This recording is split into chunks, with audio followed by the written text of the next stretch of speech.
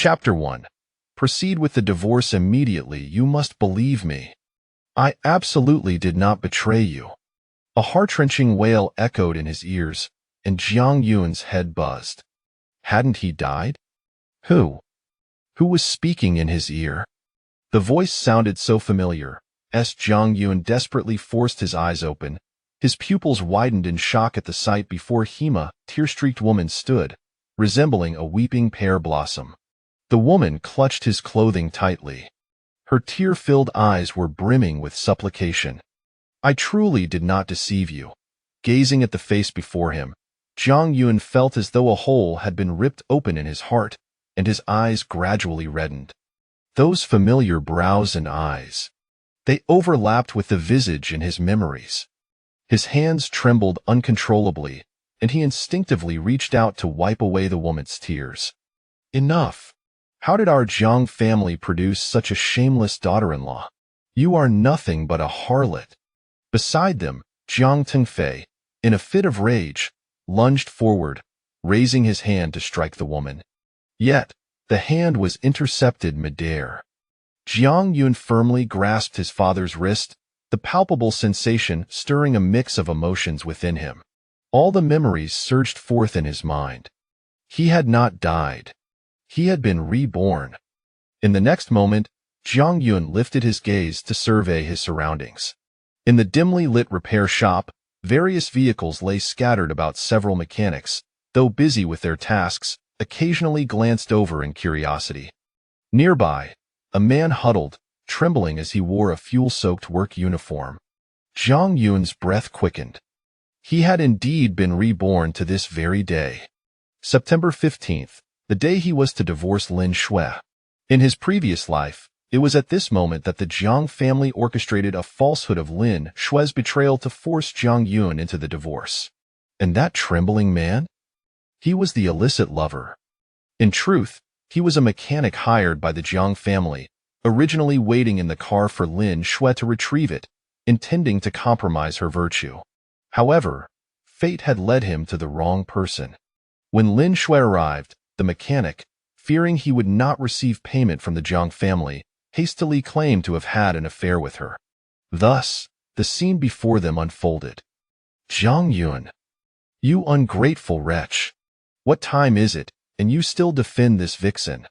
The Jiang family's reputation has been utterly tarnished by her. This promiscuous harlot, in broad daylight with someone like this in the CA, in front of so many people, where can I hide my face? The harsh words pierced Jiang Yun's ears, and his brow furrowed tightly as he coldly regarded the middle-aged man before him. This man was his biological father, Jiang Tengfei. Seeing an old acquaintance again, Jiang Yun's state of mind shifted outwardly calm as still water, yet within, tumultuous waves churned. It was this man. In his previous life, he had torn Jiang Yun and Lin Shui apart, exploiting Lin Shui's premarital infidelity to extort a significant sum as compensation for the Jiang family's business cash flow. When the Jiang family's financial chain broke, he incited Jiang Yun to seek help from Lin Shui, who provided all her funds, ultimately leading to Lin Shui's company going bankrupt. After taking Lin Shui's money, the Jiang family turned their backs on her, dragging Jiang Yun into the fray to vilify Lin Shui. Despite all this, Lin Shui had silently supported the Jiang family, helping them rise to become the foremost family in Ningqing. Finally, on that fateful day, the Jiang family had drained Jiang Yun of all his worth. He succumbed to uremia, discarded in a hospital, while the Jiang family disregarded him, fixated solely on grooming the eldest son as the successor. Only Lin Shui continued to pay his medical bills. She cared for him in the hospital, even offering to donate a kidney. Such a woman. How could she betray him? Yet, in his previous life, by the time Jiang Yun learned the truth, it was already too late. Lin Shui had been in a car accident. Shoving Jiang Tengfei's hand away, Jiang Yun suppressed the fury boiling within him, his hands clenched until they turned white. I believe her. Merely those 4 words caused Lin Shui, engulfed in despair, to startle, her tear-filled eyes quivering slightly. He really believed her? Even Jiang Tengfei, for a fleeting moment, thought he had misheard, as this youngest son was typically obedient. He had always been swayed by the wind. How could he suddenly have a mind of his own? Jiang Tengfei licked his dry lips, trembling with rage as he pointed at Lin Shui. What did you say? You believe her? On what basis do you trust her? There are so many witnesses here. The dashcam has footage you can see for yourself. Are you blind? A phone was tossed into his arms, displaying a video on the screen. The back seat was obscured, preventing any clear view of the faces. Only the chaotic scene could be glimpsed, with clothing flying and a man atop a woman, emitting lewd sounds. The mechanics present murmured in astonishment. This guy has some nerve even while being cuckolded. He remains so composed. If it were me, I would have long since beaten that couple senseless. You don't understand, the woman comes from money, driving a BMW. How many in our city can afford such a car? Among us mechanics, a few are desperate to get rich. It would be quite a catch to land a wealthy woman. When those two were in the car, it was shaking like crazy. The woman's cries were quite something. Hearing the surrounding chatter, Lin Shui instinctively clenched her hands, tears streaming down like pearls released from a broken string. It's not true. I truly did not do anything to wrong you. Jiang Yun, I really didn't. Meeting the woman's tearful gaze, Jiang Yun felt a pang of pain in his heart. In his previous life, he had believed Jiang Tengfei's words. In this life, he would not repeat the mistakes of the past. Jiang Tengfei, the Jiang family, they were his sworn enemies. Glancing at the scene on the phone, Jiang Yun nonchalantly nodded. Indeed, seeing is believing. Lin Shui's words faltered. She closed her eyes in despair. Anything she said now would be considered wrong, and she had no way to clear her name. What right did she have to seek Jiang Yun's forgiveness? Jiang Tengfei felt a surge of triumph, relieved that this foolish son did not ruin his plans. He shot Lin Shui a venomous glare, gritting his teeth. You have not yet realized her true nature. It is not too late. Divorce her immediately. Such disgrace to the family name. In front of so many people, to shamelessly engage in such behavior, do you crave excitement? Jiang Yun, you cannot let her off so easily. A faint smirk graced Jiang Yun's lips as he saw through the facade, his tone calm. What do you wish to do? He had been waiting for this question. Jiang Tengfei snorted dismissively. At the very least, you should demand compensation for your losses and for defamation. Lin Shui, you should be grateful that we aren't leaving you with nothing for what you have done. You deserve to bear the consequences. Let us proceed with the divorce immediately, and once it is finalized, transfer the funds. Chapter 2. Jiang Yun, you are unworthy. Upon hearing Jiang Tengfei finally articulate his intentions, Jiang Yun's eyes brimmed with self-deprecation. He was not surprised in the least. Huh?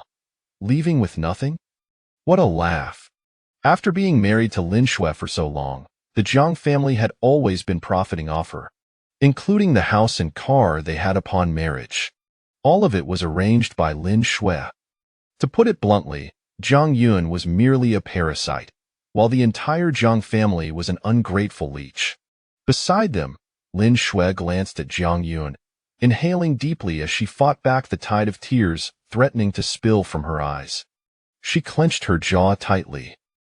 Just as she began to speak, a voice abruptly interrupted her. I will not divorce her. I believe Lin Shui did not betray me. At that moment, Lin Shui's pupils constricted in shock as she turned to the man beside her.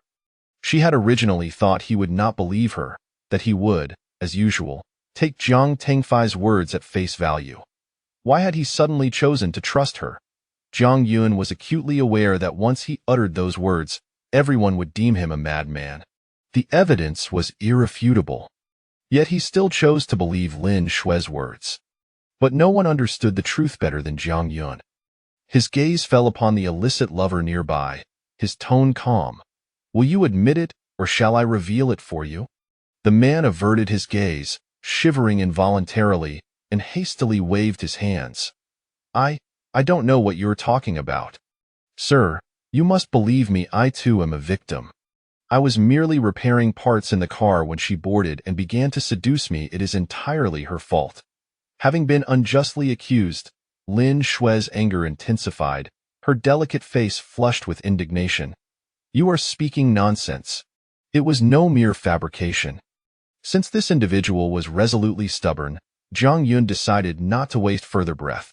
The person you were involved with is someone else entirely, not my wife. Jiang Tengfei regarded Jiang Yun as though he were a madman. The evidence is irrefutable. You cannot exonerate her. Regardless of what you say, today you must divorce this woman. He was truly exasperated. How could this foolish son betray him at such a critical moment? Reopening the video, Jiang Yun pressed the pause button, presenting the phone screen to the onlookers with an air of confidence. You may observe here. Although the woman in the video does not show her face, there is a distinct pink birthmark on her right ear. My wife does not have one. Therefore, the individual who had relations in the car is certainly not my wife. This revelation piqued the interest of the nearby mechanics, two of whom approached to examine the phone. Indeed, she does not. But who is this woman in the car? Could it be that there were two women in the vehicle? Where has the other one gone? As if to confirm, Jiang Tengfei scrutinized Lin Shui closely upon noticing her flawless right ear. His heart inexplicably sank. However, as the situation had escalated to this point, he could no longer afford to dwell on such details. Jiang Yun, have you had enough of this farce? I know you are trying to absolve this shameless woman. There were only the two of them in disarray. Do not be foolish. It appeared that the old man was still unwilling to concede. With an inward scoff, Jiang Yun approached the car's trunk and knocked on the rear door. You can either come out on your own, or shall I assist you? An abrupt silence enveloped the air. Under the scrutinizing gazes of the crowd, the trunk remained utterly still. Jiang Tengfei exhaled in relief. You should give up. There were only the two of them in the car. If not Lin Shui, then who could it be? With a flick of Jiang Yun's finger, the trunk door swung open, revealing a frail woman curled up inside, trembling uncontrollably. Upon seeing the woman, the once defiant mechanic's face turned pale. He could no longer maintain his bravado, as he fished out a wad of cash from his pocket and handed it to Jiang Tengfei. Mr. Jiang, I did my utmost. This job was simply too difficult. I might as well focus on repairing a few cars instead. I will return the deposit to you.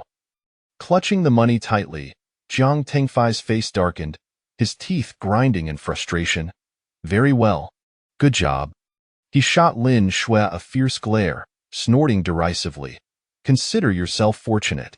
As he stormed away, he did not forget to cast a warning glance at Jiang Yun. Unfilial son. You are nothing but an ungrateful wretch.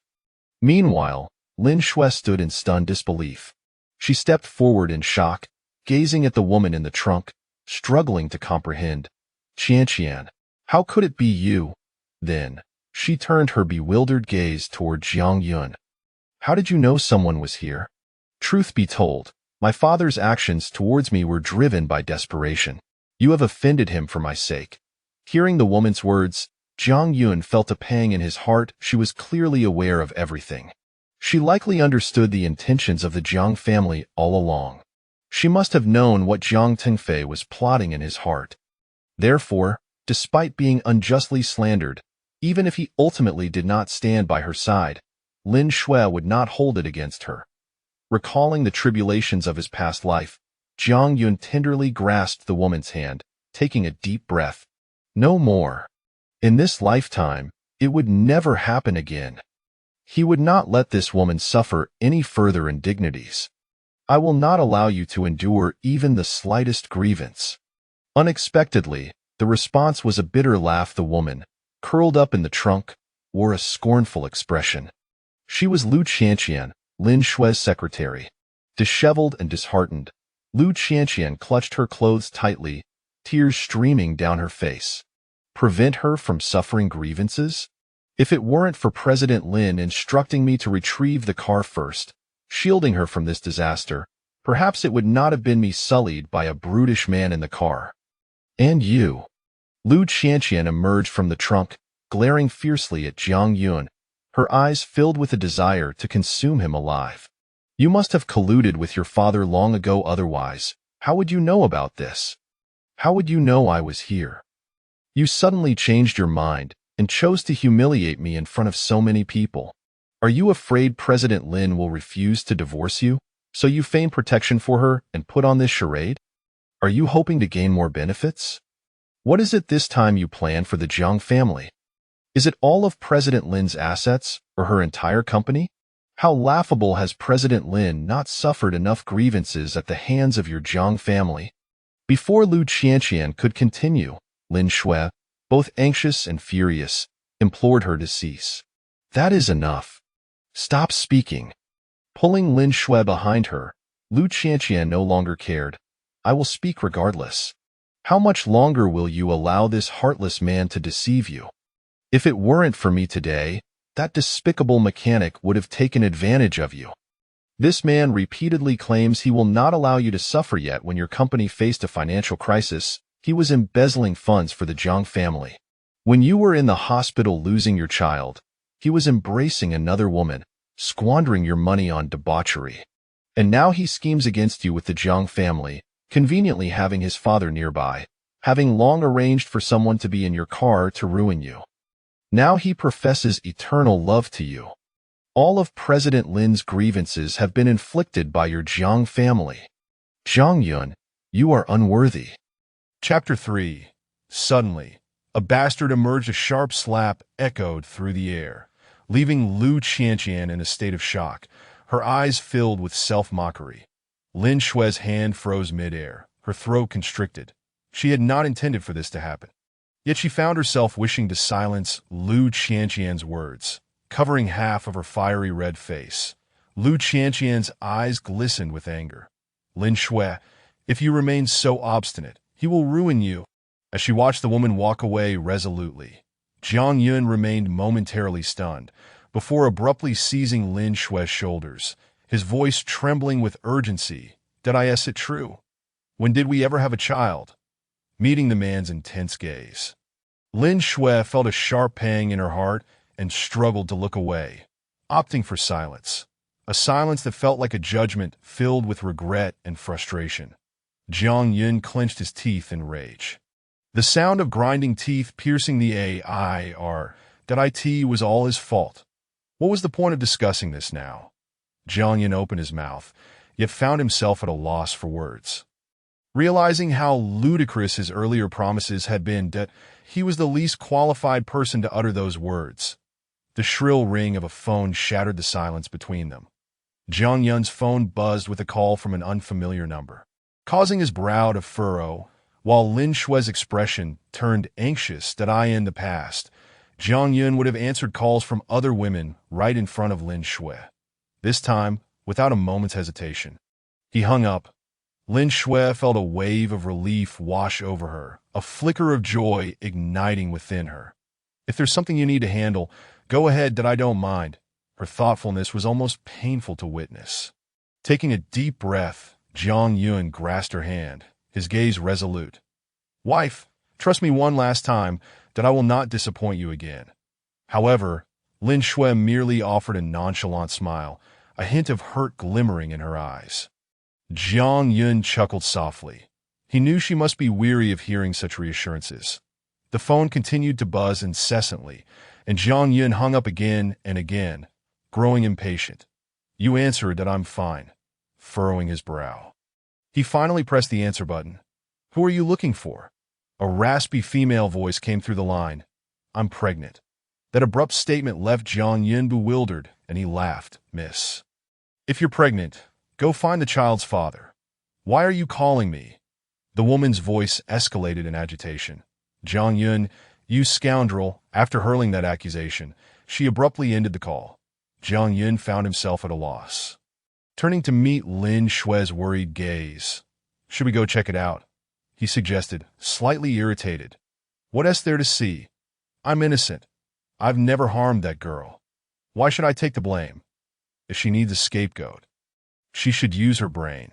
Moreover, he and Lin Shui had been married for quite some time, and they had not even considered having children yet, taking precautions to avoid such a situation. How could he possibly have fathered a child with another woman? But I feel something is off. Observing Lin Shui's calm demeanor, Jiang Yun felt a sense of relief. Any other woman would have already been furious. Yet it also sparked suspicion within him. The thought of suddenly having a child seemed like a scheme orchestrated by the Jiang family. With a cold smirk, Jiang Yun replied, "Then let's go see." Before he could take the initiative, however, the unknown number rang again multiple times, revealing the woman's location. Ningxing First Hospital. The hospital corridor was bustling with noise. And through the crowd, he spotted a woman sitting on a bench, her face weary, yet her features well-defined. Upon closer inspection, Jiang Yin noticed her slightly protruding abdomen. "It's you?" The sight of her stunned both him and Lin Shui alike. This woman was none other than Song Xiaoyan, one of the women the Jiang family had introduced to Jiang Yun to facilitate his divorce from Lin Shui and secure a portion of the family fortune. The Jiang family had gone to great lengths, hoping their youngest son would indulge in frivolous affairs that in his past life. Jiang Yun had indeed been a complete scoundrel. Now, encountering an old acquaintance made his lips twitch. He vaguely recalled her, yet he had hardly even touched her. After all, Jiang Yun had only engaged in harmless flirtations with other women, lacking the courage to take things further. "Wife, you see." She was introduced by the Jiang family. "Perhaps this is yet another one of their ploys. Finally, I can breathe easy, fearing the emergence of an illegitimate child." Just as Jiang Yun finished speaking, Song Xiaoyun, her eyes blazing with fury, spat, "Jiang Yun, get lost. If you refuse to acknowledge this child, disappear from my sight. I never want to see you again." Jiang Yun scoffed, suspecting that this woman had received a pretty penny from the Jiang family. "You're quite the actress. How much did the Jiang family pay you?" "I'll double it." Tears streamed down Song Xiaoyun's face as she rose in a fit of rage, shoving Jiang Yun. "Get out. Just leave." Meanwhile, Lin Shui chose to remain silent. Yet she sensed that things were not as simple as they appeared. She stepped forward, embracing Song Xiaoyun. "Miss Song, please calm down. You keep insisting that the child is my husband's. Do you have any proof?" With her fury unable to find an outlet, Song Xiaoyun's anger morphed into suppressed rage, her sobs echoing through the air as she tightly clutched her clothes. Eventually, she shook her head. Jiang Yun waved his hand dismissively. "Enough. Wife, let's go. I knew this was all my family's doing, wasting time here." Song Xiaoyun gritted her teeth, glaring at Jiang Yun, and spoke each word with emphasis. "But the child is already 5 months along. Amniocentesis can be done. Jiang Yun, let me ask you this. If the paternity test confirms that the child is yours, what will you do?" Lin Shui's grip tightened involuntarily, her beautiful brows knitting together in anxiety as she turned to Jiang Yun. Meeting her gaze, he offered a reassuring smile. What a joke! He could hardly believe it. Even if he had touched her a few times, how could she possibly be pregnant? Was there such a thing as remote pollination? "If the child is mine, of course, he will carry the Jiang surname, and I will raise him. I will take responsibility for what I have done, but I will not be blamed for something I did not do." Lin Shui seemed to breathe a sigh of relief, and a warm hand enveloped her shoulder as Jiang Yun pulled her into his embrace. This was merely a scheme by the Jiang family. "It's all right. From now on, I will not allow them to act so recklessly again." He vowed that he would no longer heed the Jiang family's arrangements, pushing this woman further away. With that thought, he tightened his grip around Lin Shui, holding her closer. The Jiang family would be his adversary. Chapter 4. Only he cannot. Song Xiaoyan was soon taken into the operating room and subsequently assigned a hospital room. All that remained was to await the results. As the time for the results drew closer, Jiang Yun could see Lin Shui growing increasingly anxious, her restlessness evident. After a long 3 hours, a nurse finally arrived with the test results. Jiang Yun took the report, barely glancing at it, for he was convinced that the child in Song Xiaoyan's womb had no connection to him. "Are you at ease now? I told you, this is a scheme by the Jiang family. They are truly relentless, still not giving up at this point." Lin Shui took the report from him, casting a fleeting glance before her pupils dilated in shock, her grip on the paper tightening. Her shoulders trembled. Jiang Yun, is there really no connection between you and that child? Meeting her gaze and witnessing her eyes glistening with impending tears, Jiang Yun felt an ominous premonition swell within him. He snatched the report from her hands. That it was as if a thunderclap reverberated above him, causing his breath to stutter. How could this be possible? The paternity test indicated a near 99.9% likelihood of parentage. Jiang Yun, no matter how you treated me in the past, I never held it against you that I believed you would improve. But now, how can I trust you? A sharp pain pierced Jiang Yun's heart as Lin Shui's tears cascaded uncontrollably. Her voice heavy with despair. Let's get a divorce. You can have my company. Just don't let Miss Song down any further. For reasons unbeknownst to her, Lin Shui recalled the child growing within her, having once envisioned countless moments of Jiang Yun as a father. Now that fleeting hope had shattered, he had a child, and it was with another woman. Stunned, Jiang Yun felt as though he were suffocating. Witnessing Lin Shui prepare to leave, he hastily pursued her. Lin Shui, let me explain. This report must be a mistake. It has to be something my father orchestrated. As he grasped Lin Shui's arm, she forcefully shook him off. And Jiang Yun's heart plummeted. Passers-by cast curious glances in their direction. Lin Shui pressed away her tears, her face weary. I know all the lies you've told me. However, for reasons unknown, I found myself unable to persuade my own heart this time. Do you truly believe what you just uttered? Jiang Yun, Miss Song still carries your child. You ought to remain here and care for her. Having cast those words, Lin Shui stormed out of the hospital without a backward glance, leaving behind a resolute silhouette. Jiang Yun, left standing in place, was lost in a daze that he anxiously ran his fingers through his hair, feeling an unprecedented sense of helplessness. How did things come to this? How could he have been oblivious to the existence of a child? No, there must be some underlying truth. But for now, the immediate priority was to placate his wife, so Jiang Yun steeled himself and pursued her. As he exited the hospital, Jiang Yun frantically searched around, feeling like an ant on a hot skillet. When he finally caught sight of a familiar figure, relief washed over him, and he quickened his pace. Standing by the roadside, Lin Shui's slender form appeared painfully fragile. But in the next moment, a Rolls-Royce glided to a halt in front of her, the window rolling down to reveal a man's face. They were engaged in conversation, yet the man's gaze never wavered from Lin Shui. Soon, she began to approach the vehicle. Upon recognizing the man, Jiang Yun's pupils dilated in shock. It was him. This individual was none other than Li Wenjie, one of the top 5 eligible bachelors in Ningqing.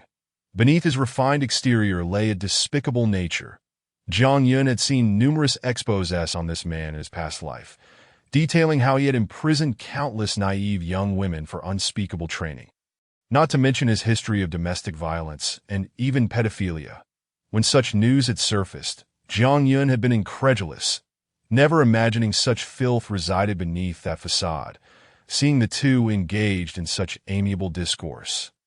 Jiang Yun feared Lin Shui had already become his target, that a wave of dread washed over him, and he rushed forward, pulling Lin Shui away from the car. You cannot ride with him. You must come back with me. Upon seeing him, Lin Shui was flooded with indignation and fury, struggling to break free. Let go of me. Why should it matter whose car I choose to ride in? Jiang Yun replied with a smile. Let go.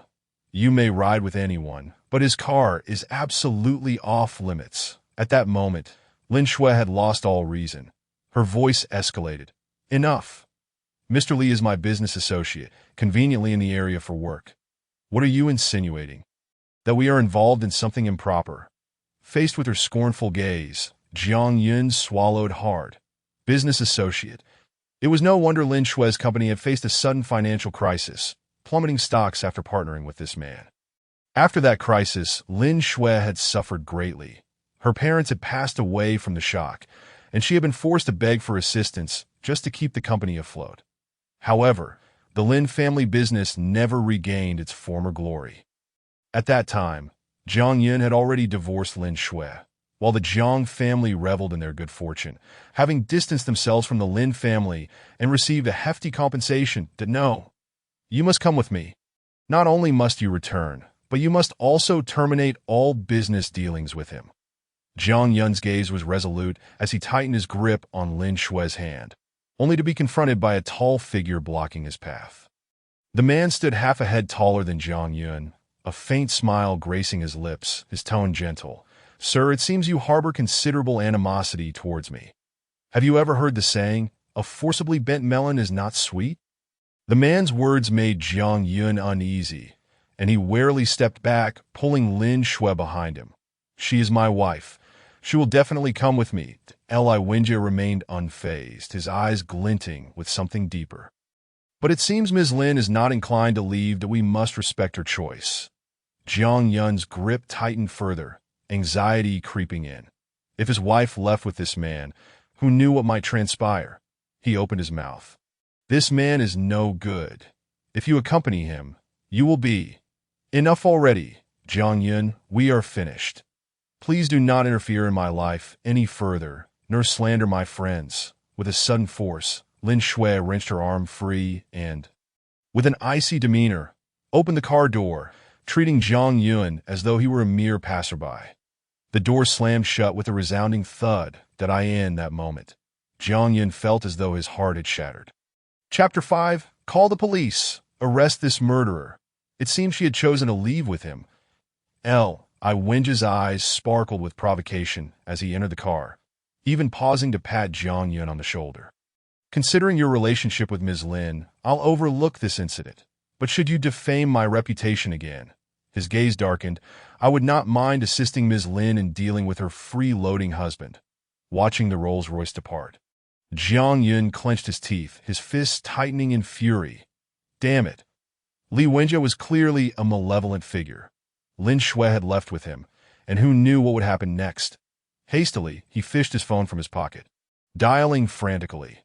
After several attempts, the line remained unanswered, and eventually, he received a notification that the phone was turned off.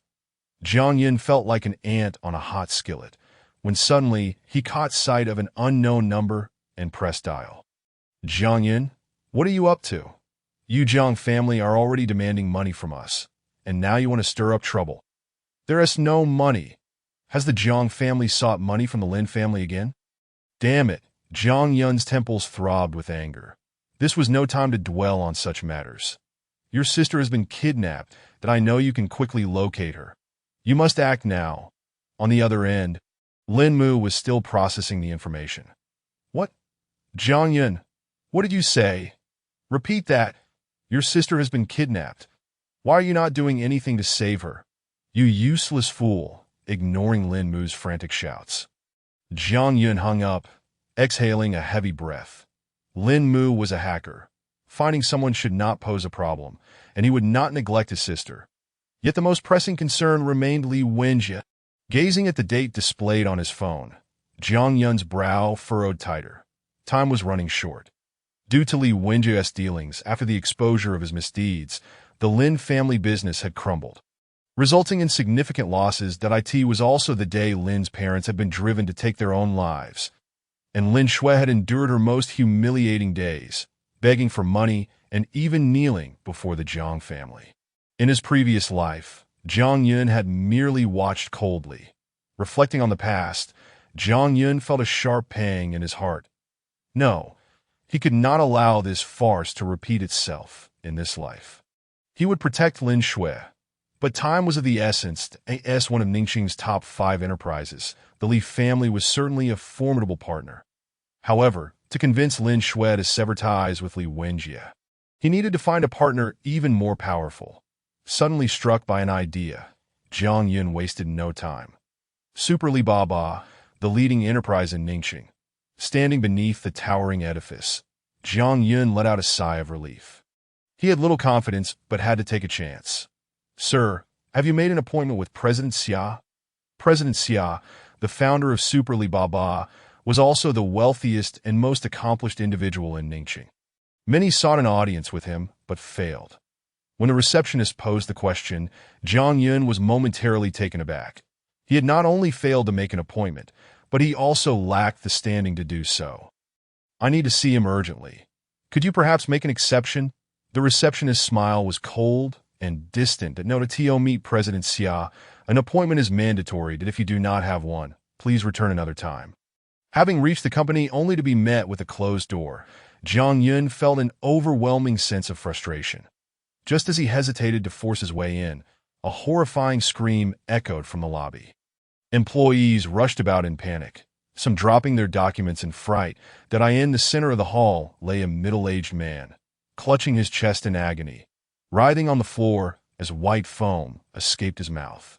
"Sir, you cannot go in there." By the time the receptionist regained her composure, Jiang Yun had already dashed inside, kneeling beside the man.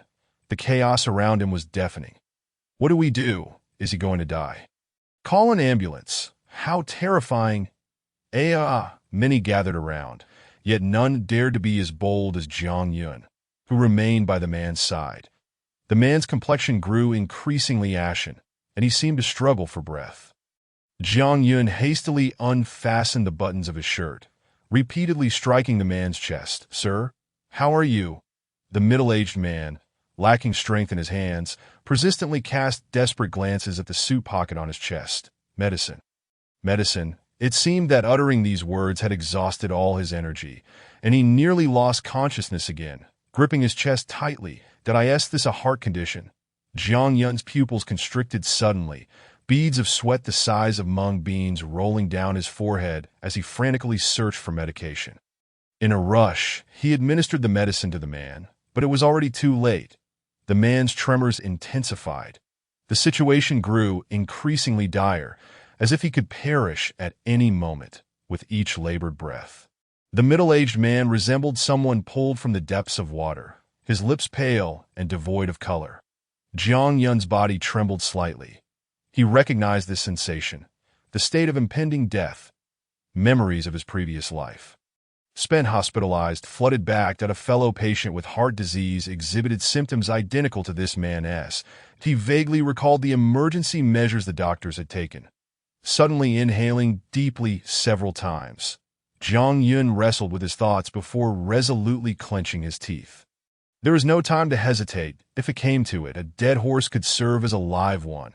He pressed both hands firmly on the man's chest, desperately performing compressions as if he were a frenzied beast. Just as the middle-aged man managed to draw a breath, Jiang Yun swiftly removed the brooch from his chest. With all his might, he contorted the brooch, raising it in one hand while the other searched for the right spot on the man's chest. Suddenly, he felt a surge of excitement. His hands trembled uncontrollably. There! It was not the heart, but the area adjacent to it, the pericardial cavity. While those around him were still bewildered, they were abruptly taken aback by Jiang Yun's audacious action. He plunged the brooch into the middle-aged man's chest. This sight horrified everyone present. The timid among them even collapsed to the ground, covering their eyes and screaming, "He's killed him! Call the police! Arrest this murderer!" Chapter 6. I am truly saving a life. The scene descended into chaos, employees shouting incessantly as security rushed through the crowd, forcibly dragging Jiang Yun away. "I didn't kill anyone. I was saving him." Jiang Yun remained fixated on the man lying on the ground, his heart racing. "I was helping him expel the fluid from his pericardial cavity. It was all to save his life." The security personnel paid no heed to his words. After restraining his arms, they shoved him forcefully to the ground. Jiang Yun felt as if his teeth were about to shatter, a voice echoing repeatedly in his mind. Why meddle in others' affairs? Suddenly, a gasp erupted from the crowd behind him. "Mr. Xia is awake." "Mr. Xia." Jiang Yun's eyes widened in shock as he mustered all his strength to turn around, glancing toward the location of the man. His breath quickening. Could it be Xia Zhengwo? In front of the company entrance, ambulances rushed to the scene, several doctors in white coats pushing through the crowd. "Quick, the patient has visible trauma to the heart. Contact the operating room immediately and prepare for surgery." A sharp female voice suddenly pierced through the crowd. "That's him." The one being held by security is the assailant. The doctors paused momentarily before noticing the bent brooch lying on the ground. They approached Jiang Yin, one inquiring, "Are you a doctor?" "No," Jiang Yin replied awkwardly. "Then how do you know how to handle pericardial effusion?" The doctor regarded him quizzically. I witnessed a heart patient die right before my eyes in my past life." Jiang Yun mumbled internally. "Dr. Ma, we should leave to the main entrance," a nurse urged. "We need to go." The doctor nodded, glancing at the two security guards, and remarked with a smile, "You've misunderstood. This young man is not the murderer. If it weren't for his timely intervention to puncture the patient's pericardial cavity, he might not have survived." The security guards exchanged glances, mechanically releasing their grip. Once freed, Jiang Yun dusted himself off, though he felt no joy. Xia Jingwo would be taken away by the doctors and would likely remain hospitalized for some time. How would he discuss a collaboration with him now? After pacing back and forth in front of the entrance for a while, Jiang Yun still could not think of a better solution. Just as he prepared to leave, a voice called out from behind him, "Sir, please wait." Jiang Yun turned to see a man in a security uniform. A look of confusion crossing his face that Mr. Xia has awakened and wishes to meet his savior. "Would you be available?" The security guard was one of those who had restrained Jiang Yun an hour ago. But his demeanor had completely changed. "Of course. Absolutely," Jiang Yun exclaimed, nearly leaping with excitement. He never expected to have inadvertently saved the right person. Half an hour later, at Ningxing First Hospital, the familiar surroundings weighed heavily on Jiang Yun's heart. His thoughts consumed by the test results that in just a few steps, he followed the security guard to the VIP ward. Xia Jingwo lay in a hospital bed, and drip in place, reading a newspaper. Despite his patient garb, his eyes still conveyed a piercing intensity. "Mr. Xia." The guard approached quietly, respectfully bowing to Xia Jingwo. "You're here." Xia Jingwo set down the newspaper and met Jiang Yun's gaze. Their eyes locked, and the sharpness within Xia Jingwo's stare made Jiang Yun instinctively swallow hard, unable to maintain eye contact. "Please have a seat." Xia Jingwo smiled, dismissing the security guard before continuing. "I've already heard from the attending physician that if it weren't for your calmness and timely action in relieving some of the pericardial effusion, I might not have survived." "Mr. Xia, you're too kind." Jiang Yun licked his lips. "You are still in your prime. With proper care, you can certainly live a long life." Xia Jingwo nodded appreciatively, scrutinizing Jiang Yun before asking, "I hear you're not an employee of our company?" "Correct." Jiang Yun, recalling the matter, stood up and, after a moment of internal struggle, began, "Mr. Xia, to be honest, I came to Kailibaba to meet you, but unexpectedly, I ended up saving your life." Xia Jingwo chuckled heartily. "Perhaps this is fate." "Mr. Xia," Jiang Yun continued, "I won't beat around the bush that I'm here to discuss a business opportunity with you." Although his status paled in comparison to Xia Jingwo's, and his reputation had been tarnished by the Jiang family, he possessed one advantage. He was a reborn individual. He understood the changes in Ningxing and the country over the past decade. "Interesting." Xia Jingwo picked up his cup, smiling nonchalantly. "What business do you wish to discuss?" "I've researched the businesses under Kailibaba and know that you are also involved in real estate, that I can offer you a plot of land that will double in value within 3 months. In exchange, I seek an opportunity for collaboration with the Lin Group." Jiang Yun spoke confidently, undeterred by his youth. Xia Jingwo shook his head, blowing on the hot water in his cup, still not looking up. "You don't need to beat around the bush. You want to request a collaboration opportunity with the Lin Group, right? You are my savior, so this is all negotiable. But there's no need to use other reasons as a gimmick. The real estate market in Ningxing has been bleak these past 2 years, with prices continuously declining, and no one can predict how long this will last. You don't need to tell me about land doubling in value. It might tarnish the impression I have of you." Jiang Yun clenched his jaw, remaining silent. He had no justification to persuade Xia Jingwo. Should he reveal that he was a reborn individual? That would be absurd. Xia Jingwo set down his cup and picked up the phone. "I'll call my secretary to have her expedite the collaboration details with the Lin Group. However, the contract I present to the Lin Group will suffice as repayment for your saving my life." It was a definitive end. Xia Jingwo had already dismissed him as a reckless, boastful youth. Jiang Yun still expressed his gratitude with a bow, glancing at the paper and pen on the table before writing down the words. Tin District Plot No. 1. That having completed this, he left with a sense of liberation. The moment he stepped out of the ward, Jiang Yun let out a long, relieved sigh, leaning against the wall and shaking his head, thanking the heavens. Just then, a pleasant ringtone sounded that he answered the call, nearly deafened by the furious voice on the other end. Chapter 7. Is it a crime to not boast? Jiang Yun. You are such a scoundrel. My sister is clearly there to negotiate a collaboration. How could she possibly be in danger? Inside the phone call, Lin Mu was furiously cursing. Where is your sister? After he vented his frustrations, Jiang Yun hastily inquired. He could not allow Lin Shui to be alone with that hypocrite. Li Wenjie. Naturally, she was at Li Wenjie's company. Lin Mu continued to grumble. Because of your few nonsensical words, I nearly got scolded to death by my sister. You are truly a scoundrel. If I trust your words again, I shall take your surname. Jiang Yun hung up the phone and swiftly made his way to Li Wenjie's company, the entrance of Li Group. Li Wenjie was seated at a table by the window with Lin Shui. Sipping coffee, in front of Lin Shui lay a contract. Li Wenjie crossed his legs and, feigning gentlemanly demeanor, adjusted his collar with a smirk. His gaze lingering on Lin Shui's bosom for a considerable time before he finally cleared his throat. Miss Lin, if there are no issues, please do sign. Rest assured, the Li Group is renowned. I need not elaborate further on that. Do I? Lin Shui nodded slightly. Yet her eyes remained glued to the contract. At Mr. Li, may I take a moment to examine it further?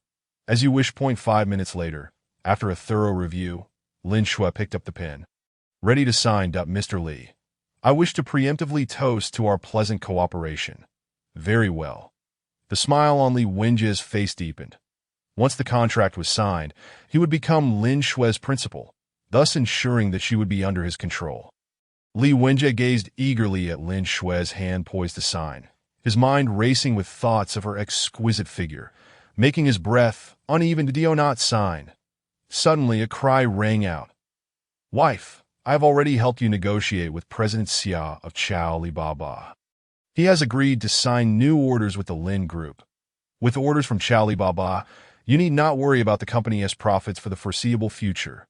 Jiang Yun, hands on his knees, panted heavily. Lin Shui paused, her expression turning blank. What nonsense are you speaking? Li Wenjie rose elegantly, hands in his pockets, and shot a cold glance at Jiang Yun before saying, What company is Chao Alibaba? Am I not aware? Even we, the Li Group, have not had the opportunity to collaborate with President Xia. You dare to boast about negotiating with him?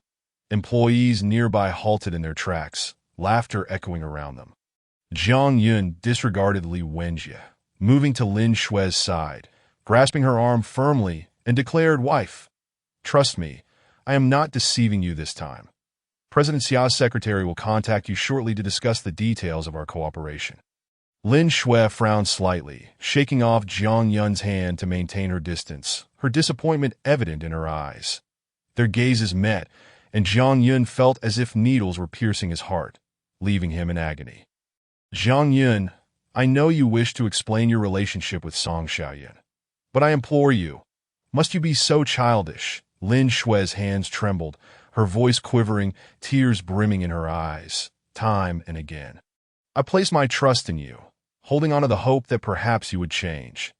Yet, it was only this morning that I realized how laughable my waiting truly was. You are, as Qian said, a hopeless case. If I remain with you, it would be akin to playing with fire.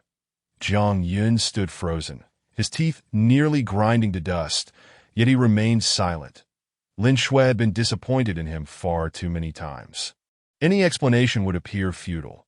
Only the truth and results could restore Lin Shui's trust. Are you not leaving? Li Wenjie approached him, snorting disdainfully. Given the gravity of the situation, if I were you, I would have left long ago. Why continue to embarrass yourself here? Mr. Li, Lin Shui quickly approached him, pointing at the contract. Shall we discuss this in your office? In an instant, Li Wenjie's eyes brightened. He inhaled deeply and nodded eagerly. "All right, stop." Jiang Yun attempted to intervene, but the security personnel had already approached him, ruthlessly dragging him away. "Wife, trust me, Li Wenjie is not a good person. If you grow too close to him, he will ruin you regrettably." Lin Shui did not look back as she followed Li Wenjie toward the elevator. "Wife!" Jiang Yun's heart shattered with pain, anger, and resentment surged within him. Yet he lacked the strength to break free from the security or to pull Lin Shui from her impending doom. Yes, Lin Shui and Li Wenjie were about to enter the elevator. Jiang Yun noticed Lin Shui rummaging through her bag. Faintly, he could hear a familiar ringtone. Grasping at the last shred of hope, he exclaimed, "Wife, that must be President Xia's secretary calling. Trust me, President Xia will cooperate with you unconditionally." Not far away, Lin Shui grew puzzled and answered her phone, her expression shifting gradually. Li Wenjie sensed an ominous premonition. "Miss Lin." After a minute's conversation, Lin Shui hung up, a hint of a smile gracing her lips. She returned the contract to Li Wenjie, apologetically saying, "Mr. Li, I am truly sorry, but I have an urgent matter to attend to. Let us discuss the cooperation another day." Li Wenjie maintained his gentlemanly demeanor, his smile unwavering. However, the contract in his hand was already crumpled by his tight grip. Outside the company, Jiang Yun was cruelly tossed to the ground. Seeing Lin Shui emerge shortly after, he chuckled and shrugged. "Now do you believe me? Until the matter regarding the child is clarified, nothing you say will suffice." Lin Shui turned her face away and walked toward a nearby car. Jiang Yun hurriedly followed, adeptly squeezing into the passenger seat and fastening his seatbelt. "Get out." Lin Shui's tone was resolute. "Wherever you go, I shall follow." Jiang Yun closed his eyes, adopting a helpless demeanor that a desperate chase for love. "I shall risk it all." Lin Shui slammed the steering wheel, releasing her pent-up frustration before accelerating towards the first hospital. Meanwhile, in a hospital ward, Xia Jingwo was on the phone. Is Xi'an district being planned? As he prepared to jot down notes, he noticed the 4 large characters already written on the paper, falling into deep contemplation. Chapter 8. Collaborating even at a loss, Secretary Li waved her hand and smiled, saying, "Previously, President Xia indeed entrusted me with full responsibility for this matter. Just 10 minutes ago, I received a call from President Xia. He wishes to meet with you in person." "President Xia wants to speak with me directly?" Lin Shui gasped in astonishment. Xia Zhengwo's status is unparalleled in Ningxing's business community. With a mere flick of his finger, he could send numerous companies into bankruptcy. That it is exceedingly rare to even catch a glimpse of him. Yet such a figure desires to grant her a private audience? "President Lin, shall we proceed?" Secretary Li inquired politely. Lin Shui mechanically nodded and hurried to follow in Secretary Li's footsteps, upon exiting the hotel and noticing Jiang Yun trailing beside her. Lin Shui's expression turned sour. "Since President Xia wishes to meet with me, you should refrain from accompanying us to avoid unnecessary complications." Jiang Yun's lips twitched involuntarily, a fleeting look of embarrassment crossing his face. "But why do I feel he is more eager to meet me?" However, he surmised the likelihood that President Xia's sudden change of heart was connected to the land in Xi'an district. "What a joke," Lin Shui scoffed, rolling her eyes. "You should consider who you are. Even your father has not had the privilege of meeting President Xia alone, let alone you, a powerless young master of the Jiang family." Feeling belittled, Jiang Yun displayed no trace of anger on his face. Although Lin Shui's words were harsh, they were undeniably true. Yet Lin Shui had never spoken so bluntly to him before. It seemed that the incident involving Song Xiaoyan had indeed left a significant impact on her, even altering her usual demeanor. Though Lin Shui was reluctant to bring Jiang Yun along, when she saw him getting into the car, she did not dismiss him, but merely instructed, "Once we arrive, be careful with your words that if you provoke President Xia, the entire Jiang family will suffer the consequences." The first hospital. In the inpatient department, Lin Shui followed Secretary Li down the corridor and promptly inquired, "Is President Xia unwell?" "Yes," Secretary Li sighed. "If it weren't for a passerby coming to his aid, President Xia's life would have been in jeopardy.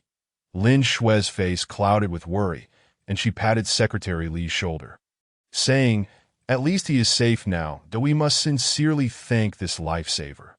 Jiang Yun, standing nearby, felt somewhat excluded. After all, he was the one who had saved President Xia.in just a few steps. They entered a hospital room where Xia Jingwo was engrossed in his tablet, seemingly absorbed in something. Upon noticing Secretary Li and the others, he set the device aside and waved at Jiang Yun, "That I knew you would come." Lin Shui's eyes widened in disbelief at Xia Jingwo's gesture. What was going on? Jiang Yun seemed to know President Xia, and they appeared quite familiar with one another. President Xia truly was a master strategist. With a smile, Jiang Yun introduced Lin Shui, President Xia. "I forgot to introduce you. This is my wife, Lin Shui, the president of Lin Corporation." Xia Jingwo merely acknowledged her with a nonchalant hum, clearly not very interested in Lin Shui. "Regarding the specifics of our temporary collaboration with Xiao Lababa, you can discuss it with Xiao Li outside. I have some matters to discuss privately with him." Lin Shui nodded in a daze, utterly unable to comprehend the scene unfolding before her. Once the door to the hospital room closed, she slumped against the wall, peering through the glass at the situation inside. She murmured to herself, when did Jiang Yun become acquainted with President Xia? If the Jiang family could truly maintain such a powerful ally, they would no longer need to extort money from me under various pretenses. Yes, a flurry of questions surged through Lin Shui's mind, her brow furrowed in deep thought. Nearby, Secretary Li approached her with a document in hand, cheerfully presenting it. "President Lin, please review the contract for any issues. If everything is satisfactory, we can sign it right away. Is it really that quick?" Lin Shui began to rummage through her bag for information on Lin Corporation and product descriptions. "President Xia has already given the green light," Secretary Li replied with a smile. "Even if it means incurring losses, President Xia is determined to see this business deal through with Lin Corporation." Lin Shui was taken aback, her face reflecting a mixture of astonishment and honor. When had she ever been afforded such privilege? Meanwhile, inside the room, Xia Jingwo's gaze remained fixed on Jiang Yun. After a moment of contemplation, he inquired directly, "I am curious. How did you know that Tiyun district land would appreciate in value?" Before Jiang Yun and the others arrived, Xia Jingwo had already conducted a thorough investigation into Jiang Yun's background. If he adhered to his usual standards, someone of Jiang Yun's caliber would not even warrant his attention, given his past conduct. Suddenly, an idea struck Jiang Yun, and he chuckled. "Perhaps it is due to my exceptionally keen business acumen?" This thought popped into his head, and he merely mentioned it to you. Xia Jingwo scrutinized him intently. According to the resume, Jiang Yun was merely a waste, accustomed to a life of indulgence and lacking any ambition, always following his family's directives. Yet, this seemingly inconsequential individual left Xia Jingwo feeling perplexed. Could the information he received be inaccurate? Since you prefer not to elaborate, I shall refrain from pressing you further. Xia Jingwo said, waving his hand with a smile. "Let us do this. I will sign a 10-year contract with Lin Corporation as a way to repay you for saving my life." "Thank you, President Xia," Jiang Yun grinned. With this arrangement, Lin Corporation would be able to develop steadily over the next decade, alleviating Lin Shui's burdens. Following President Xia's instructions, Secretary Li revised the contract, and within half an hour, everything was finalized. Jiang Yun and Lin Shui exited the hospital room. After they left, Secretary Li approached Xia Jingwo, expressing his confusion. "President Xia, are we truly going to sign a 10-year contract with Lin Corporation?" Of course, Xia Jingwo's smile deepened, but he glanced at Secretary Li and instructed, "Please retrieve a detailed copy of Jiang Yun's resume for me. Remember, the more detailed, the better. Also, note any significant events in his life." Though Secretary Li was puzzled, he nodded in agreement. Xia Jingwo sensed that Jiang Yun was not as simple as he appeared, prompting him to maintain a stable connection with him, at least for the time being. Moreover, while the contract was set for 10 years, as the party in authority, he could terminate it with a mere word. Meanwhile, outside the hospital, Lin Shui leaned against the car, observing Jiang Yun for a while before finally asking, "How do you know Xia Zhengwo?" "I saved his life." Jiang Yun shrugged nonchalantly. "Your lifesaver is actually you." Lin Shue's eyes widened in disbelief as she remarked, "You sure have extraordinary luck." Jiang Yun awkwardly chuckled but did not argue. After all, a few words from his wife would not cost him anything. Just then, Lin Shue's phone rang. "President Lin, you need to quickly check the city as headlines." Lu Qianqian's voice was urgent on the other end. "The company is in chaos and board members are causing a ruckus. You need to come back at once."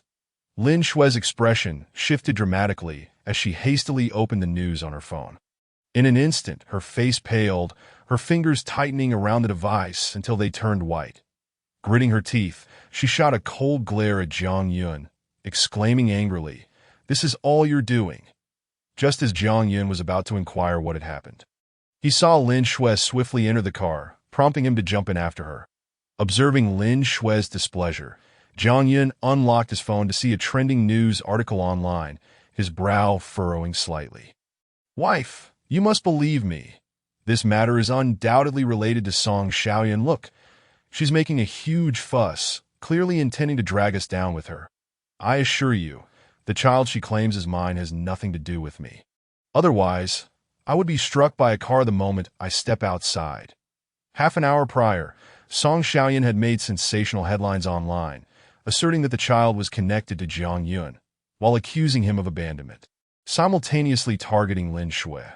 Given the current precarious state of Lin Corporation, both Jiang Yun and Lin Shui found themselves under siege, with the situation worsening for Lin Corporation. Bang! As soon as Jiang Yun finished speaking, the car jolted violently, followed by a dull thud. He quickly exited the vehicle and, upon seeing the rear-ended car, his expression darkened considerably that he pointed an accusatory finger at the driver, saying, "Do you even know how to drive? Did you not see the red light ahead? How could you crash into me while stopped here?" The driver involved in the accident appeared flustered and hastily explained, "I apologize, I was just a bit distracted." He continued, "As for the repair costs, I will take full responsibility."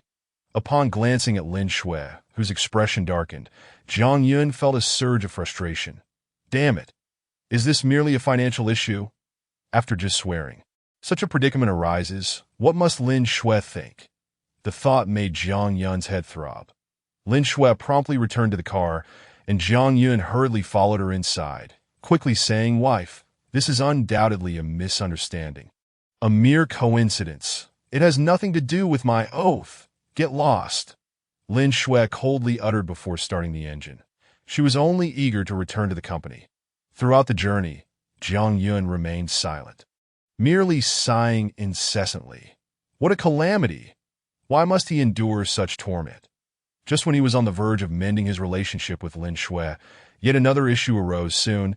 They arrived at the Lin Group's building. Waiting anxiously, Lu Qianqian swiftly approached Lin Shui, ready to speak, but upon noticing Jiang Yun in the passenger seat, her expression immediately soured. She then remarked, "President Lin, why have you brought him along? He is the source of this problem. The board members are discussing your divorce that if he goes in, it could lead to a catastrophe." Lin Shui frowned slightly, casting a glance at Jiang Yun before coldly stating, "Then you stay in the car to avoid being harmed." "No." Jiang Yun quickly slipped out of the vehicle and hastened to Lin Shui's side, asserting, "Wife, if I don't stay by your side, what if you are swayed by them and decide to divorce me? I must accompany you upstairs." That Lu Qianqian scoffed. "How shameless."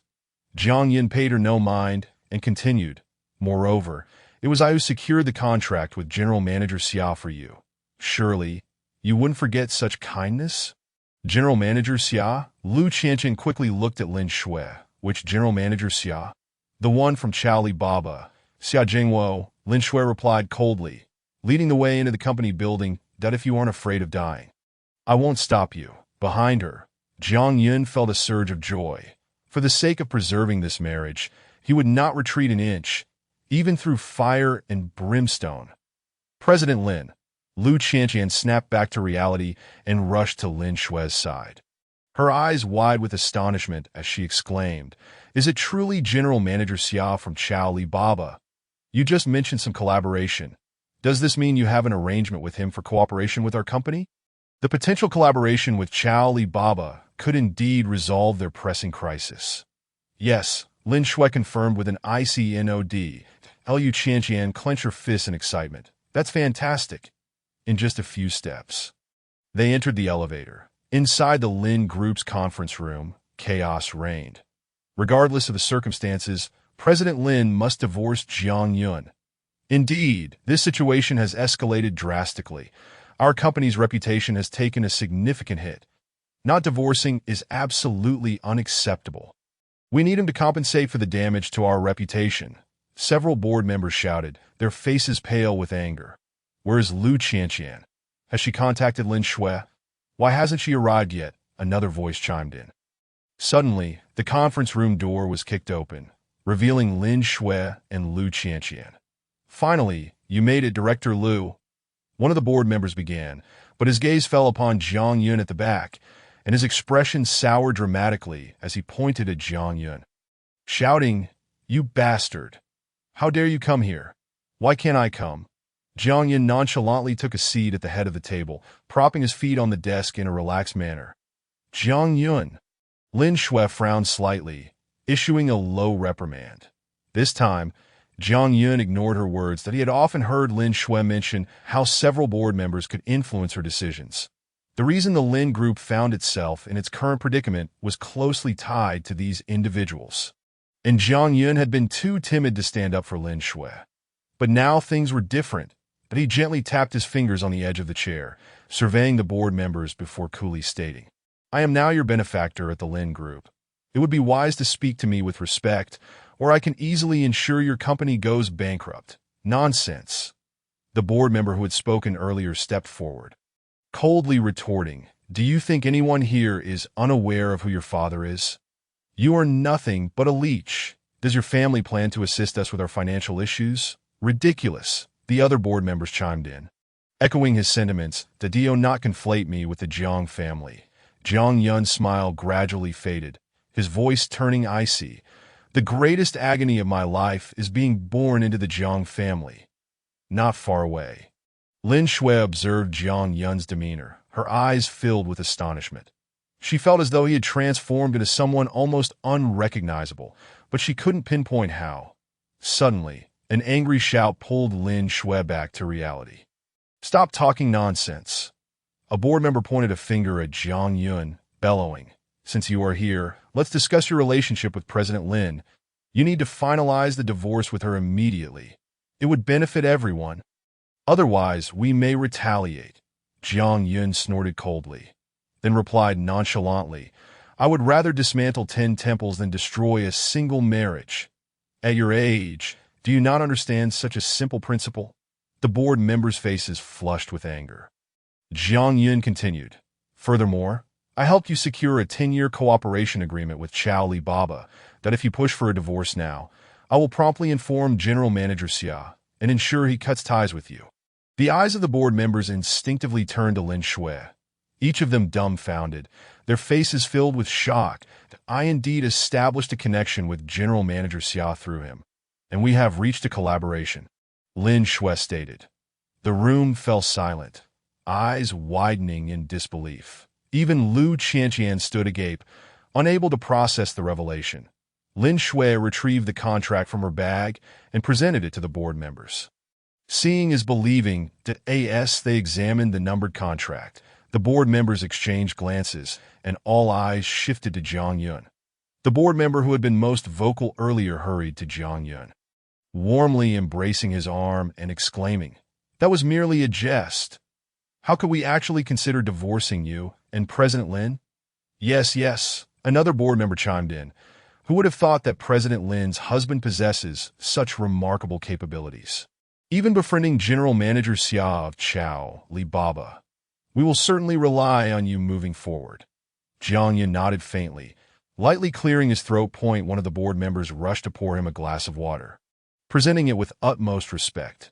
Their attitude had undergone a complete transformation.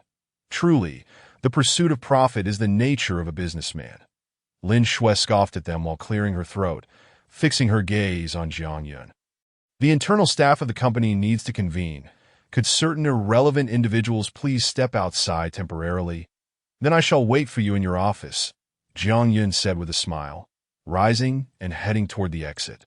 Lin Shui clenched her teeth in frustration. How had she not noticed how brazen Jiang Yun had become? Lu Qianqian escorted Jiang Yun to the office door before tersely saying, "Stay quiet inside and do not cause any trouble for President Lin. Otherwise, even if you help her secure the collaboration, I will have security throw you out." "Understood," Jiang Yun replied, and as Lu Qianqian turned to leave, he cleared his throat and added, "I will provide you with a reasonable explanation regarding your matters and ensure that those who bully you face the consequences they deserve." Lu Qianqian did not pause, huffing as she headed to the conference room. Once inside the office, Jiang Yun began to pace, glancing around as if he were a curious child exploring a new world. "I never anticipated I would have the chance to visit my wife's office." The office was luxuriously decorated, complete with a private bedroom. Jiang Yun stepped inside, reclining on the bed and inhaling the fragrance of the pillow, a smile gracing his lips as he savored the scent. In the next moment, he withdrew his hand from beneath the pillow to a condom, unusually conspicuous. Chapter 11. A long-awaited familiarity. Jiang Yun's face turned ashen, his expression darkening to an extreme that he gazed at the condom in his hand, his fingers trembling uncontrollably. He hastily leapt from the bed and began rummaging through the garbage bin, seemingly in search of any clue that might shed light on the situation. However, the bin was utterly empty. Clearly, the room was meticulously cleaned every day. Even if something had transpired here, he would be unable to uncover it can't be. Jiang Yun murmured to himself, "How could Lin Shui possibly do something to betray me?" He knew Lin Shui well. Over the years, despite whatever actions Zhang's family or he himself had taken, Lin Shui had always endured, even willing to stand against the entire Lin family for his sake. He glanced at the condom in his hand, his eyes turning crimson once more. Yet how could this be explained? Recalling the events of the past few days, Jiang Yun's expression shifted abruptly. Could it be that Lin Shui's heart had truly become utterly desolate, leading her to resort to such a means of protest? Just then, the door swung open and Lin Shui walked in. Jiang Yun quickly concealed his hand behind his back, hiding the condom as well. "What are you doing here?" Lin Shui's face was calm, yet her voice created an impenetrable barrier between them. The intimacy of the past had vanished. Jiang Yun swallowed hard, feeling like a child caught in wrongdoing. He glanced at the bedside, his breath quickening. "Do you usually sleep here alone?" "Yes." Lin Shui nodded indifferently, moving to the side. After stepping away from the window, she took a breath of fresh air before saying, "Sometimes. When I'm tired, I rest here for a while. Is there a problem with that?" "I meant, do you always live here alone?" Jiang Yun blurted out, his tone growing impatient. Lin Shui turned around, her expression shifting. She frowned at Jiang Yun and said in a low voice, "What exactly are you trying to say? Do you suspect this is a place where I meet someone in secret?" In an instant, Lin Shui resembled a powder keg ready to explode, her pent-up emotions surging forth. "Jiang Yun, do you think I am like you, capable of engaging in such despicable acts? I stand upright and just. There have never been any other men here." Jiang Yun bit his lip, hesitating to reveal the condom hidden behind his back. Observing Lin Shui's agitated demeanor, all his strange thoughts dissipated. He approached Lin Shui, intending to offer some comfort, when the condom unexpectedly fell to the ground. For a moment, the scene was exquisite, both of them staring at the condom on the floor. Jiang Yun's breath quickened as he prepared to bend down to pick it up, only to see Lin Shui snatch it up first, a hint of disgust flashing in her eyes. She frowned and said, "Jiang Yun, you are truly revolting. Do you carry such things with you everywhere?" Just as Jiang Yun was about to explain, Lin Shui interjected, "But this is good. At least it won't lead to any disease." Lin Shui, Jiang Yun, seeing her growing more furious, disregarded everything else and pointed at the disheveled pillow behind him, saying, "This is what I found on your bed." Lin Shui froze, as if struck by lightning. instinctively taking a few steps back, a self-deprecating smile appearing at the corner of her mouth. She shook her head and said, "Jiang Yun, are you still falsely accusing me? Do you wish to use this method to force me to leave you? Let me tell you, you are truly overthinking this. With just one word from you, we could divorce at any time. In fact, I can have the legal department draft the divorce agreement unilaterally right now." Jiang Yun, seeing Lin Shui prepare to leave, rushed to her side, grasping her arm tightly and hurriedly saying, "Wife, I am not deceiving you. This condom was just found on your bed, which is why I was testing you that I thought." Now he could no longer contain himself. Lin Shui frowned slightly, about to speak, when she noticed the words trial pack emblazoned on the condom's packaging. It suddenly dawned on her that she had previously collaborated with a condom manufacturer for an advertisement, and the condom in her hand was a sample from that occasion. Seeing her silent, Jiang Yun mistakenly assumed she was still angry and quickly said, "Wife, believe me, I truly did not deceive you. Over the years, although I have done many things that made you uncomfortable, they were all orchestrated by someone else. And I have never had any relations with other women, including Song Xiaoyan." Lin Shui casually tossed the condom aside, her voice calm as she said, "I misjudged you. However, as for the other matters, they have nothing to do with me.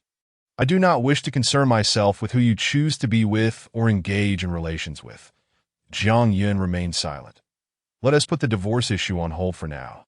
Suddenly, Lin Shui spoke. "Really?" Jiang Yun felt a surge of excitement. Like a child, his eyes brightening.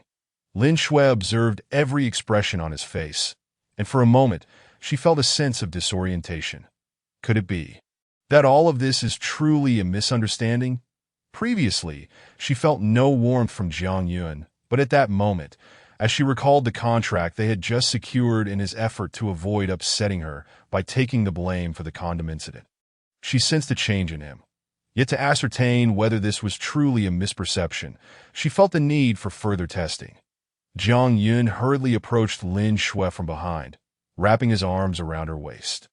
Lin Shui shivered slightly, as if shocked. How long had it been since they had any physical contact? Jiang Yun's face flashed with self-mockery. Holding his own wife, she still felt this way that he had berated himself countless times in his mind, vowing that in the time to come, he would ensure that Lin Shui would suffer not a hint of distress. "Wife." Jiang Yun leaned in close to Lin Shui's ear, his breath brushing against her skin. "What is it?" Jiang Yun swallowed hard, greedily inhaling the unique fragrance of Lin Shui, his face filled with intoxication, suggesting, "Why don't we use this condom?" Lin Shui felt her ears flush with embarrassment. The next moment, she felt a large hand exploring her waist. Yet she made no effort to resist that long-lost familiarity. Chapter 12. The Dog Son is born of a dog life. Jiang Yun was about to carry her to bed when a flurry of hurried footsteps interrupted them. Lin Shui's face changed in an instant, and she quickly jumped out of Jiang Yun's embrace, smoothing her hair and taking a few deep breaths. Jiang Yun cursed under his breath. Damn it. Just as their relationship was about to heat up. An interruption occurred at that very moment. The next second, Lu Qianqian rushed in, panting heavily, pointing outside as she said, "Lin Zong, you need to step outside quickly. Something has happened." Lin Shui's expression changed, and she hurriedly grabbed her coat and headed towards the door. Upon noticing Jiang Yun in the room, Lu Qianqian gritted her teeth, her face darkening, and coldly remarked, "Bastard, it's all because of you." Jiang Yun was taken aback. Had someone from the Jiang family come to stir up trouble? He didn't dare hesitate and quickly followed Lin Shui outside. After they exited the elevator, they heard a commotion in the lobby, with shouts of, "Lin Shui, come out here immediately." Jiang Yun felt a deafening roar in his head. Jiang Tingfei. As if causing chaos at home wasn't enough, he had now come to Lin Shui's company. Meanwhile, Lin Shui had reached Jiang Tingfei, dispersing the security personnel before turning to face him and Song Xiaoyan, who stood beside him. Just as Jiang Tingfei was about to speak, he caught sight of Jiang Yun emerging from the crowd, his expression darkening considerably, that he pointed at Jiang Yun, coldly reprimanding, "Unfilial son, I searched high and low for you. And here you are? Jiang Yun ignored Jiang Tingfei, instead walking up to Lin Shui, wrapping his arm around her slender waist without even glancing at Jiang Tingfei, and directly stated, "Since someone has come to the company to cause trouble, just have the security throw them out, that there's no need to waste words on them, that if necessary, we can take legal action." Jiang Tingfei's face changed with anger, his lips twitching. Song Xiaoyun's expression shifted, and she promptly sat down on the floor, pointing at her belly as she said, "I dare you to touch me. I am carrying Jiang Yun's child, and if anything happens to the baby, you'll all be in deep trouble. Even your company may bear joint liability." At this, the crowd gasped in astonishment, instinctively glancing towards Jiang Yun, who stood to the side. Someone in the throng whispered, "Isn't he that scoundrel from Lin Zhong's family? Lacking any real ability, yet he has managed to get another woman's belly swollen. Such a man truly lacks shame. How could someone as outstanding as Lin Zhong be entangled with such a person?" Listening to the murmurs around him, Jiang Yun refrained from defending himself. He had indeed done many things to bring shame upon Lin Shui. However, he cast a glance at Song Xiaoyun and found himself momentarily at a loss for words. The matter of the child had never been clarified, and the paternity report indicated a certain connection between him and the child in Lin Shui's womb. Leaving him speechless, the crowd continued to swell. After surveying the onlookers, Lin Shui furrowed her brow slightly and then looked at Song Xiaoyun, who was seated on the floor, before stating, "Let us do this. We can discuss everything in the office." "All right." Jiang Tingfei nodded emphatically, snorting, "If you aren't afraid of losing face, then I certainly cannot afford to lose mine." Jiang Yun scoffed inwardly. If he truly cared about losing face, would he have brought people here to cause a scene? Jiang Tingfei was the most shameless person he had ever encountered. Before long, they entered the conference room that Liu Qianqian followed closely behind Lin Shui, clearly concerned about her well-being. Jiang Yun sat beside Lin Shui, staring at Jiang Tingfei across from him for a considerable time, before finally frowning and asking, "What exactly do you want? You have the audacity to ask me." Jiang Tingfei's face shifted with anger as he slammed his hand on the table, rising abruptly while pointing at Jiang Yun, cursing, "You unfilial wretch! You could have signed a contract with Chow Alibaba, yet you disregard the family business. How could I have given birth to such a disgraceful offspring?" Jiang Yun, instead of becoming enraged, merely laughed, retorting, "Humans are born of mothers, and dogs are born of bitches, but if you call me a dog, then what are you?" "No." Jiang Tingfei trembled, pointing at Jiang Yun. Song Xiaoyun hurriedly stood up, pulling Jiang Tingfei aside and whispering in his ear, "Uncle Jiang, don't forget our purpose for being here. There is no need to bicker with Jiang Yun over these matters." Only then did Jiang Tingfei regain some semblance of reason. After clearing his throat, he looked at Lin Shui and said directly, "I have two matters to discuss with you today. The first is regarding the cooperation agreement with Chow Alibaba. You must hand this business over to the Jiang family." Lin Shui frowned slightly. "Don't think I'm unaware. This deal was secured entirely through Jiang Yun's capabilities, wasn't it?" Jiang Tingfei snorted, continuing, "Previously, I hadn't realized this rebellious child possessed such abilities. But that is no longer important. Just hand over the contract, and I won't hold it against you." "Absolutely not." Before Lin Shui could respond, Jiang Yun stood up, glancing at Jiang Tingfei, before firmly stating, "Chow Alibaba is only willing to cooperate with Lin S. If the other party changes suddenly, they will refuse to sign that. In other words, even if Lin S cannot secure it, neither will you." Jiang Tingfei's blood pressure surged in anger. He had never anticipated Jiang Yun would dare to oppose him so boldly. Bang! Jiang Tingfei slammed the table again, shouting, "Then it's simple. All profits from this cooperation will be handed over to me." Liu Qianqian's eyes widened in shock as she coldly replied, "On what grounds?" "Shut your mouth." Jiang Tingfei pointed at Liu Qianqian, sneering, "What qualifications does a used and discarded woman have to speak to me?" Though one should avoid striking a person's face and refrain from revealing their secrets, Jiang Tingfei chose to salt Liu Qianqian's wounds. The atmosphere in the conference room grew increasingly tense. As Lu Qianqian appeared on the verge of losing control of her emotions, Jiang Yin quickly stood up, grabbing her arm and coldly addressing Jiang Tingfei. That is impossible. Lin Shui owes our Jiang family nothing. Why should the profits of Lin S be divided with you? Jiang Tingfei sneered, arrogantly pointing at Song Xiaoyan. Just because of her. Chapter 13. Each step back, Jiang Tingfei pointed at Song Xiaoyan beside him, casting a cold glance at Lin Shui while stating, as of now, Xiaoyan is already pregnant with Jiang Yun's child. If you do not hand over the Chao Li Baba contract, I will have Xiaoyan go to the media and expose your scandals. For the sake of money, Jiang Yun disregards the life of his own child, and you are the key figure in ruining their father-son reunion. This statement struck Lin Shui at her most vulnerable point. In recent days, she had been preoccupied with thoughts of Song Xiaoyan and that paternity report. The child is innocent. Lin Shui's hands trembled as she stood up without the slightest hesitation, gritting her teeth. I will divorce that I will also give you the contract.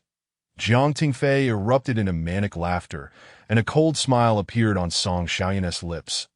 Everything was under their control. Wife. Jiang Yun grasped Lin Shui's arm.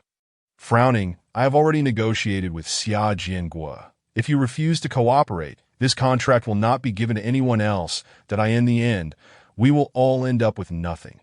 Jiang Tingfei leaned over the table, his gaze fierce. Then let the profits come to me. Lin Shui violently shook off Jiang Yun's hand, her stance resolute. Shut up. Jiang Yun shouted at Jiang Tingfei.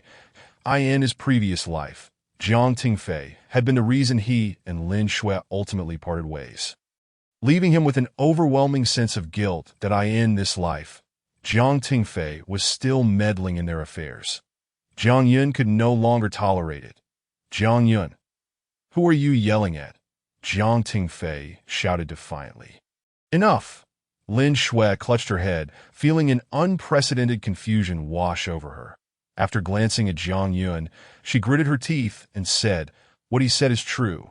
Song Xiaoyan is already pregnant with your child. We can't let the child be born without a father. Moreover, I do not wish to become the target of public scorn.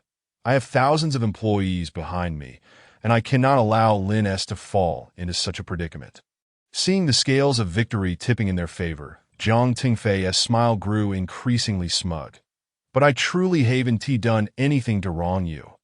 Jiang Yun's voice was barely audible, reflecting on the paternity report. He began to feel uncertain that it was clearly written in black and white. How could she expect him to regain her trust? Lin Shui chuckled self-deprecatingly. The warmth of their rekindled feelings was once again shattered.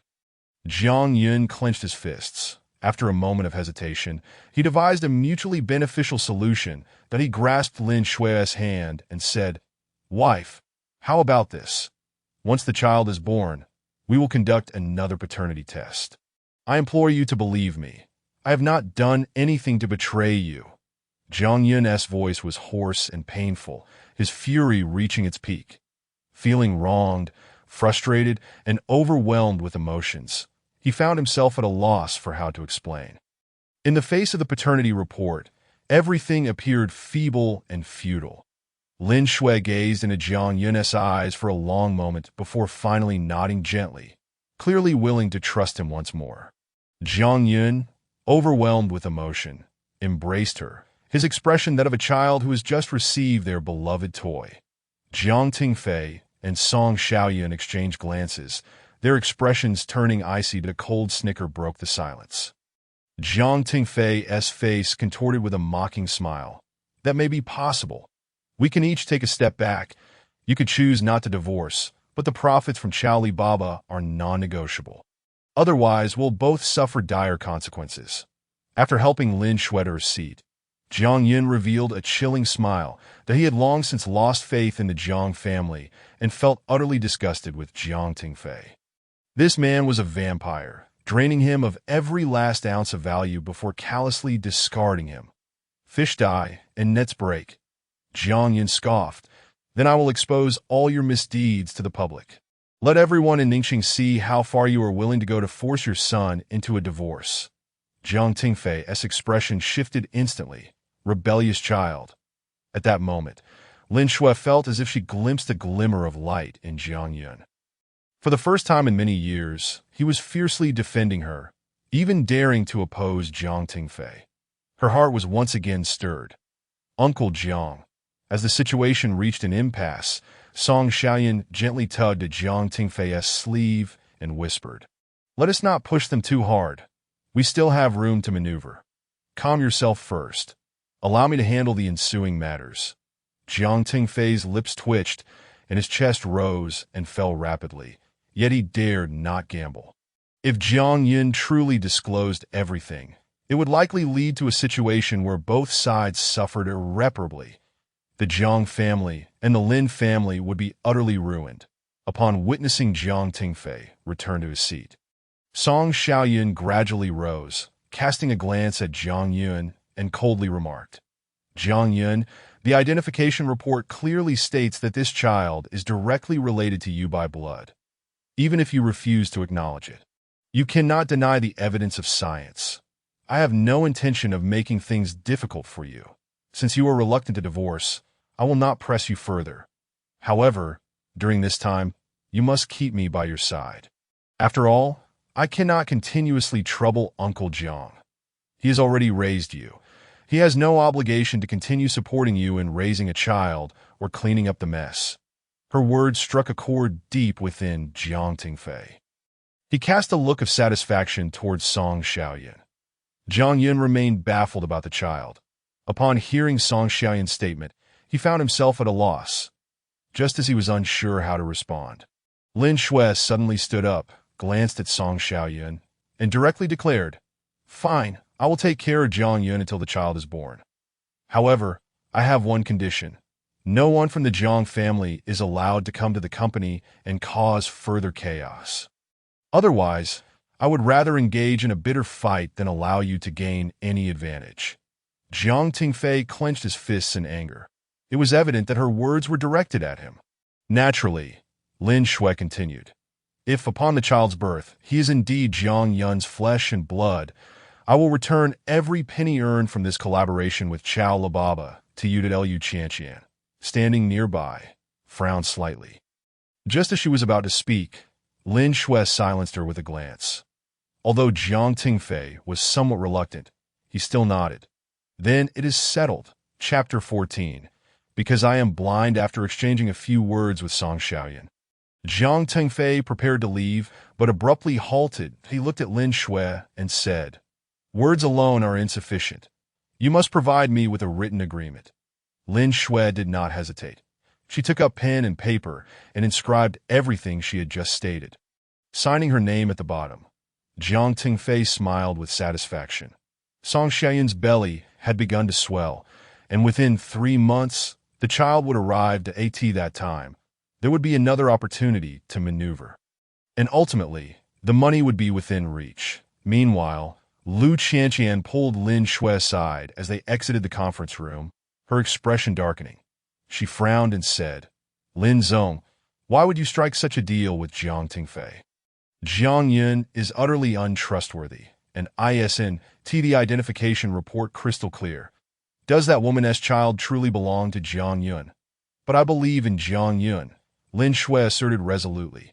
"This man is not worthy of trust." Liu Qianqian clenched her fists tightly. Behind them, Jiang Yun approached, a smile gracing his lips as he looked at Lin Shui, confidently stating, "You trust me. That child is absolutely unrelated to me in just a few months. My innocence will be proven to Liu Qianqian scoffed coldly, casting a disdainful glance at Jiang Yun. Unable to even admit to his own actions, "I truly disdain you. You are nothing but a coward with that." She turned away. Lin Shui cast a glance at him and said coolly, "I hope you haven't deceived me." She tossed the keys to Jiang Yun, instructing him to take her home. Jiang Yun nodded, watching Lin Shui's retreating figure, ultimately sighing. Thankfully, the situation had concluded relatively well. As long as there was no divorce, there remained room for negotiation that he held confidence that Lin Shui would gradually come to see his sincerity.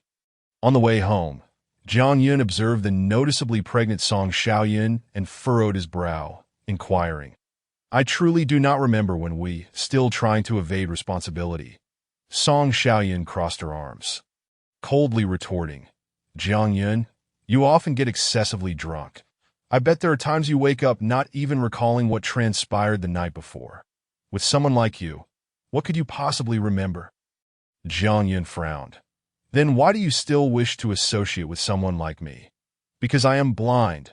Song Xiaoyan shouted angrily, turning her head away, her attitude resolute. Jiang Yun could not be bothered to continue arguing with her. Yet inside, he felt a tumult of emotions. Could it be that he had unknowingly engaged in a relationship with Song Xiaoyan? Moments later, the car halted in front of a villa. Shortly after marrying Lin Shui, she had moved out of the Jiang family home and purchased this house for herself. Ironically, although Jiang Yun knew the location, he had never visited. After using the key to unlock the door, he stepped inside, surveying the cozy room and the wedding photo hanging in the living room, that a sharp pain pierced his heart. Despite his prior treatment of Lin Shui, she had remained unwavering in her commitment. Perhaps, at some point, she still hoped for his change of heart.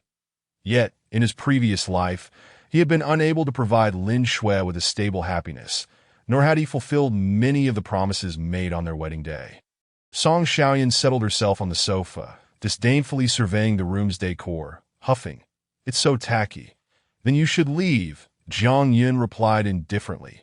"No one is begging you to stay here." Song Xiaoyan furrowed her brow, hesitating before changing the subject. She rubbed her belly and glared at Jiang Yun. "If I leave, how will you watch over your son's birth?" Jiang Yun chose to ignore her. The truth would eventually come to light. He firmly believed that he had never wronged Lin Shui. Just then, footsteps echoed from outside, and Lin Shui swiftly entered.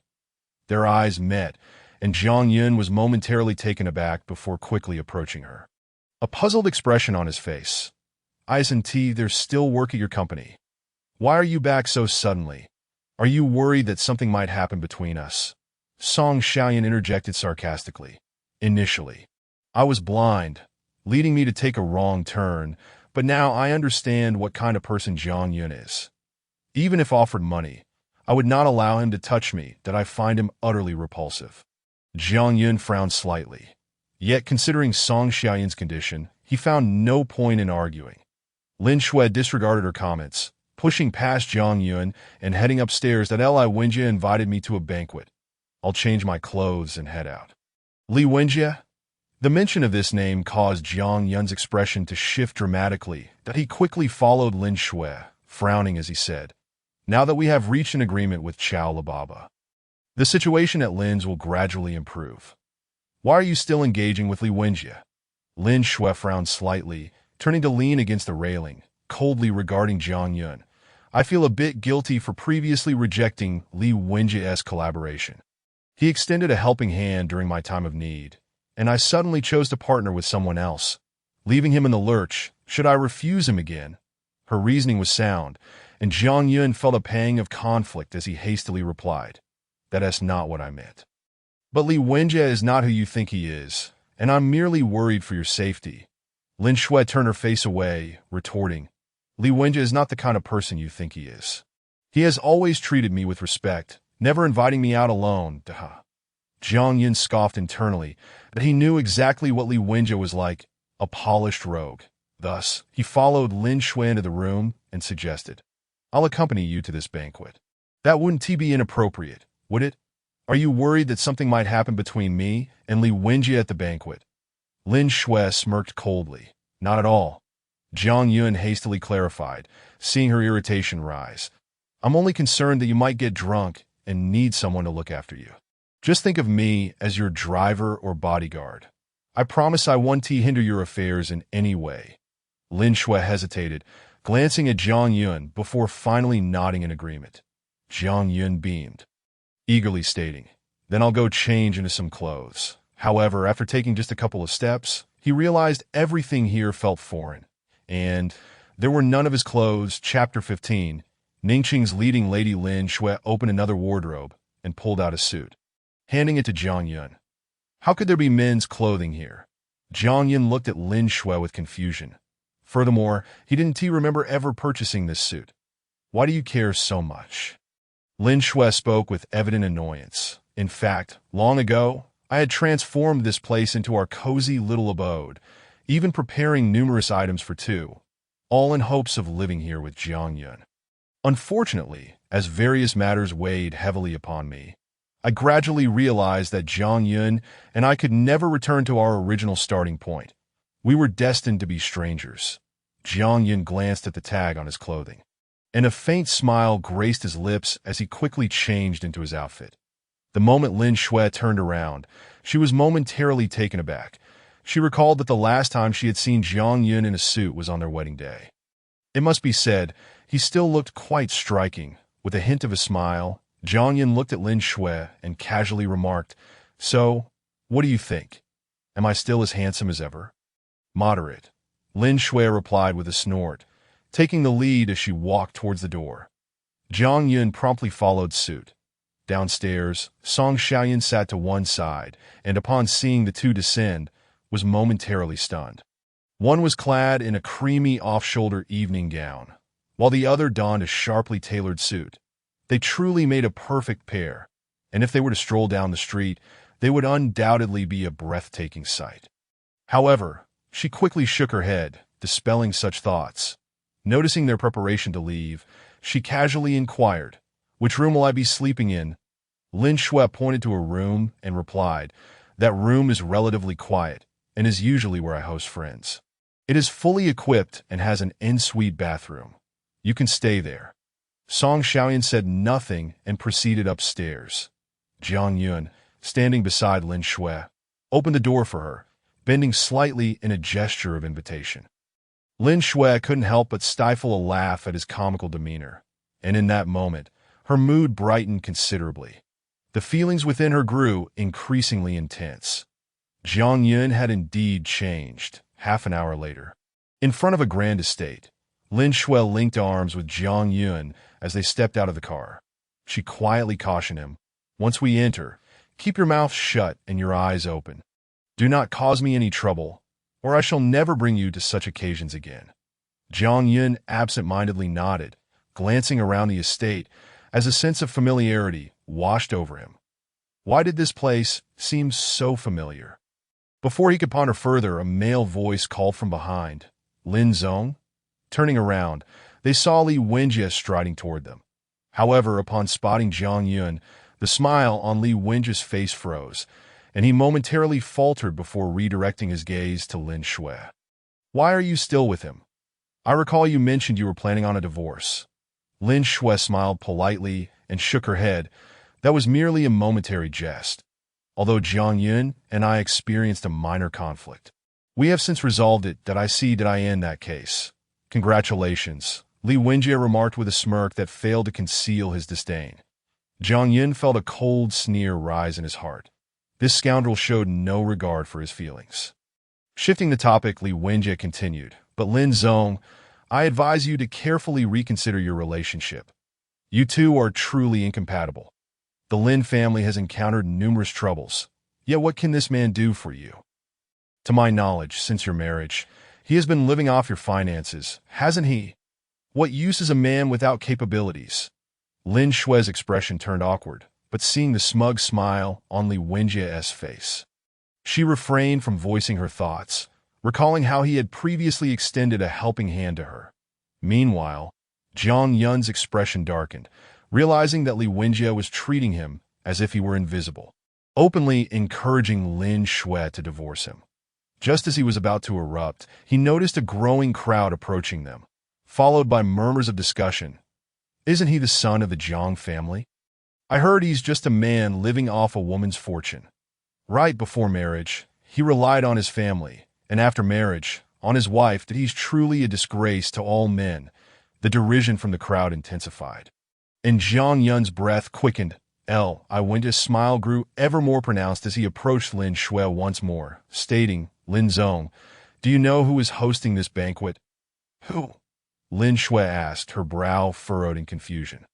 She had merely received an invitation from Li Wenjie, without contemplating much further. However, observing the luxury cars parked outside and the grandeur of the estate, She could already surmise that the host was quite significant. Li Wenjie grinned. It's the CEO of the Duan Corporation, Duan Jie, Duan Xue. Lin Shue's eyes widened in shock. Having lived in Ningxing for so long, how could she not recognize that name? Duan Xue had single-handedly built the Duan Corporation into a powerful entity, establishing it as a leading enterprise in Ningxing, and was regarded as a paragon among strong women. I Wenjie straightened his attire, a subtle smile on his lips, and continued, moreover, I have come here specifically to discuss a collaboration with Duan Jie. Is Li's company collaborating with the Duan Corporation? Lin Shui was once again taken aback that if this were to happen, Li's company would likely rise among the top 3 giants in Ningxing, and Li Wenjie's worth would undoubtedly soar, potentially allowing him to rival Xia Zhengwo in no time. Li Wenjie nodded but did not elaborate, prompting gasps of astonishment from the crowd. He then turned his gaze to Jiang Yun, his tone turning icy as he remarked, as a man, one should strive to pave the way for his woman, rather than continuously seeking to extract money from her. Jiang Yun snorted in response, what makes you think I cannot collaborate with Duan Xihua? Li Wenjie chuckled, pointing at Jiang Yun and shaking his head. Kid, stop joking. Everyone knows the truth about Jiang family's young master. You collaborate with Duan Jie? That is unlikely to ever happen. Laughter erupted among the onlookers. Just then a low, composed female voice cut through the crowd. Let me see who wishes to collaborate with me. Duan Xihua emerged from the throng, swiftly making her way to stand before Jiang Yun. She looked him up and down before coolly stating, so, you are the young master of the Jiang family, the one who spends his days idly. At her words, laughter erupted again from the crowd. Li Wenjie cast a disdainful glance at Jiang Yun, confident that he was not exaggerating. He knew that Li's company and Duan Xihua were indeed discussing partnership matters, and it would not be long before the two would solidify their alliance. But how dare Jiang Yun speak in such a manner? It was merely an invitation for humiliation. The crowd, reveling in the spectacle, shook their heads, with some remarking, I didn't expect Jiang Yun to be so notorious that even Duan Jie knows his name. Along with his so-called achievements, Lin Shui clenched her fists, a frown crossing her face. Jiang Yun's identity had been exposed, bringing her embarrassment, and now he was provoking Duan Xihua. Was he not just inviting trouble for himself? Those standing beside Li Wenjie noticed her distress and began to chime in. Lin Zong is so beautiful, and Li Zong is so capable. They truly make a perfect match. That I heard Jiang Yun has conspired with the Jiang family to make things difficult for Lin Zong multiple times. How can such a man remain by her side? Lin Zong, why not divorce Jiang Yun early and marry Li Zong instead? As more voices joined the fray, Lin Shui felt her face flush with embarrassment. Realizing that some were even recording the scene on their phones, that Li Wenjie elegantly approached Lin Shui, lowering his voice in a feigned, gentlemanly manner. Lin Zong, do not heed their nonsense. These folks simply harbor disdain for Jiang Yun. They mean no harm. Moreover, this situation is partly your fault. Why bring Jiang Yun to such an important event? Aren't you just setting yourself up for humiliation? Before arriving, she had indeed considered this point carefully. But since she had received the invitation from Li Wenjie, and to avoid further conflict between them, she had no choice but to bring him along. She had never anticipated things would escalate to this extent. Meanwhile, Jiang Yun remained unperturbed, casually signaling to a nearby server, ignoring the crowd's comments, and smilingly asked the server, could you please fetch me a steamed bun and a red candle? The server looked perplexed but, recognizing the occasion was hosted by their employer, hurriedly left to fulfill his request. However, no one noticed the gradual change in Duan Xiuhua's complexion. Meanwhile, Lin Shui hastily approached Jiang Yun, pulling him aside before quietly saying, what are you up to again? Jiang Yun, stop fooling around and come with me at this point. Lin Shui felt too embarrassed to remain there any longer. Jiang Yun, however, wore a confident smile, patted Lin Shui on the shoulder, glanced intentionally in Li Wenjie's direction, and then said with a grin, I told you, I can help you secure Sister Duan's collaboration, that I always keep my promises. Lin Shui furrowed her brow slightly. Casting a sidelong glance at Jiang Yun, her tone growing colder. Please don't make a scene. After being together for so many years, did she not understand the extent of Jiang Yun's capabilities? Even if Zhang Tingfei stood here, he would not warrant a second glance from Duan Xiuhua, let alone someone as insignificant as Jiang Yun. Jiang Yun, calm and composed, chuckled lightly, affectionately tousling Lin Xue's hair. Completely disregarding the disdainful glances from those present, confidently stating, "Just wait patiently for my good news." Lin Xue was about to respond, but the waiter had already approached with steamed buns and red candles. Jiang Yun took the items, retrieved a lighter from his pocket, and proceeded to insert the candle into the bun. Igniting it before the eyes of the crowd, Li Wenjie smirked coldly, crossing his arms and shaking his head. I thought the young master of the Jiang family was preparing something grand, but it turns out he is merely making a birthday cake. Nevertheless, one could not deny that the cake crafted by Jiang Yun was indeed quite unique. Laughter erupted among the onlookers, their contempt unabashedly evident. Lin Xue felt utterly humiliated. She had lost the will to confront Jiang Yun, resigning herself to his antics. After all, her dignity had already been thoroughly shattered. Yet, as Jiang Yun approached her step by step, Duan Xiuhua's excitement caused her to clench her fists, her eyes welling with tears. She hurried to stand before Jiang Yun, her gaze fervently fixed on him. "How did you know?" The crowd stared in disbelief at Duan Xiuhua, astonished by her reaction. Why did a bun with a candle elicit such a profound response? Jiang Yun remained silent. Duan Xiuhua, filled with emotion, looked at him and directly stated, "Come upstairs with me. I need to speak with you privately." The crowd's eyes widened once more to at that moment. Even Lin Xue was rendered speechless, unable to believe what was unfolding before her. As if caught in a dream, Jiang Yun nodded and followed Duan Xiuhua upstairs. Meanwhile, Li Wenjie squinted slightly, discreetly merging into the throng, swiftly trailing behind Jiang Yun and Duan Xiuhua to the second floor. In a room on the second floor, Duan Xiuhua embraced Jiang Yun tightly, bursting into tears to Li Wenjie, standing outside, gaped, his mind conjuring unsavory images. Could it be? He quickly took out his phone and began capturing the scene before him. The sounds of weeping lingered for some time within the room, showing no signs of abating.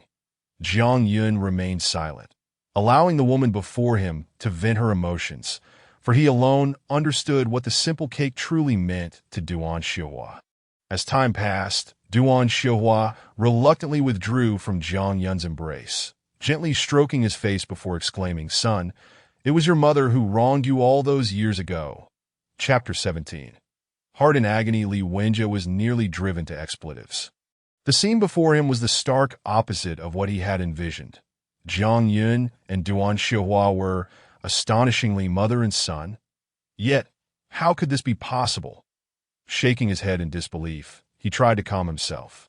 If Jiang Yun and Duan Xiuhua were indeed mother and son, how could he proceed with the collaboration between the Li family and Duan Xiuhua? Suddenly, a voice jolted him back to reality. Jiang Yun spoke calmly, "Sister Duan, I am not your son, but I do know where he is. Otherwise, I wouldn't be so well informed about your matters." Duan Xiuhua froze, her mind flooded with familiar memories. In truth, the people of Ningqing believed her to be a widow, but that was far from the case. Years ago, when her business encountered difficulties, she left her husband and son to spare them from harm.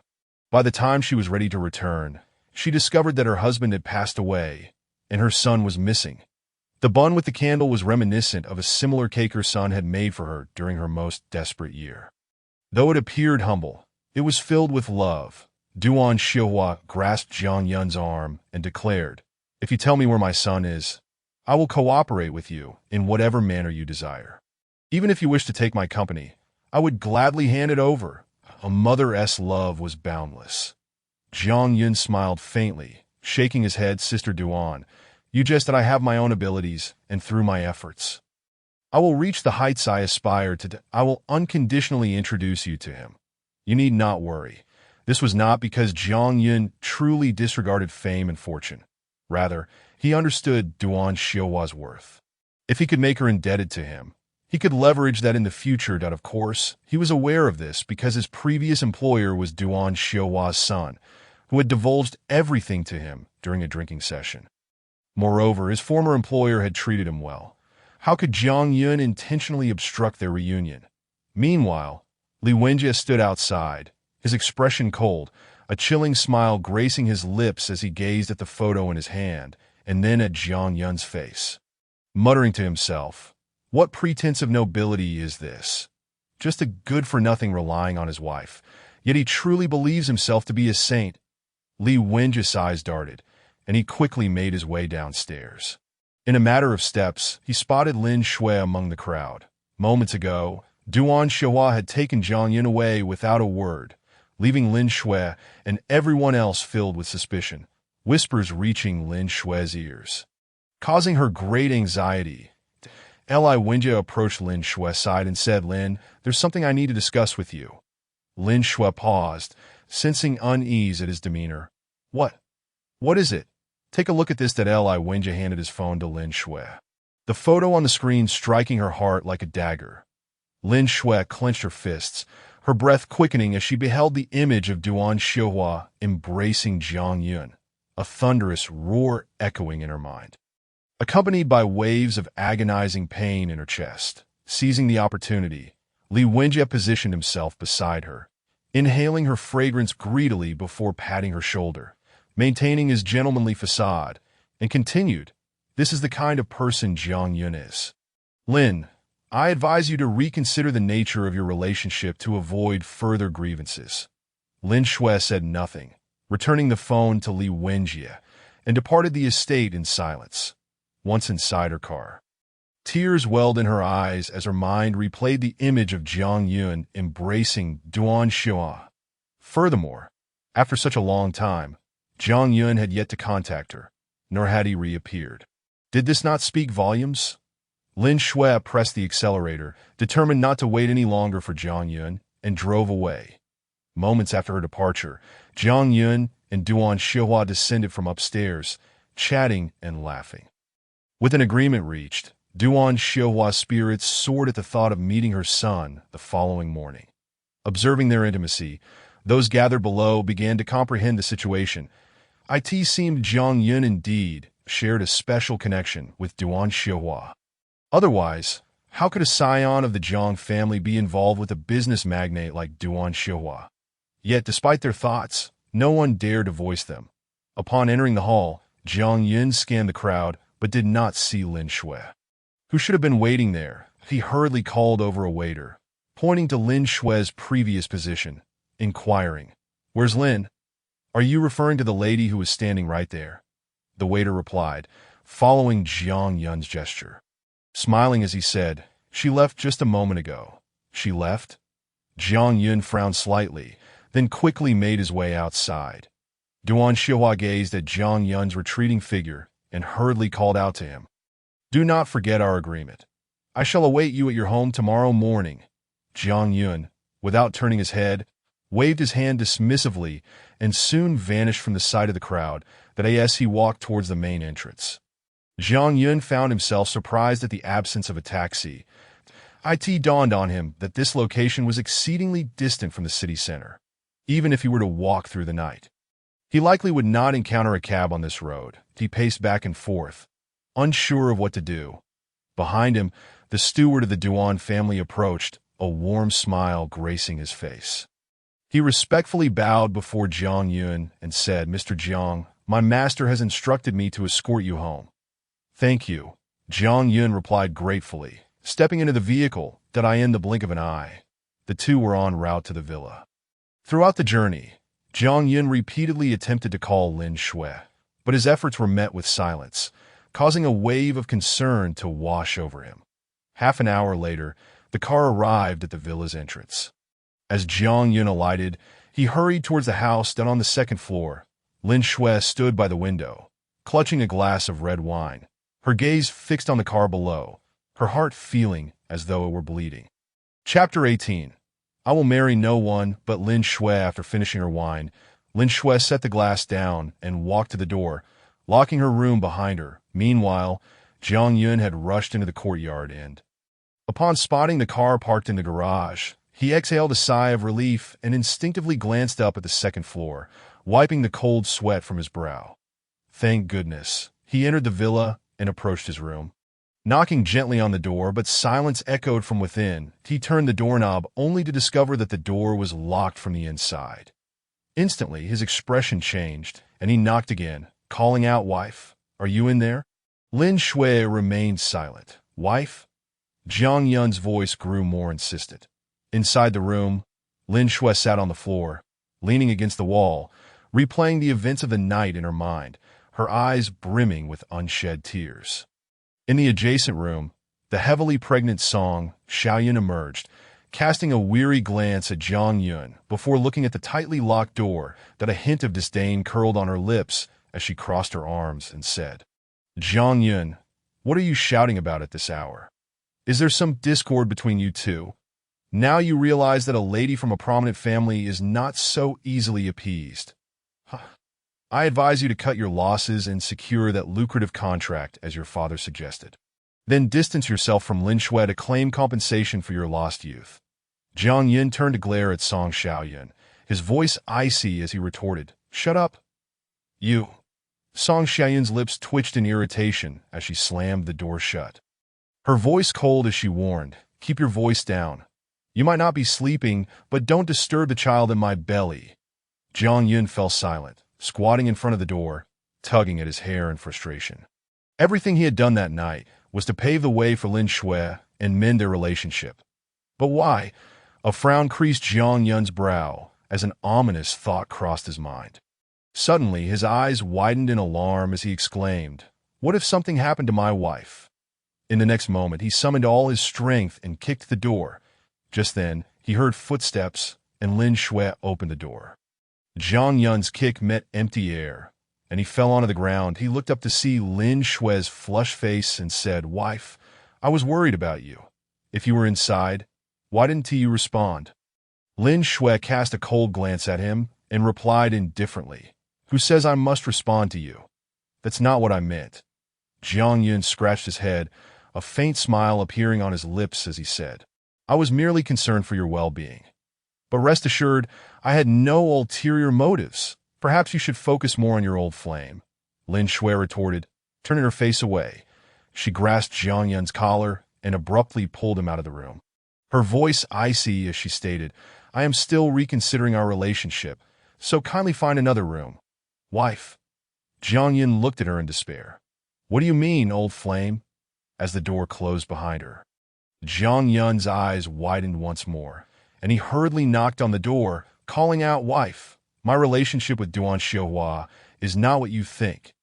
Open the door, and let me explain. Cursed be the misunderstandings." Jiang Yun felt tears of frustration welling up. Unfortunately, Lin Shui had already donned her headphones, clearly unwilling to grant him any opportunity for explanation. With a resigned shake of his head, he sighed, "It seems I must find another chance to clarify things." Just as he prepared to seek refuge in another room, he noticed the door to a nearby room opening once more. Song Xiaoyun stepped out briskly, casting a suspicious glance at Jiang Yun before asking, "Do you know Duan Xiuhua? Her name is well known in Ningxing. How could she not be aware of Duan Xiuhua's reputation?" Jiang Yun's demeanor towards Song Xiaoyun was frosty as he retorted, "What of it?" Jiang Yun. Song Xiaoyun observed Lin Shui's room before approaching Jiang Yun and linking her arm with his, smiling as she said, "Look at Lin Shui's attitude towards you, and then look at mine. I don't mind how you get to know Duan Xiuhua. As long as you maintain a good relationship with her. Your future prospects are boundless, and I'm not concerned about the means. I only desire to see the results. Why not consider finalizing your divorce with Lin Shui tomorrow, and we can co-parent our child together?" Jiang Yun scoffed and turned his face away, coldly stating, "In this lifetime, I will marry no one but Lin Shui." With that, he strode away. Song Xiaoyun stood rooted to the spot, stomping her foot in frustration, her lips twitching in anger. After glancing at Jiang Yun, she huffed, "What are you so smug about? Did you really think I would be interested in you? You're in for a rude awakening when the baby arrives." Back in his room, Jiang Yun fell into a deep slumber. The night passing in silence. The following morning, When he awoke, Lin Shui was long gone. Song Xiaoyan was downstairs enjoying breakfast, casting a glance at Jiang Yun before turning her face away. Outside, a honking sound broke the air, and Jiang Yun peered through the glass window. Spotting Duan Xiaohua in the car, he quickly donned a piece of clothing and hurried outside. Song Xiaoyun, piqued by curiosity, followed suit, her eyes widening in surprise upon recognizing the woman in the car. Jiang Yun truly knew Duan Xiaohua, and their relationship appeared to be rather amicable. Duan Xiaohua personally came to pick him up. What an impressive display! Song Xiaoyan frowned, glancing up at the room above. Murmuring to herself, could it be that Jiang Yun's prowess in bed is truly exceptional, warranting the attention of such a formidable woman? No. She shifted her gaze, placing her hand on her belly, a subtle smile gracing her lips as she declared, I must find an opportunity to test that for myself and see just how remarkable Jiang Yun's skills truly are. Outside the villa, Duan Xiaohua opened the car door for Jiang Yun and asked, Shall we go meet my son now? Chapter 19. A chance encounter at the hospital. Jiang Yun nodded. Not wishing to delay further, he glanced at the driver and instructed, to the city hospital. Duan Xiaohua's expression darkened instantly. She grasped Jiang Yun's hand tightly, her eyes widening as she asked anxiously, What happened to my son? Why is he at the hospital? Everything is fine. There is no need for concern. Jiang Yun replied absently, still preoccupied with his issues with Lin Shui. He just needs to stay in the hospital for a bit to recuperate. He should be discharged soon. It would be best if you could gather some specialists to assess him. He will recover quickly. Duan Xiaohua exhaled a sigh of relief, saying, That's good to hear. As they traveled, Jiang Yun's gaze remained fixed outside the window, his expression grim. After spending the night apart from Lin Shui, if the situation persisted, their relationship would surely deteriorate further. Though they lived under the same roof, they were effectively leading separate lives. Around her, despite the tumult of emotions swirling within her, Duan Xiaohua noticed that Jiang Yun's expression was somewhat askew. She gently patted his shoulder and inquired, Is there something weighing on your mind? Jiang Yun hesitated for a moment, then candidly replied, Recently, my wife and I have been encountering a series of issues. Though we still share the same roof, we are, in truth, living separately. Sister Duan, as someone who has been through this, how can I win my wife back? A faint smile tinged with bitterness graced Duan Xiaohua's lips as she shook her head and sighed. For many years, I have walked this path alone. While I have had many who sought to comfort me, I have always perceived that they each had their own ulterior motives. Thus, I have maintained a certain distance from them, never truly understanding how to win a woman's heart, nor do I know what it is that women desire. However, her voice trailed off, and with narrowed eyes, she continued, Yet, there is one truth I am aware of. To untie a knot, one must find the one who tied it.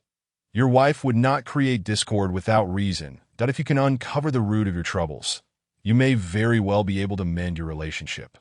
Jiang Yun sighed deeply. The misunderstandings between him and Lin Shui were merely that, misunderstandings. Yet, these confusions seemed to elude resolution, leaving him with no means to convince Lin Shui of his sincerity. As they conversed, the car had arrived at the municipal hospital. Duan Xiaohua hurriedly exited the vehicle, pulling Jiang Yun along toward the main entrance. You have been a tremendous help to me this time. Should you need anything in the future, do not hesitate to reach out. I will assist you in any way I can, as long as it is within my power. Jiang Yun smiled in response. I must thank you in advance. Sister Duan, in the blink of an eye, they found themselves at the inpatient department.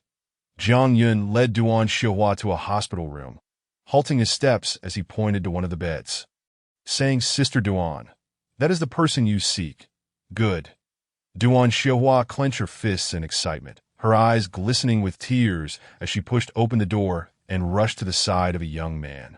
Taking his hand and bursting into tears, Jiang Yun leaned against the wall outside the door, heaving a sigh as he shook his head, murmuring to himself, While they are reunited, what of my love? Just as he was about to depart, a familiar figure caught his eye as it passed by. He paused, momentarily taken aback, and muttered, Song Xiaoyan. Shouldn't she be at home? With that thought lingering, Jiang Yun quickened his pace to follow her. After traversing the corridor, he observed Song Xiaoyan approaching a familiar man. Jiang Tingfei. Jiang Yun's fists clenched, his expression darkening ominously. If it were not for Jiang Tingfei's scheming, how could he and Lin Shui have arrived at such a dire juncture? The thought of Jiang Tingfei's relentless pressure, nearly driving him and Lin Shui to divorce, made Jiang Yun's fists tighten further. After a moment's hesitation, he stealthily drew closer to the pair. Jiang Yun was but a few steps away.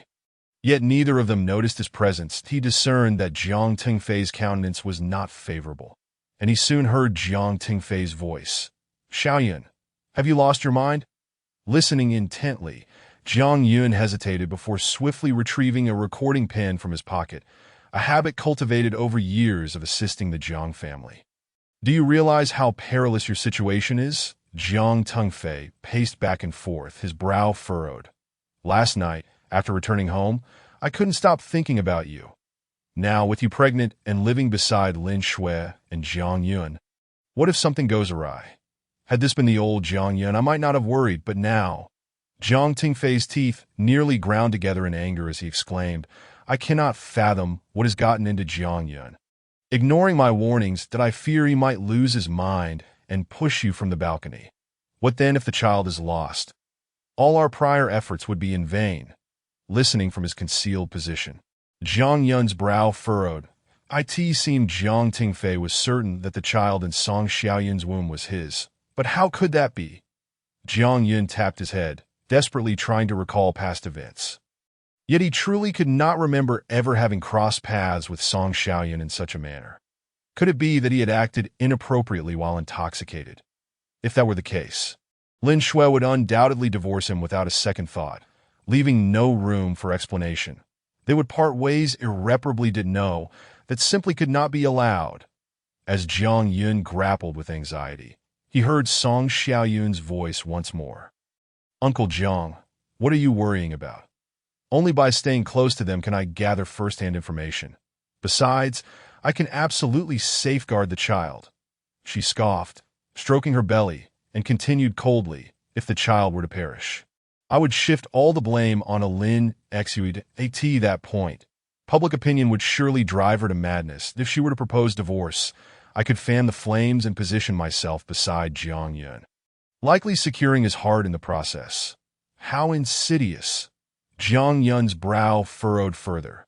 This woman was indeed calculating. Why are you suddenly so interested in Jiang Yun? Jiang Tingfei regarded Song Xiaoyan with confusion. Previously, her cooperation had stemmed solely from the financial incentives he had provided, and she had held a strong disdain for Jiang Yun, viewing him as a worthless wastrel, someone she would never consider marrying, even if it meant marrying a dog. Yet, her shift in attitude was abrupt and bewildering, leaving Jiang Tingfei grappling with acceptance. Song Xiaoyan did not conceal her intentions. She and Jiang Tingfei were, after all, in cahoots. That I have received word that Jiang Yun and Duan Xiuhua share a close relationship. This morning, I witnessed Duan Xiuhua personally escorting Jiang Yun away, that I suspect there may be something more between them. While it is not particularly honorable to ascend through a woman's favor, at this juncture, securing funds is of utmost importance. Jiang Tingfei's eyes widened, his heart racing as he gazed intently at Song Xiaoyan, eagerly asking, Are you speaking of Duan Xiuhua from the Duan family? Who else could it be? Song Xiaoyan affirmed resolutely, I once saw her photograph in a magazine, and the person who came to pick up Jiang Yun this morning was indeed her. Furthermore, I came across some news online indicating that last night, Jiang Yun attended Duan Xiuhua's birthday celebration, and it is said that they went upstairs at the event, remaining in the room for an extended period. What else could they have been doing? A man and a woman alone in a room cannot be up to any good. Jiang Tingfei grinned widely, his excitement palpable, and no wonder Jiang Yun managed to secure the contract with Xia Zhengguo. It must be Duan Xiuhua aiding him. I must admit, this lad has some talent to have climbed into Duan Xiuhua's bed. Song Xiaoyan rested her chin on her hand, letting out a disdainful snort. I can only imagine he must possess considerable skills in that regard. Alas, I have yet to experience it myself. Be cautious with your words, Jiang Tingfei urged, glancing around to ensure no one was eavesdropping. Utterly oblivious to Jiang Yun concealed behind the wall.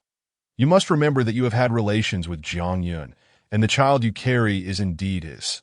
This was not entirely a falsehood, as they had procured Jiang Yun's sperm from a sperm bank. Thus, regardless of any verification, Jiang Yun would remain blissfully unaware of the deception. Eventually, he would mistakenly believe he had wronged her, and she would use the child as leverage to compel him into a divorce.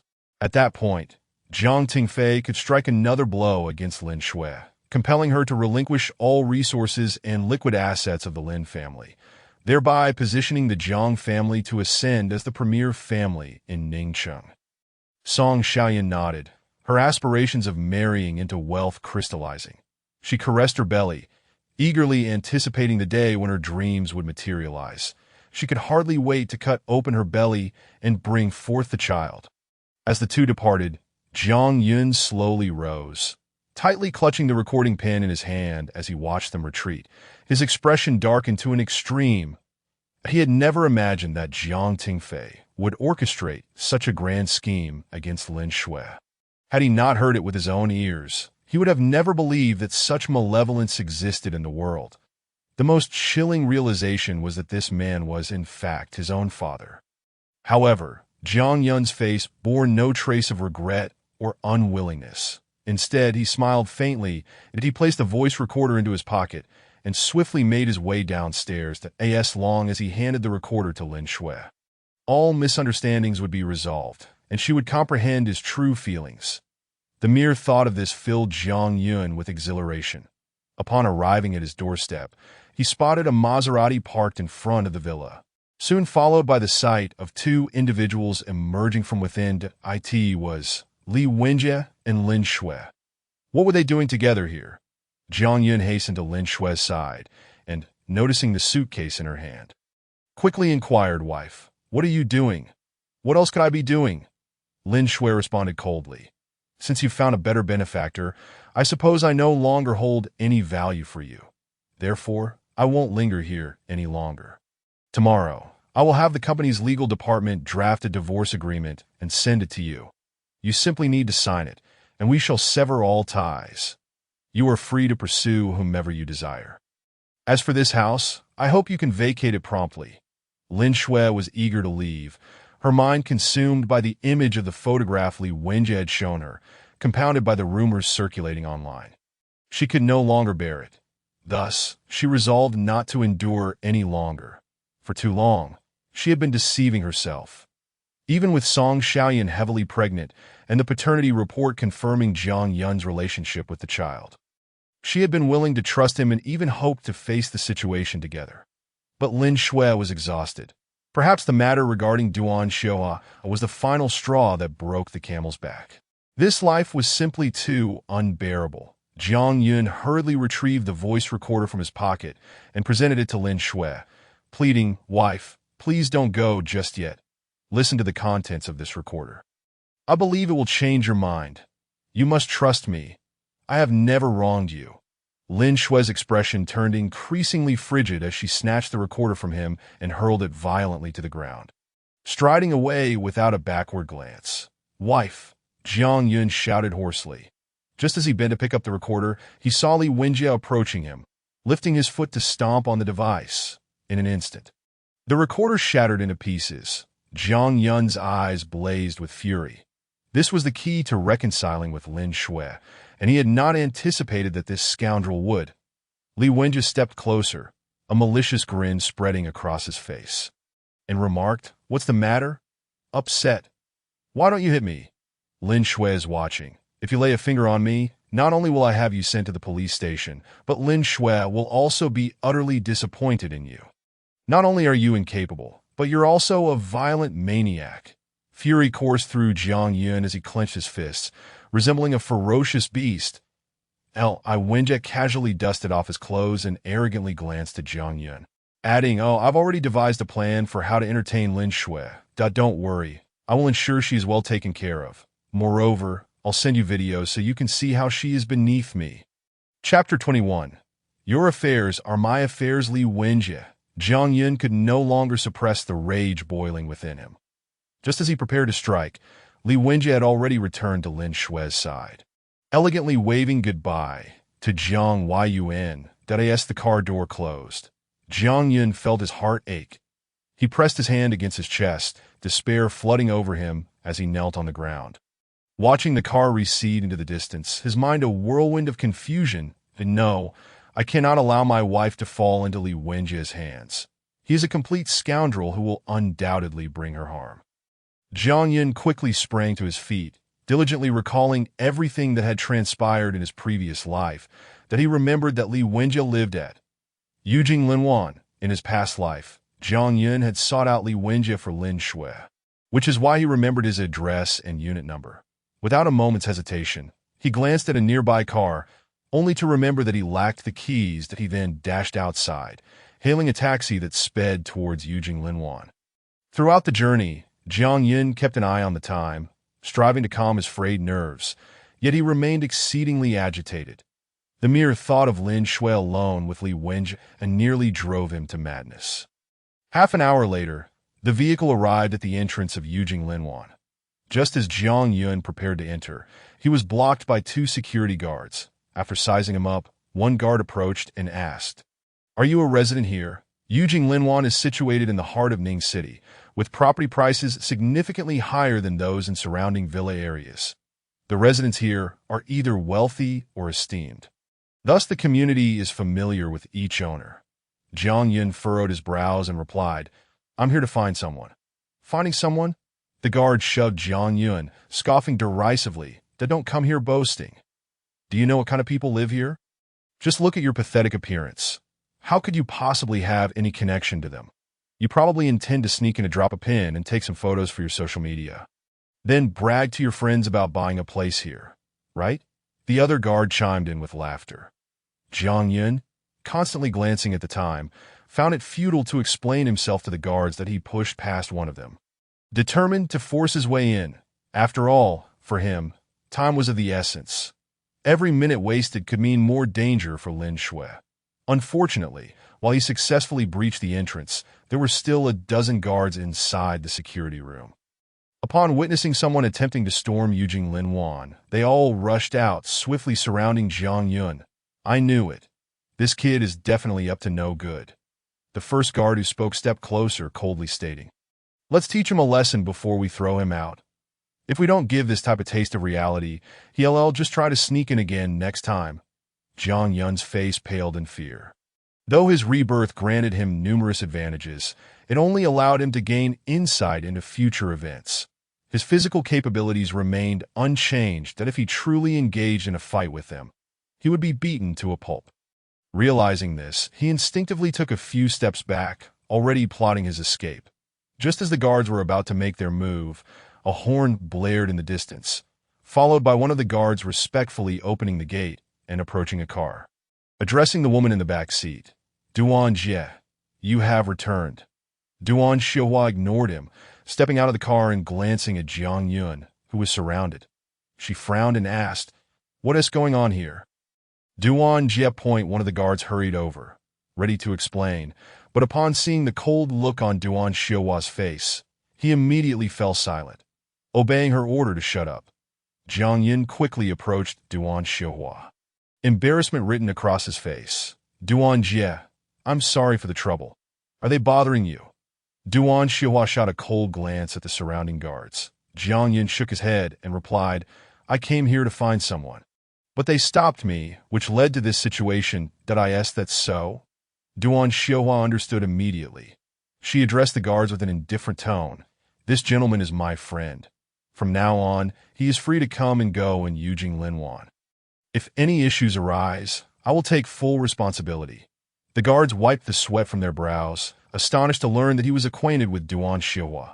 Jiang Yun expressed his gratitude with a nod, saying, "Duan Jie, I have an urgent matter, so I won't chat with you any longer. I'll treat you to a meal another day." Duan Xiuhua called after him, "I should be the one thanking you. Don't forget my words. If you need anything, feel free to contact me unconditionally. Your affairs are my affairs." Without looking back, Jiang Yun waved his hand, quickly disappearing from Duan Xiaohua's sight. Her car drove away. The guards exchanged glances, murmuring about Jiang Yun's identity. What do you think this guy is? I see Duan Xiaohua treats him well, and from their conversation, it seems they are quite good friends. You must remember his appearance and, in the future, treat him with utmost courtesy, that if you provoke him and he becomes displeased, we shall all find ourselves in a predicament. The crowd nodded fervently. Within the confines of Yujing Linwan reside individuals whom even their boss dares not offend. And this Xiaohua is undoubtedly one of them. Meanwhile, Jiang Yun hastened to the entrance of an apartment building. Without delay, he stepped into the elevator, ascending to the 18th floor. The decor of Yujing Linwan was exquisite, featuring 2 residences per floor. Upon exiting the elevator, Jiang Yun directed his gaze toward the door on his left, pressing his face closer to listen intently.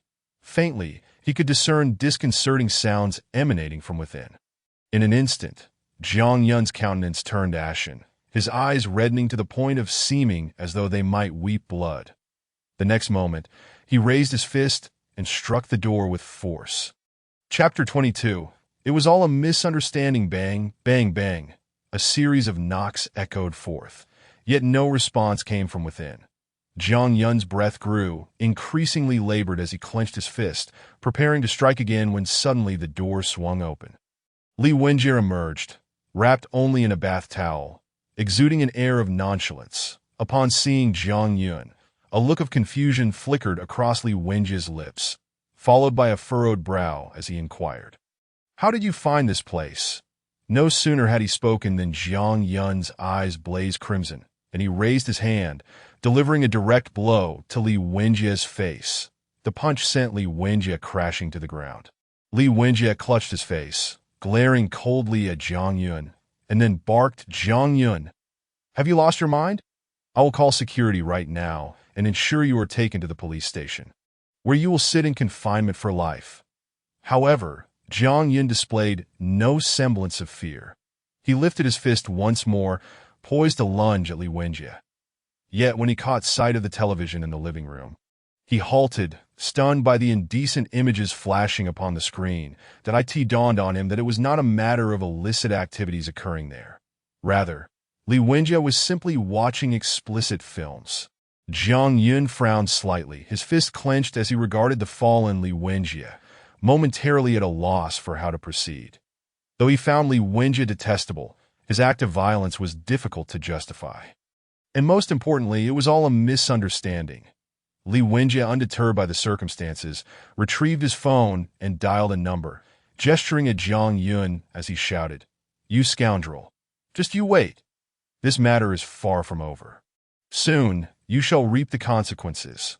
Jiang Yun chose to disregard Li Wenjie further, turning to leave. But just then, the door across the way swung open, revealing Lin Shui emerging from within. Upon witnessing Jiang Yun standing to one side and the blood trickling from Li Wenjie's mouth, she quickly grasped the situation. She shoved Jiang Yun aside and hurried to Li Wenjie's side, concern etched on her face as she asked, "Are you all right?" Li Wenjie exchanged a few words with the security personnel.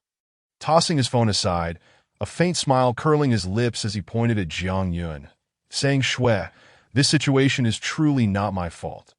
Jiang Yun knocked on my door without knowing what had transpired. And he punched me, claiming I was the one ruining your marriage. That I swear, I merely wished to extend a helping hand during your time of need. I had no ulterior motives, and I believe you understand that. Right?" Lin Shui nodded, her expression filled with remorse as she gazed at Li Wenjie. "I am deeply sorry. It is entirely my fault. But rest assured, I will ensure this matter is resolved earlier when they arrived at the building." Li Wenjie had even refrained from inviting her into his apartment, opting instead to hand her the key to the adjacent unit, which touched Lin Shui greatly. Unbeknownst to her, this was all part of Li Wenjie's scheme. Jiang Yun paid no heed to Li Wenjie's words. Even if Li Wenjie was deliberately stirring trouble, he was acutely aware that his explanations would fall on deaf ears, and Lin Shui would undoubtedly dismiss his claims. Yet, the name Shui reverberated in his mind. This was Lin Shui's nickname, one only her family had used over the years. Yet today, hearing it uttered by Li Wenjie ignited a furious response within Jiang Yun. Suppressing his rage, he approached Lin Shui, grasping her arm firmly as he implored, "Wife, let us return home, that I have uncovered the truth regarding the child.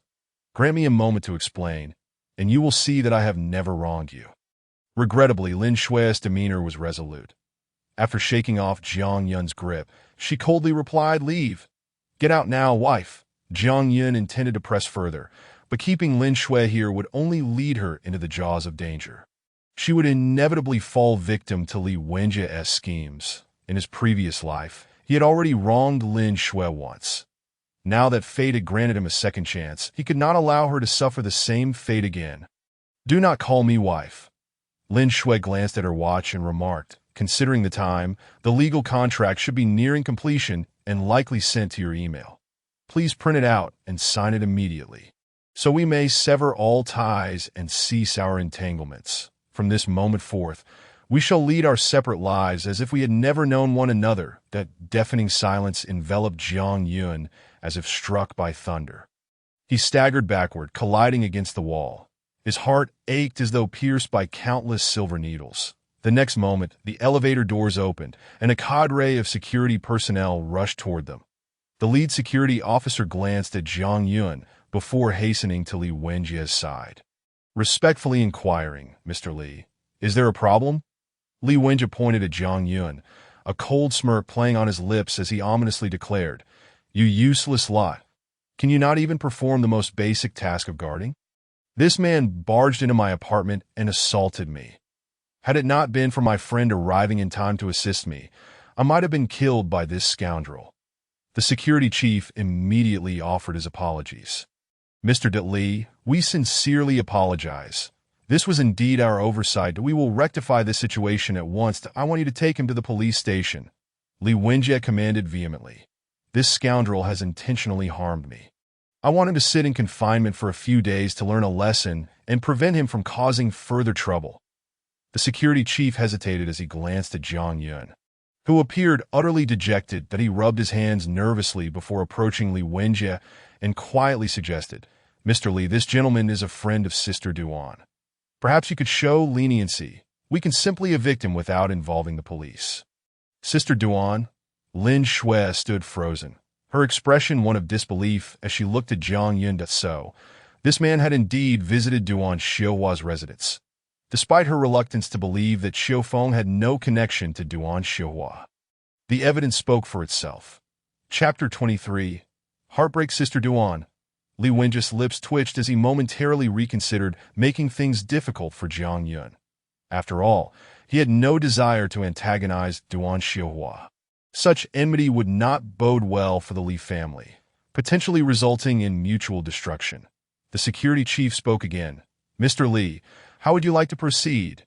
Li Wenjie hesitated for a moment, but before he could respond, Lin Shui stepped forward, casting a cold glance at Jiang Yun that if one has committed a wrongdoing, they must face the consequences. That "Mr. Li, please take him to the police station. We absolutely cannot allow someone like him to continue causing harm." Jiang Yun stood there as though struck by lightning, astonished that these words had come from Lin Shui's lips. Li Wenjie, equally taken aback, had expected Lin Shui to plead for Jiang Yun, but hearing her pronounce such a verdict elicited a cold smile from him as he declared, "In that case, let us take him to the police station. After all, in terms of justice, Jiang Yun is at fault. Even if he is a friend of Duan Xiuhua, he cannot evade the law." Though the security chief hesitated, he ultimately nodded in agreement. He approached Jiang Yun, his expression laden with difficulty as he said, "Sir, we will need to." Jiang Yun remained silent, his face ashen and filled with despair. Lin Shui had evidently allied herself with Li Wenjie, leaving him feeling like an outsider in this absurd scenario. That he glanced at Lin Shui before stating flatly, "Then take care of yourself." That Li Wenjie was no good person.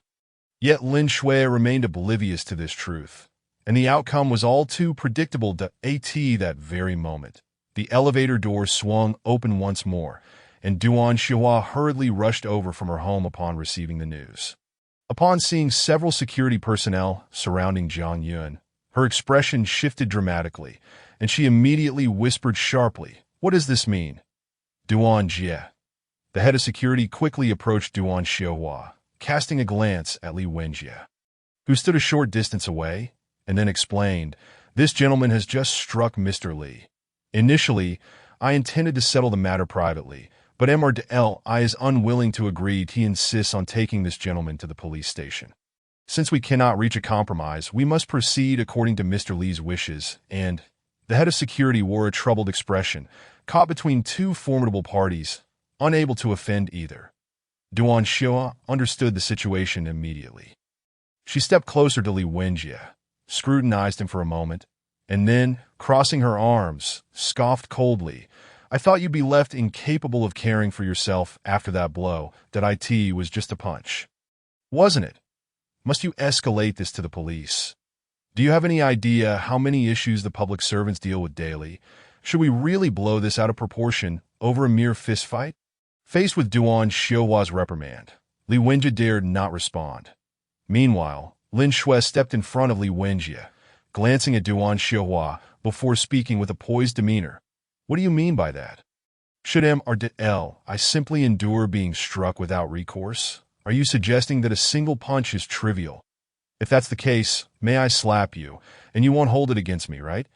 A cold smile crept onto Duan Xiaohua's lips as she regarded Lin Shui. Recognizing her status, she replied indifferently, "I stand right here, that if you have the courage, then go ahead and make your move." "You." Lin Shui clenched her fists, trembling with anger. Her intent was not merely to defend Li Wenjie, but to express her disdain for Duan Xiaohua's support of Jiang Yun, which left her feeling profoundly uncomfortable. "Enough, Xiaoxue." Li Wenjie quickly moved to Lin Shui's side, pulling her aside before quietly saying, "Can't you see the connection between Duan Xiaohua and Jiang Yun? She's clearly intent on protecting him. Let's give her some face. After all, you know how formidable Duan Xiaohua is. One word from her could plunge the Lin family into unprecedented difficulty. So, let's just let it go." Lin Shui exhaled deeply, at that moment deciding not to engage further with Jiang Yun. She clenched her fists, gritting her teeth. "Fine, we'll do as you said." Li Wenjie nodded in satisfaction and quickly approached Duan Xiaohua, forcing a smile as he said, "Since Duan Jie has intervened, let us consider today as events settled. However, I do hope you can keep your dog in check and prevent him from running around biting people. This time, it was me, which is bearable. But what if he offends someone else next time? Will you always be there to clean up after him?" Duan Xiaohua's lips twitched in irritation, and she raised her hand, delivering a sharp slap to Li Wenjie's face. "Duan Jie." Li Wenjie ground his teeth in fury, yet the words died on his lips. Nevertheless, he resolved that it would not be long before Duan Xiaohua would pay a heavy price for her actions. "If your mouth continues to spew filth, next time I'll have it cut out," she warned icily. Before returning to Jiang Yun's side, she patted his shoulder and said softly, "Shall we leave?" It was evident to all that Li Wenjie and Lin Shui were united in their stance. Remaining there would only invite humiliation. Jiang Yun's teeth nearly ground to dust as he glared at Li Wenjie for a long moment before storming off in fury. The next instant, he saw Lin Shui squat down, hugging her knees as she began to cry, her expression one of profound distress that tugged at the heartstrings. Li Wenjie hurried to the door to secure it before returning to Lin Shui's side. A mischievous smile creeping onto his face, he leaned close to her, embracing her shoulders, suppressing his excitement as he said, "Xiaoxue, it's all in the past now. Once you divorce Jiang Yun, your life will gradually improve. No matter who bullies you then, I will stand by your side." His hand brushed against the softness of her shoulder. Li Wenjie felt his breath quicken. He could even sense the reaction within himself. Although he was filled with exhilaration, he maintained a facade of gentility, gently stating, "Let me fetch you a glass of water to help you calm down later. I'll take you out for a stroll." Chapter 24. Forcibly taken away, Li Wenjie approached the liquor cabinet, retrieving a white tablet from behind a bottle, and promptly dropped it into a cup. He then hurriedly filled it with hot water. In no time, the tablet dissolved swiftly before his eyes. Li Wenjie excitedly brought the cup of water to Lin Shui, handing it to her while saying, "Xiao Xue, drink some water to ease your emotions. That man isn't worth it. Just look at how heart-wrenching your current state is." Lin Shui said nothing, accepting the cup and taking a sip before moving to the sofa, casting a grateful glance at Li Wenjie as she murmured, "Thank you to Dio, we need to be so polite between us." Li Wenjie replied with a faint smile, feigning chivalry, "I apologize. I was so focused on dealing with Jiang Yun that I didn't change into cleaner clothes. Please wait a moment while I change into my pajamas. It's quite rude of me." Lin Shui's fondness for him increased once more, and after a gentle nod, she drained the cup in one go.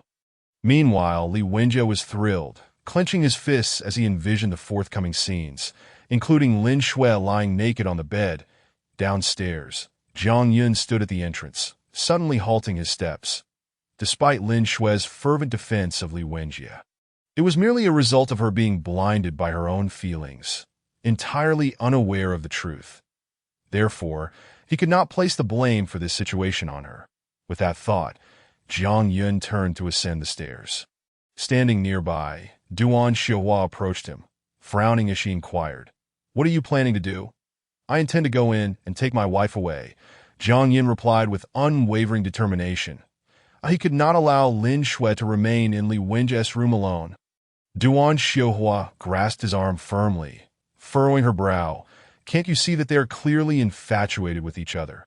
Just now, that woman even wanted Li Wenjie to take you to the police station.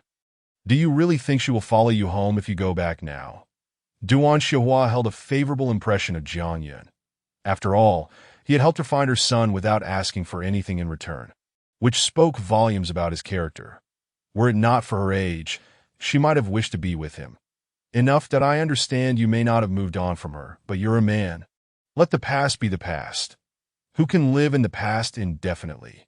she said, patting his shoulder with a sincere tone, "that I have many single young women in my company. Once I return, I'll find a couple for you to meet. If you like one, marry her directly. The quickest way to move on from a relationship is to dive into another." Jiang Yun chuckled self-deprecatingly, shaking his head as he replied, "It's not as simple as you suggest. Lin Shui isn't the person you think she is. If I part ways with her, I would have no desire to live on, for I came to repay a debt." Sadly, before he could finish, Duan Xiahua interrupted, "Jiang Yun, she is just one woman that you're still young. Once you achieve fame and fortune, I can find you a beautiful 18-year-old. Why would you want to hang yourself on a single tree?" Jiang Yun refrained from explaining further. No one could truly understand the bond between him and Lin Shui.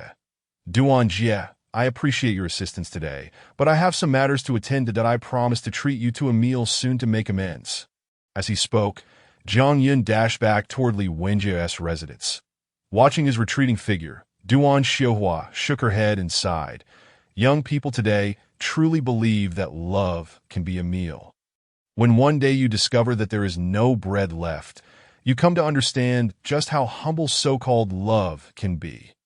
Duan Xiahua reminisced about her past experiences, a bittersweet smile curling at the corners of her mouth. And in the blink of an eye, she was already heading home. Since Jiang Yun had made up his mind, she resolved not to meddle any further. Soon, Jiang Yun found himself standing before Li Wenjie's door once again. He raised his fist and knocked on the same door. However, this time, it was not Li Wenjie who answered, but Lin Shui. "What are you doing here again?" Lin Shui's tone brimmed with hostility. After casting a cold glance at Jiang Yun, she spoke in a low voice. "I know the security here won't dare to touch you, but if you continue to act recklessly, I will call the police right now." Jiang Yun, facing Lin Shui, chose not to elaborate. Instead, he seized her by the waist and lifted her effortlessly, striding toward the elevator. Lin Shui cried out, "Jiang Yun, put me down. Do you know what you're doing? This is called kidnapping. You are breaking the law." A cold smirk appeared on Jiang Yun's lips as he glanced at Lin Shui and retorted, "Breaking the law? Are you joking with me? You are my wife. Is it illegal to carry my own wife? I will soon no longer be," she declared. Inside the elevator, Lin Shui continued to shout, "But at least you still are." Jiang Yun paid no heed to her words. He intended to forcibly bring Lin Shui back to their home and explain everything to her. Even if she didn't believe him, it would allow them to escape from Li Wenji's clutches. If only temporarily, in no time, they had exited the elevator, but Lin Shui was still struggling. Spotting several security guards nearby, she called out, "Help me!" Yet the guards, well aware of Jiang Yun's identity, dared not intervene. A passing man glanced at the two and frowned as he approached, asking, "What is your relationship?" "This is my wife." Jiang Yun replied curtly. "Your wife?" the man questioned coldly. "Then why is she struggling? You don't seem like a good person. I advise you to put her down quickly, or I won't hesitate to take action." Lin Shui echoed, "Yes, I don't know him at all."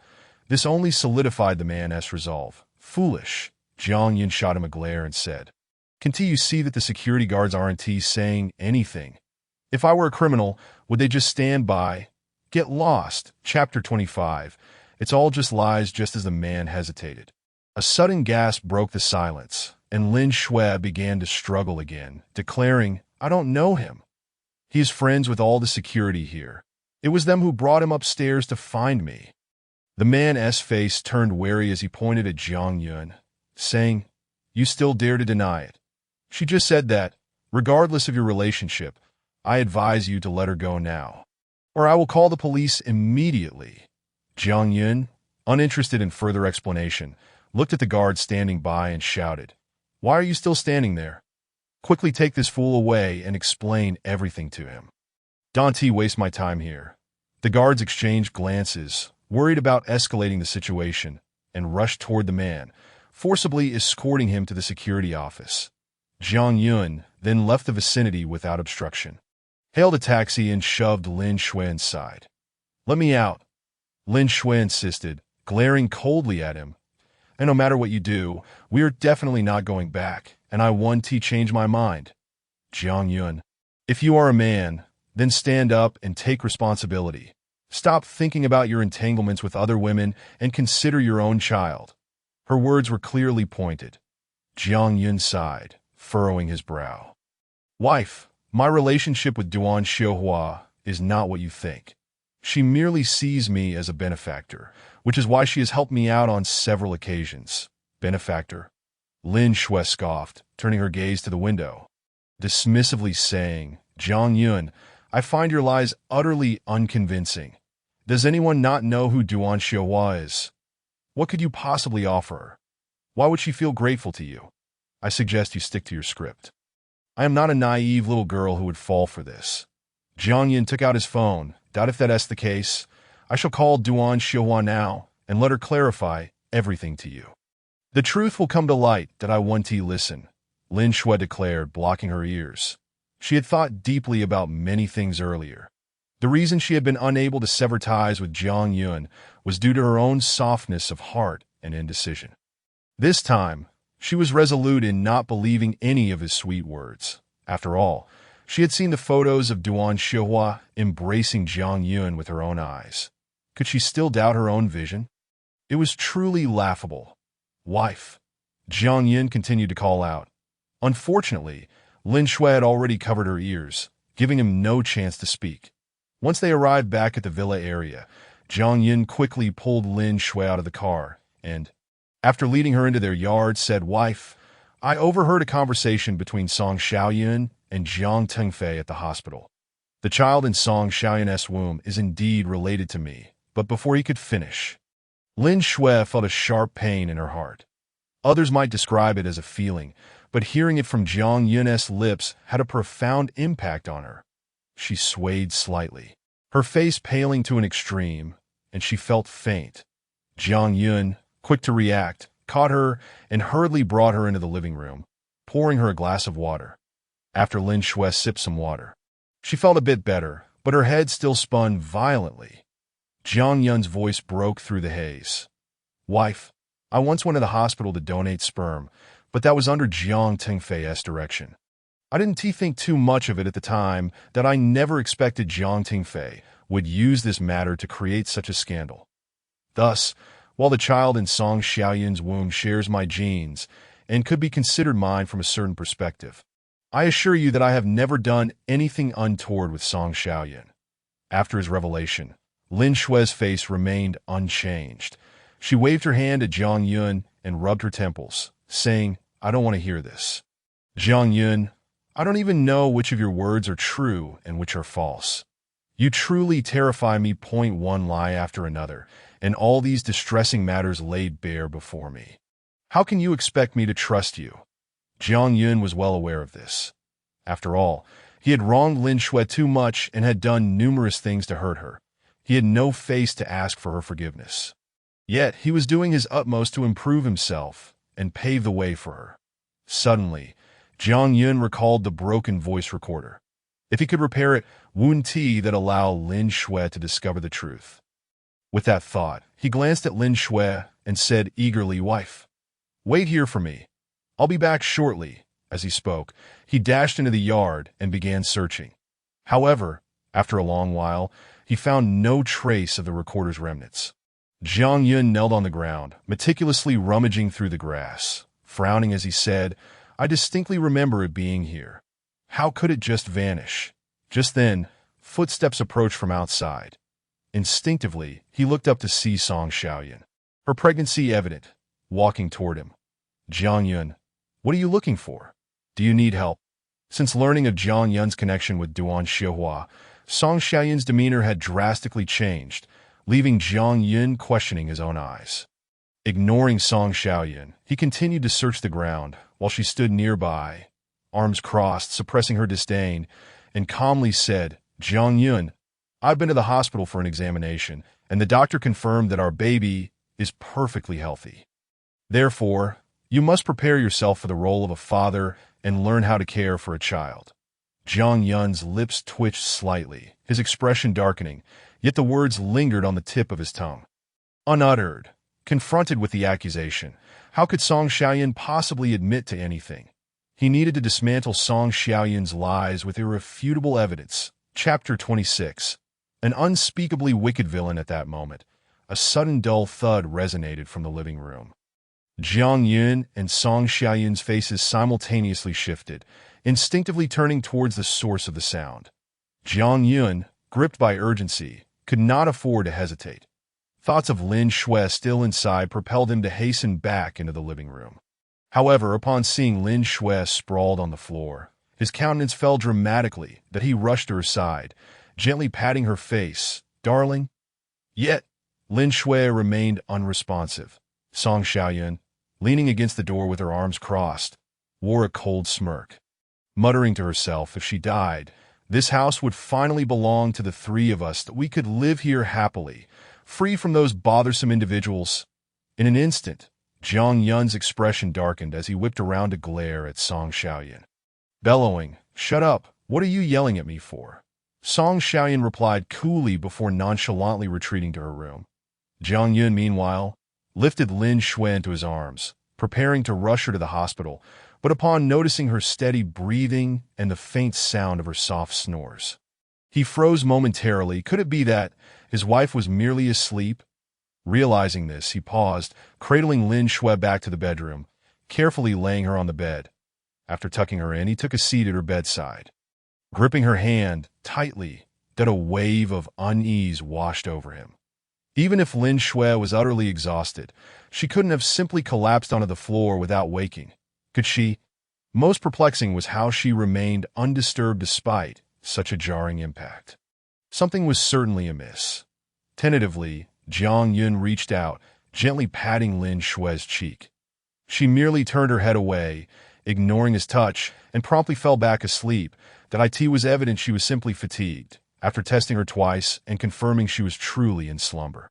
Jiang Yun finally relaxed, moving to the window to quietly observe the scene below.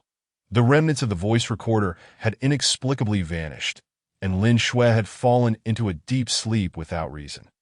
All these events had left Jiang Yun feeling inexplicably agitated, but he stood by the window for an indeterminate time, and as night fell, a veil of gray shrouded the sky. That a languid voice suddenly broke through his thoughts.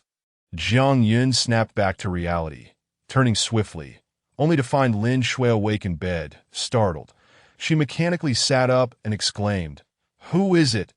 "It's me," Jiang Yun replied, a warm smile gracing his lips. upon confirming his identity. Lin Shui cautiously rose, switched on the lamp, and upon glancing at the clock, her expression soured. Jiang Yun, what on earth did you do to me? How could I have slept so long?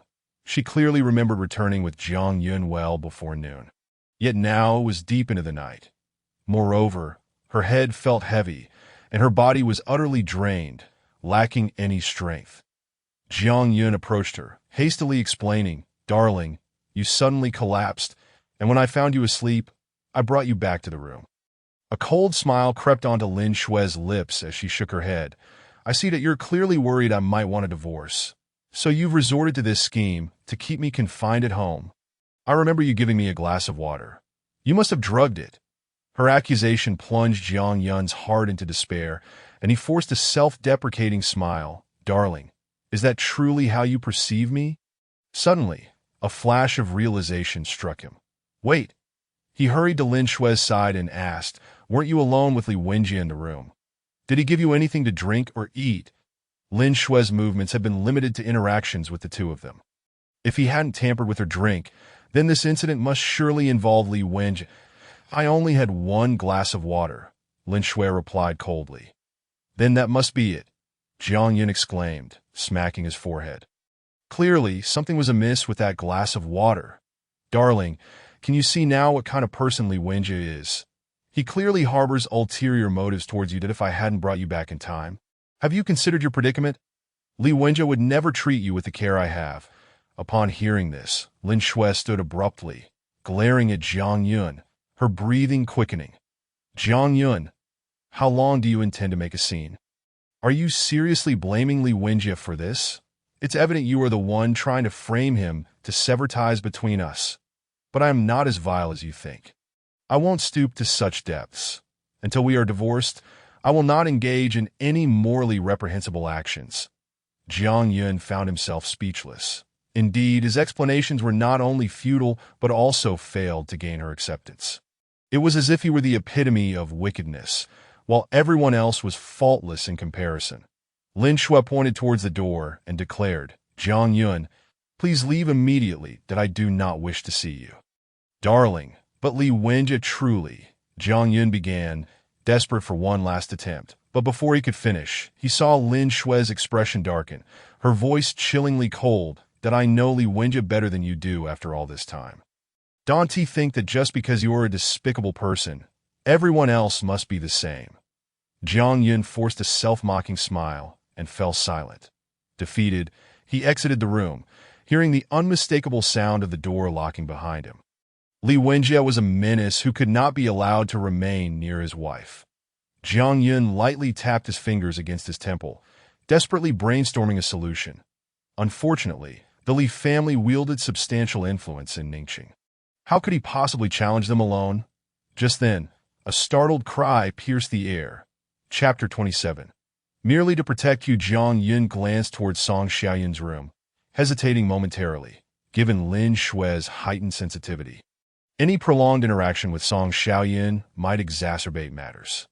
Yet considering Song Xiaoyun's condition, he clenched his fists, enduring an internal struggle before hastening into her room, that in mere moments, he reached her side that moment. Song Xiaoyun was seated on the floor, clutching her abdomen. Upon noticing Jiang Yun, she urgently exclaimed, "Jiang Yun, help me up. My stomach hurts terribly." "Stomach pain." Jiang Yun furrowed his brow, moving to assist her back onto the bed. "Do you need to go to the hospital?" "No need," Song Xiaoyun replied, shaking her head. Her gaze shifted to Jiang Yun, and she clung to his arm, pressing her cheek against it as she implored. "Jiang Yun, please don't leave tonight, that I live just downstairs." Jiang Yun withdrew his arm, responding coolly, "If you're all right, I'll head downstairs." Song Xiaoyun's demeanor shifted, her eyes growing cold as she saw him preparing to leave. She quickly stood, gripping his sleeve once more, her voice trembling. "But I'm really scared and feel so hopeless. This isn't my home, and Lin Shui harbors animosity towards me that if something were to happen, she wouldn't care. In fact, she might wish for our child to be lost, so I hope you can stay with me for a while, okay?" Jiang Yun frowned. "Lin Shui isn't the person you think she is." Besides, if you're truly worried, why not pack your things and go home or stay with the Jiang family? Don't you have a good relationship with Jiang Tingfei? He has been with you during your checkups. Let him take care of you. Upon hearing this, Song Xiaoyun's expression shifted slightly, and she quickly inquired, "Did you go to the hospital today?" "Yes." Jiang Yun turned around, his gaze ablaze as he looked at her. Gritting his teeth, he spoke each word with deliberate precision. "Not only did I go to the hospital, but I also overheard your conversation with Jiang Tingfei. I have come to know the truth regarding the child." Song Xiaoyun furrowed her brow slightly, yet the words lingered unspoken on her lips as she walked towards the door, casually shutting it behind her. After casting a glance at Jiang Yun, a faint smile graced her lips. "But what does it matter? The child is yours, and that suffices. That as for how she arrived, isn't that still within my control? Moreover, your sperm donation agreement has long since been destroyed by Uncle Jiang. No one is aware of your contribution. With your empty words, do you truly believe Lin Shui would take you at your word?" Jiang Yun clenched his fists tightly, his lips twitching involuntarily, that he never anticipated that Song Xiaoyun would possess such profound cunning. If only he had not damaged and lost the recording device. How could Song Xiaoyun manipulate him so easily? Approaching him, Song Xiaoyun patted his shoulder and offered a subtle smile before continuing. "Enough that don't overthink it. Trust me, in many respects, I can provide far better than Lin Shui, that we are the most suitable pair." Jiang Yun's expression darkened further as he glanced at Song Xiaoyun's hand, which he promptly pushed away, snorting coldly before stating, "There is no wall that does not let the wind through. I will eventually reveal the truth to Lin Shui, exposing your true nature to her. Furthermore, I will live happily with Lin Shui." Song Xiaoyun nearly ground her teeth to dust, yet she suppressed her rising anger. After all, Jiang Yun was no longer the man he once was. He had secured a contract from Xia Jingwo and had established a favorable relationship with Duan Xiuhua. These two factors alone were enough to earn her respect.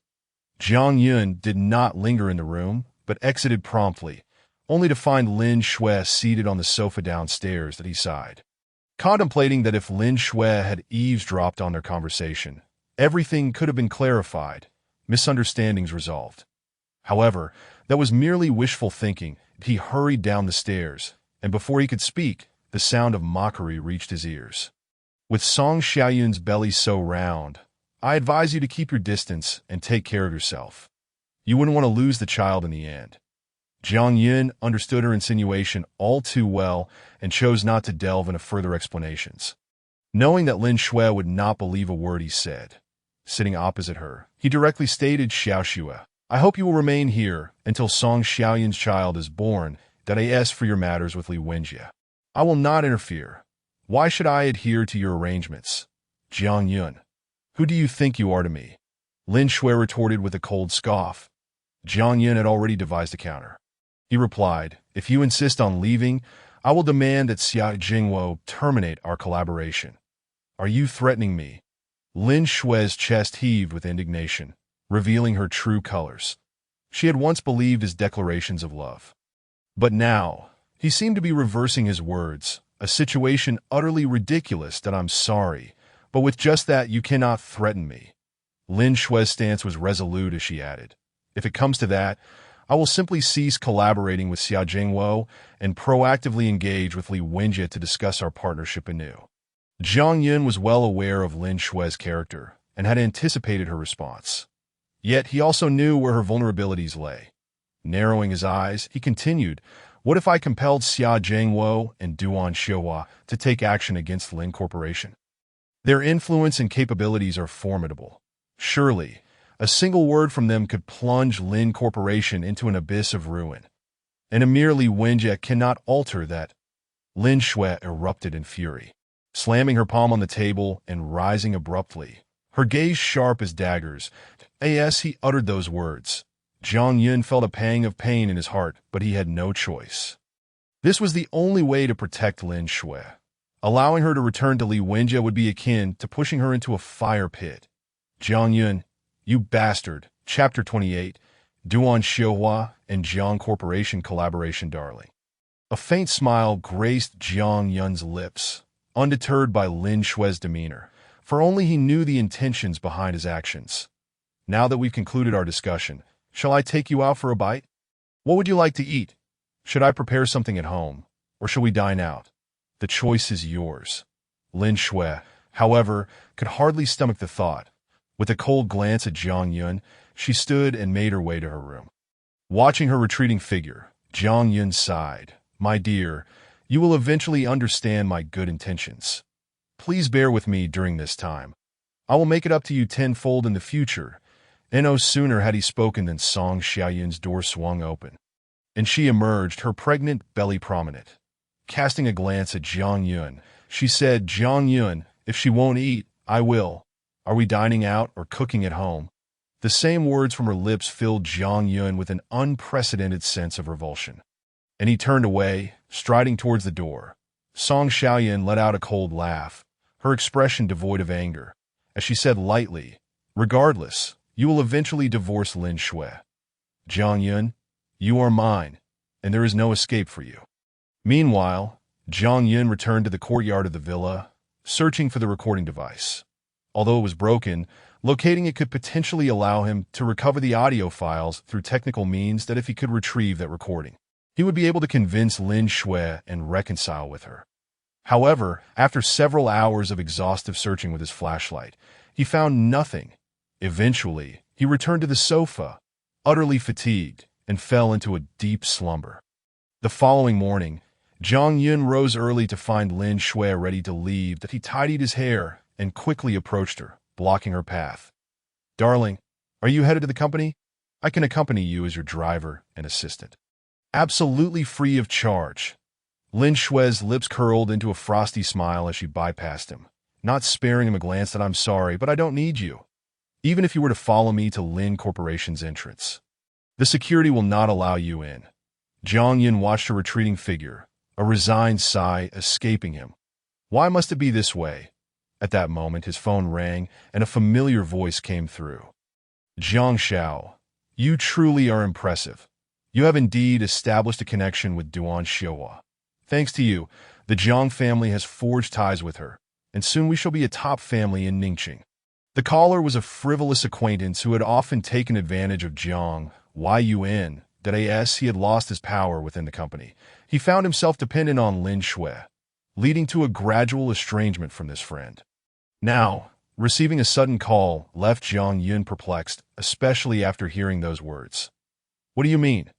I know Duan Xiuhua, but what does that have to do with the Jiang family? The man chuckled. Brother, I heard that Uncle Jiang has secured a contract with Duan Xiuhua and is holding a high-level meeting at the company. What?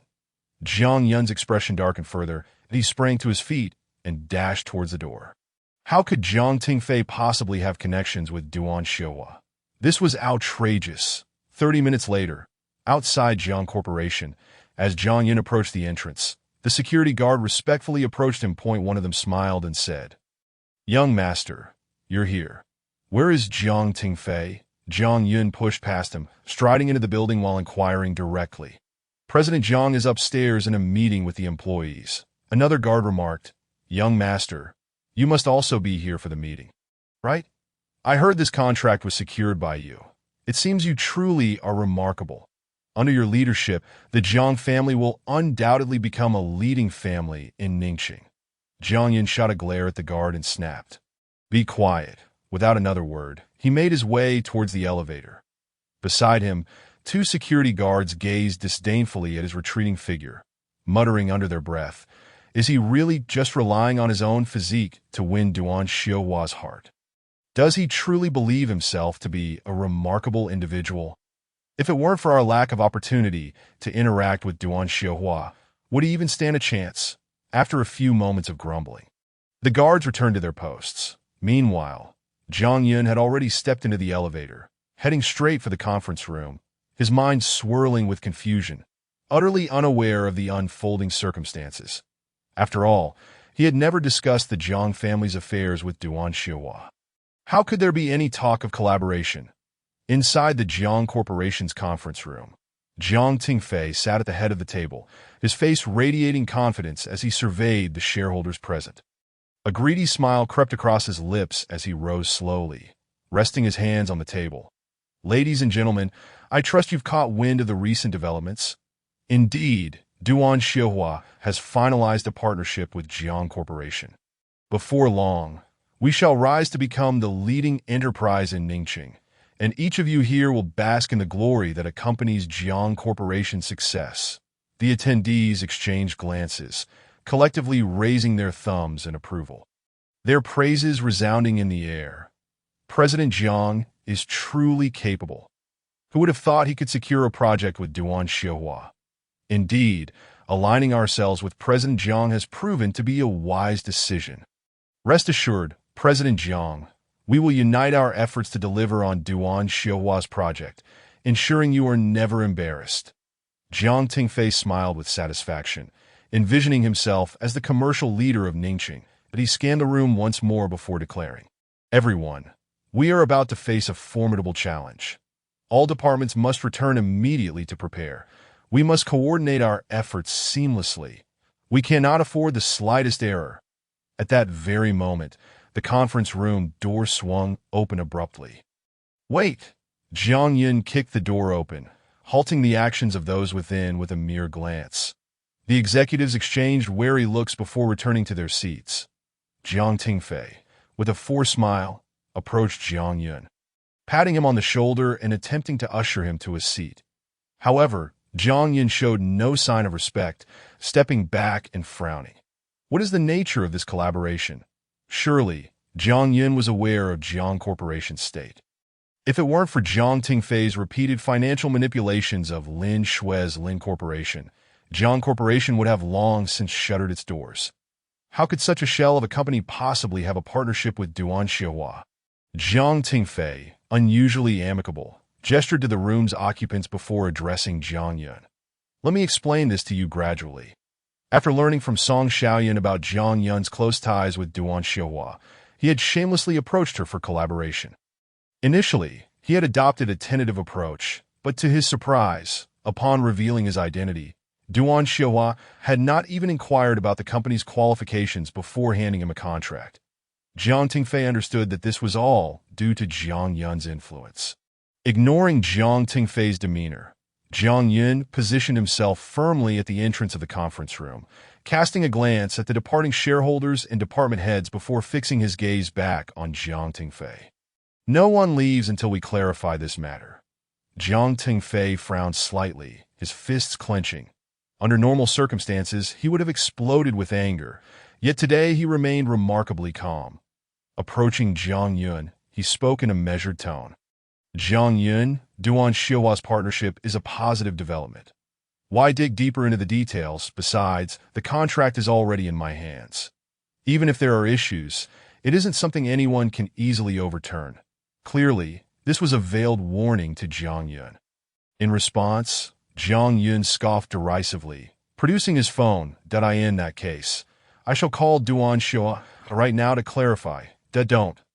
Jiang Tingfei was acutely aware of the strained relationship between father and son. A single phone call could jeopardize the entire deal. "Jiang Yun, listen. As long as you don't interfere, you can demand anything you want." Jiang Yun pondered briefly, his eyes darting around before he stepped aside. "You all may leave." The attendees promptly exited the conference room, leaving behind an expanse of silence.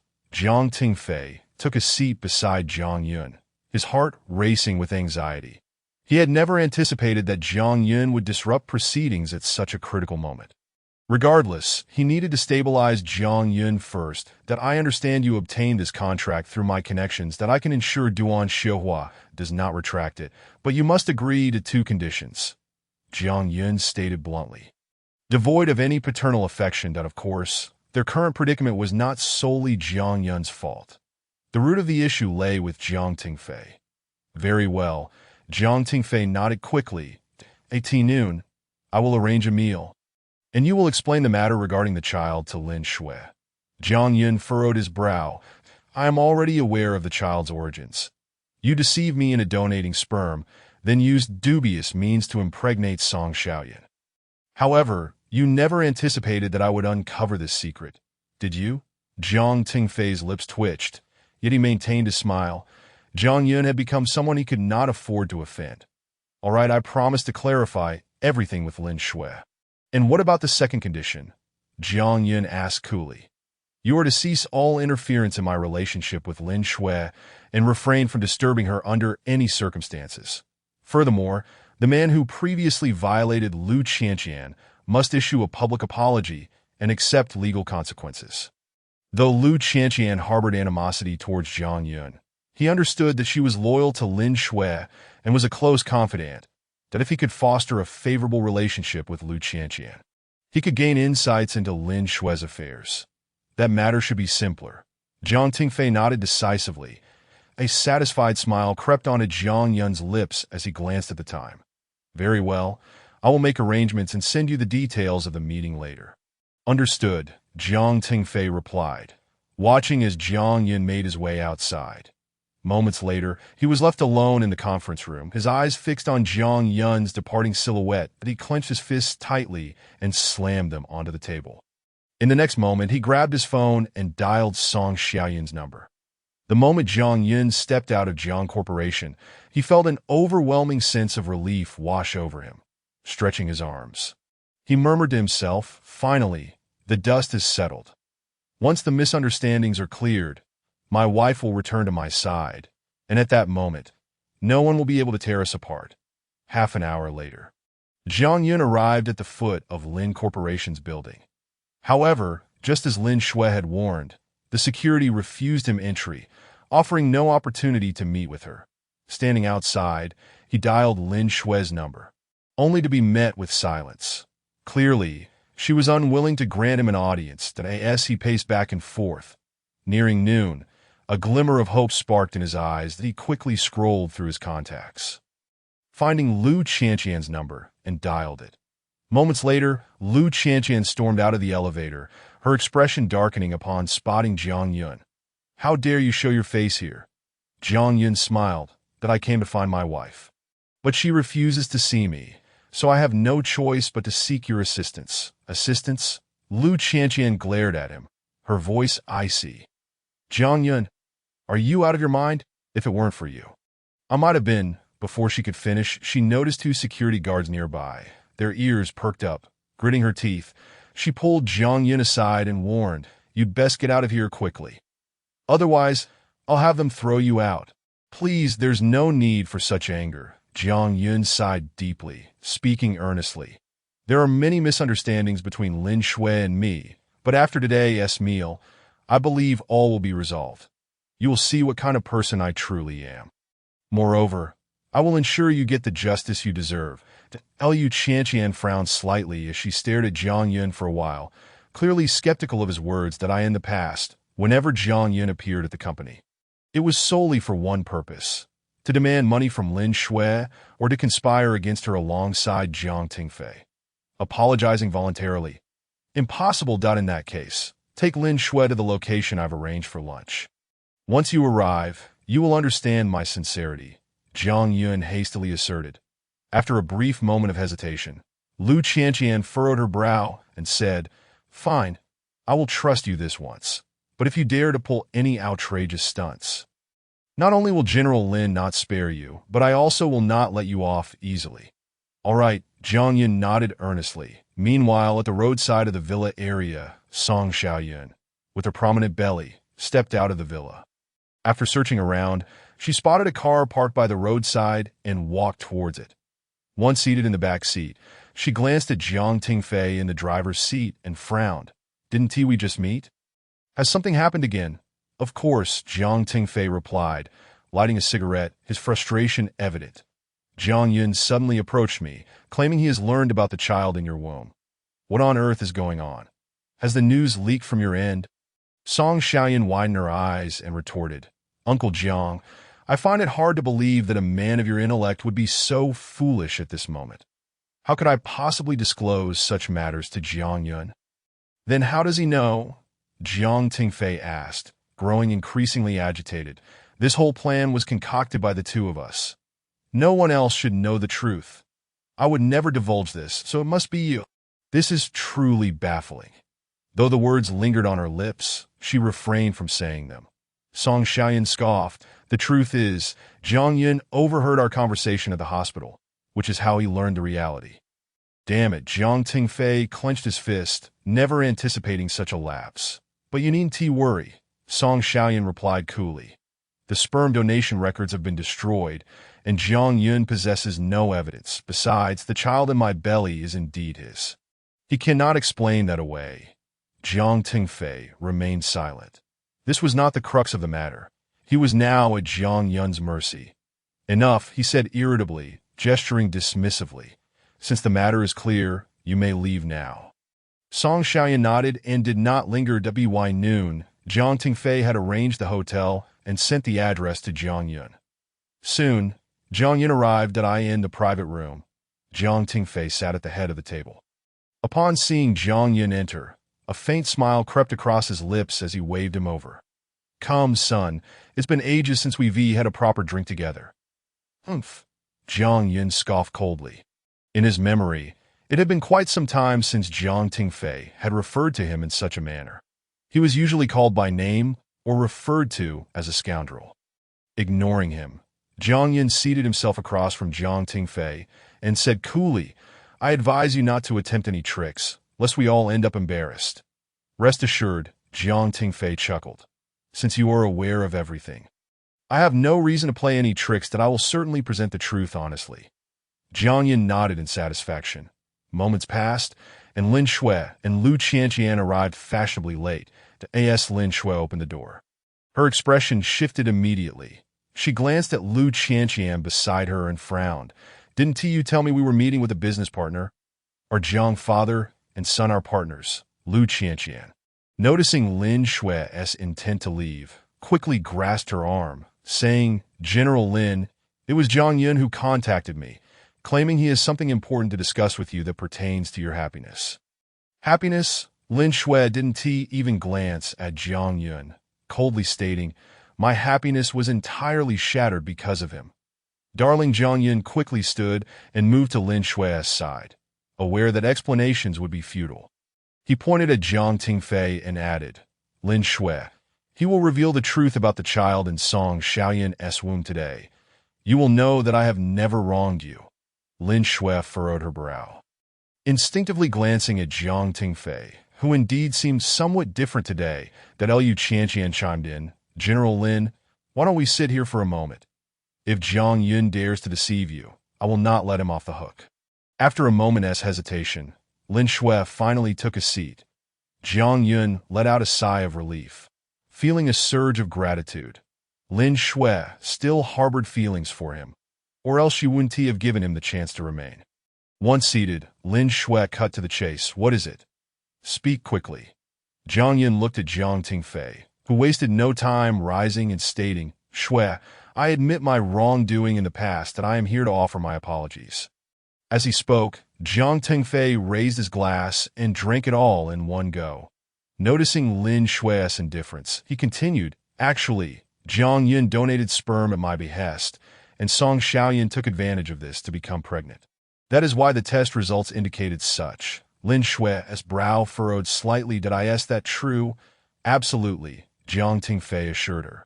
Jiang Yun moved a chair closer and said, Wife, do you now believe me? I told you I would never do anything to betray you. Now, you must trust me. Lin Shui remained silent, puzzled as to why Jiang Tingfei would suddenly support Jiang Yun. Was there some ulterior motive? Feeling a headache coming on, Lin Shui stood up. I need to use the restroom. I'll be back to discuss this. Chapter 31. Jiang Tingfei's backup plan. Jiang Yun felt elated and quickly stood, asking, Wife, I'll accompany you to no need. Lin Shui shook her head and walked out of the private room.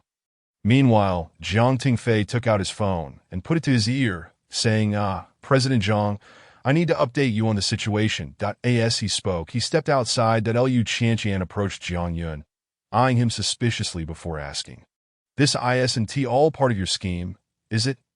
Jiang Yun was taken aback and replied, What do you mean? Jiang Tingfei suddenly changed his tone and even willingly disclosed everything to General Lin. Something feels off, Lu Qianqian remarked coolly. that I know exactly what kind of person Jiang Tingfei is. Over the years, he has consistently opposed General Lin and has taken many things from her. He is nothing more than a parasite. While Lu Qianjian was disparaging Jiang Tingfei, Jiang Yin wore a nonchalant smile, saying, "You're absolutely right. Jiang Tingfei is indeed cunning and perpetually considers his own interests. Moreover, he did not willingly undertake these two matters."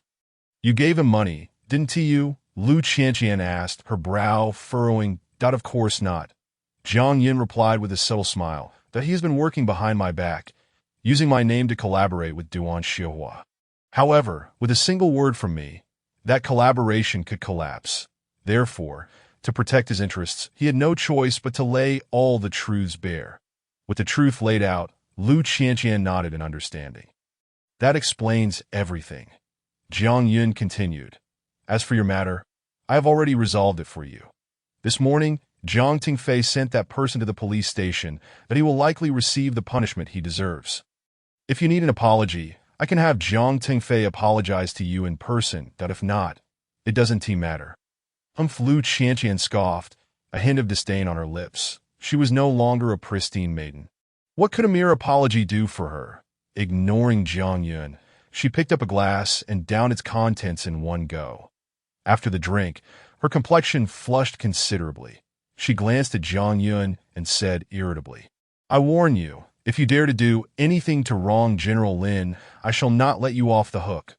Lin Shui, grateful for the kindness bestowed upon her, has kept Lu Qianjian by her side.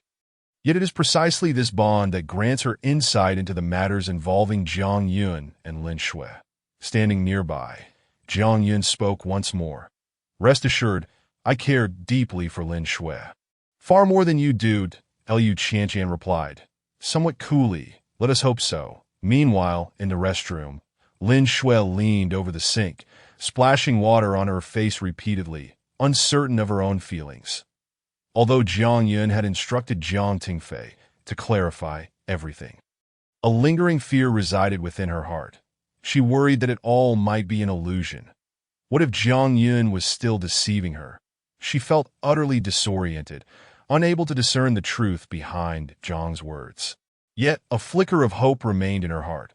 She yearned for the possibility of rebuilding her life with Jiang Yun. Outside the restroom, Jiang Tingfei put down his phone and leaned against the door, attentively observing Lin Shui. Upon noticing her presence, a mischievous smile crept across his face. He then lifted his phone to his ear and said, "Yes, everything has been taken care of. You can now proceed with the contract confidently." Jiang Yun's matters had been resolved, and he was expected to honor the contract, especially since I had helped him craft such a deceitful tale to mislead Lin Shui. However, I had not anticipated the depth of Jiang Yun's scheming. It appears I had failed to see my son's true nature all along. Ironically, Lin Shui genuinely believed that the sperm donation report could be easily destroyed. Yet, she likely could not fathom the complexities involved. Therefore, this situation would undoubtedly unfold without a hitch. After concluding his remarks, Jiang Tingfei moved away, intentionally stating, "I shall take my leave now. You can proceed with the collaboration. Jiang Yun is still waiting for me in the room." Inside the restroom, Lin Shui stumbled a few steps, nearly losing her balance, as a deafening roar filled her mind. Her complexion turned ghastly. How could she believe that Jiang Yun would truly change? The myriad of actions Jiang Yun had taken during this period had already shattered her heart. Lin Shui, in a daze, exited the restroom and re-entered the private room, where she found Jiang Yun standing.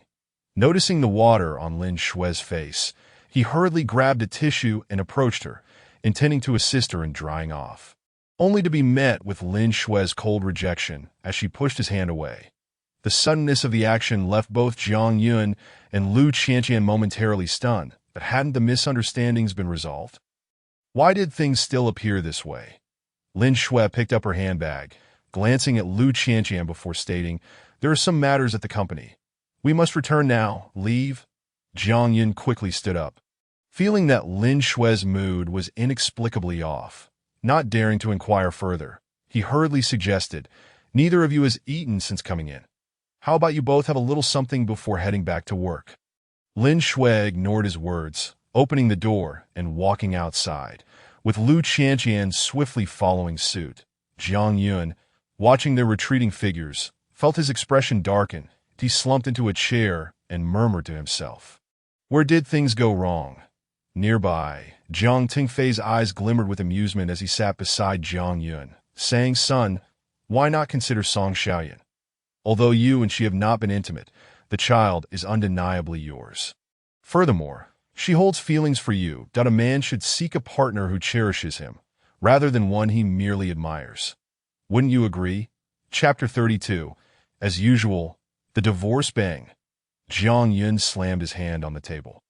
Rising abruptly from his chair, he shot a cold glare at Jiang Tingfei and reprimanded, "This is none of your concern. It would be best if you refrained from uttering such pointless drivel." Without another word, Jiang Yun strode toward the exit of the private room. Jiang Tingfei, sitting nearby, furrowed his brows and muttered irritably, "You wretched brat. Just wait. You will regret this. You still hold some utility for me now. So I shall let you off lightly, but once you become worthless, we shall see if I still pay you any mind." On the other side, Lin Shui and Lu Qianqian had already entered a car, heading toward the Lin Corporation. Along the way, Lu Qianqian, glancing at Lin Shui's pale visage, inquired, "President Lin, has something gone awry again? Jiang Yun has explained everything. Are you not considering reconciling?" Lin Shui remained silent, the echoes of Jiang Tingfei's words reverberating in her mind. Lu Qianqian continued, "However, Jiang Yun truly deserves a stern lesson. After all, he has acted inappropriately for far too long. How about this? Let us continue to give him the cold shoulder for the time being, and see how he responds before we deliberate on our next course of action." Lin Shui tugged at her hair, feeling a throbbing pain in her head.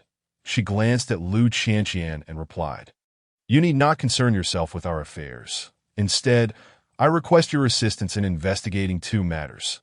First, please ascertain whether Jiang Yun truly made a sperm donation at the hospital. Secondly, investigate if Jiang Tingfei and Duan Xua have recently entered into a partnership." Lu Qianqian nodded without hesitation. Meanwhile, Jiang Yun exited the hotel, persistently attempting to reach Lin Shui by phone.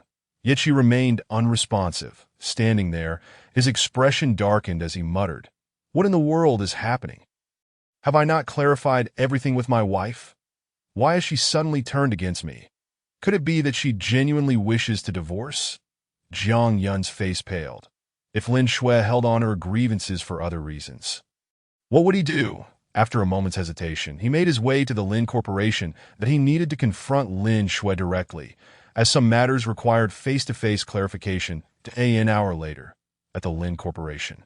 Having returned from the hotel, Lin Shui remained secluded in her office. Lu Qianqian knocked on the door, quickly entering, and approached Lin Shui's side, saying, "President Lin, I've completed the investigations at the hospital. There are no records of Jiang Yun's sperm donation. However, the Jiang Corporation is indeed collaborating with Duan Xua, and the project is substantial." The weight of her words caused Lin Shui's expression to freeze. Everything aligned perfectly with Jiang Tingfei's claims, indicating that the father and son had conspired to deceive her. Lin Shui let out a self-deprecating smile, finally seeing Jiang Yun's true colors. Noticing Lin Shui's unsettling demeanor, Lu Qianqian approached her cautiously and asked, "President Lin, are you all right? Do you feel unwell? Would you like me to accompany you to the hospital?" Lin Shui shook her head and replied coolly, "Please leave me be. I need some time alone." Lu Qianqian did not dare to press further and stepped outside the office. However, no sooner had she closed the door than her phone rang, and she heard Jiang Yun's voice on the other end. "Please inform the security downstairs that I need to see Lin Xu." Lu Qianqian frowned and said, "Since returning from the hotel, President Lin has been in a foul mood, and she recently asked me to investigate the sperm donation report." "Jiang Yun, have you done something to upset her again?" Jiang Yun furrowed his brow. The mention of the sperm donation report struck a nerve. He had indeed discussed this matter with Jiang Tingfei, but the report had long been destroyed by him. "Just let me meet with Lin Shui. We can discuss everything else afterward." After a moment's hesitation, Lu Qianjian relented and notified the security. Soon, Zhang Yun made his way upstairs without obstruction. That moment, Lu Qianjian awaited him by the elevator, and upon seeing him approach, frowned. "Do not forget what you promised me." Zhang Yun nodded and hurried toward Lin Shue's office. As he entered, the occupants of the office began to murmur among themselves that hadn't Lin Shue distanced herself from him. Why was he back? Who could say? Perhaps he was thick-skinned enough to seek reconciliation with her. I have heard that he considers Lin Shue his lifeline. Once he loses her, he would surely be unable to survive. Standing to one side, Lu Qianqian glanced at the crowd, and her expression immediately darkened considerably. She then coldly admonished, "Are you all idle? How can you waste time here with such futile chatter? If there's nothing pressing, would you like me to assign you more work?" The group was taken aback, and none dared to speak further. Meanwhile, Zhang Yun had already entered the office. Lin Shue, without raising her head, remarked, "Haven't I told you before? Handle the matters you can manage on your own. If there's a project that requires my signature, we can discuss it tomorrow. It's me," Zhang Yun softly interjected. Upon hearing his voice, Lin Shue jerked her head up as if electrified. After casting a glance at Zhang Yun, her eyes were filled with coldness, and she icily stated, "What are you doing here?" "Wife." Zhang Yun stepped closer, hastily saying, "Haven't we clarified everything? Yet I sense you seem unhappy. Did I ask there's something wrong?" Lin Shue immediately turned her face away, casually replying, "Zhang Yun, I've told you long ago that our relationship is over. Therefore, please refrain from addressing me so intimately. Moreover, the divorce will proceed as planned." Zhang Yun was taken aback and instinctively asked, "Divorce? Wife, why still divorce?" In an instant, his face turned ashen. Lin Shue let out a cold laugh, glancing at Zhang Yun before sharply rebuking, "You know very well in your heart. Zhang Yun, I've given you too many chances. But I refuse to live a lifetime shrouded in deception that I'm human too, and I grow weary that I no longer wish to continue this charade with you." Her patience with Zhang Yun had finally worn thin. Chapter 33. Every family has its own difficulties. Wife. Zhang Yun had thought that after today, he would return to a normal life with Lin Shue. However, upon witnessing her attitude, he was taken aback. He hurriedly approached Lin Shue, grasping her hand and fervently stating, "Wife, I assure you, there will never be anything that makes you unhappy again, that I will enrich our lives, ensure Lin's prosperity." And also, before he could finish, Lin Shue had already waved her hand to interrupt him. Despair etched on her face.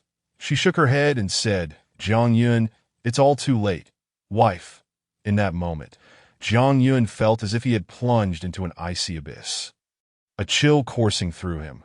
Beside him, Lin Shue continued, "I have work to attend to. Please leave, Mr. Jiang." Mr. Jiang.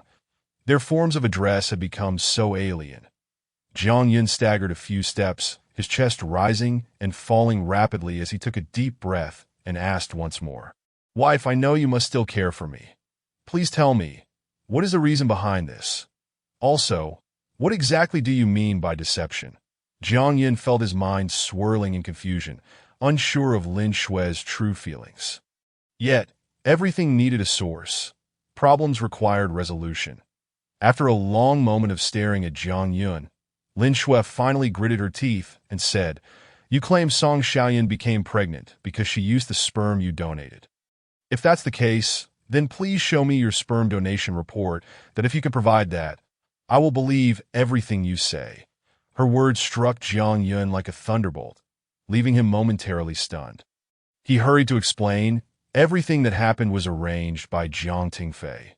Moreover, that sperm donation report was taken by Jiang Tingfei, but it was subsequently lost, so I cannot find it now. A self-deprecating smile crept across Lin Shue's lips. At this juncture, Zhang Yun was still fabricating lies. That it sounded flawless, yet was riddled with inconsistencies. How could such coincidences exist in the world? With the absence of the donation report, how could Song Xiaoyan possibly be pregnant? Lin Shue did not wish to dwell on these contradictions. She pointed towards the door and declared, "Zhang Yun, leave it if you do not want a divorce. Then find that donation report." if it does not appear before me in 3 days. We shall proceed with the divorce. Her stance was resolute. Jiang Yin wished to explain further, but Lin Shui had already turned away from him. After a moment's hesitation, Jiang Yin walked towards the office door. Nearby, Lu Qianqian hurried to his side and inquired, "How did it go? Did you manage to clarify everything with President Lin? Have you reconciled?" Almost. Leaving behind those 2 words, Jiang Yun made his way to the elevator. After departing from Lin's group, Jiang Yun dialed Xia Jingwo's number.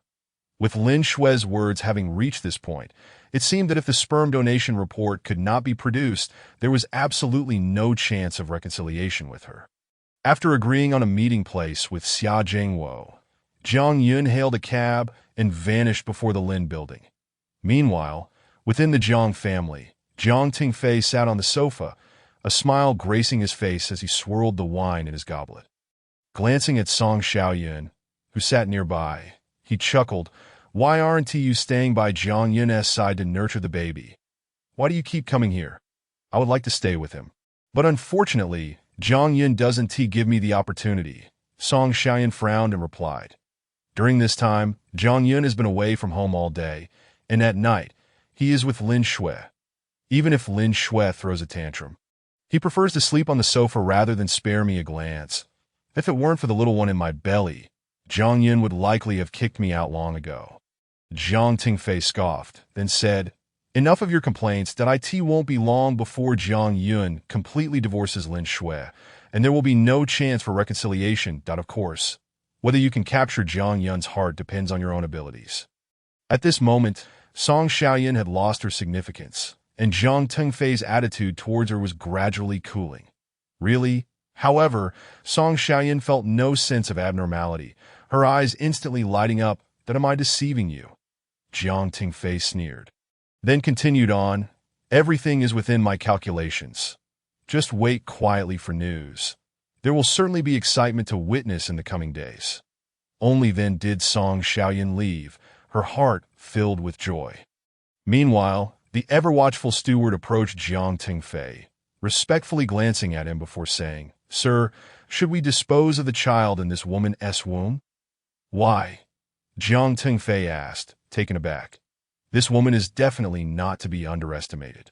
Although she seems obedient now, a mother's worth is tied to her child, that if she truly becomes the young master's confidant, I worry she may become a variable," the steward analyzed.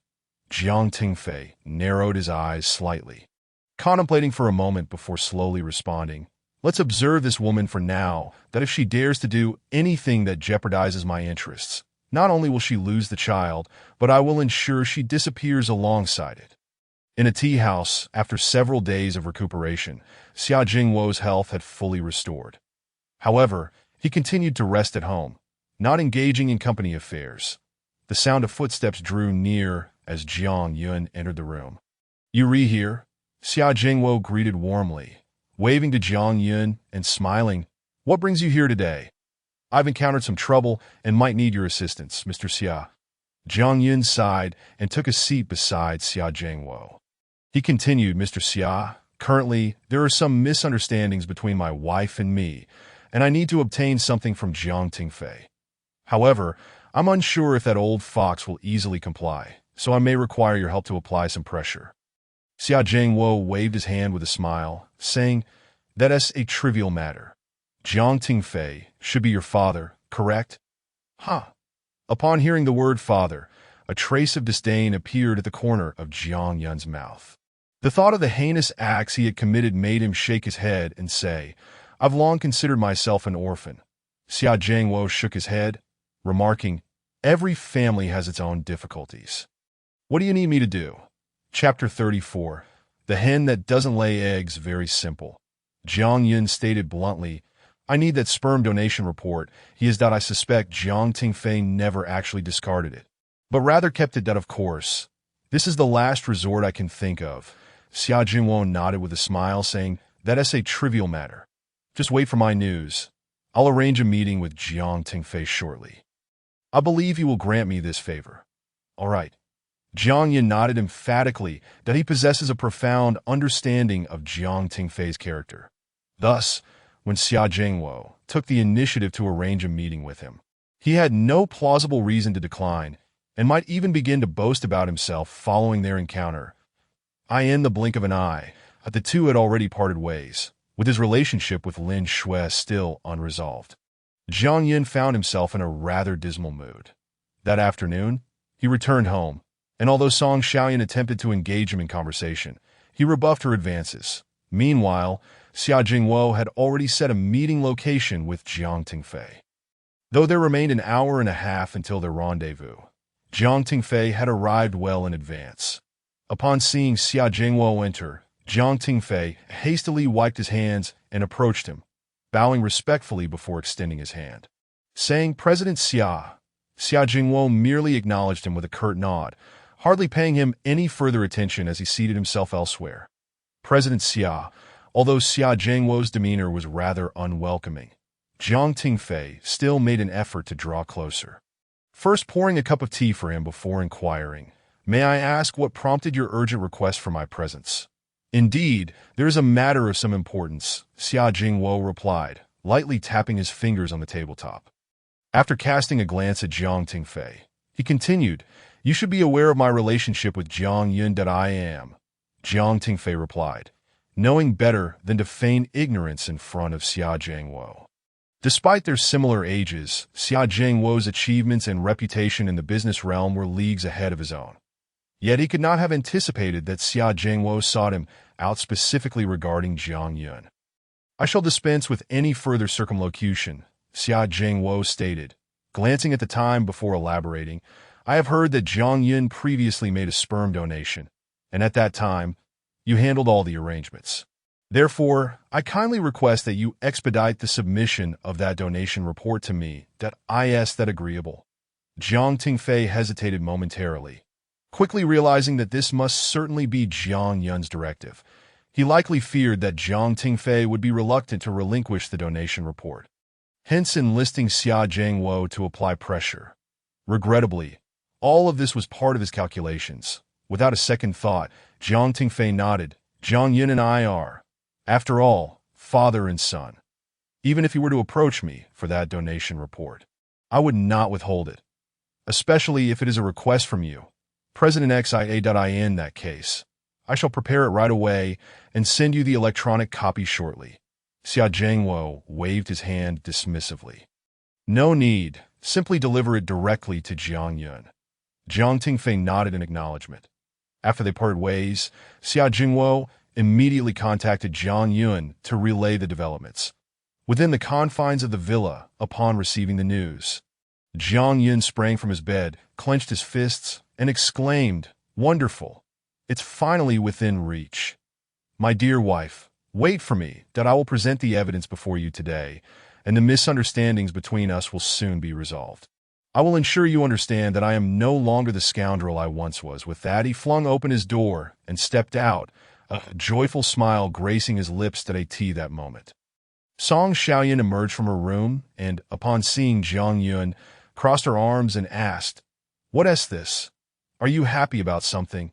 "It's none of your business," Jiang Yun retorted, feeling as though a bucket of cold water had been poured over him. He had never encountered a woman as malicious as Song Xiaoyan, who would go so far as to bear another man's child for the sake of money. She approached him, wrapped her arms around his, and said, "Jiang Yun, do you truly feel nothing for me? I can do everything Lin Shui can do, and I could do it even better." In fact, before she could finish, Jiang Yun shot her a cold glare and was about to shake her off when he noticed Song Xiaoyan looking down at her abdomen and warning, "I advise you not to act against me at this moment, for if something were to happen to my child, you would bear full responsibility." "You..." Jiang Yun gritted his teeth. "Jiang Yun," she shifted her tone, a sly smile returning to her lips as she leaned closer. "Is it truly necessary for you to be so harsh? I am sincere in my feelings for you, and besides, I carry your child." Jiang Yun scoffed. "And what of it? That only proves you are not the issue. You and Lin Shui have been married for several years without having any children, yet it has now been established that you are not at fault, implying that Lin Shui's health may be compromised. Even if you were to be with Lin Shui, would you not desire children in the future?" Each word struck deep. Jiang Yun paused, acutely aware of the gravity of their situation.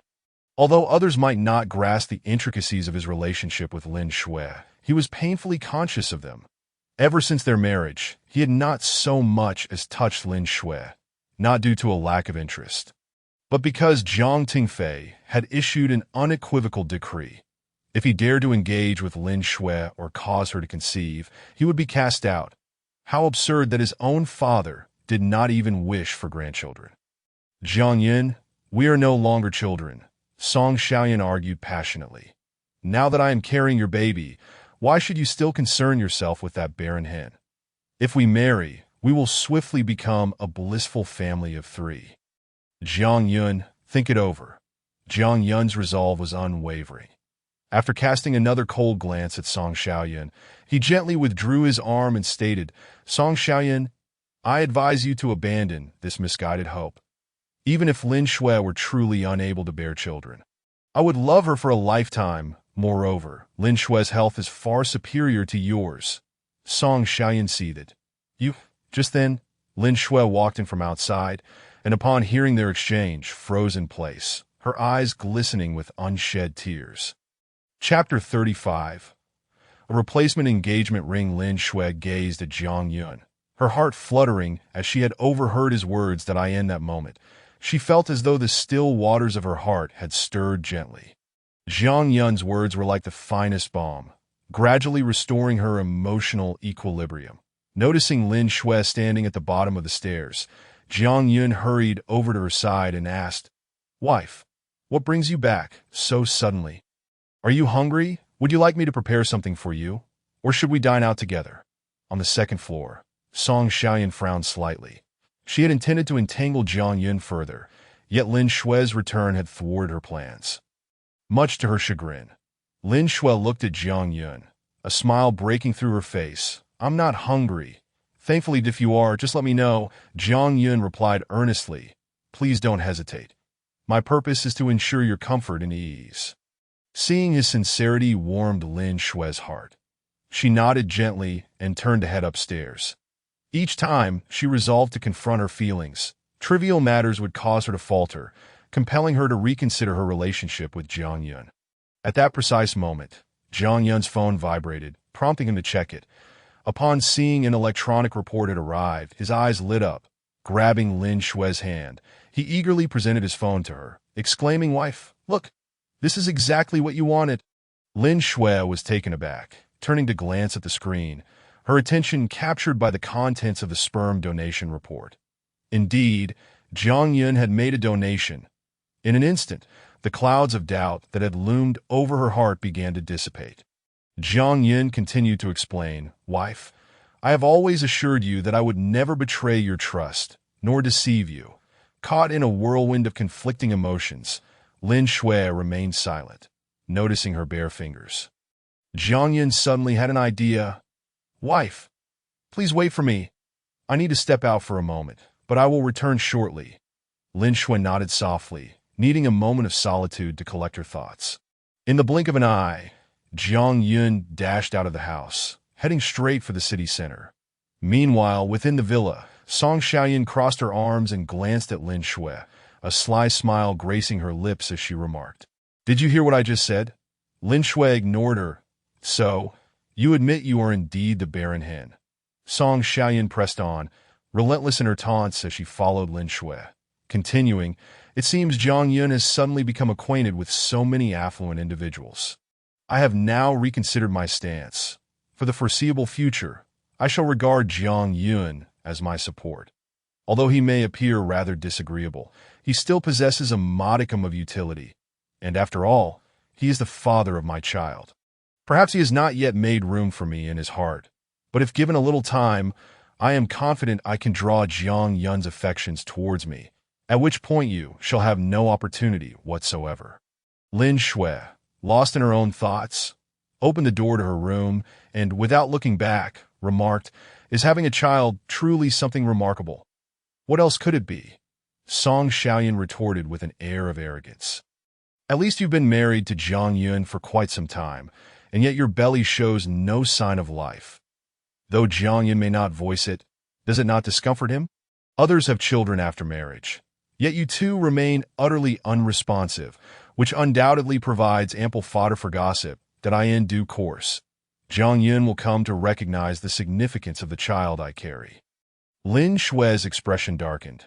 She gently clenched her fists, feeling disinclined to continue the argument with Song Xiaoyan.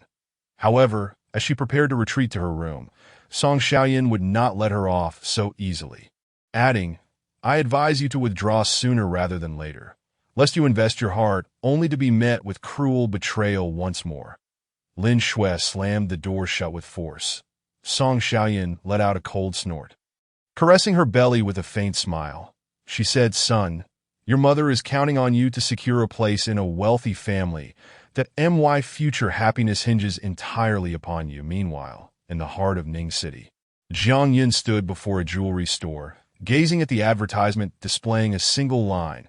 A man may only custom order one ring in his lifetime. This is the one that when he married Lin Shui. The ceremony was rather rushed, and he hadn't even prepared a wedding ring.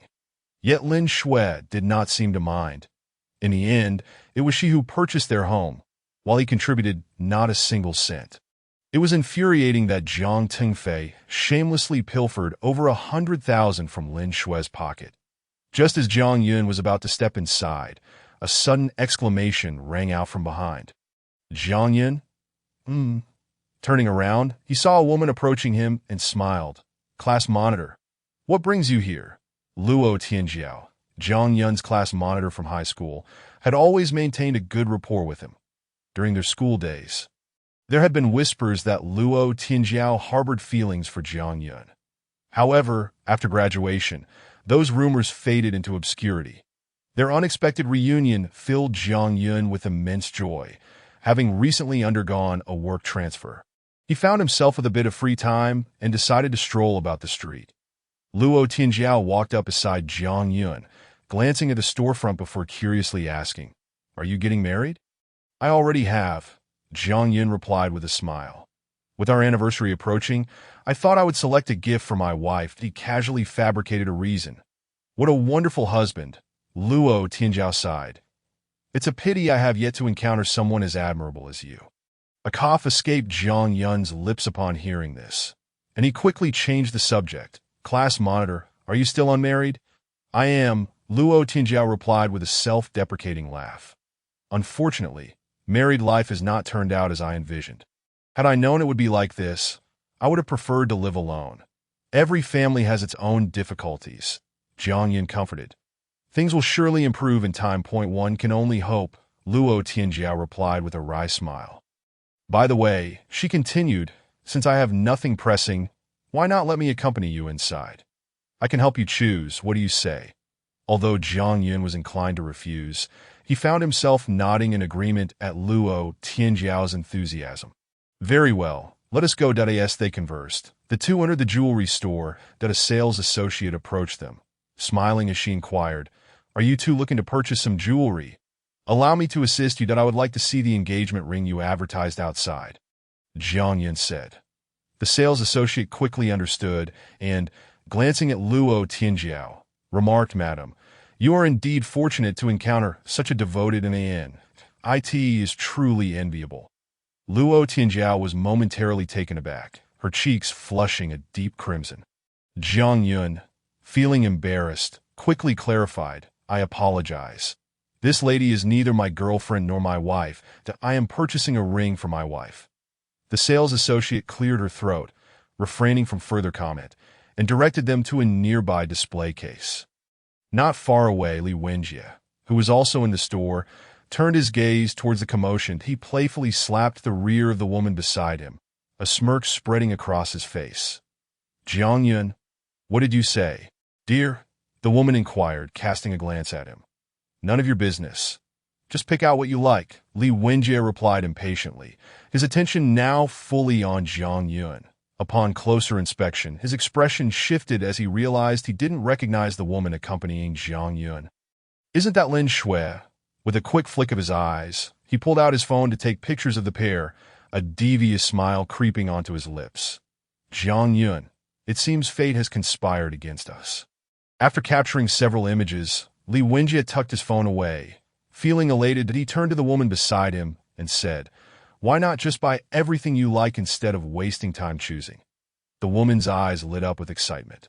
"Really?" Li Wenjie nodded nonchalantly, yet his mind was preoccupied with thoughts of Lin Shui. This time, he was determined to separate Jiang Yun and Lin Shui for good. Meanwhile, the woman, brimming with enthusiasm, pointed out several pieces of jewelry before sidling up to Li Wenjie, pressing her chest against his arm while saying, "Li Xiao, you're so wonderful. Once we get back, I'll make sure to take good care of you." Li Wenjie planted a kiss on the woman and squeezed her waist before leaning in to whisper, "Then I expect you to kneel for me." "All right." The woman blushed deeply, but nodded in agreement. Li Wenjie let out a hearty laugh, and after settling the bill, he led her out of the jewelry store. On the other side, Luo Tianjiao had tried on several rings and turned to Jiang Yun, asking, "I think the second ring looks quite nice. What do you think?" "That one will do." In truth, Jiang Yun wasn't particularly knowledgeable about jewelry. He simply wished to select a ring quickly and leave to avoid further misunderstandings. "Very well. I will wrap this up for you," said the sales associate with a smile as she moved to prepare the purchase. Luo Tianjiao glanced at Jiang Yun and said, "Could I have your phone number? When you're free, we should go out for a meal and catch up. After all, our camaraderie from school runs deep." Jiang Yun felt it would be rude to decline, so he entered his number into Luo Tianjiao's phone. Once the payment was completed, Jiang Yun and Luo Tianjiao exited the jewelry store. The sales associate politely called after them, "We look forward to your next visit." Once Jiang Yun and Luo Tianjiao were out of sight, the sales associate scoffed and remarked to her colleague, "Did you see that? This is what men are like. Clearly buying something for another man's wife. Yet they insist on putting on a fade of devotion." The other sales associate replied with frustration, "That's why I haven't married anyone in all these years. They all think I'm single, but little do they know how carefree my life is." The two sales associates laughed, and once Jiang Yun's figure had vanished, they ceased their conversation. Meanwhile, Jiang Yun and Luo Tianjiao strolled to the entrance of the shopping street, and he smiled politely, saying, "Thank you, class monitor, that I have some matters to attend to, so I will take my leave." Luo Tianjiao nodded, replying, "Don't forget to call me in a couple of days. Let's go out for a meal together." Jiang Yun agreed and hailed a taxi, heading towards the villa area. Half an hour later, Jiang Yun rushed through the front door of the villa. Sprinting up to the second floor, he pushed open the door to find Lin Shui sitting before the mirror. "Wife," before he could finish his sentence, Lin Shui slammed her hand down on the vanity, her expression dark. She turned to glare at Jiang Yun and said coldly, "Jiang Yun, do you think I am so easily deceived?" "What do you mean?" Jiang Yun furrowed his brow. "How dare you even ask?" Lin Shui took out a printed sperm donation report from one side and threw it down in front of Jiang Yun, coldly stating, "Take a look at your report. Is there a problem?" Jiang Yun picked it up and glanced over it briefly, failing to find any abnormalities. A cold smile crept onto Lin Shui's lips as she regarded Jiang Yun with a frigid gaze before continuing. "I have verified that your report is fraudulent. In fact, I had even considered accepting the child in Song Xiaoyun's womb, and I was willing to help raise him. But I never imagined you would deceive me like this. Jiang Yun, you have truly disappointed me." Jiang Yun stood there, as if struck by lightning, muttering, "Impossible? Could it be? Jiang Tingfei would dare to deceive me. Do you think I would jest with you here?" Lin Shui reprimanded coldly. "Jiang Yun, what on earth are you thinking? Why do you persistently deceive me? Do you consider me a fool, or do you think you are exceptionally clever? You have truly let me down." Jiang Yun's hands trembled uncontrollably as he discarded the report into the trash bin and hurried back to Lin Shui's side, saying, "Wife, listen to me. There must be a misunderstanding. A misunderstanding." Lin Shui chuckled bitterly, shaking her head. "I've heard that phrase far too many times. Each time, you say the same thing. Don't you ever tire of it?" Jiang Yun gritted his teeth, declaring, "Then I will find Jiang Tingfei right now. I will ensure you receive a satisfactory explanation." Chapter 37. Deepening Misunderstanding. Wife, Jiang Yun attempted to explain, but the words caught in his throat. The evidence lay starkly before them. How could he expect Lin Shui to believe him? As Jiang Yun moved towards the door, Lin Shui slowly approached him and said, "I will go with you. However, if we cannot find the genuine sperm donation report, then you need not offer any further explanations, for I am truly exhausted." Jiang Yun's expression darkened, yet he nodded in agreement, fully aware of the gravity of her words. In the blink of an eye, they had left the villa and were heading towards the Jiang family residence. Half an hour later, they arrived at the Jiang household. Standing at the entrance, Jiang Yun felt an unfamiliar sensation. Although he had lived there for over 20 years, it offered him no warmth, only painful memories. Grasping Lin Shui's hand tightly, he led her inside. This time, Lin Shui did not resist. Instead, she matched Jiang Yun's pace. Squeezing his hand tightly as they walked, her heart was filled with turmoil. She yearned for a satisfactory answer, but did not wish to be deceived again. Thus, her heart was riddled with anxiety as the truth was about to unfold. Upon entering the grand hall, they encountered Jiang Tingfei, who was descending the stairs. Preparing to leave, he paused upon seeing Jiang Yun and Lin Shui, momentarily taken aback, before hastily approaching them and inquiring curiously, "What brings you here?" "The sperm donation report you provided me is fake," Jiang Yun stated bluntly. "Fake? That cannot be." Jiang Tingfei exclaimed that is it possible there was a misunderstanding. "Jiang Yun, you should know how authentic that report is." Lin Shui, catching the undertone in Jiang Tingfei's words, instinctively glanced at Jiang Yun, wondering if they were speaking in riddles. Jiang Yun's lips twitched in frustration as he slammed his hand on the table and said coldly, "How much longer will you continue to conceal the truth? Xiao Xue has already investigated. The sperm donation report you gave me is fundamentally flawed. I'm giving you one last chance. Where is the genuine report? If it is not presented today, I will go find Duan Xiuhua and have her terminate the collaboration with the Jiang family."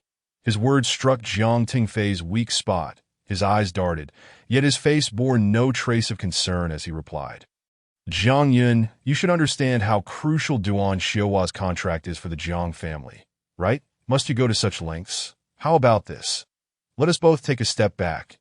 Jiang Yun furrowed his brow, unable to decipher Jiang Tingfei's intentions. "Did I not sign an agreement with Lin Shui regarding the contract with Xia Jiangua?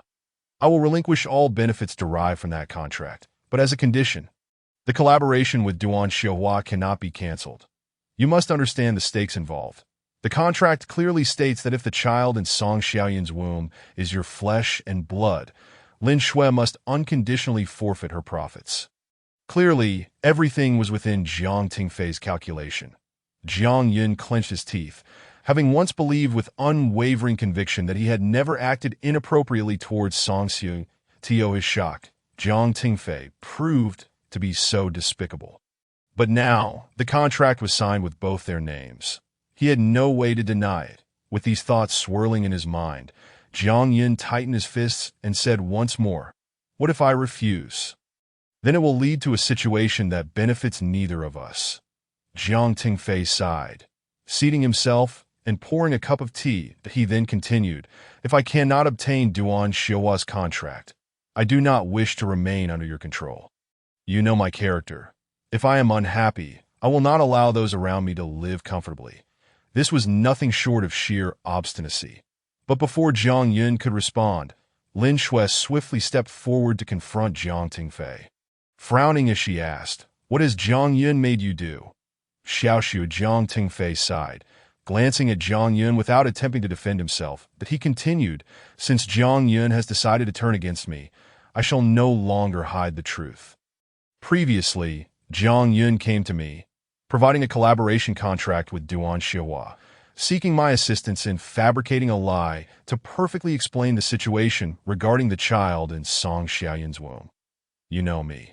The Jiang family's affairs are more important to me than my own life. With such a golden opportunity before me, how could I easily let it slip away? Therefore, I acted according to Jiang Yun's wishes, providing you with the narrative he supplied and preparing a false report. These words caused Lin Shui's complexion to darken instantly. She turned pale, staggered back a few steps, and cast a cold, furious glare at Jiang Yun.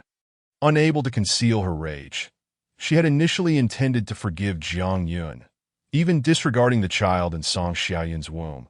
But Jiang Yun had repeatedly deceived her, treating her like a fool in his hands. Now, he had concocted such a colossal lie. She felt as though her heart was being sliced repeatedly by sharp knives, the pain unbearable and uncontainable. Wife, please do not believe his words. There is a misunderstanding.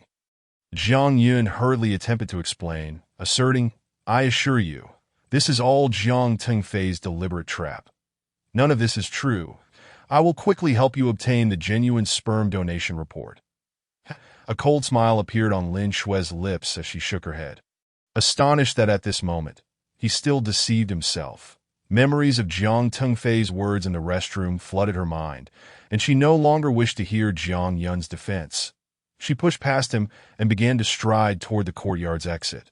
Watching Lin Shui's desolate figure retreat, Jiang Yun felt his heart constrict painfully that he turned coldly to Jiang Tengfei and, enunciating each word, declared, Jiang Tengfei, I have always given you opportunities, yet you have not cherished them.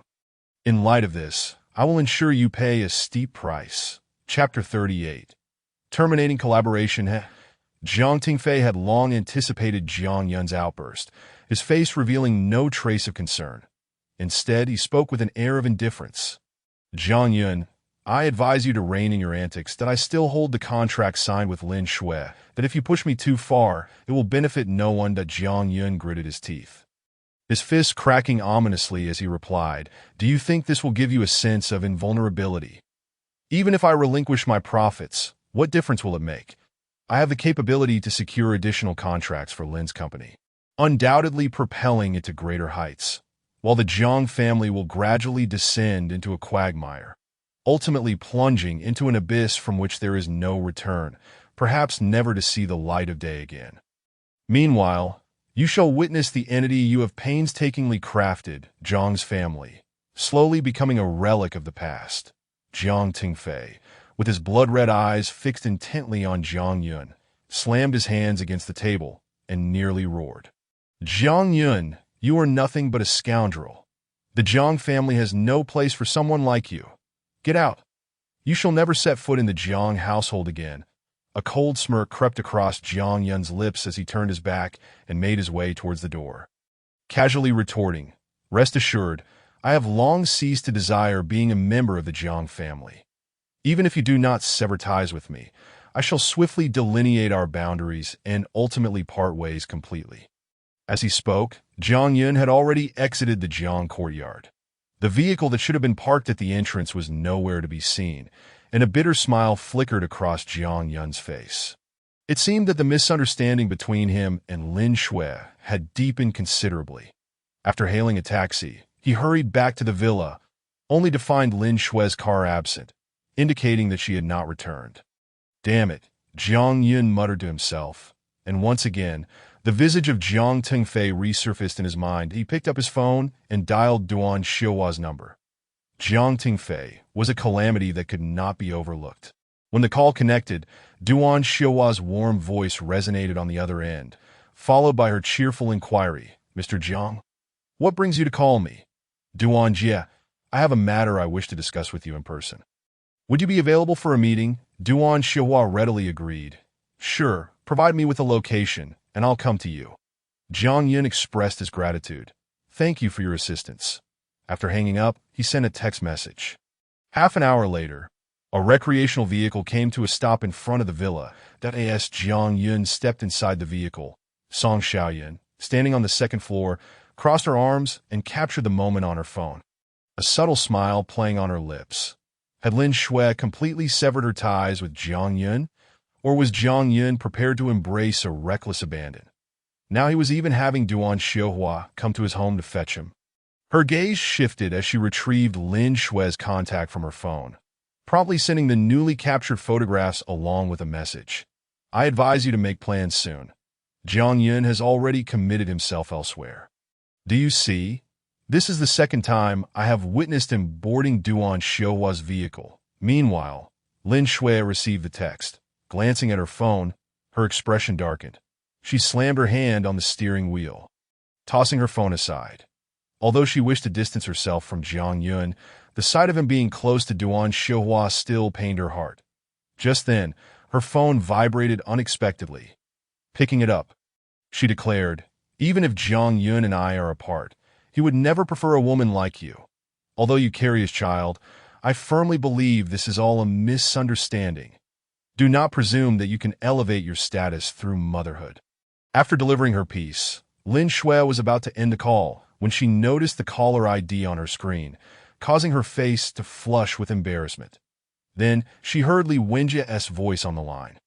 "Xiao Shui, did you and Jiang Yun have another argument? Or is someone bullying you?" Li Wenjie's tone remained gentle, enveloping her in a comforting warmth. Lin Shui forced a smile and replied, "It's nothing to be by the way. Is there a reason you call me out of the blue?" Li Wenjie explained, "There's a charity auction tonight, and I was wondering if you would be interested." Lin Shui was about to decline when she heard Li Wenjie continue. "It's a charity gala, and all funds raised will be directed towards philanthropic efforts that if you manage to secure a couple of items at the auction, it would serve as free advertising for Lin's company." After a moment of hesitation, Lin Shui finally nodded. "All right, please send me the time and location, and I will head over shortly." Meanwhile, inside the recreational vehicle, Jiang Yun gazed out the window with a grim expression, while Duan Xiuhua elegantly lit a cigarette. Observing his demeanor, she chuckled. "All right, I understand that quite a few matters have arisen in your family. However, a man must bear the weight of his responsibilities, and you must trust that there are no insurmountable obstacles in this world. Just as I once believed I would never have the chance to meet my child, your arrival has altered everything. Perhaps it was all predestined." Jiang Yun sighed. The situation with Lin Shui was anything but simple. "Duan Jie, I heard that you signed a contract with Zhang's family recently." Jiang Yun directly inquired without further preamble. "Yes," Duan Xiuhua replied candidly. "Jiang Tingfei approached me, pleading for assistance in developing Zhang's company. And seeing his pitiful state, I granted him an opportunity that, of course, this was all due to you. Otherwise, how could a small enterprise like Zhang's have the privilege to collaborate with me?" Jiang Yun frowned slightly and stated, "Duan Jie, I sought you out specifically regarding this collaboration. Did I ask there a problem with the partnership?" Duan Xiuhua asked straightforwardly. "Here is the thing," she continued. "Once I return, I will immediately investigate that if anyone is attempting to sabotage this. I will ensure they face the consequences. Just remember, your affairs are my affairs. You are also a benefactor of mine." Gratitude filled Jiang Yun's eyes as he looked at Duan Xiuhua. He then shook his head, saying, "No, Duan Jie, I wish for you to cancel the collaboration." "Cancel the collaboration?" Duan Xiuhua was taken aback, quickly asking, "Do you feel there is an issue with it? If so, we can certainly make adjustments. Everything is negotiable." Jiang Yun shook his head and replied, "Duan Jie, first, thank you for your kindness. Although Jiang Tingfei and I are father and son, we have already severed ties that I hope you will not grant Zhang's family any leniency due to my existence." Duan Xiuhua, being astute, deduced the strained relationship as soon as Jiang Yun mentioned Jiang Tingfei, that a faint smile appeared on her lips, and she responded, "Very well. In that case, I shall inform my team to cancel the collaboration immediately." "Thank you." Jiang Yun expressed his appreciation once more. This time, he intended to leave Jiang Tingfei without a path forward, a price that Jiang Tingfei must pay. Once everything was settled, Jiang Yun smiled and said, "Duan Jie, you can drop me off anywhere. You may carry on with your business." Duan Xiuhua replied with a smile, "As it happens, I am also heading to a charity gala. Since we've crossed paths, I will take you along. Consider it a chance to unwind." After a moment of hesitation, Jiang Yun nodded. Duan Xiuhua then asked, "By the way, have you ever considered starting your own business?" Previously, Duan Xiuhua had conducted some research on Jiang Yun, but the information was scant that if she had not encountered him a few times, she might have mistaken him for a layabout.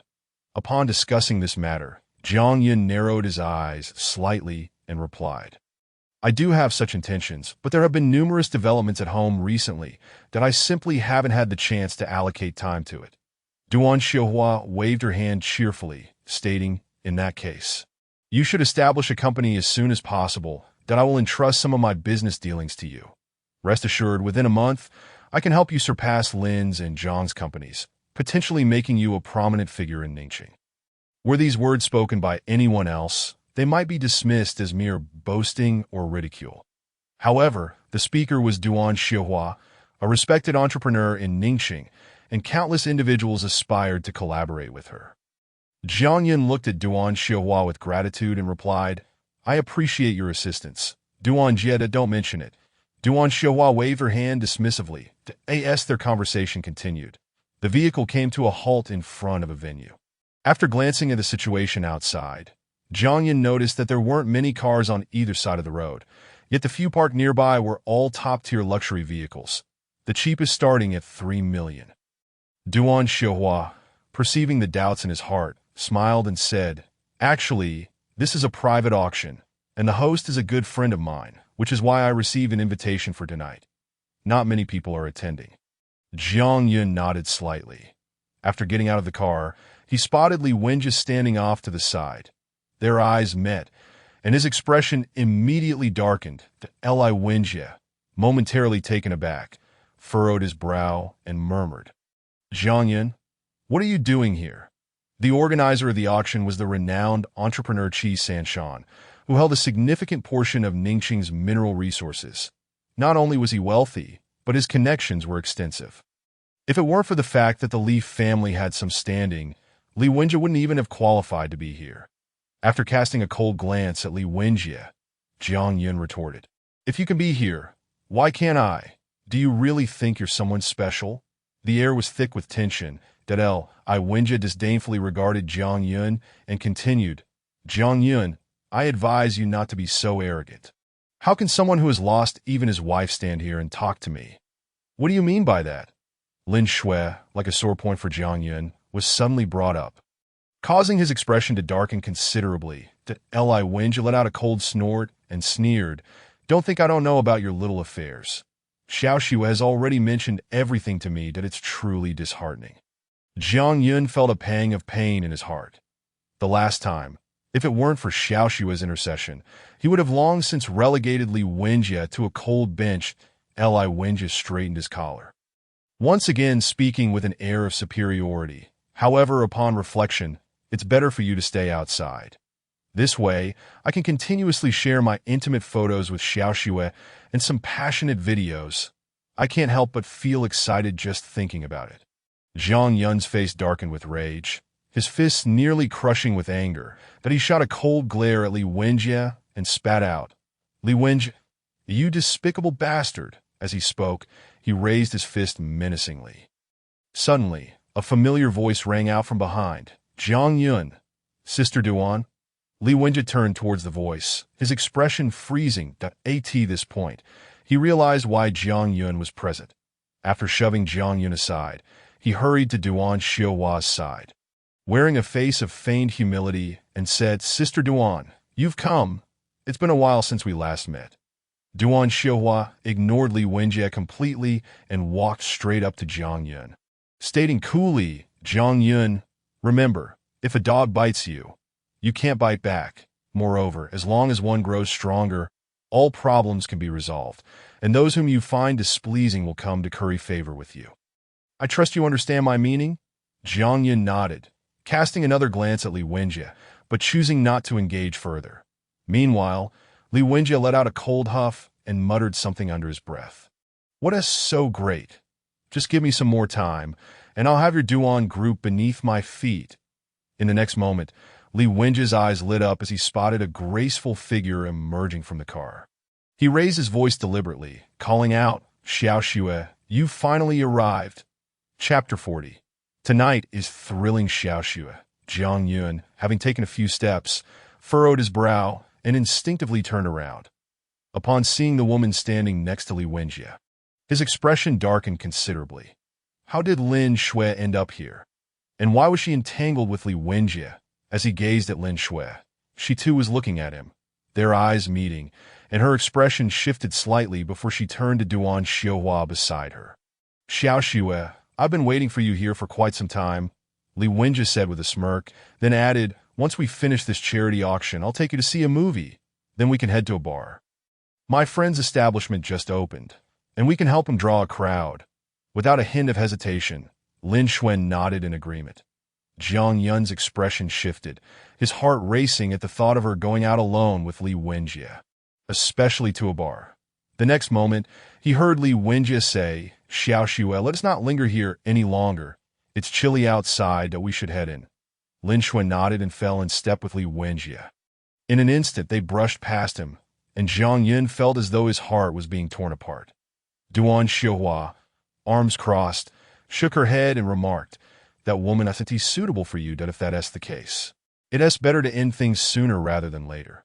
You don't understand the depth of our feelings, Jiang Yun replied coolly, recalling the memories they shared. Duan Xiaohua sighed and said, I know you're hurting. But when it's time to cut ties, one must do so decisively. Besides, she is already with Li Wenjie now. Have you heard the rumors about him? He is not a good person and has mistreated many good women over the years. Each word struck Jiang Yun's heart, but he clenched his fists, watching the distance between them grow as they walked away, and he quickened his pace towards the venue. Duan Xiaohua shook her head and hurried after him. Before long, they reached the hall. After searching around, Jiang Yun couldn't find any trace of Lin Xue and muttered to himself, could she have left already? No way, we just came in from outside. Duan Xiaohua replied calmly that if they had truly left, we wouldn't have missed it. From what I know, the organizers have provided some private rooms for certain guests, and I'm one of those privileged. Given Li Wenjie's resources, he should have similar arrangements. Jiang Yun tightened his fists, his expression darkening once more. Private rooms? Yes. Duan Xiaohua glanced up at the second floor, where several rooms with floor-to-ceiling windows were located. Then said, they're likely in one of those rooms right now.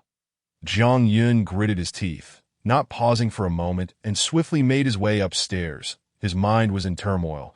Remembering the events of his past life made his heart race wildly. Soon, Duan Xiaohua reached the second floor and, upon seeing Jiang Yun wandering around aimlessly, sighed, I'll be in room 1 once you've sorted things out. Come find me. Jiang Yun nodded. However, every room was sealed tight. The doors firmly shut, obscuring what lay within. Just as despair set in, he noticed one door opening, and Lin Xue stepped out, her expression somewhat troubled. Xiao Xue, Jiang Yun hurried over, grasping her arm firmly, and implored Xiao Xue, you must listen to me. Li Wenjie is not a good person. You cannot be in contact with him alone, and you certainly cannot go to the bar with him. This is all for your own good, ha. Lin Xue's lips curled into a cold smile as she looked at Jiang Yun, frowning, and replied, for my own good. If that is truly your intention, then I implore you to hurry up and divorce me. Only then would it genuinely be for my benefit. Jiang Yun, let us grant each other freedom. Why must we continue to torment one another? Throughout this day, Lin Xue felt as though her emotions were on a roller coaster. Initially, she believed Jiang Yun was as innocent as she had thought. But in the end, she discovered that everything had been a lie, and to make the deception flawless, he even colluded with Jiang Tingfei. How absurd. Xiao Xue, Jiang Yun gritted his teeth, attempting to explain once more. Please believe me just this once more. You truly cannot be with Li Wenjie. Before he could finish, the door swung open again, and Li Wenjie emerged with his arms crossed. After glancing at Jiang Yun, he scoffed and said nonchalantly, Jiang Yun, can't you be a bit more of a gentleman? To be fair, during the time Xiao Xue and I have been together, aside from discussing business, what boundary have we crossed? Even so, I have yet to touch Xiao Xue's hand, and yet you dare to speak ill of me here. Do you truly believe that anyone who approaches Xiao Xue possesses an overwhelming ulterior motive? Jiang Yun clenched his fists, recognizing Li Wenjie as a hypocritical charlatan. Xiao Xue, Li Wenjie paid him no heed. Instead, he approached Lin Xue, removing his jacket and draping it over her shoulders, then remarked, the air conditioning is set too low. You dress so well. I wouldn't want you to catch a cold. Lin Shui remained silent, having initially intended to visit the restroom, but upon seeing Jiang Yun, her demeanor soured. Without a moment's hesitation, she retreated back into the room. On the other side, Li Wenjie cast a haughty glance at Jiang Yun, a victorious smile gracing his lips as he lowered his voice to say, "Tonight, I shall show you intimate photos of Xiaoxue and me. Perhaps there will even be a video. I hope you won't be too agitated when the time comes." Jiang Yun was about to erupt in anger, but Li Wenjie had already entered the room. "Bastard!" Jiang Yun tightened his fists and slammed them against the wall, blood oozing from between his fingers. Yet he seemed impervious to the pain. "Xiaoxue, I will ensure your safety," Jiang Yun declared resolutely, making his way to the private room where Duan Xiuhua was located. Upon opening the door, Duan Xiuhua was taken aback by his appearance. "What happened to you?" Chapter 41. A drunken solace for 1,000 sorrows. Jiang Yun casually grabbed 2 tissues, wiped his hands, and replied nonchalantly, "It's nothing, just a minor injury." Duan Xiuhua sighed but chose to remain silent. This was no mere scrape. It was clearly a deliberate act of self-harm. The auction commenced 5 minutes later. Yet Jiang Yun had no interest in it, his mind lingering on the image of Lin Shui standing alongside Li Wenjie. As the auction concluded, Jiang Yun slowly rose, and Duan Xiuhua did not linger. Recognizing that Jiang Yun was preoccupied with his thoughts, that in a matter of steps, Jiang Yun rushed out of the room, only to find that Lin Shui's previous room was now empty, in an instant. His expression darkened. "Damn it. I'm too late." He hurriedly entered the room, spotting 2 figures gradually exiting the hall through the floor-to-ceiling windows. It was Lin Shui. Jiang Yun's eyes brightened as he frantically pounded on the glass. But those below showed no reaction. He dashed out of the room and made his way to the hall. Upon bursting out, he saw Lin Shui and her companion had already entered a vehicle, his expression turning grim. However, by the time he reached them, the car had already started moving, just a fraction too late. Jiang Yun stood frozen, gripping his hair in frustration, when his gaze fell upon a parked van nearby. Without hesitation, he sprinted towards it. The driver glanced at Jiang Yun and respectfully said, "Mr. Jiang, welcome back. Hurry, follow that car." Jiang Yun pointed towards Li Wenjie's vehicle and shouted. The driver hesitated, furrowing his brow. "Mr. Jiang, Sister Duan has not yet returned. Shouldn't we wait for her? Call Sister Duan now and drive." Jiang Yun produced his phone, casting anxious glances at Li Wenjie's car as it grew distant, his heart racing. The driver, without further delay, turned the vehicle around and sped off. On the way, the call connected, and Duan Xiuhua readily instructed the driver to heed Jiang Yun's commands without further discussion. Meanwhile, in Li Wenjie's car, Lin Shui's expression was equally grim as she gazed out the window. Her mind replaying Jiang Yun's face. Li Wenjie sat beside her, his eyes unabashedly fixated on her figure, his greed evident. Noticing Lin Shui turn to him, he quickly resumed his facade of a gentleman, clearing his throat before asking, "Xiaoxue, what is your relationship with Jiang Yun? Are you preparing for a divorce?" Lin Shui snapped back to reality, responding coolly soon. "That is good to hear." Li Wenjie smiled, continuing, "I'm not bad-mouthing Jiang Yun, but think about his past actions. How can he still have the audacity to be by your side? If I were you, I would have severed ties with such a person long ago. Xiaoxue, I'm only considering your well-being as a friend. A man like him is not worth keeping." Lin Shui nodded indifferently. This time, she had no intention of forgiving Jiang Yun. Not only had he deceived her, but he also brazenly associated with Duan Xiuhua. The mere thought of their earlier camaraderie twisted her heart in anguish. The most absurd part was that at home, there was still a pregnant Song Xiaoyun. Why was Jiang Yun so unfaithful? As they spoke, the car pulled up in front of a bar, and Li Wenjie exited the vehicle, gallantly opening the door for Lin Shui with a faint smile. "Xiaoxue, whenever I feel stressed, I come here to drink. Since we've arrived, let us go inside for a while. Don't worry. Even if you get drunk, I will ensure you safely return home." Lin Shui had a favorable impression of Li Wenjie and ultimately nodded in agreement. In a blink, she followed him inside. Behind them, Duan Xiaohua's van arrived, and Jiang Yun swiftly exited with the driver, making his way towards the bar. Jiang Yun quickly spotted Lin Shui and Li Wenjie. And just as he prepared to approach, the driver grasped his arm, saying, "Mr. Jiang, let us wait a moment, that if we rush in now, we won't have any evidence against that scoundrel, that I worry that the lady may not believe your words either. It would be wiser to wait until he reveals his true nature before we intervene." Having overheard the conversation in the car, the driver understood Jiang Yun and Lin Shui's relationship. Jiang Yun furrowed his brow. Clenching his fists, after a moment's hesitation, he nodded. Inside the bar, the atmosphere was raucous. Jiang Yun found a crowded spot to sit and poured himself a drink, lost in thought.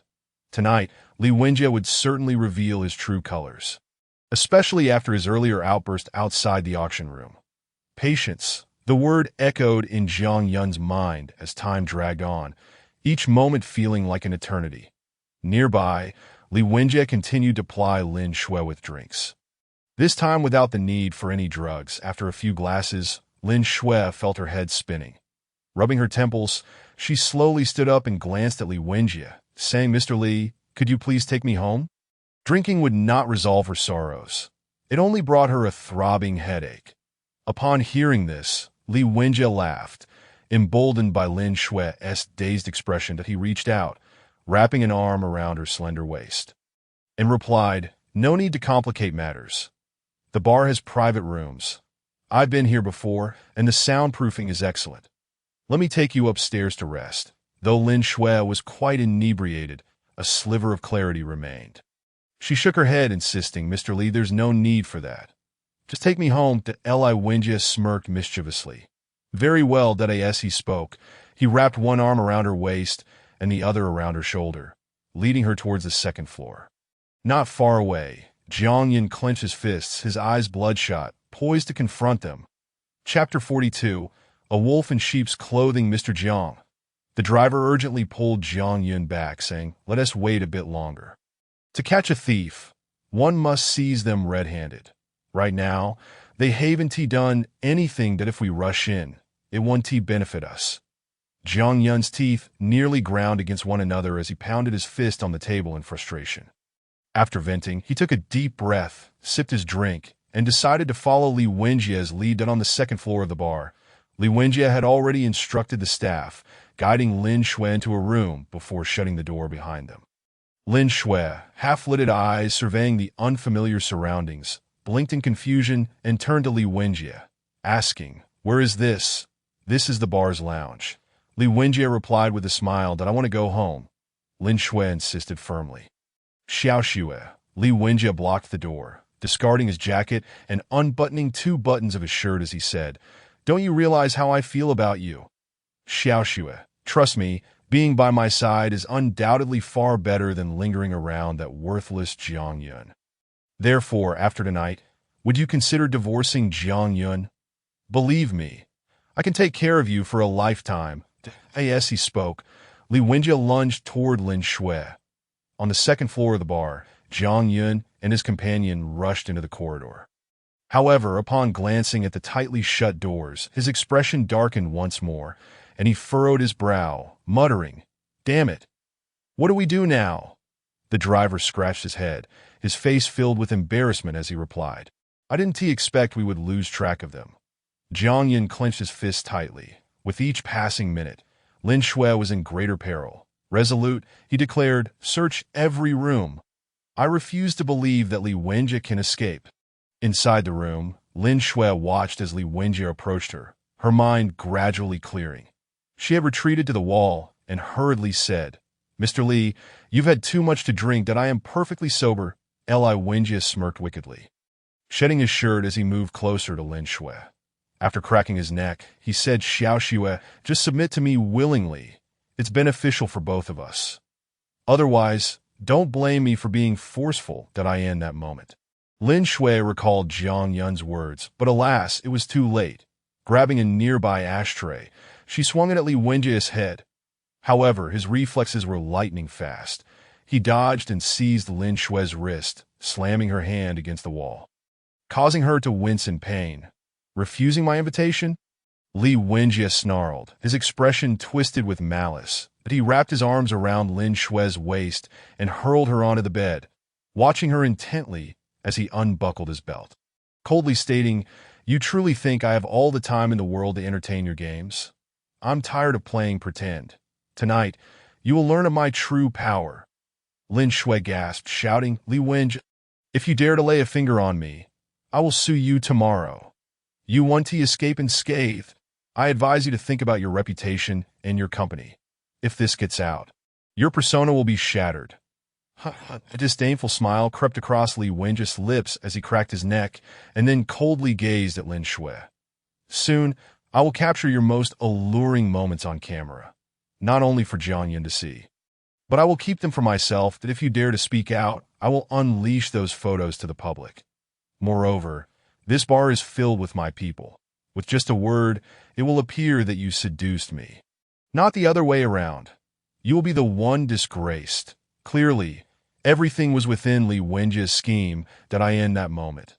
Lin Shui felt utterly hopeless, just as Li Wenjie was about to remove the last piece of clothing.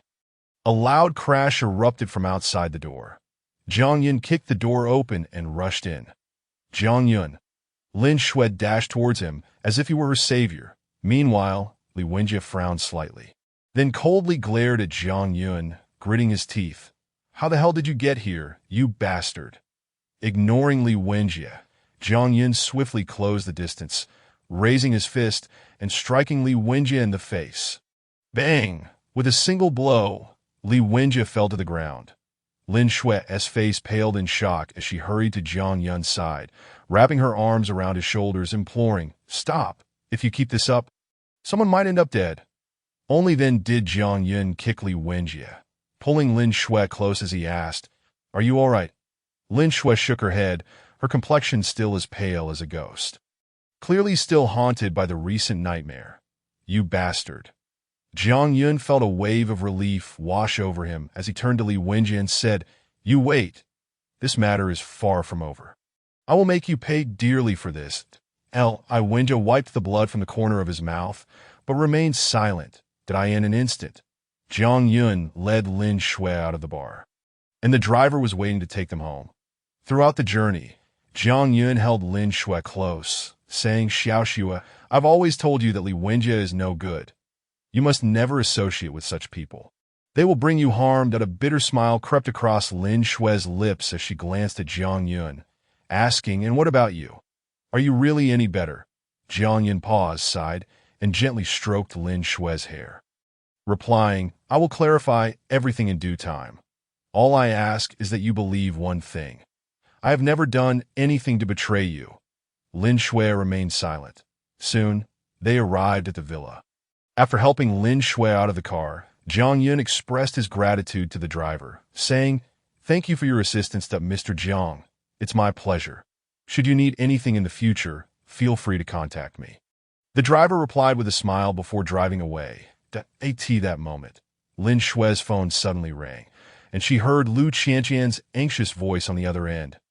"Lin, you need to check the news. Something big has happened." Chapter 43. The Storm of Public Opinion. What happened? Lin Shui asked in response. "Lin, let's discuss this when you arrive," Lu Qianqian urged, her voice filled with urgency. "That I'm waiting for you at the office." With that, the call ended abruptly. Lin Shui was taken aback. She hurried to the garage but hesitated, recalling that she had been drinking. Turning back, she asked Jiang Yun, "Could you give me a ride to the company?" "Of course," Jiang Yun replied with a faint smile. Quickly getting into the CAR in the blink of an eye, they were on their way.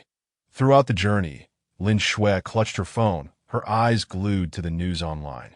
Her expression darkened significantly, and she clenched her fists, muttering to herself, "Despicable. What's wrong?" Jiang Yun noticed her distress and instinctively asked that Li Wenjie released a statement online, claiming that we orchestrated a scam to deceive Li Corporation into a collaboration. And when he exposed us, I attacked him out of shame. The narrative has turned overwhelmingly against us, thrusting us back into the spotlight. Upon hearing this, Jiang Yun's expression soured, his eyes widening in disbelief. Li Wenjie has sunk to such depths. Lin Shui remained silent, her heart heavy with regret for not heeding Jiang Yun's warnings and recognizing Li Wenjie's ulterior motives. But now, it was too late. Jiang Yun spoke again. "It's all right. The truth will prevail that I will help you resolve this matter, that I will not allow Li Wenjie to hinder Lin Corporation's progress." Lin Shui nodded faintly. Soon, they arrived at Lin Corporation. Despite the night having fallen, the company was still brightly lit. Liu Qianqian anxiously stood at the entrance and rushed over upon seeing them, her face pale with concern. "Lin, you must have seen the news online, right?" "Yes," Lin Shui responded, her expression grim as they walked inside. "Have you contacted the PR department? They're already addressing the situation, trying to contain the public outcry, but the speed at which the news spreads is beyond our expectations. It has only been half an hour since the incident, and the internet is already buzzing with discussions," Liu Qianqian explained, frowning, "that I suspect Li Wenjie has hired trolls to amplify the effect. But what are you trying to say?" Lin Shui interjected. "Lin, I trust your character, but what exactly happened tonight? What is going on with Li Wenjie? You and Jiang Yun aren't really—" She hesitated, unable to finish her sentence. Meanwhile, Jiang Yun had caught up with them. Glancing at Liu Qianqian before speaking again, "We did confront Li Wenjie, but it's not as he described that we have never engaged in any deceitful schemes." Lin Shui nodded in agreement. Liu Qianqian sighed and said, "This matter has become quite troublesome. Currently, Li Wenjie is in a position of weakness, and everyone believes his claims that he is even brazenly slandering General Manager Lin online." The corners of Lin Shui's mouth twitched slightly, and for a moment, she could not think of any viable solution. That in the midst of their conversation, they had already reached the upper floor of the company. Colleagues in the public relations department were busily working at their computers, sweat dripping from each of their brows, a clear indication of the severity of the situation. The PR manager hastily approached Lin Shui, frowning as he said, "General Manager Lin, you have finally arrived. The public opinion online is completely out of control, with wave after wave of negative sentiment. Even hiring a cyber army cannot suppress it." He looked to her. "What shall we do next?" Lin Shui, equally overwhelmed, had no idea how to proceed. After a moment's hesitation, she resolutely replied, "I will go to the bar immediately and review all the surveillance footage. The cameras will undoubtedly capture everything that occurs tonight, that if we can retrieve all these videos, we can silence the critics." Standing nearby, Jiang Yun crossed his arms, a look of solemnity on his face. The situation was far from as simple as Lin Shui had suggested. Li Wenjie was clearly scheming. Even if they went to the bar now, it was unlikely they would acquire any evidence. Thus, all efforts would be in vain. As he spoke, the office door suddenly swung open, revealing a director from the Lin Group who briskly approached Lin Shui. His voice cold as he said, "What good will seeking the surveillance do now? After discussions in our board meeting, you must go and apologize to Li Wenjie and comply with all his demands. Perhaps he will then retract his statements online. Only if his remarks are withdrawn can our PR department have a chance to mitigate this issue." Lin Shui was taken aback, her eyes widening in disbelief.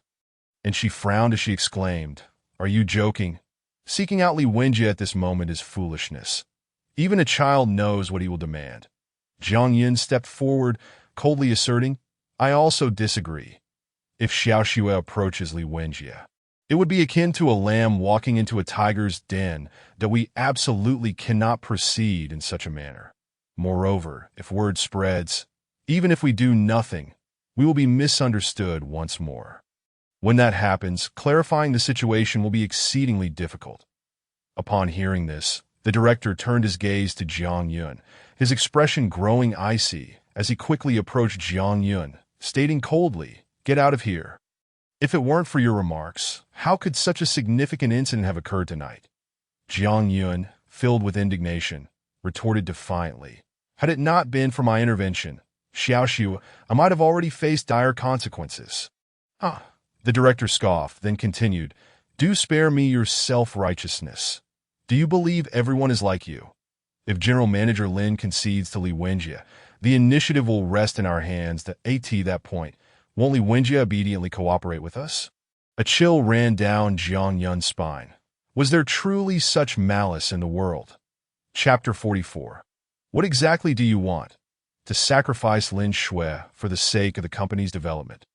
The more Jiang Yun thought about it, the angrier he became that he stepped closer to the director, pointing an accusatory finger at him.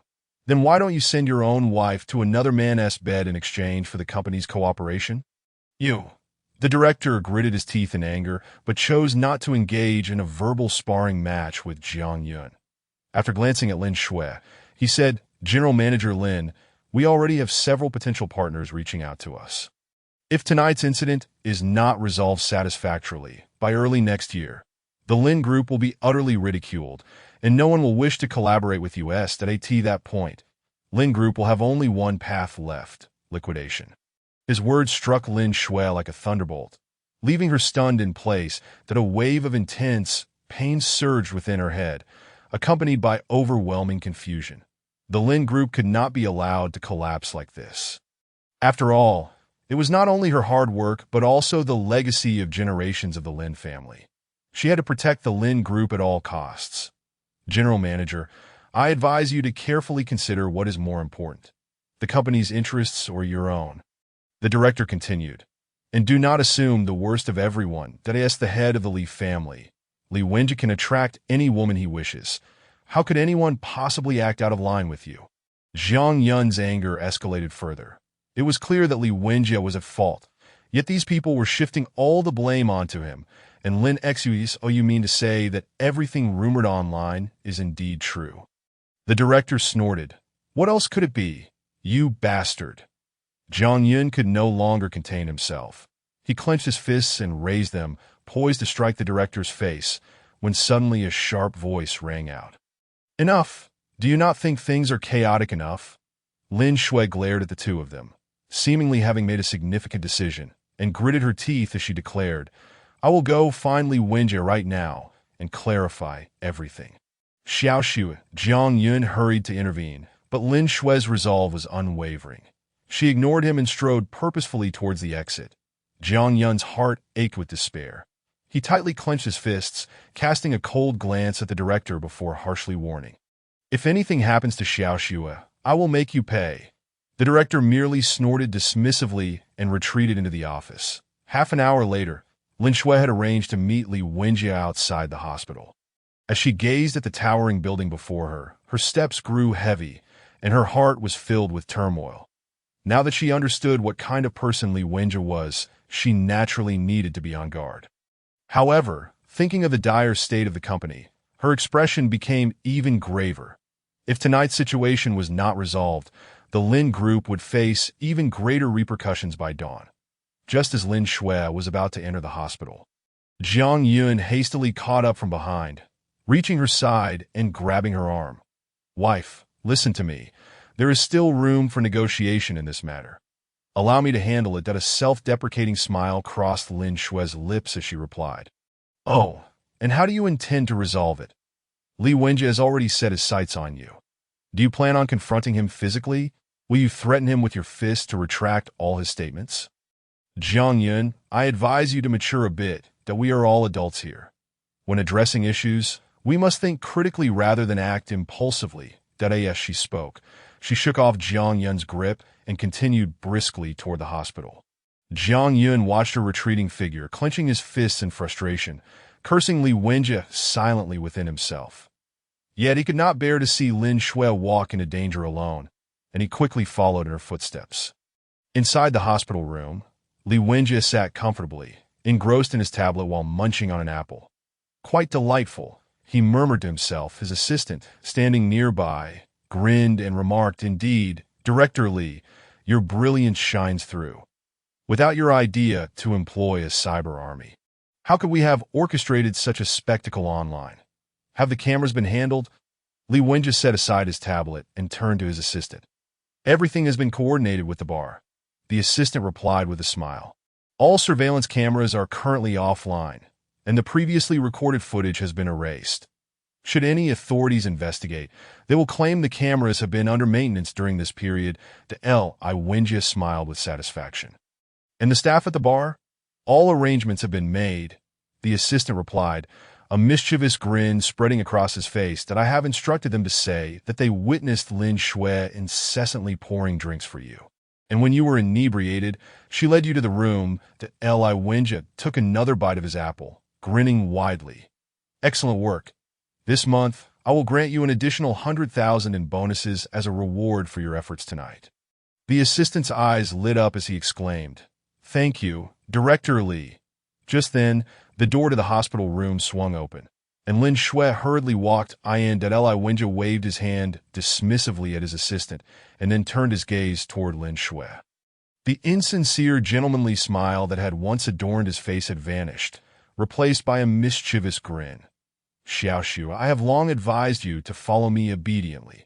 Had you done so, you would have encountered no troubles, and I would have ensured the Lin Corporation flourished, perhaps even elevating it to a status second only to the Li family. Yet, you not only ignored my counsel, but also allowed Jiang Yun to assault me. Now look at the predicament your company faces. Has the situation not escalated? Lin Shui had long since dismissed Li Wenjie with disdain, but managed to suppress her inner fury and retorted. Li Wenjie, what exactly do you intend to do? Xiaoshu, I know you are an intelligent woman. Li Wenjie slowly descended from the hospital bed, his presence in the ward merely a facade that I in just a few strides. He stood before Lin Xuida. Do you not discern my intentions? Chapter 45. The cost of defiance. Li Wenjie raised his hand, gently caressing Lin Shui's cheek, his lips curling into a sinister smile. Previously, I wished for us to be together harmoniously, but I have abruptly changed my mind that if you desire to retract your statements online, it is quite simple. Should you agree to be my pet for 10 days, I will erase all detrimental remarks against you. Surely, that is a fair exchange.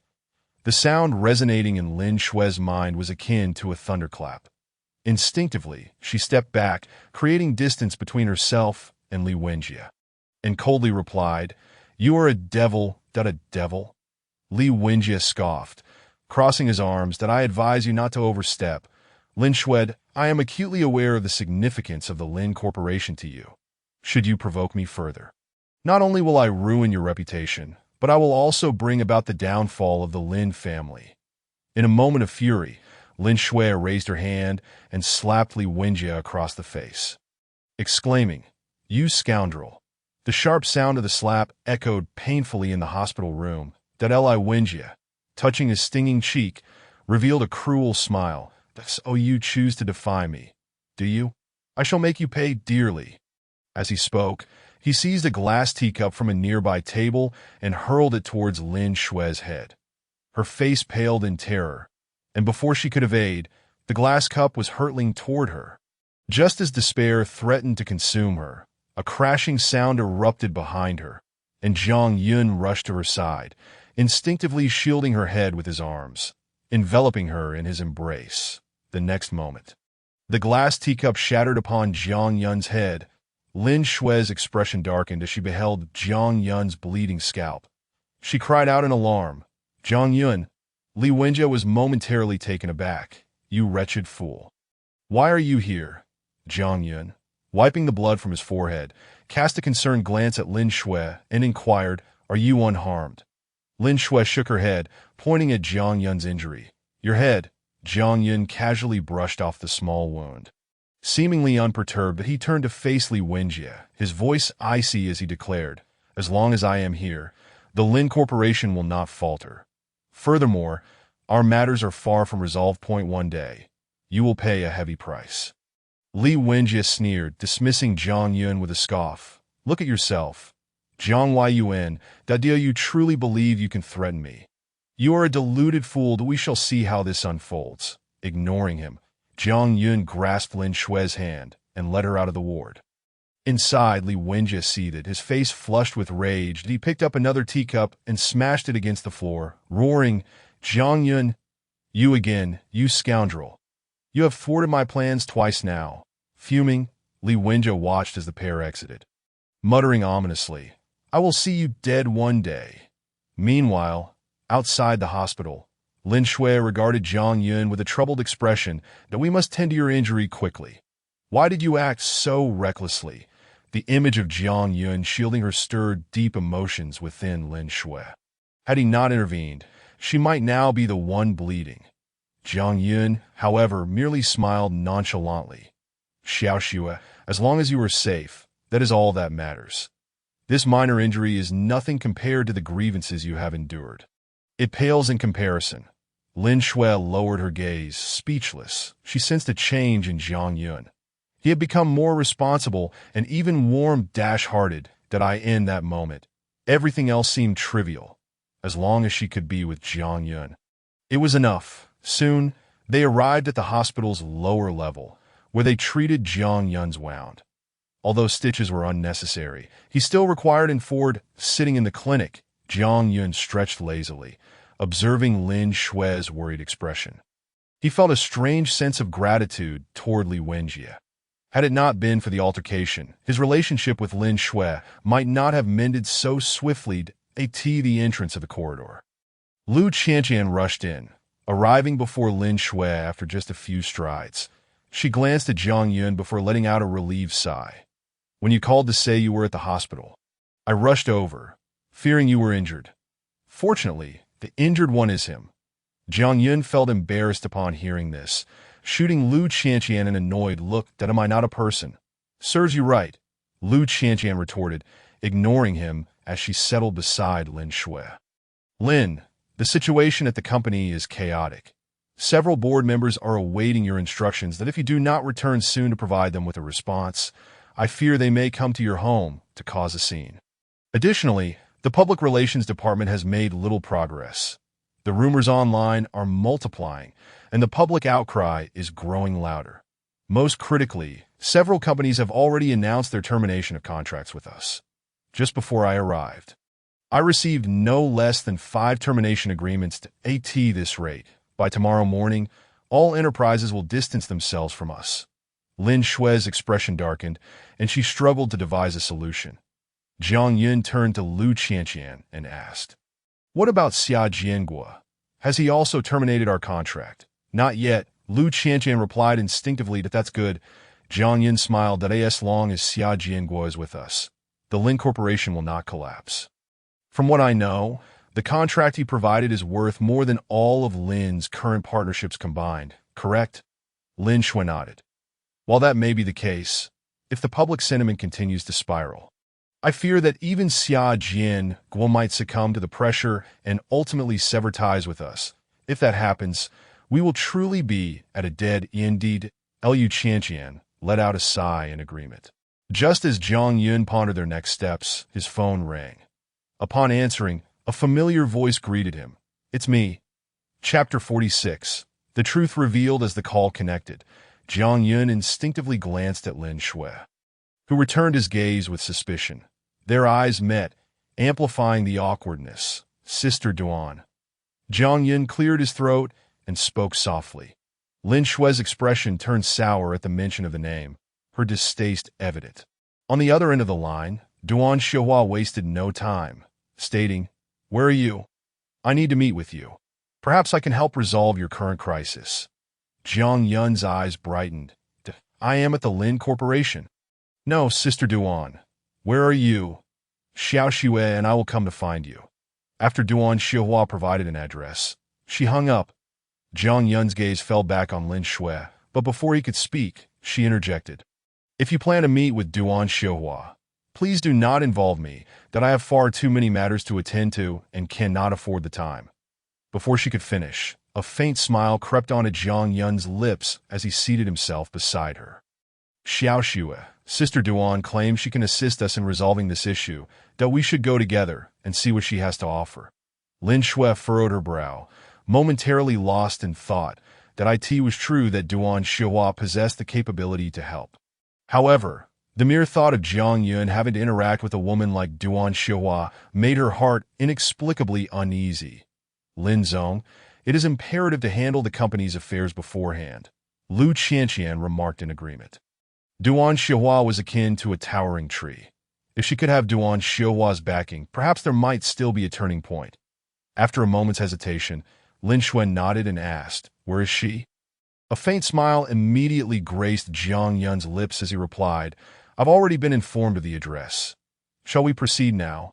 Lin Shui nodded lightly and followed Jiang Yun outside. Half an hour later, the two arrived at a tea house. Although it was nearing midnight, the commercial street remained brightly lit, with various shops still open, showcasing the bustling prosperity of Ningqing. Upon reaching the designated location, Jiang Yun dialed Duan Xiuhua's number. Moments later, a man in a suit emerged, striding over to Jiang Yun and Lin Shui with a subtle smile, saying, "Sir, Sister Duan has been waiting for quite some time." Jiang Yun nodded, taking Lin Shui's hand gently as they entered.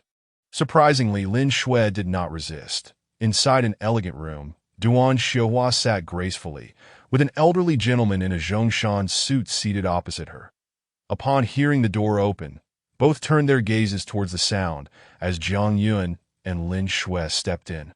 "Sister Duan," Jiang Yun greeted, while Lin Shui remained silent, her expression as calm as a still pond, and Duan Xiuhua paid her no mind. Shifting her gaze back to Jiang Yun, she introduced Jiang Yun. "This is Old Master Li from the Li family. My former business partner." Jiang Yun approached Old Master Li and offered a polite smile. "Li Lao." Old Master Li, with kind eyes that sparkled with wisdom, appeared to be no ordinary man despite his advanced age. After appraising Jiang Yun with keen interest, he smiled with satisfaction. "Sister Duan's taste remains sharp, and no wonder you sought me out regarding his matters. This young man is indeed remarkable."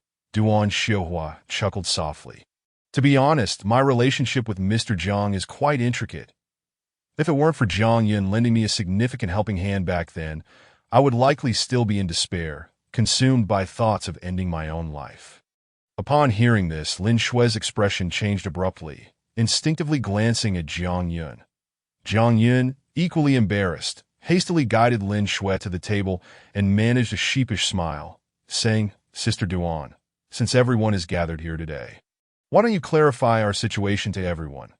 Old Master Li shifted his gaze to Duan Xiuhua, while Lin Shui's attention was also fixed on her. Duan Xiuhua lifted her teacup, a gentle smile gracing her lips as she glanced at Jiang Yun before saying, "It seems you have been misled by Miss Lin, haven't you?" Jiang Yun remained silent, yet his eyes spoke volumes. After a glance at Lin Shui, Duan Xiuhua continued, "Miss Lin, if you genuinely believe there is a misunderstanding regarding Jiang Yun, then you are gravely mistaken. Throughout this time, Jiang Yun has never approached me for his own affairs. Every request for my assistance has been related to you. Yet, you still doubt our relationship," as she spoke. Duan Xiuhua took another sip of her tea. In fact, my connection with Jiang Yun began at that birthday banquet. Surely Miss Lin recalls?" Lin Shui nodded. Memories of the photos Li Wenjie had shown her resurfacing. Was there more to this than met the eye? No, they had embraced. She had no reason to doubt her own eyes. "That was not actually my birthday banquet," Duan Xiuhua said with a hint of bitterness. "Over the years, I have grown accustomed to solitude and have little fondness for commotion. However, that day was special for me, as I had to celebrate it, because it was my son's birthday."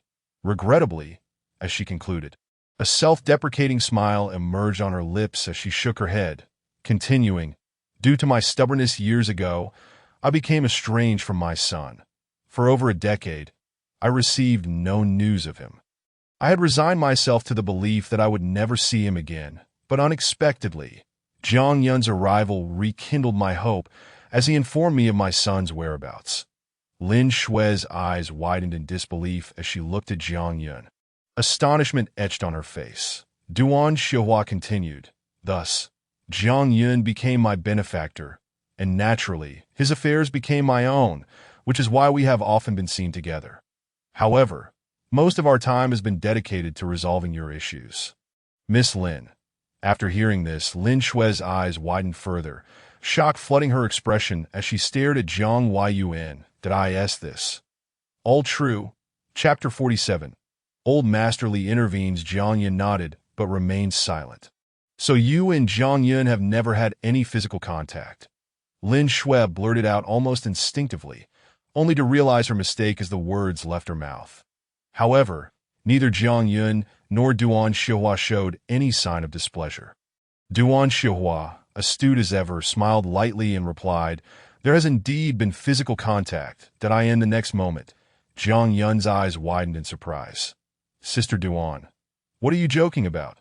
Just a moment ago, he had thought Duan Xiuhua was coming to his defense.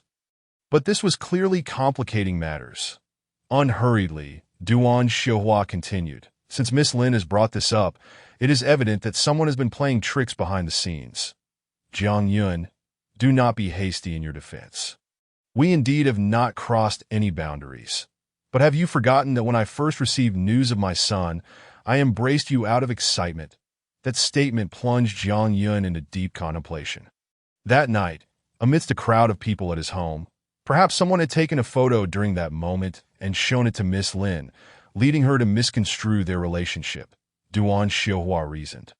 Lin Shui, still in shock, nodded slowly, realizing the truth. "Therefore, Miss Lin, do you have any further questions?" Duan Xiuhua inquired once more. Helping others to the end, she could see Jiang Yun's feelings for Lin Shui, since she had the ability to assist. She would not stand idly by. "Did I have one last matter?" Lin Shui bit her lip, glancing at Duan Xiuhua before softly saying, "I hope Sister Duan will not think me bothersome or overly inquisitive. In truth, I have been tormented during this time. Whenever I close my eyes, troubling thoughts flood my mind, which has gradually eroded my trust in Jiang Yun." Seeing Duan Xiuhua nod, Lin Shui continued, "Some time ago, you and Jiang Tingfei reached a collaboration, correct? I am eager to know who facilitated this partnership." Clearly, she still harbored doubts about Jiang Yun. After all, even if Jiang Yun could clarify his relationship with Duan Xiuhua. What about the child? Song Xiaoyan remained one of her emotional knots that a gentle smile graced Duan Xiuhua's lips as she replied, "It was Jiang Tingfei who approached me. Although I am unsure how he learned of my connection with Jiang Yun, I did provide him with a contract. After all, Jiang Tingfei is Jiang Yun's father, and given Jiang Yun's kindness towards me, I could hardly dismiss such a small favor. However, I never anticipated that the relationship between the Jiang father and son was strained.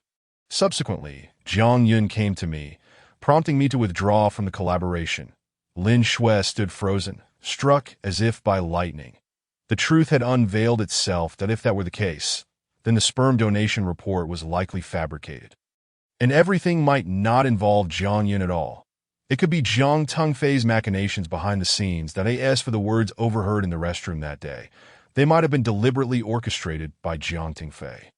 After all, everyone in the room knew she had gone to the restroom, and there was no reason for Jiang Tengfei to discuss such sensitive matters there.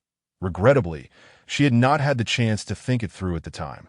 Once she grasped the underlying reasons, Lin Shui threw her arms around Jiang Yun, disregarding the presence of Duan Xiuhua and old Master Li, and began to sob uncontrollably. Observing her distress, a wry smile appeared on Duan Xiuhua's face, while Jiang Yun gently patted Lin Shui's back, saying, "All right, Xiao Shui, we need to address more pressing matters. Otherwise, come dawn, it could spell disaster for the Lin family." Lin Shui nodded heavily. After emerging from Jiang Yun's embrace, she wiped the tears from her face and turned her gaze toward Duan Xiuhua, her eyes brimming with gratitude. Had it not been for Duan Xiuhua stepping forward to clarify everything, she might still be harboring misunderstandings about Jiang Yun. Jiang Yun then looked at Duan Xiuhua and inquired, "Sister Duan, please enlighten us on what we should do next. The Lin family could not afford to prolong the existing situation. Otherwise, it would undoubtedly inflict a catastrophic blow to the company, should all the partners withdraw their cooperation. Lin's enterprise would be utterly unsustainable." That a faint smile graced Duan Xiuhua's lips as she shook her head and replied, "You are perpetually preoccupied with Lin's affairs and Lin Shui's issues. When have you ever considered your own interests? Do not forget, you are still a penniless youth in the eyes of others, merely perceived as a captain, and do you truly not aspire to establish your own enterprise?" Upon hearing this, Lin Shui chuckled. "I would gladly support Jiang Yun for a lifetime." This sentiment was not just her initial thought, but also her current conviction that a warm current surged within Jiang Yun's heart. Meanwhile, Duan Xiuhua shook her head and continued, Jiang Yun possesses far more capability than you realize that as far as I know. The reason Xia Zhengwo was willing to sign an agreement with your Lin family was not solely due to Jiang Yun being his benefactor. It was primarily because of his strategic vision. However, before Duan Xiuhua could finish her thought, Jiang Yun waved his hand and smiled. Sister Duan, let us first address the immediate troubles, for Lin's company is of utmost importance to Xiaoxua. Duan Xiuhua nodded in agreement. Lin Shui, however, found herself lost in contemplation. While she loved Jiang Yun dearly, she also recognized his worth. How could he possibly gain Xia Zhengwo's high regard? After all, Xia Zhengwo was a renowned entrepreneur in Ningqing, and few could ever catch his eye. Just as she was lost in these thoughts, Duan Xiuhua's voice pulled her back to reality as she noticed Duan Xiuhua's gaze shift to the silent elder Li. To persuade Li Wenjie to come forth and admit the truth, they would need Elder Li's intervention. Jiang Yun was momentarily taken aback. How could this be possible? If Li Wenjie acknowledged his misdeeds, it would not only tarnish his reputation, but could also bring significant repercussions to the Li family, potentially plunging them into crisis. After all, Elder Li was a member of the Li family and had a responsibility to it. The next moment, Elder Li smiled and said, "Since Xiao Duan has spoken, I shall lend my assistance." Chapter 48. Divine Assistance. Jiang Yun cast a grateful glance at Elder Li and promptly said, "Thank you, Elder L. I don't no need for thanks." Elder Li waved his hand, glancing at Duan Xiuhua with a resigned smile before adding, "After all, I owe Xiao Duan a favor." Duan Xiuhua merely smiled in response. Jiang Yun felt a profound sense of gratitude. He understood that Elder Li's favor was no trivial matter. He had not anticipated that Duan Xiuhua would go so far as to enlist Elder Li on his behalf. Such kindness would certainly be etched in his heart. Duan Xiuhua spoke once more. "Very well. With the matter perfectly resolved, I shall withdraw from further involvement. You and Elder Li can negotiate from here." However, as she spoke, Duan Xiuhua produced a contract from her pocket and handed it to Lin Shui, a smile playing on her lips. "There is not much more I can do for you. But this is a contract from the Duan family. Once you sign it, the Duan family and the Lin family will become business partners." Lin Shui was taken aback, wondering if this sudden stroke of fortune was too good to be true. Jiang Yun, without hesitation, took the contract and remarked with a smile, "Sister Duan is like my own sister. Why be so formal?" Lin Shui nodded and accepted the contract into her hands. Once everything was agreed upon, Jiang Yun stood up with a smile, glanced at Elder Li, and said, "Elder Li, I shall await your good news." "Very well." Elder Li nodded that in no time. Jiang Yun exchanged farewells with Duan Xiuhua and proceeded to exit the room. On their way back, Lin Shui clung to Jiang Yun's arm, their demeanor reminiscent of newlyweds. Jiang Yun affectionately ruffled her hair and chuckled. "Now you see how wonderful your husband is, right? Why didn't you share all this with me earlier?" Lin Shui looked up at him, realizing that all along, she had misunderstood Jiang Yun, who had quietly sacrificed so much for her. Jiang Yun's lips curled into an awkward smile as he scratched his head and replied, "Have you ever considered that you never listened to me back then? Whenever I spoke, you would cut me off, denying me any chance to explain that in the end, you didn't even allow me to speak." Lin Shui snorted and retorted, "Then you should have followed me around, continuously explaining." Jiang Yun fell silent. Even if he had done so, Lin Shui would still have appeared indifferent. Their conversation continued as they arrived at the Lin family's corporate building. At that moment, Lu Qianqian and others were still waiting for news inside the company. Upon seeing the busy employees, Lin Shui took out the contract that Duan Xiuhua had given her and placed it before everyone. Smiling as she announced, "Everyone, there will be no crisis for the Lin family, and we will not face bankruptcy. You can all go home and rest easy. Tomorrow morning, everything will be resolved, and Li Wenjie's statements will fall apart on their own." The crowd erupted in cheers, and soon, they began shutting down their computers. The director who had previously clashed with Lin Shui hurried over and furrowed his brow, asking, "What about the online rumors?" "Yes," before Lin Shui could respond. Jiang Yun stepped forward and declared, "We have already contacted Elder Li from the Li family, who will mediate with Li Wenjie. The truth will soon come to light, and the online gossip will dissipate. As for those who wish to terminate their contracts with us, let them be. The director nodded, choosing not to pursue the matter further. Once everything was settled, Jiang Yun and Lin Shui returned to their villa. However, just as they reached the entrance, Lin Shui paused, her gaze lingering on the lit room on the second floor, a hint of difficulty crossing her face. Jiang Yun followed her line of sight and quickly deduced her thoughts. He took her hand and said gently, Xiaoxue, once Song Xiaoyan gives birth, I will ensure she is sent away. I will not allow her to disrupt our lives any longer. However, concerning the child, Jiang Yun found himself momentarily at a loss. Although he had no relationship with Song Xiaoyan, the existence of her child was undeniably complicated. Lin Shui smiled softly, looked at Jiang Yun, and then wrapped her arms around his, saying, since the child is yours, it is also mine that we shall raise him together. But one thing must be made clear in advance.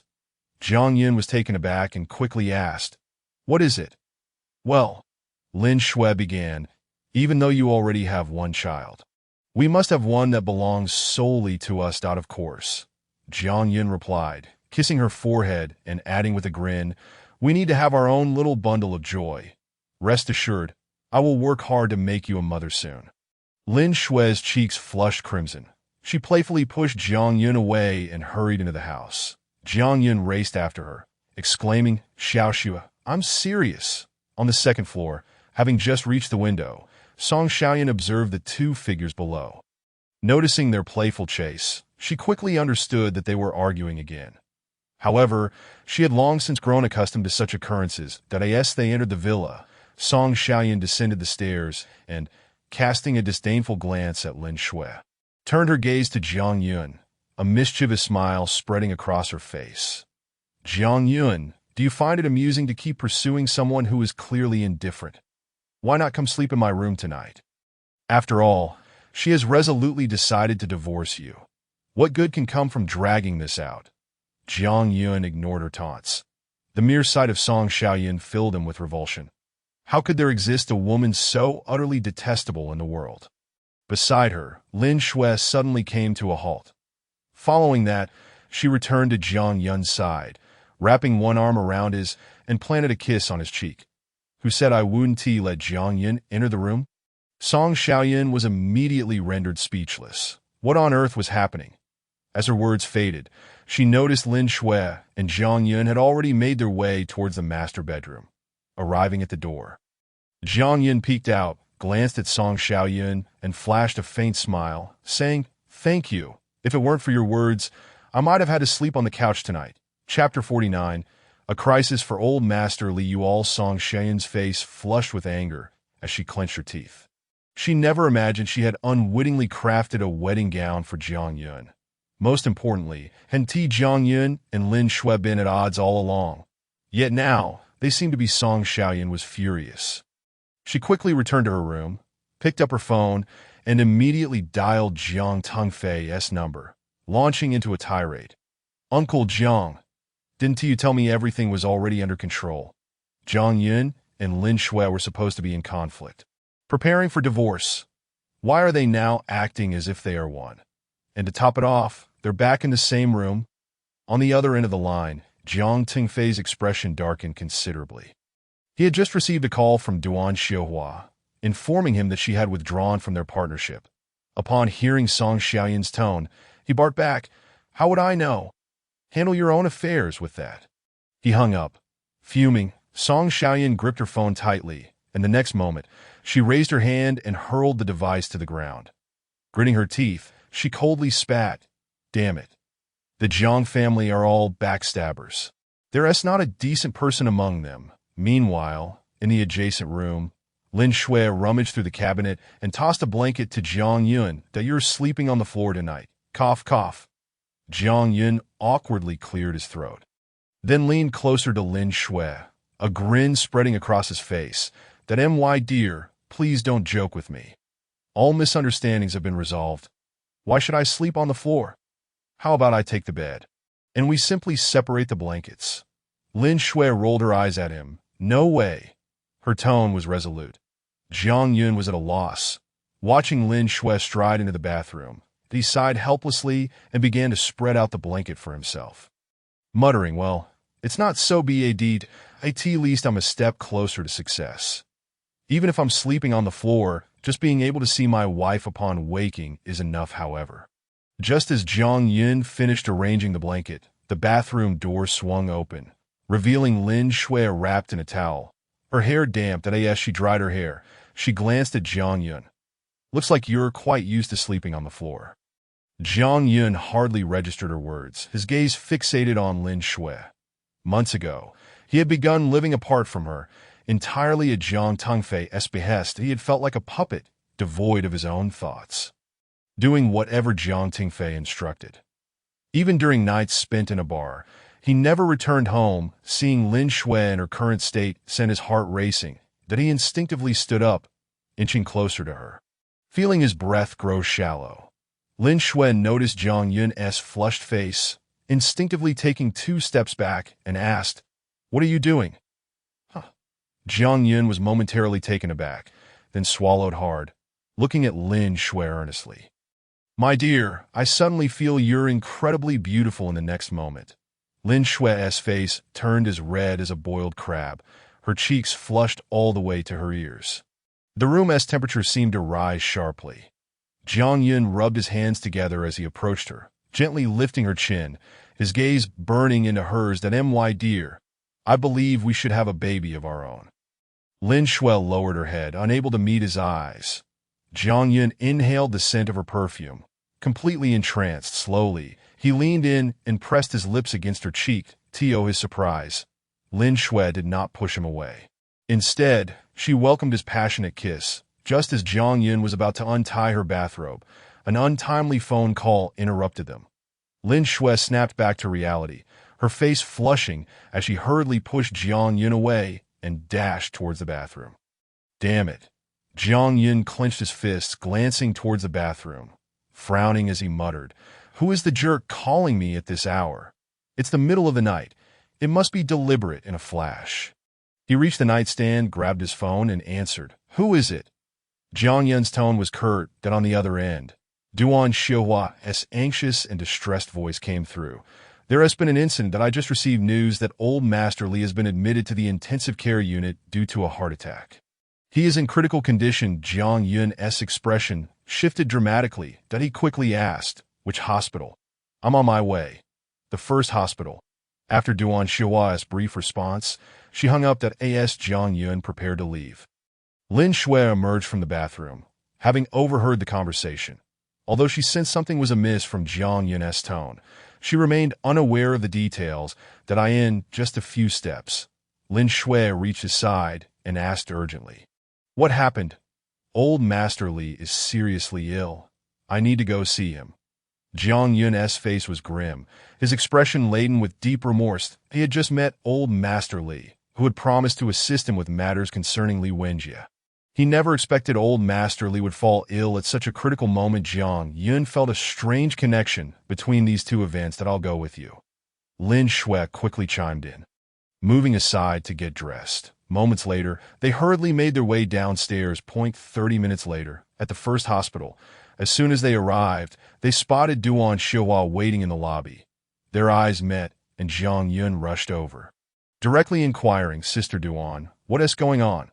How could old Master Li suddenly fall ill?" Duan Xiuhua's expression was grave. "I don't know either. Let us head upstairs and check the situation." Jiang Yun clenched his fists, almost grinding his teeth. "All right." Chapter 50. A life hanging by a thread. If this incident is indeed related to Li Wenjie, he will certainly pay the price, Jiang Yun resolved firmly within himself. In an instant, they had reached the upper floor of the hospital. That moment, members of the Li family were gathered in the corridor. Upon seeing Jiang Yun, Li Wenjie was the first to approach, his face contorted in anger. "You bastard! How dare you show up here?" Jiang Yun frowned slightly, ignoring him. "If it weren't for you, my grandfather wouldn't have fallen ill," Li Wenjie shouted again, accusing Jiang Yun. "Everyone! It's because this bastard plotted against me that my grandfather, upon learning of this, immediately sought to help me seek justice." But after he returned from negotiations with them, he collapsed at home. I don't know what they told my grandfather, but it surely must have greatly affected him. How hypocritical. Jiang Yun's expression grew, increasingly dark. Li Wenjia's words made it evident that this matter was somehow connected to him. The crowd of Li family members surged forward, and Duan Xihua stepped in, frowning slightly as she addressed them. What are you all doing? Let me be clear. Jiang Yun is my friend, that if anyone dares to lay a finger on him, they will be opposing the Duan family and me, Duan Xihua. Furthermore, I was present during their conversation. Everything is not as Li Wenjie claims. Old Master Li and I had a very amicable discussion. Additionally, I have a long-standing friendship with Old Master Li. Otherwise, he wouldn't have agreed to meet me. The crowd exchanged glances, no one daring to advance, but their faces were still filled with anger. Clearly wary of Duan Xihua, standing to one side, Li Wenjie let out a cold snort and spoke. Sister Duan, on ordinary days, I have shown you respect and have believed in your words. However, this time is different. Everyone knows about your relationship with Jiang Yun, that you think we are all fools. It is evident that you have orchestrated this scheme to assist Jiang Yun in clearing his online scandals, even going so far as to pressure my grandfather into returning to exert pressure on me. Shameless.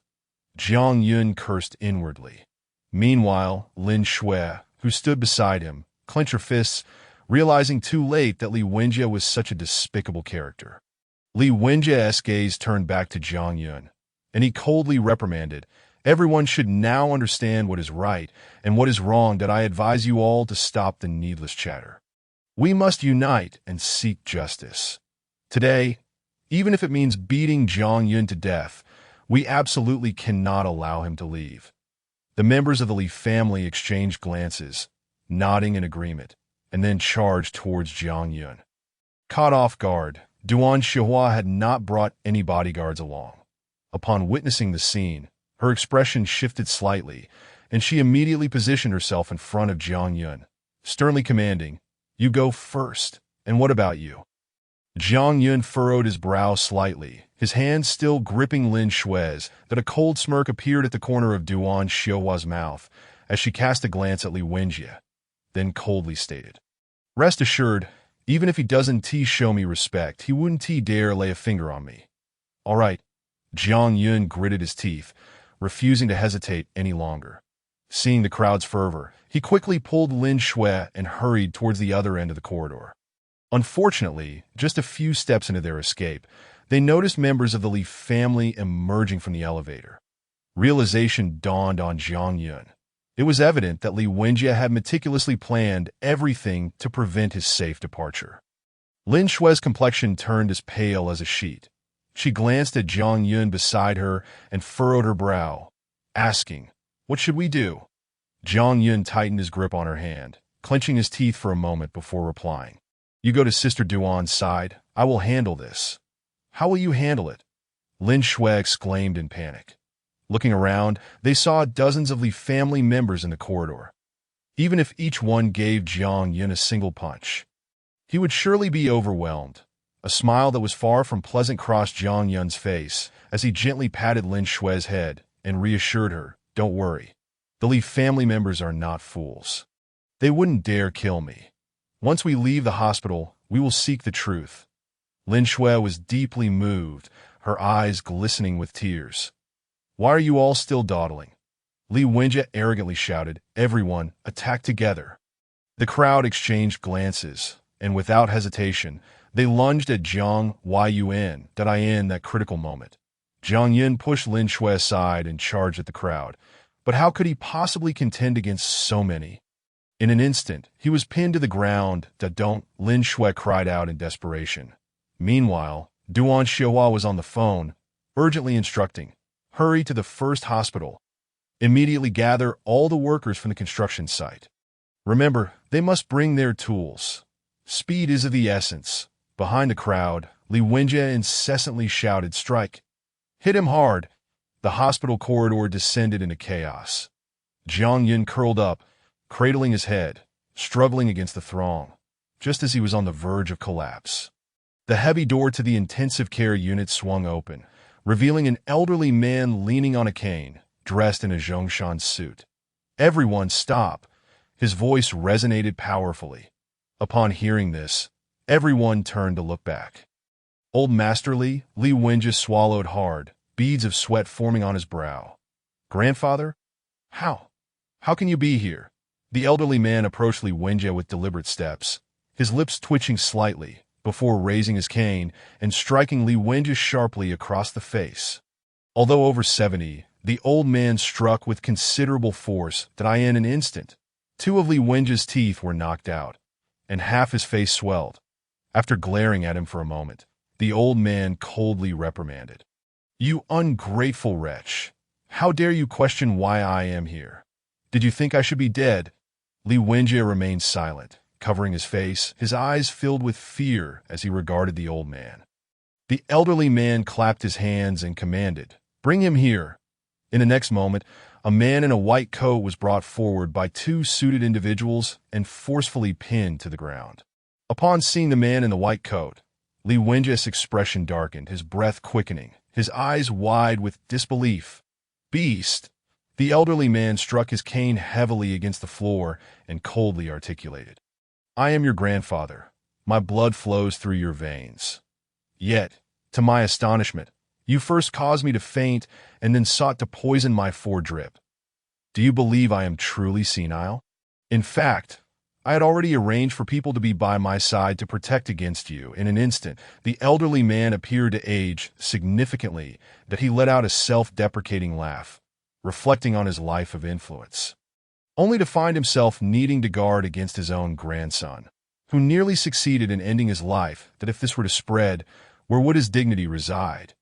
Li Wenjie's face turned ashen. Despite all his plotting, he had never anticipated that his grandfather would have such foresight. Now, all his schemes had come to naught. Faced with irrefutable evidence, Li Wenjie, still unwilling to concede, hurriedly crawled to his grandfather's feet, pleading, "Grandfather, I know I was wrong. I never intended to harm you. It was all because of him." As he spoke, he pointed at Jiang Yun, who had just managed to rise from the ground, his face contorted in malice as he exclaimed, "Grandfather, it's this bastard who plotted against me and even attacked me. You must not believe his one-sided claims. You must trust your grandson. As for the poisoning, it was merely a moment of lapse." "Humph!" The elderly man scoffed twice, kicking Li Wenjie away, turning his gaze elsewhere, clearly unwilling to hear any further justifications. Who was he? How could he not discern right from wrong? He waved to several individuals nearby and ordered, "Enough, take him away." The group nodded and forcibly dragged Li Wenjie off. That Li Wenjie continued to shout, "Grandfather, please don't treat me this way. I truly know I was wrong. Have you forgotten you said I was the most like your child? The Li family's half-empire was built by me." Unfortunately, the elderly man paid no heed to his pleas. Once it was confirmed that the elderly man was unharmed, apart from the 2 bodyguards closely following him, the other members of the Li family bid their farewells and departed the hospital. The elderly man approached Jiang Yun, observing the bruised and battered figure before him, and sincerely expressed, "Mr. Jiang, I sincerely apologize. However, rest assured, I will ensure you receive justice. Even though Li Wenjie is my grandson, I will see to it that he faces the consequences he deserves." Jiang Yun smiled in response, "Old Master Li, please handle it as you see fit. That I simply wish for the Li family to cease any future troubles with me. As for Li Wenjie's fate, it is of no concern to me." The elderly man patted Jiang Yun's shoulder, assuring him, "Don't worry. I am aware of what needs to be done. By the way, we must take responsibility for our actions. That I understand that you have been assisting your wife with her business matters recently. I have heard that the Lin family is currently seeking partners, and the Li family is in need as well. That I will make it a point to facilitate a cooperation agreement with the Lin family tomorrow." Jiang Yun was overjoyed. With all 3 major powers in Ningqing aligning with the Lin family, it wouldn't be long before the Lin family emerged as the 4th power in the city. Grateful, he looked at the elderly man and said, "Thank you, old master." Too polite, the elderly man replied nonchalantly, Now that everything is settled, I will also work to clarify the online rumors as soon as possible. You should tend to your injuries. Jiang Yun touched the corner of his mouth, glancing at the blood on his hands, feeling a surge of excruciating pain, as if all the bones in his body had shattered. Subsequently, he bid farewell to the elderly man and left with Lin Shui. However, Duan Xihua chose to remain by the side of the old gentleman Li, clearly indicating that there were still matters for them to discuss. In the blink of an eye, Jiang Yun and Lin Shui had already entered the elevator, and before long, they had descended to the ground floor to tend to Jiang Yun's wounds. Fortunately, the timely arrival of the old man Li meant that Jiang Yun's injuries were not severe. Looking up at the drip above him, Jiang Yun smiled and said, "Xiao Shui, from now on, you need to focus all your efforts on a few key projects. For the foreseeable future, the Lin family will no longer face financial shortages or a lack of partnerships. Everything will gradually improve. Moreover, the Lin family will reach unprecedented heights of prosperity." As Lin Shui listened to his words, a wave of emotion surged through her, and in the next moment, she threw her arms around his. Tears streamed down her face as she realized just how much this man truly cared for her.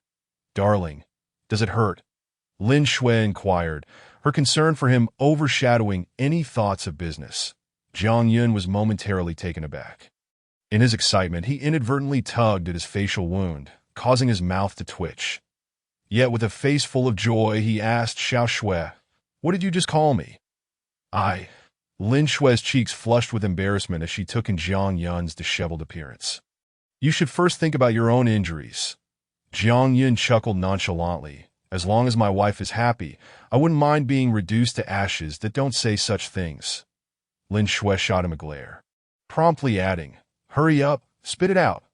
Jiang Yun, unfazed, wrapped his arms around Lin Shui and gently leaned in closer, whispering in her ear, "Wife, I love you." Lin Shui's face turned an even deeper shade of red. The night passed in silence. The following morning, Jiang Yun and Lin Shui emerged from the hospital. Though they felt somewhat fatigued, Jiang Yun's face still radiated excitement. "I'll take you home first," he declared, after Lin Shui joined him in the car. She said, "Then I need to head to the office to handle some matters. The contract with the Li family will be submitted soon, and I must oversee it personally." "That sounds good," Jiang Yun replied with a smile, nodding in agreement that he sat in the passenger seat, gazing at Lin Shui for a while before saying, "But you must promise to behave that in my absence. You are not permitted to meet any other men alone." Lin Shui shook her head. "All right." "Rest assured," Lin Shui retorted, rolling her eyes at Jiang Yun. She then muttered softly, "When did you become so possessive?"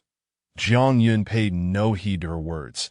Having such a stunning beauty by his side warranted vigilance to prevent anyone from having designs on her. Nonetheless, he couldn't deny that his spirits were exceptionally high, especially after resolving the issues with Li Wenjie, effectively alleviating Lin Shui's safety concerns. Before long, they arrived at the villa. After sharing a passionate kiss in the car, they reluctantly stepped out, Jiang Yun calling after Lin Shui, "Make sure to return early." His demeanor resembled that of a devoted husband yearning for his wife's affection. In a flash, Jiang Yun headed towards the house. But upon reaching the living room, he spotted Song Xiaoyun struggling to crawl out, her face contorted with pain as she looked at Jiang Yun, pointing to her abdomen. "Jiang Yun, hurry! Take me to the hospital. My stomach hurts terribly." Jiang Yun furrowed his brow, but quickly approached Song Xiaoyun, leading her outside. Unfortunately, the only car had already been taken by Lin Shui, leaving him momentarily at a loss. Meanwhile, Song Xiaoyun clutched her stomach, her features twisted in agony. After glancing at Jiang Yun, she exclaimed, "Think of a way. I can hardly bear the pain. I know you have no feelings for me, but the child in my womb is yours." Upon hearing this, Jiang Yun frowned slightly. Though he felt discomfort at her words, he took out his phone, preparing to call for a car, just as a black sedan pulled up in front of them. The driver's window rolled down, revealing a woman who looked at Jiang Yun and Song Xiaoyun before her gaze settled on Song Xiaoyun. "Do you need help?" "Yes," Song Xiaoyun nodded vigorously, promptly moving towards the car. Jiang Yun felt conflicted but followed her inside. Soon, the vehicle turned around and sped towards the nearest hospital. Throughout the ride, Song Xiaoyan continued to clutch her abdomen, crying out in distress, her complexion growing increasingly alarming. Jiang Yun's attention remained fixed on her, yet he couldn't muster any concern. He had always regarded Song Xiaoyan as cunning, and he suspected this episode was no different.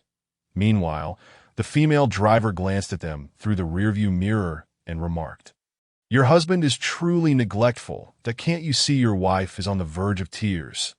Don't you know that embracing her can alleviate the pain?" Jiang Yun replied, "She is not my wife." Hmm? The driver paused, studying Jiang Yun for a moment before falling silent, as he did not resemble the type who would keep a mistress. Hearing this, Song Xiaoyan's fury ignited, and she shouted at Jiang Yun, "Yes, I am not your wife, but doesn't the child in my womb belong to you? Shouldn't you treat me a bit better for the sake of your own flesh and blood?" Jiang Yun remained silent, his demeanor still one of indifference. Along the way, Song Xiaoyan continued to wail in anguish until they finally reached the hospital. Jiang Yun carried her from the car, while the driver chose to ignore them. Before departing, she scoffed, "It seems that men, regardless of wealth, all behave the same way. They can be carefree during pleasure, but when trouble arises, they adopt an air of aloofness. How despicable that I end the next moment."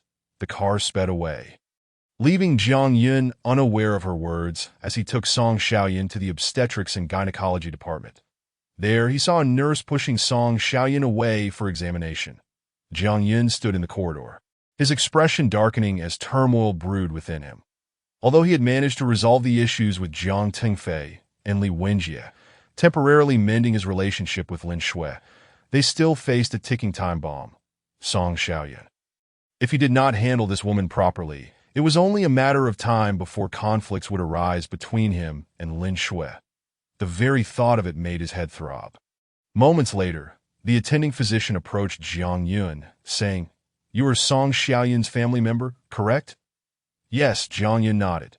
The physician continued, "Please follow me to the office. I need to discuss something important with you." Jiang Yun hesitated briefly before quickly following the physician into the office.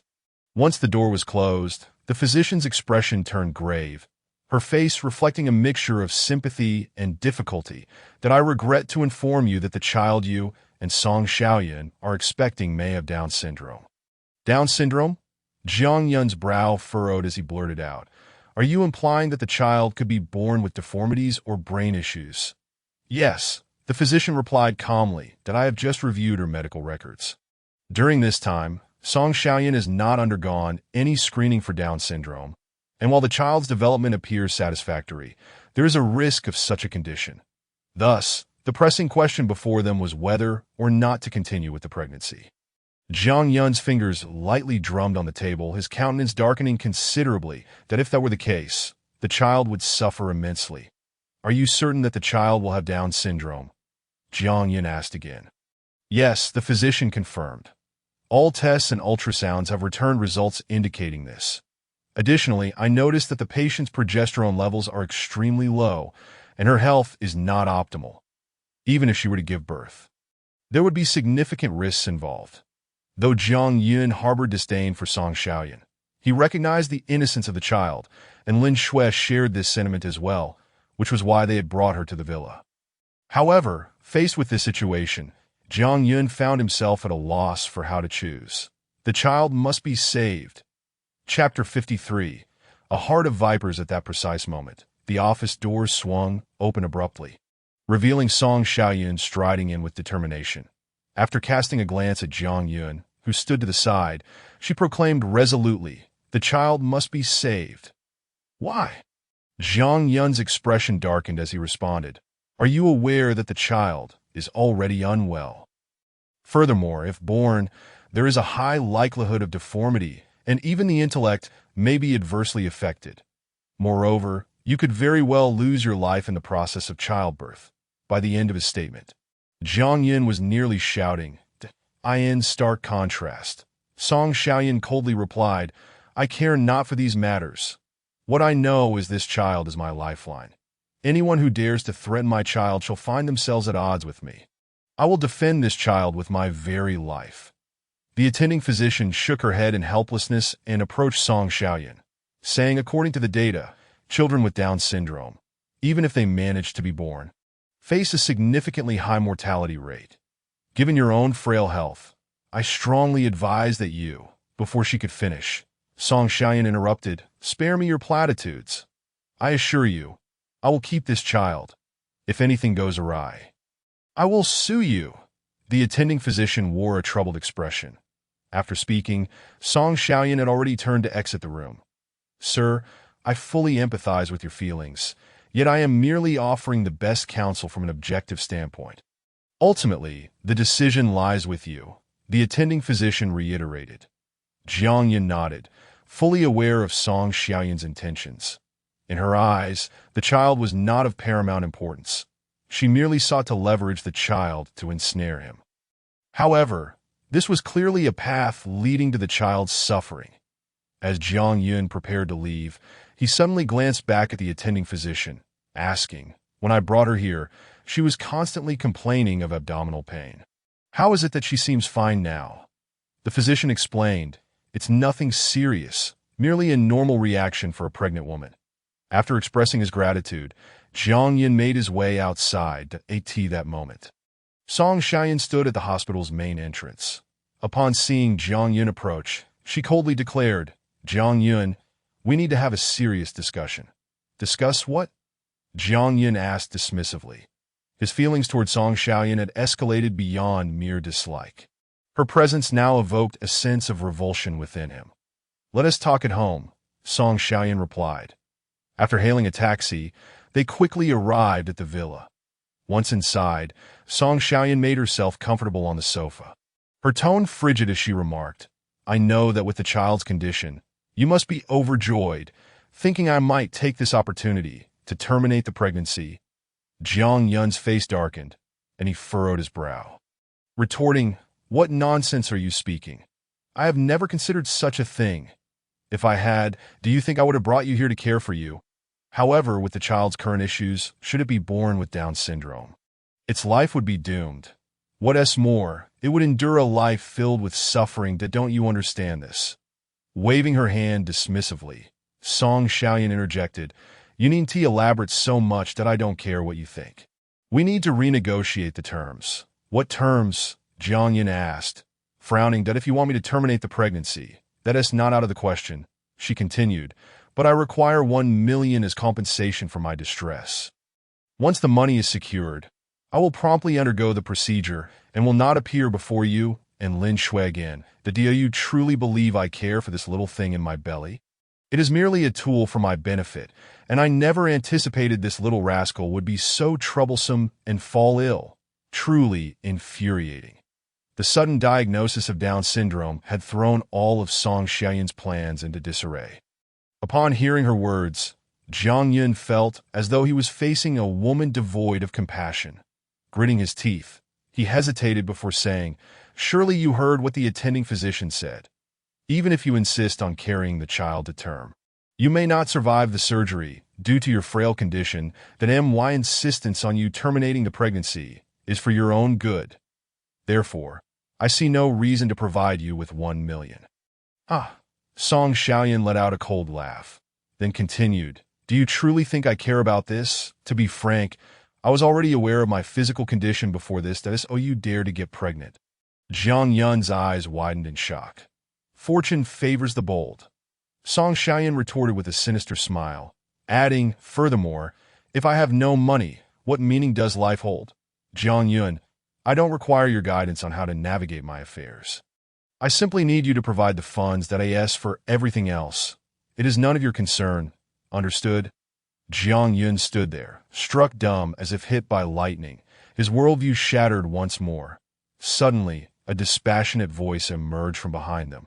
"I will cover the costs." Upon hearing this voice, both Jiang Yun and Song Xiaoyan turned to see Lin Shui entering the room. Clad in a sharp business suit, Lin Shui was now coldly regarding Song Xiaoyan, having overheard their entire conversation from outside. "Very well, since someone is willing to pay, That suffices, Song Xiaoyan said slowly, a cold smile gracing her lips. She glanced at Lin Shui and added, as soon as I receive the money, I will promptly go to the hospital and resolve this burden. Do you think I relish carrying this little wretch around every day? How laughable. Jiang Yun clenched his fists in fury. Song Xiaoyan was truly despicable. After watching her retreat to her room, he hurried to Lin Shui's side, grasping her hand and asking, "Why did you agree to provide the money?" "For the sake of the child," Lin Shui replied calmly. "We cannot allow the child to suffer due to Song Xiaoyun's selfishness." Chapter 54. A complete breakdown. Upon hearing this, Jiang Yun was filled with gratitude that he embraced Lin Shui and refrained from mentioning Song Xiaoyan further. Instead inquiring, "Have you resolved matters at the company?" "Yes," Lin Shui smiled softly, the atmosphere lightening considerably. She continued, "Moreover, I just received word that old Master Li has taken control of the Li family and will be establishing a long-term partnership with us. I anticipate that it won't be long before the Lin Corporation begins to flourish out of course. All of this is thanks to your efforts." After planting a kiss on Lin Shui's forehead, Jiang Yun replied, "As long as you are happy, who gets the credit is of no consequence." "That simply won't do," Lin Shui countered. "Now, tell me what reward you desire." Jiang Yun lightly tapped his fingers against his temple. Soon feeling a pang of discomfort, noticing his slight grimace, Lin Shui quickly asked, "Did you aggravate your injury?" "Just a minor inconvenience." Jiang Yun grinned, brushing it off. "How about this? You treat me to dinner tonight. Let us enjoy a candlelit dinner together." Without hesitation, Lin Shui nodded in agreement. All right. After returning to their room to prepare, they headed for the door, only to be confronted by Jiang Tingfei, who approached them. "Jiang Yun, I need to speak with you," he said, urgency in his voice.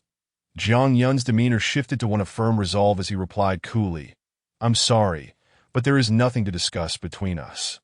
"Jiang Yun, you can't say that," Jiang Tingfei implored, panic rising as he sensed their intent to leave. That in the span of a single day, the Jiang Corporation had endured significant turmoil, first losing their partnership with Duan Xiuhua, followed by several partners severing ties with Jiang Tingfei.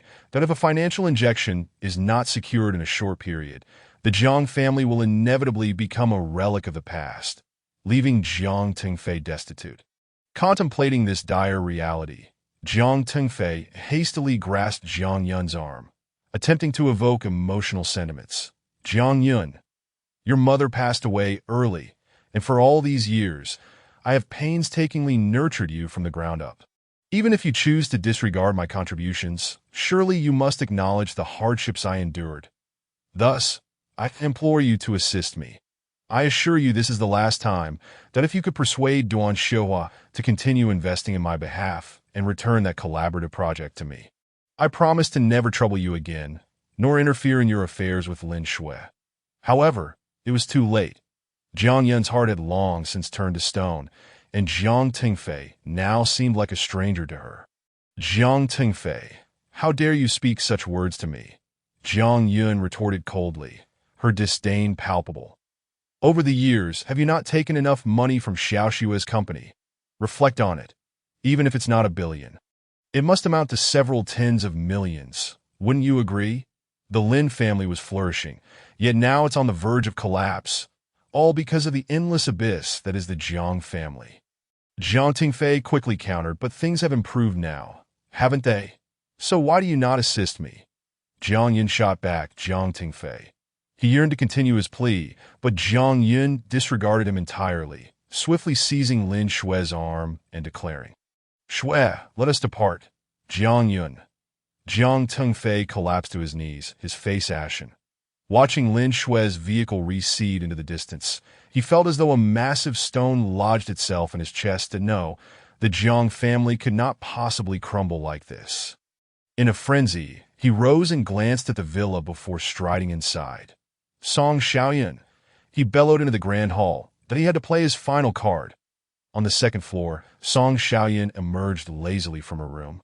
Having just received a windfall of 10 million, her spirits buoyant. Upon spotting Jiang Tingfei standing below, she approached him with a puzzled expression and inquired, "What brings you here?" Please help me plead with Jiang Yun.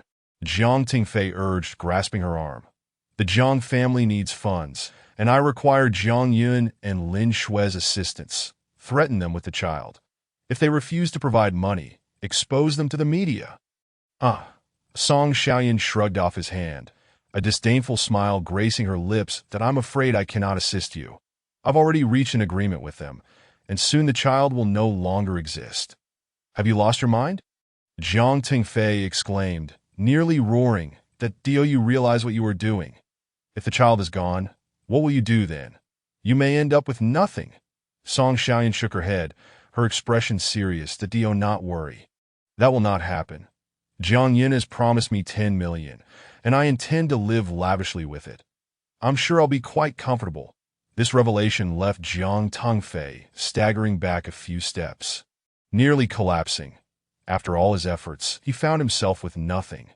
Song Xiaoyan regarded him languidly before stating, well, since I cannot help you, perhaps you should consider other options, that I have matters to attend to, so take care. With that, she turned to ascend the stairs. Jiang Tingfei watched her retreating figure, his lips twitching in frustration. You wretched woman, how dare you speak to me in such a manner? If it weren't for my assistance, would you have ever received that 10 million? You will regret this. This matter is far from over. Fuming, he stormed out of the villa while Song Xiaoyan stood on the second floor, observing him with a cold smile. Old fool, you brought this upon yourself. You dared to scheme against your own son, and now look where that has led you. Nothing but a futile effort. Muttering to herself, she made her way to her bed, lazily contemplating. 10 million. What shall I do with such a fortune? Perhaps indulge in some luxury goods, and then go traveling. Yes, perhaps I shall encounter my true love abroad. Chapter 55, Song Xiaoyan's Predicament in a Western Restaurant. Jiang Yun and Lin Shui had just placed their orders when Lin Shui began fiddling with her phone. Jiang Yun pulled out a chair and sat beside her, casting furtive glances at her screen. Lin Shui purposely dimmed her phone's display and tucked it into her pocket, then turned to Jiang Yun, asking, "What are you up to?" Jiang Yun scratched his head, his gaze lingering on Lin Shui's pocket. Clearly preoccupied with the contents of her phone, regrettably, he saw nothing. Wife, what were you doing just now? Eventually, Jiang Yun could no longer contain his curiosity. What were you up to? Nothing of consequence, Lin Shui replied, lifting her wine glass and swirling it before adding with a playful smile. Why? Are you now trying to pry into my private life? Absolutely not. Jiang Yun hastily waved his hands. That I merely wanted to remind you not to engage too frequently with people online, as it can lead to undesirable consequences. Upon hearing this, Lin Shui shot him an exasperated glare before retrieving her phone and unlocking the screen once more. Take a look for yourself. Am I chatting with anyone else? I won tea. Despite his words, Jiang Yun's eyes inevitably drifted to her screen. Observing his behavior, Lin Shui chuckled. When did you become so clingy? I remember a time when you disliked spending time alone with me. Yet now you seem eager to inspect my contacts. Jiang Yun smiled sheepishly. It wasn't that he didn't want to be with Lin Shui, but rather that Jiang Tingfei had always been a barrier between them. After clearing his throat, he chose not to dwell on the past. That he glanced at her phone and curiously asked, "Are you planning to transfer money to Song Xiaoyan now?"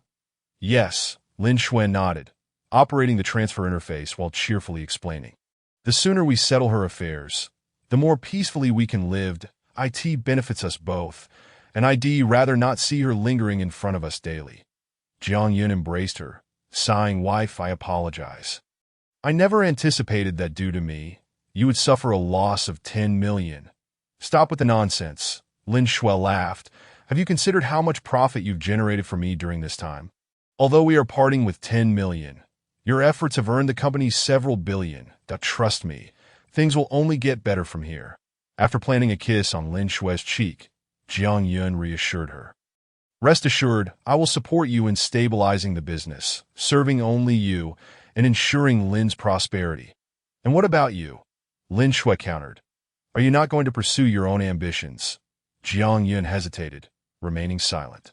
Given the opportunity to restart, he indeed wished to achieve great things. Yet he ultimately longed to spend each day with Lin Shui while managing Lin's affairs. But that was a conversation for another time. Noticing Jiang Yun's prolonged silence, Lin Shui refrained from pressing further.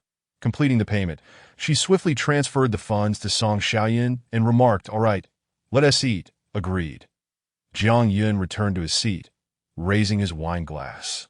"Wife, I toast to our ever-improving life together." Lin Shui smiled softly. Indeed. Meanwhile, as the couple enjoyed their meal harmoniously, Song Xiaoyan received the funds and stared at the bank notification with trepidation. She then slapped her own face twice in disbelief. Is this truly real? 10 million. Many people never see such a sum in their entire lives. Song Xiaoyan, filled with excitement, clenched her fists tightly. Subsequently, she rose slowly and, in the swiftest manner, changed into her attire, readying herself to step out with her bag in hand. Shopping. I'm going to indulge in some splendid retail therapy. I shall acquire designer handbags and apparel priced below 5 figures. From this moment forth, I shall not cast a glance at anything less. Henceforth, I, Song Xiaoyun, shall elevate myself above the ordinary. Within mere moments, she had exited the villa. Stretching her limbs, she felt a slight discomfort, which led her to notice her burgeoning belly. With a huff, she declared, "You little burden, I shall rid myself of you by tomorrow." With that, she strode away to Ayan, the villa district. A black sedan was parked not far from the Lin family's residence. Upon spotting Song Xiaoyun, the man in the driver's seat glanced at his companion and said, "Show me the photo. Let us ascertain if that is indeed her." "Ugh, I'm eating here. What a hassle," replied the man in the passenger seat, his mouth full of bread. After glancing at the photo and comparing it to the figure of Song Xiaoyun in the distance, he affirmed, "Yes, the pregnant one. That is her. Let us get to work." A faint smile crept across the driver's lips as he pressed the accelerator, speeding towards Song Xiaoyun. Inside a restaurant, Jiang Yun and Lin Shui were still dining when suddenly Jiang Yun's phone rang. His expression darkened immediately, and he furrowed his brow, stating, "All right, I'll head over right now." Seeing him hang up, Lin Shui quickly inquired, "What's wrong?" "Song Xiaoyun is in trouble." Jiang Yun's lips twitched as he grimly added, "And she's already gone." Lin Shui nearly lost her balance, hastily rising from her seat to approach Jiang Yun, asking, "What happened? Wasn't she supposed to be at the villa? How could she suddenly be dead?" Jiang Yun pondered for a moment before replying solemnly, "I'm not sure how it transpired, but the hospital has requested our presence since they cannot reach Song Xiaoyun's family." Understood. Lin Shui promptly settled the bill. And without delay, she and Jiang Yun hurried to the hospital. Half an hour later, in the hospital's morgue, a doctor in a white coat glanced at Jiang Yun and Lin Shui as they approached. "You must be Mr. Jiang, the one I just spoke to?" he inquired. "Yes," Jiang Yun affirmed, nodding seriously. Although he held no fondness for Song Xiaoyun, a life was at stake, and he could not stand idly by. He directly asked, "Doctor, Song Xiaoyun was my friend. What exactly happened?" The doctor sighed. "I empathize with your feelings, but the hospital has indeed done its utmost. Miss Song was involved in a car accident that by the time our team arrived. She was barely hanging on. She had already succumbed by the time she reached the hospital. That I'm truly sorry that a car accident." Jiang Yun frowned. "What about the driver responsible? It seems he fled the scene." "Authorities are currently investigating." The doctor replied nonchalantly, "That I've also heard some rumors. It appears some individuals have been loitering outside your residence, waiting for the deceased to emerge before striking with their vehicle. They evidently had a keen understanding of the surroundings and left promptly after the incident." Jiang Yun furrowed his brow, remaining silent. After casting a glance at Lin Shui, he instructed, "Darling, try to contact the Song family. I need to step out for a moment." "Where are you going?"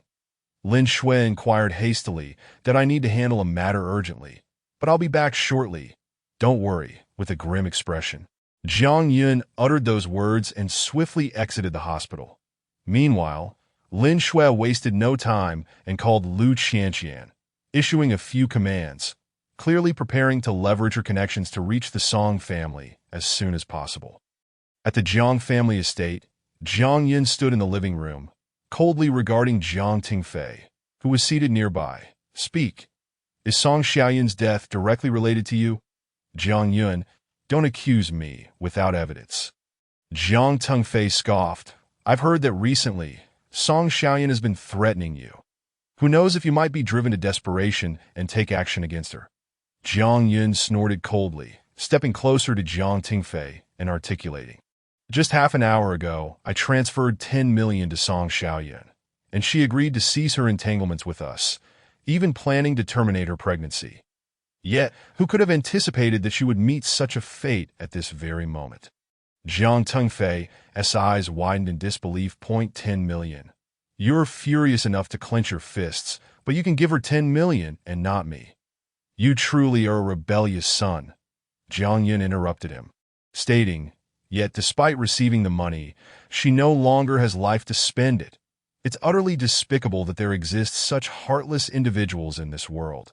To not spare even a defenseless woman, Jiang Tingfei, incensed, retorted sharply, I assent that her own doing, attempting to sever ties with me. Now she wants to escape my control. What does it matter if she receives the money? I want her dead. Finally, Jiang Tingfei revealed the dark secret he harbored. Upon hearing this, Jiang Yun's lips twitched as he frowned. I never imagined you could be so ruthless. Jiang Tingfei, you are a demon. I could never have fathomed your depravity. How could such a person exist in this world? Jiang Tingfei sneered, and what of it? Jiang Yun, since you're aware of the situation, I advise you to obediently supply me with 100 million. Otherwise, I will ensure you and Lin Shui share the same fate as Song Xiaoyun. A blatant threat, that moment. Jiang Tingfei was cornered. Without financial influx or new projects, the Jiang family would undoubtedly falter. Hence, he cared little for the consequences. Jiang Yun glared at him for a long moment before gritting his teeth and turning to leave. Behind him, Jiang Tingfei shouted, Jiang Yun, I advise you to think carefully about your next steps. Don't presume I jest. If I do not see the money in 3 days, you will regret it. In this world, there is only the sickness of poverty, and I am afflicted with it now. I can no longer afford to be lenient. Jiang Yun felt a chill run down his spine. It was terrifying to realize that such a person was his blood relative. The moment he stepped outside the Jiang residence, he retrieved his phone from his pocket. Before entering the Jiang estate, he had secretly activated the recording function, capturing every word exchanged with Jiang Tingfei. Finding a secluded spot, he replayed the recording multiple times and made a backup before placing his phone back into his pocket. Jiang Tingfei's menacing visage lingering in his mind, that if Jiang Tingfei was not jesting, he might indeed resort to desperate measures. That if that were the case, what should he do? He could not gamble with the lives of himself and Lin Shui.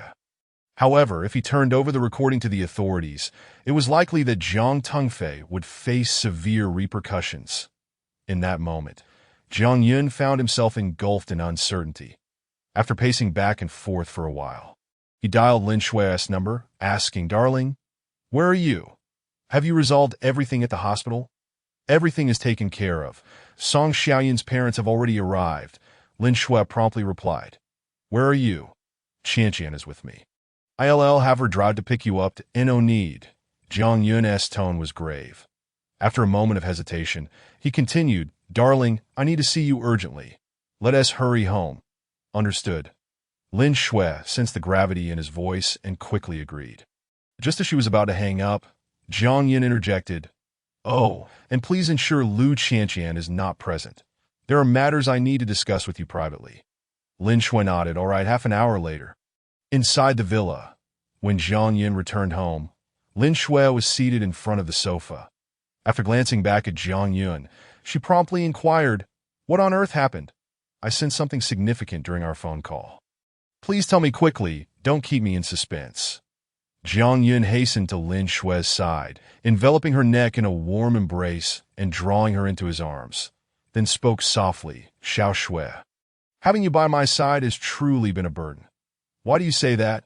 Lin Shui asked, perplexed, as she gently patted Jiang Yun's head and eagerly pressed. Have you encountered some trouble? Speak to me. We are family, and we shall face any challenges together. Even if the sky were to fall, we would bear it as one." After a moment of contemplation, Jiang Yun finally replied, "I just met with Jiang Tingfei." As he spoke, he retrieved his phone and tossed it onto the coffee table, quickly pulling up the audio recording he had just made. Lin Shui listened intently, her expression shifting to one of shock as she exclaimed, "So Song Xiaoyan's incident is actually connected to Jiang Tingfei." "That's not the crux of the matter," Jiang Yin replied with a calm demeanor. "Song Xiaoyan brought this upon herself. Had she not allied with the tiger, this outcome would not have transpired. Thus, she is entirely to blame. However, Jiang Tingfei is now using your life as leverage against me, demanding either money or collaboration." With a grim expression, Jiang Yin clenched his fists and continued, "I have no intention of giving him either the money or the partnership. That would merely encourage his nefarious ways. Moreover, I know Jiang Tingfei all too well. He is a parasite. Unless he drains every last drop of our value, he will not relent. Even if we were to procure the money, I'm certain he would devise ways to extort even more from us." This was the core of Jiang Yun's distress and concern. "But what can we do?" Lin Shui grasped Jiang Yun's hand and said, "Ultimately, Jiang Tingfei is still your father. Even if he resorts to such tactics, can we truly stand idly by and watch him fall or end up homeless? He hasn't reached that point yet, and Jiang Yun's resolve was unwavering as he firmly stated, "Even if it comes to that, I will not intervene in his affairs." Lin Shui fell silent. Only Jiang Yun was aware of the trials he had endured in his previous life. He had once hoped that Jiang Tingfei might change for the better in this lifetime, but to his dismay, the man had only worsened. This was the primary reason Jiang Yun sought to distance himself from him. "I believe we must not allow Jiang Tingfei to intimidate us," Jiang Yun declared coldly. "However, I understand he is akin to a rabid dog. Therefore, I plan to submit this audio to the relevant authorities. In doing so, Jiang Tingfei will be apprehended, leaving us free from any further concerns." Lin Shui's eyes widened in disbelief. "No, you can't do that. Why not?" Jiang Yun instinctively retorted. "Have you considered your own situation? In the future, you will undoubtedly be vilified." Remaining steadfast in her perspective, Lin Shui suggested, "Perhaps we should first ascertain how much money Jiang Tingfei truly wants. If it falls within our means, we might negotiate. If he demands an exorbitant sum, we can devise alternative strategies." Jiang Yun felt an overwhelming sense of gratitude wash over him. That Tio have such a woman by his side was indeed a stroke of fortune. At this juncture, she was even contemplating his interests. Reflecting on his past mistakes, Jiang Yun almost wished to strike himself. "Xiao Shui," he said, embracing Lin Shui once more. "Rest assured, I will never let you down in this lifetime. Nor will I betray you." "Very well," Lin Shui replied, her face brimming with emotion. In that moment, she realized that Jiang Yun had indeed changed. It was not merely her imagination. Due to Lin Shui's firm stance, Jiang Yun temporarily set aside his intentions to report Jiang Tingfei. That afternoon, personnel from the relevant authorities conducted several inquiries. Yet since the matter had no direct ties to Jiang Yun, neither he nor Lin Shui bore any responsibility. The following morning, before Jiang Yun and Lin Shui had fully awakened, they were startled by a loud commotion outside. "Jiang Yun, get out here." Jiang Yun sprang from his bed, his expression darkening considerably. He threw on a robe and prepared to step outside. Lin Shui, rubbing her eyes, sat up and upon hearing the ruckus below, quickly grasped Jiang Yun's arm and asked, "What is happening?" "I don't know," Jiang Yun replied with a frown. "Stay here and keep sleeping a bit longer. I'll go see what is going on." "All right." Lin Shui nodded. "But be careful." In a flash, Jiang Yun descended the stairs. Upon reaching his front door, his expression soured further at the sight of several men clutching clubs. He shouted, "What do you want?" "How dare you ask?" The man at the forefront sneered, producing a promissory note. "This document clearly states that when Jiang Tingfei cannot repay his debts, you must step in to settle them. The deadline has passed. Repay the debt immediately, or we will break down the door." Having not slept well to begin with, Jiang Yun erupted in anger. Why should I repay? Are you all out of your minds? Such a promissory note wouldn't hold water, even in court, and yet you dare to come to my doorstep. Get lost at once, or I will call the police. The group's expressions shifted, and the man leading them retorted defiantly. A son must repay his father's debts. It's only right. Let me be clear. We will wait here that if you refuse to pay, we will first wreck Jiang Tingfei's home. Then yours. Even if you call the police, it won't matter. We'll continue to pursue you afterward. These men were nothing but a pack of scoundrels. Jiang Yun's fists clenched in fury. But he hesitated to open the door. Instead, he picked up his phone and pointed at them, saying, "Fine, just wait." Chapter 58. Qin Shiyu. Jiang Yun's face darkened as he dialed Duan Xiuhua's number. The call connected quickly. "Sister Duan, could you send some people over? There are troublemakers at my home." Duan Xiuhua acknowledged and hung up. Jiang Yun gestured at the gathered crowd, saying, "Wait here. Someone will be here soon with the money." The group exchanged glances, their faces betraying no fear. The man at the front scoffed, calling for help. "Are you? Let us see who you can summon. We have the promissory note, and it will be difficult for you to avoid repayment." Jiang Yun dismissed them entirely. What nonsense! A son repaying his father's debts. Just as Jiang Yun was about to respond, he noticed Lin Shui, now dressed, walking out of the house. She quickly approached him and, surveying the intimidating crowd, frowned. "Who are these people? I don't know which creditors Jiang Tingfei has angered." Jiang Yun replied curtly. "What does Jiang Tingfei owe you?" Lin Shui inquired, her brows furrowing. 0.5 million, principal and interest included. The man at the forefront stated coldly. That much. Lin Shui's complexion paled slightly. She had thought it might be a few $100,000 and had intended to settle it casually. However, 5 million was a substantial amount that could jeopardize the company's financial stability. Jiang Yun noticed her apprehension and quickly reassured her. "Xiao Shui, this matter has nothing to do with us, that we are not obligated to clean up Jiang Tingfei's mess, and these individuals should have investigated the debtor's information before lending money. If this debt goes sour, it bears no consequence for us." Lin Shui nodded but still appeared hesitant. "What will you do about these people? Are we just to let them linger here, with so many passers-by? It wouldn't reflect well on us. The Lin Corporation has just recovered from the negative press caused by Li Wenjie, that I don't want any new scandals." Just as Jiang Yun was about to respond, he noticed several cars pulling up along the street. Immediately, Duan Xiuhua was the first to emerge from the vehicle, followed by a group of men in suits, their expressions grim. The debt collectors, upon catching sight of Duan Xiuhua and her companions, were taken aback. The man at the forefront gestured to his associates and swiftly declared, "We should withdraw." Duan Xiuhua made no attempt to hinder their departure. Within mere steps, she approached the locked gate, casting a glance at it with a faint smile. "Are you not going to let me in for a visit?" The misunderstandings between them had been resolved, and Lin Shui felt immense gratitude towards Duan Xiuhua. She promptly stepped forward to unlock the door, offering a polite smile. "Sister Duan." Duan Xiuhua nodded lightly. Just as she was about to enter, a voice behind her exclaimed, "Aunt."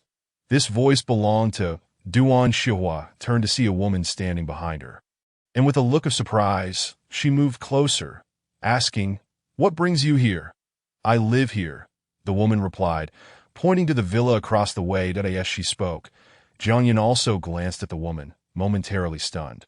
Wasn't this the woman who had accompanied him and Song Xiaoyun to the hospital that day? He hadn't anticipated that she was related to Duan Xiuhua. The woman, upon recognizing Jiang Yun, was briefly taken aback. But her expression soon soured as she cast a discerning look at Lin Shui beside him, seemingly piecing things together. However, she disregarded Jiang Yun and instead addressed Duan Xiuhua, saying, "Aunt, I thought you didn't live here. Are you here on business?" Duan Xiuhua nodded, glancing at Jiang Yun before responding.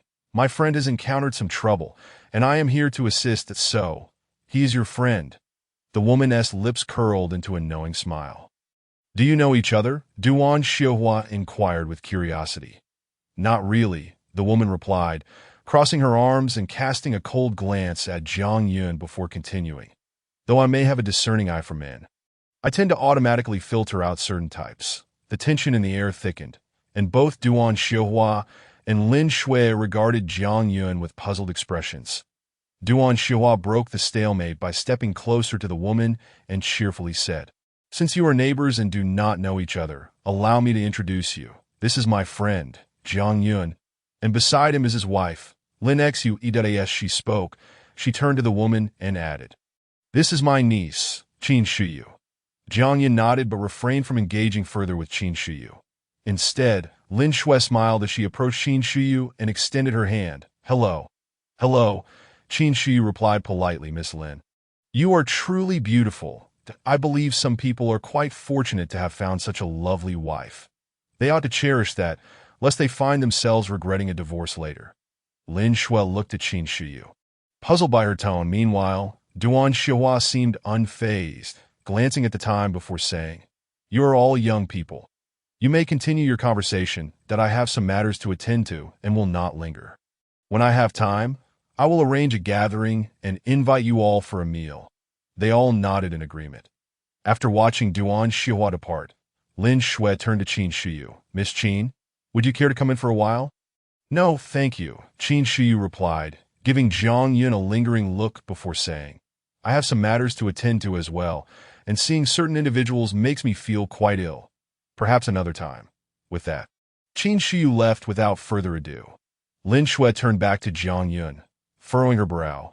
"Is there some conflict between you and Qin Shuyu?" "I have none," Jiang Yun said casually as he walked towards the room. "This is only the second time I've seen her, and I didn't even know her name." Lin Shui asked in confusion. "The second time? When was the first?" Without hesitation, Jiang Yun replied, "Well, that was before he could finish." He suddenly froze, noticing something on the ground. Chapter 59. "I truly like your wife." Jiang Yun's eyes lit up as he quickly jogged over to retrieve the object from the ground. Previously, he had searched for quite a while in this spot, but had found nothing. Now, however, he discovered the remnants of a voice recorder buried in the dirt. Lin Shui hurriedly approached him, her curiosity piqued by what he held. "What is that?" "A voice recorder," Jiang Yun explained, picking up the shattered pieces.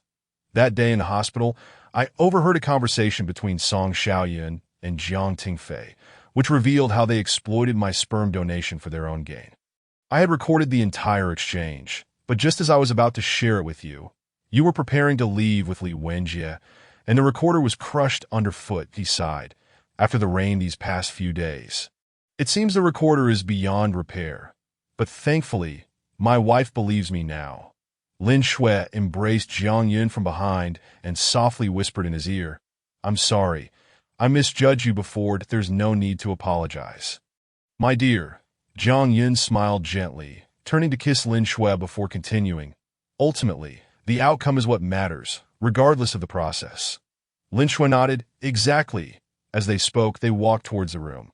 After having breakfast, Lin Shui headed to the Lin Corporation. And as Jiang Yun was about to leave, he encountered Qin Shuyu walking towards him.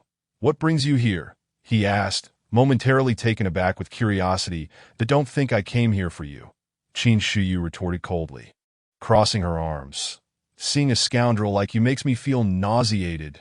"Scoundrel?" Jiang Yun was perplexed. If it weren't for Duan Xiuhua, he would have been tempted to throw her out. "What else would you call it?" Qin Shuyu continued earnestly. "You cheat on your wife and get another woman pregnant. Isn't that the definition of a scoundrel?" Realizing that Qin Shuyu's attitude stemmed from a misunderstanding, Jiang Yun turned his face away. This is none of your concern, that he understood that explaining his situation would be complicated and that as long as Lin Shui knew the truth, that was sufficient. What others thought was irrelevant. "If you have nothing else to discuss, I kindly ask you to leave," Jiang Yun said curtly. "I have matters to attend to. Do you think I enjoy standing here face to face with you?" Qin Shuyu shot back, her demeanor still aggressive. She glared at Jiang Yun before inquiring, "Where's Lin Shui?" "She went to the office." Jiang Yun replied indifferently, "I see. So you're just a kept man." In an instant, Qin Shuyu's expression turned disdainful. "No wonder I rarely see Lin Shui. It's because you're home alone all day. But that is certainly no excuse for your betrayal." Jiang Yun's anger surged. Clenching his fists, he shot a cold glance at Qin Shiyu and retorted, "How many people in this world wish to be kept men, yet have no opportunity? They can only envy and resent me. I take pride in it. After all, so many people with delicate stomachs can't even enjoy that privilege." Shameless, Qin Shiyu thought to herself. She was too tired to continue arguing with Jiang Yun and turned to leave. Jiang Yun, equally irritated, felt that today was particularly unlucky, that he had been awakened by a group of unwelcome debt collectors and then encountered this insufferable woman. It was challenging to suppress his frustration, yet he was determined to provoke Qin Shiyu further. Although he had indeed been a kept man in the past, that was no longer the case. If it weren't for his assistance, the company might have already shut down. After taking a few steps, Qin Shiyu abruptly halted and turned back to Jiang Yun, saying icily, "Let me tell you something." "What is it?" Jiang Yun asked, crossing his arms. "Don't think it's for your sake. Were it not for the fact that Lin Shui also resides here, I would hardly deign to pay you any mind. After all, what concern is your survival to me?" Qin Shiyu let out a cold snort, then lowered her voice to say, "There are individuals nearby surveilling you." Upon hearing this, Jiang Yun's expression darkened considerably. He instinctively clenched his fists and furrowed his brow as he asked, "You're not deceiving me, are you? I can hardly be bothered to engage in conversation with you, if it weren't for pressing matters. I wouldn't even set foot in your courtyard." Qin Shiyu retorted sharply, "Let me offer you some advice. If your troubles are the cause, resolve them swiftly and do not allow them to harm Lin Shui." "I understand," Jiang Yun nodded, speaking with a hint of detachment. "Thank you, Deden, no need for thanks. I act solely out of concern for Lin Shui." Qin Shiyu replied, not bothering to look back. "Why are you being so kind to my wife after just one meeting?" Jiang Yun muttered softly. Were it not for Qin Shiyu's gender, he might even suspect her of harboring feelings for Lin Xu as if on cue. Qin Shiyu abruptly halted, snorting disdainfully before declaring, "Because I like Lin Shui." "Get lost." Jiang Yun felt a shiver run down his spine. "Believe it or not, but I intend to ensure that Lin Shui severs ties with you and ends up with me." Qin Shiyu spoke with a serious tone. "Furthermore, as a scoundrel, you wouldn't even know how to enjoy the fruits of your ill-gotten gains. All you do is waste Lin Shui's time. I am determined to free her from this torment." Jiang Yun watched Qin Shiyu's retreating figure, a chill creeping over him. Could this insufferable woman truly be a pervert? However, now was not the time for such thoughts. He needed to consider who was lurking in the shadows. Monitoring him. Were they debt collectors? Or perhaps spies sent by Jiang Tingfei? In just a few strides, Jiang Yun exited his family's courtyard. Locking the door behind him, that as he walked a few steps, he noticed figures stealthily hiding nearby. It seemed that Qin Shiyu was indeed not jesting. Chapter 60. Upholding justice against Qin. Jiang Yun furrowed his brow slightly. Although anxiety gnawed at him, he did not allow any signs of distress to surface. After all, these individuals likely remained unaware that they had been exposed, that if he were to confront them now, they might resort to reckless actions, and Jiang Yun could not afford to gamble. He continued to walk out of the villa area, discreetly capturing footage of his pursuers with his phone. That as expected, several individuals were indeed following him. The words of Jiang Tengfei echoed in his mind, indicating that these individuals were likely sent by him. Given this, there was no need for him to show leniency any longer. From the moment he was reborn, he had severed ties with Jiang Tengfei completely. After hailing a cab, he headed straight for the Jiang residence. Half an hour later, at the old Jiang estate, Jiang Yun regarded Jiang Tingfei, who sat in the courtyard with a cold gaze. The Jiang family had become exceedingly desolate. Not only had all the servants vanished, but it seemed that the belongings within the house had been stripped bare. The once glorious Jiang family was now but a shadow of its former self. Jiang Tengfei glanced lazily at Jiang Yun, sporting visible injuries, yet he wore a contented expression as he casually remarked, "You've arrived. What on earth happened?" "What do you think?" Jiang Yun asked coldly. "Those debt collectors suddenly showed up and cleared out everything in our home. However, I don't have enough money on hand, So this is the outcome, Jiang Tingfei replied, looking around the empty hall before continuing. Even if they were to kill me, they would gain nothing. Jiang Yun narrowed his eyes slightly before asking, why not just sell the house? And what about the company? Surely it wouldn't have come to this. Although the Jiang family was not thriving, it could still fetch several billion to the estate, though aging, held significant value. Jiang Tingfei shook his head with a chuckle. The company and the estate have all been mortgaged by me. That a buzzing sensation filled Jiang Yun's head as he stared at Jiang Tingfei in shock. What have you done? How could you let the family fall to such depths? I went abroad for some gambling, Jiang Tingfei said nonchalantly. Later, I tried my hand at precious metals, but my luck wasn't great. And this is the result. Jiang Yun's teeth nearly ground to dust, and no wonder he had always been treated as a pawn. No wonder Jiang Tingfei had been extracting money from Lin Shui. It was all to fill the void. Surely, in his previous life, the truth would have come to light, as the Lin family had ultimately been dragged down as well. Unfortunately, Jiang Yun had not lived long enough to witness it. Beside him, Jiang Tingfei continued, Jiang Yun, since you've witnessed my current state, I shan't waste any more time with you. That I need you to have Lin Shui hand over 100 million. That shouldn't be too much for her. Should it? After all, I am at my wit's end. If I don't get the money, I won't simply let this go that if I'm to die, I'll take a few with me. Jiang Yun clenched his teeth. Jiang Tingfei was speaking without room for negotiation, even threatening him. Jiang Yun tightened his fists, forcing the words out through gritted teeth. Fine. You want money? Very well. I'll prepare it. Jiang Tingfei had lost his mind. And Jiang Yun had no desire to waste any more time with him. That's more like it, Jiang Tingfei grinned. Rest assured, as long as you provide me with this money, I will not trouble you again. Nor will I appear before you. Jiang Yun nodded, but remained silent, turning to leave. Jiang Tingfei watched his retreating figure, a look of excitement on his face. Finally, a concession. Half an hour later, outside the police station, Jiang Yun departed from the Jiang residence, recording the audio evidence he had in his possession.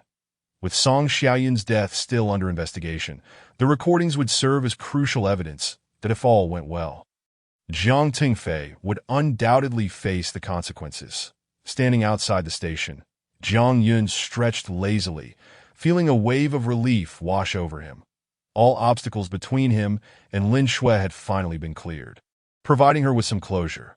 However, before he could revel in this victory, a black sedan pulled up in front of him, and the next moment, a black sack was abruptly thrown over his head, and he was roughly shoved into the car by several men, who then sped away into the distance.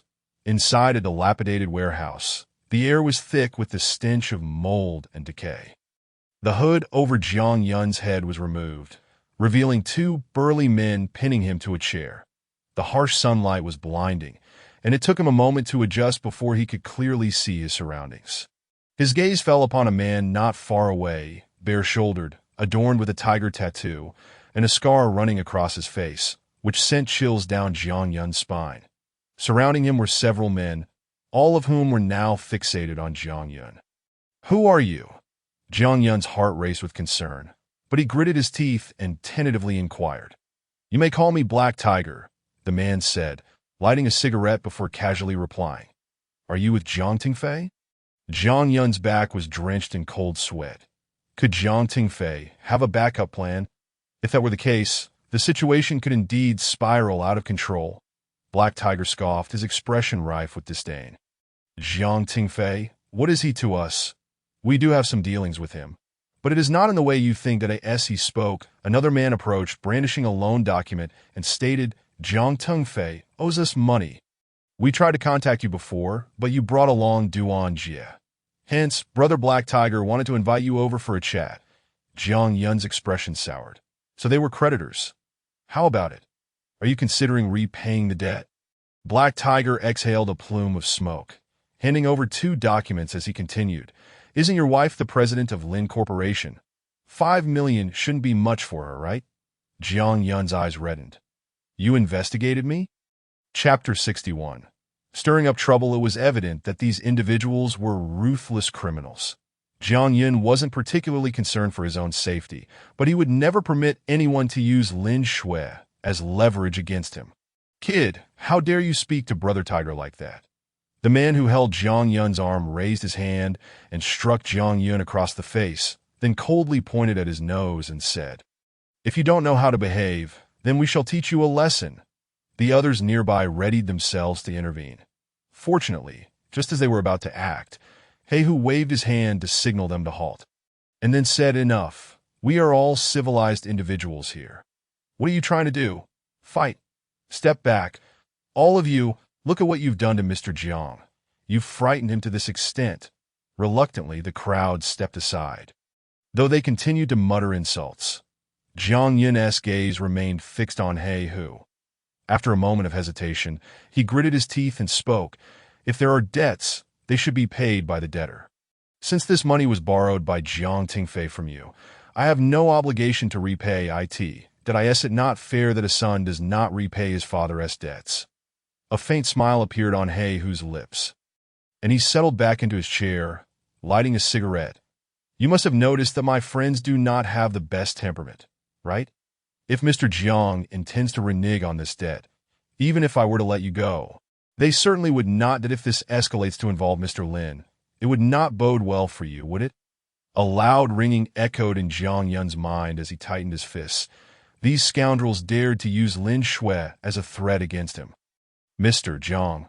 Heihu exhaled a puff of smoke and continued, "I have no intention of resorting to violence. That if you choose to remain confused, you may continue pondering here until clarity strikes you. Only then will I release you." As he spoke, Heihu exchanged glances with a few of his men, and soon two of them seized Jiang Yun's arms, forcibly shoving him into a small room. Jiang Yun plopped down on the side, realizing that his phone had been taken away by Heihu's men, leaving him unable to contact the outside world. After glancing at the small window, barely the size of a palm, he abandoned any thoughts of escape. Was this the extent of his compromise? Grasping his hair in frustration, Jiang Yun felt utterly disoriented. This was clearly Jiang Tingfei's predicament, yet now he was being coerced to clean up after him, potentially bringing trouble to Lin Shui as well. After contemplating this, Jiang Yun suddenly stood up, uncertain of what these people might do next. He absolutely could not bring trouble to Lin Shui. He hurried to the door and began banging on it. "Heihu, I agree to repay the debt." The man standing at the door grinned widely and shouted to Heihu downstairs, "Tiger brother, this kid is compromised." "Then bring him out," Heihu replied with a satisfied smile. In an instant, Jiang Yun was brought back before Heihu, who approached him, patted his shoulder, and said with a beaming smile, "Mr. Jiang, I knew you were a wise man. How could you possibly think otherwise? Now everything is resolved. Isn't that splendid?" Jiang Yun ignored his words and extended his hand, coldly stating, "Return my phone to me." Heihu signaled to one of his men, who promptly handed Jiang Yun his phone.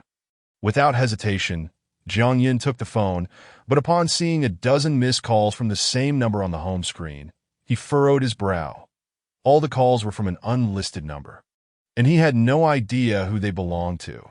However, this was not the moment to dwell on that. He quickly dialed a number, and before the other party could speak, he asserted, "Wife, prepare 5 million quickly. We need to help Jiang Tingfei settle his debts. Just bring 5 million in cash too." Jiang Yun glanced at Heihu, hesitating. "The warehouse at 666 Lingyun District." Heihu casually interjected that he had already investigated Jiang Yun, knowing he and Lin Shui were law-abiding citizens, with the most formidable person in their circle being Duan Xiuhua. Thus, Heihu had no concerns about exposing their target.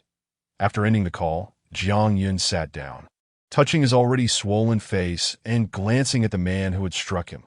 "What do you want?" The man, rubbing his fists, approached Jiang Yun coldly. "The deal you still want to get hit. Old 8. Heihu called out to him, prompting the latter to return to Heihu's side, snorting disdainfully. "Tiger brother, I just can't stand this bastard." "Enough." Heihu shot him a glare, exasperated. "Mr. Jiang is our guest. Don't make things difficult for him." Only then did old 8 retreat to the side, grabbing a bottle of beer and drinking it while occasionally casting malicious glances at Jiang Yun, to Mr. Jiang. He Hu adjusted his chair and moved closer to Jiang Yun, wrapping his arm around his shoulder with a grin. How fortunate you are. Not only do you have money to spare, but you also have such a beautiful wife. If it were me, I'd feel like I was dreaming. Jiang Yun, thoroughly disgusted, pushed He Hu's arm away and stepped aside to maintain distance. Meanwhile, several men nearby encircled Jiang Yun once more, and old Eight seized the opportunity, setting down his beer bottle and stepping toward Jiang Yun. After glancing back at He Hu, he frowned and said, "Tiger brother, why be so polite to this scum? Once his wife arrives, we can take the money and then bring her upstairs for our brothers to enjoy. What do you say?" Jiang Yun's eyes turned red with fury, and he clenched his fists, throwing a punch at Old Eight. The next moment, Old Eight staggered back a few steps, blood trickling from the corner of his mouth. Yet his face bore no anger. Instead, it was filled with exhilaration.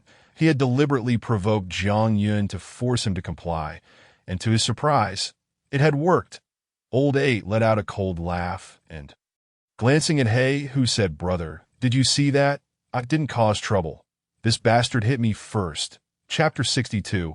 A counter to every action, He Hu remained silent, his gaze fixed on the lighter in his hand.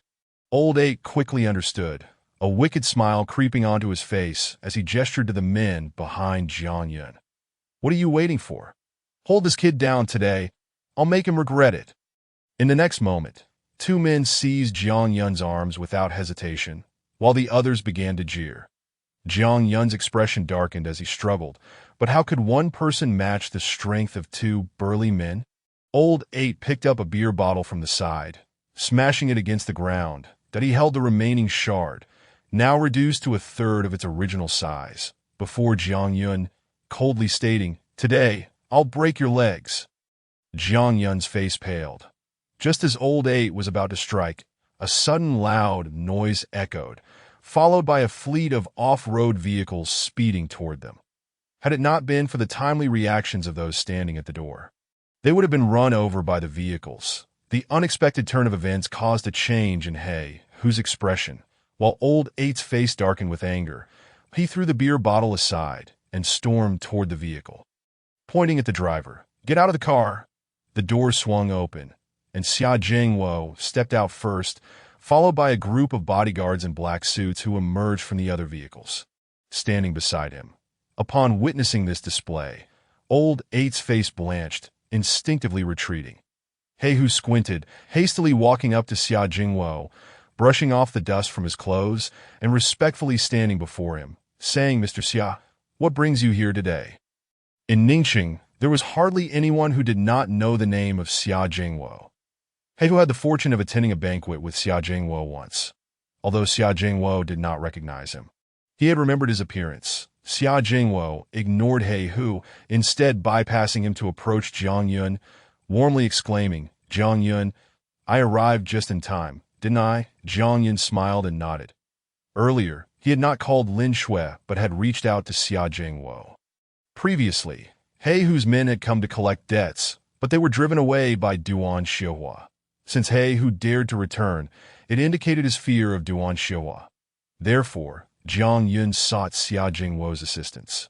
Little did he expect that Mr. Jiang and Mr. Xia were friends.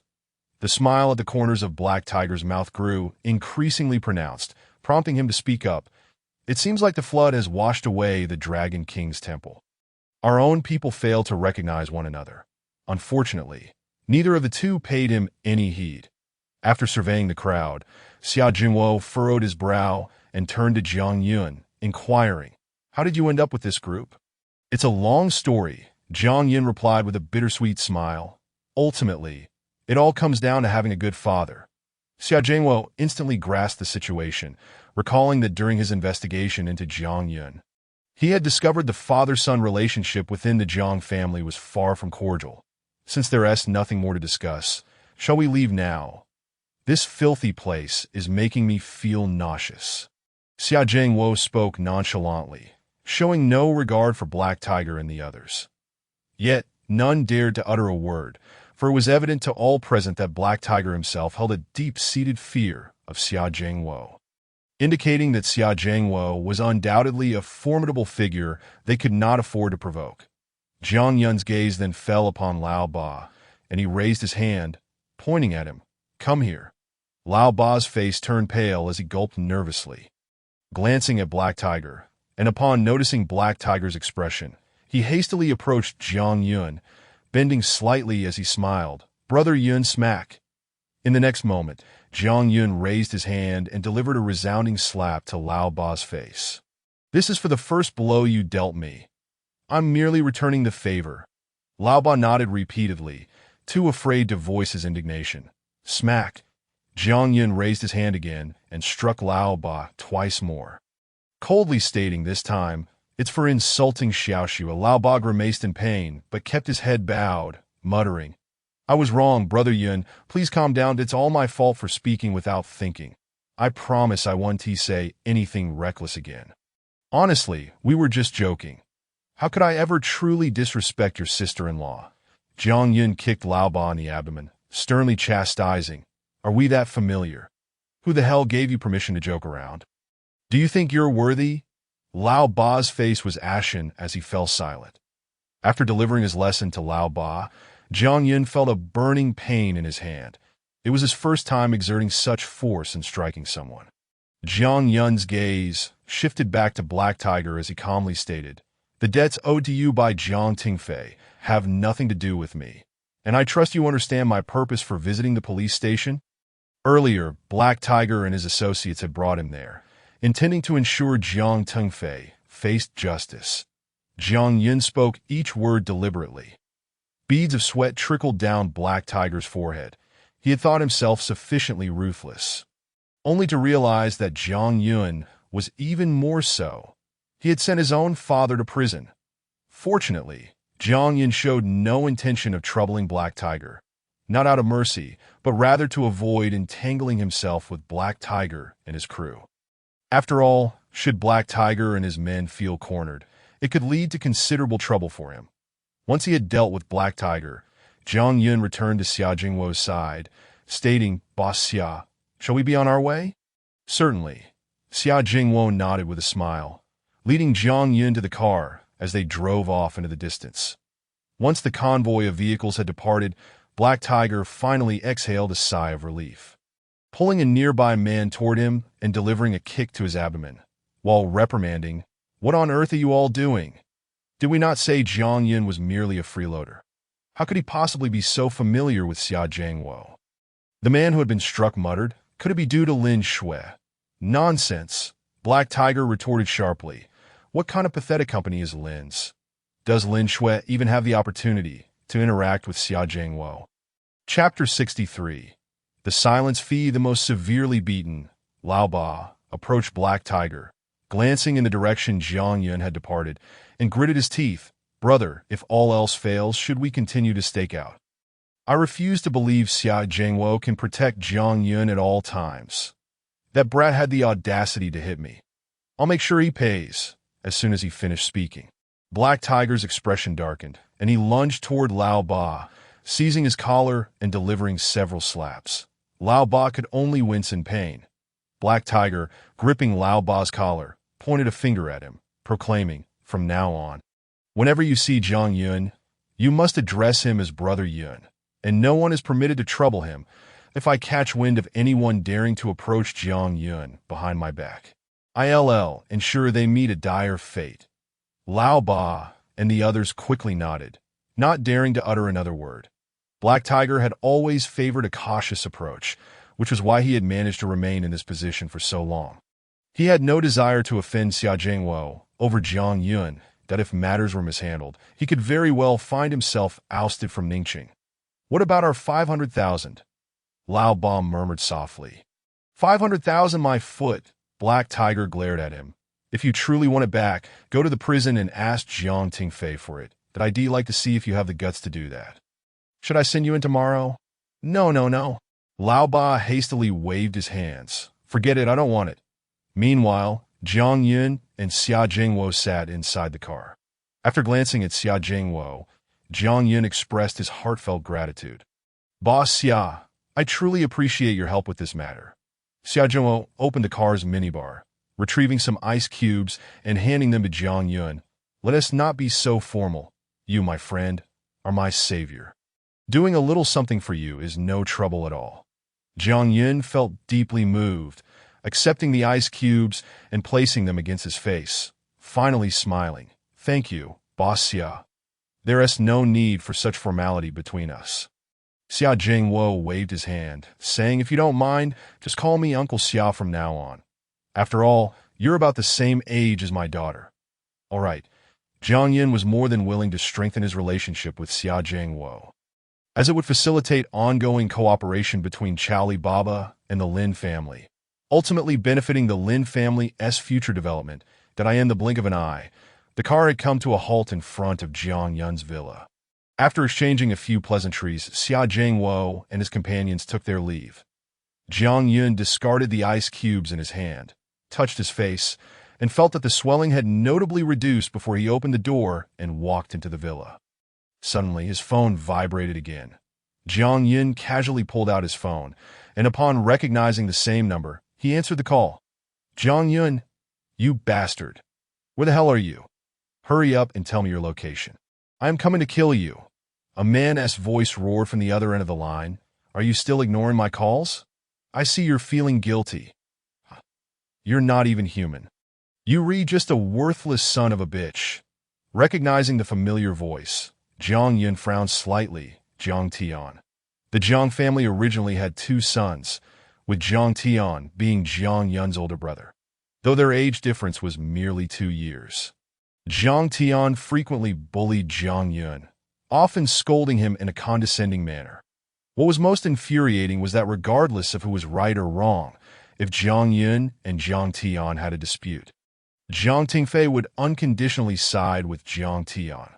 You still remember who I am? Jiang Tian's voice crackled with rage, commanding, you better come over here right now. I'm at the old Jiang family home. If you don't show up within 10 minutes, I'll go after your female boss. The mention of Lin Shui darkened Jiang Yun's expression further. In his eyes, Jiang Tian was akin to a rabid dog. Jiang Yun chose not to respond, hanging up the phone instead, and then hailed a taxi, heading toward the Jiang family's old residence. Half an hour later, the car arrived at the old Jiang family home. Outside, a luxury sports car was parked nearby, and Jiang Yun cast a cursory glance at it, a self-deprecating smile forming at the corners of his mouth. Over the years, Jiang Tian had been perpetually traveling, sometimes abroad and other times within the country, but he was rarely home, spending nearly 360 days a year away. Each time he contacted Jiang Tingfei, it was only to ask for money. Yet this very person received abundant affection from Jiang Tingfei, enjoying not only a car and a house, but also a considerable savings account that, of course, the most infuriating aspect was not just that. Long ago, Jiang Tingfei had divorced his mother. Although she had remarried and moved abroad, she treated Jiang Tian exceptionally well while treating Jiang Yun as if he were her enemy. As Jiang Yun stepped through the gates of the Jiang family home, a chair suddenly flew toward him, which he narrowly dodged. Jiang Tian swiftly dashed over from one side, and just as he was about to make a move, Jiang Yun spoke up first.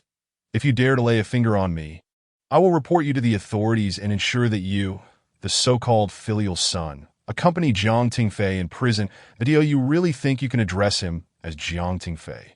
Jiang Tian clenched his fists tightly, yet he refrained from striking. Then what should I call him? Jiang Yun continued on his way into the courtyard. Should I refer to him as the old fool? Or perhaps the old scoundrel? Which title do you think better suits Jiang Tingfei? Jiang Tian remained silent, lighting a cigarette and gritting his teeth as he said, You truly are a beast. Spare me the banter. Jiang Yun was disinclined to argue with Jiang Tian. If not for the concern that Jiang Tian might act out like a rabid dog, he wouldn't have bothered to return to confront him. It was utterly a waste of time. What do you want me back for? After a moment's hesitation, Jiang Tian finally spoke. I heard that the Lin family has been developing quite well recently. Jiang Yun squinted slightly. What does that have to do with you? He knew that Jiang Tian, being the heartless leech he was, would not return merely for Jiang Tingfei's sake, that of course it has something to do with me. Jiang Tian crossed his arms, speaking with an air of arrogance. Our father's situation has only just occurred. I imagine no one knows what has transpired yet, right? If I were to suddenly inform the media that it was you who personally sent your own father to prison, how do you think the public would perceive you? And what about the Lin family? Will they not be affected by this incident? Jiang Yun frowned slightly, so Jiang Tian cleared his throat and scoffed. Therefore, I want a hush fee. Chapter 64. Gold foil for wiping ones behind. Jiang Tian extended a finger and declared, 100 million. Are you jesting? Jiang Yun's lips curled into a cold smile.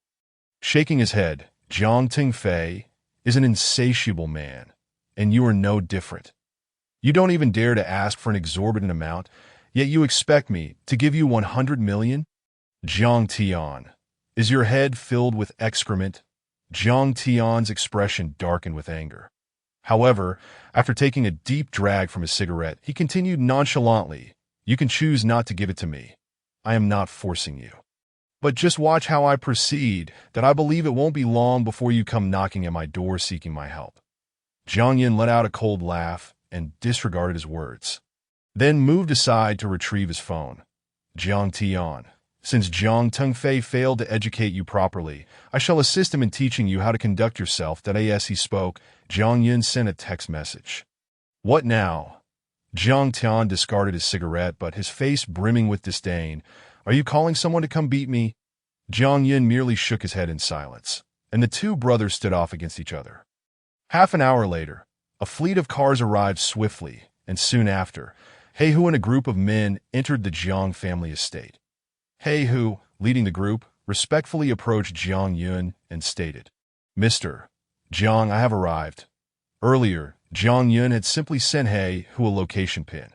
He Hu, not daring to hesitate, promptly brought his men along, indicating just how much he valued Jiang Yun. Jiang Tian, standing to the side, furrowed his brow slightly. In his eyes, Jiang Yun had always been a coward, kept under Jiang Tengfei's thumb for years. Now, unexpectedly, he had not only sent Jiang Tengfei to prison, but had also called so many people to prepare to act against him. In an instant, Jiang Tian's expression shifted, his previous bravado dissipating as he took the opportunity to slip out of the courtyard. Better to leave first. However, as he attempted to escape, Jiang Yun showed no intention of letting him go. Pointing at Jiang Tian as he addressed He Hu, this is Jiang Tengfei's eldest son. Jiang Tian, do you see those cars outside? They belong to the young Master Jiang. It is said that he also owns this mansion. I believe a mere 500,000 would suffice for him to settle his father's debts. Upon hearing this, He Hu immediately understood and quickly gestured for his men. Soon, they encircled Jiang Tian. Jiang Tian's face turned pale with fright.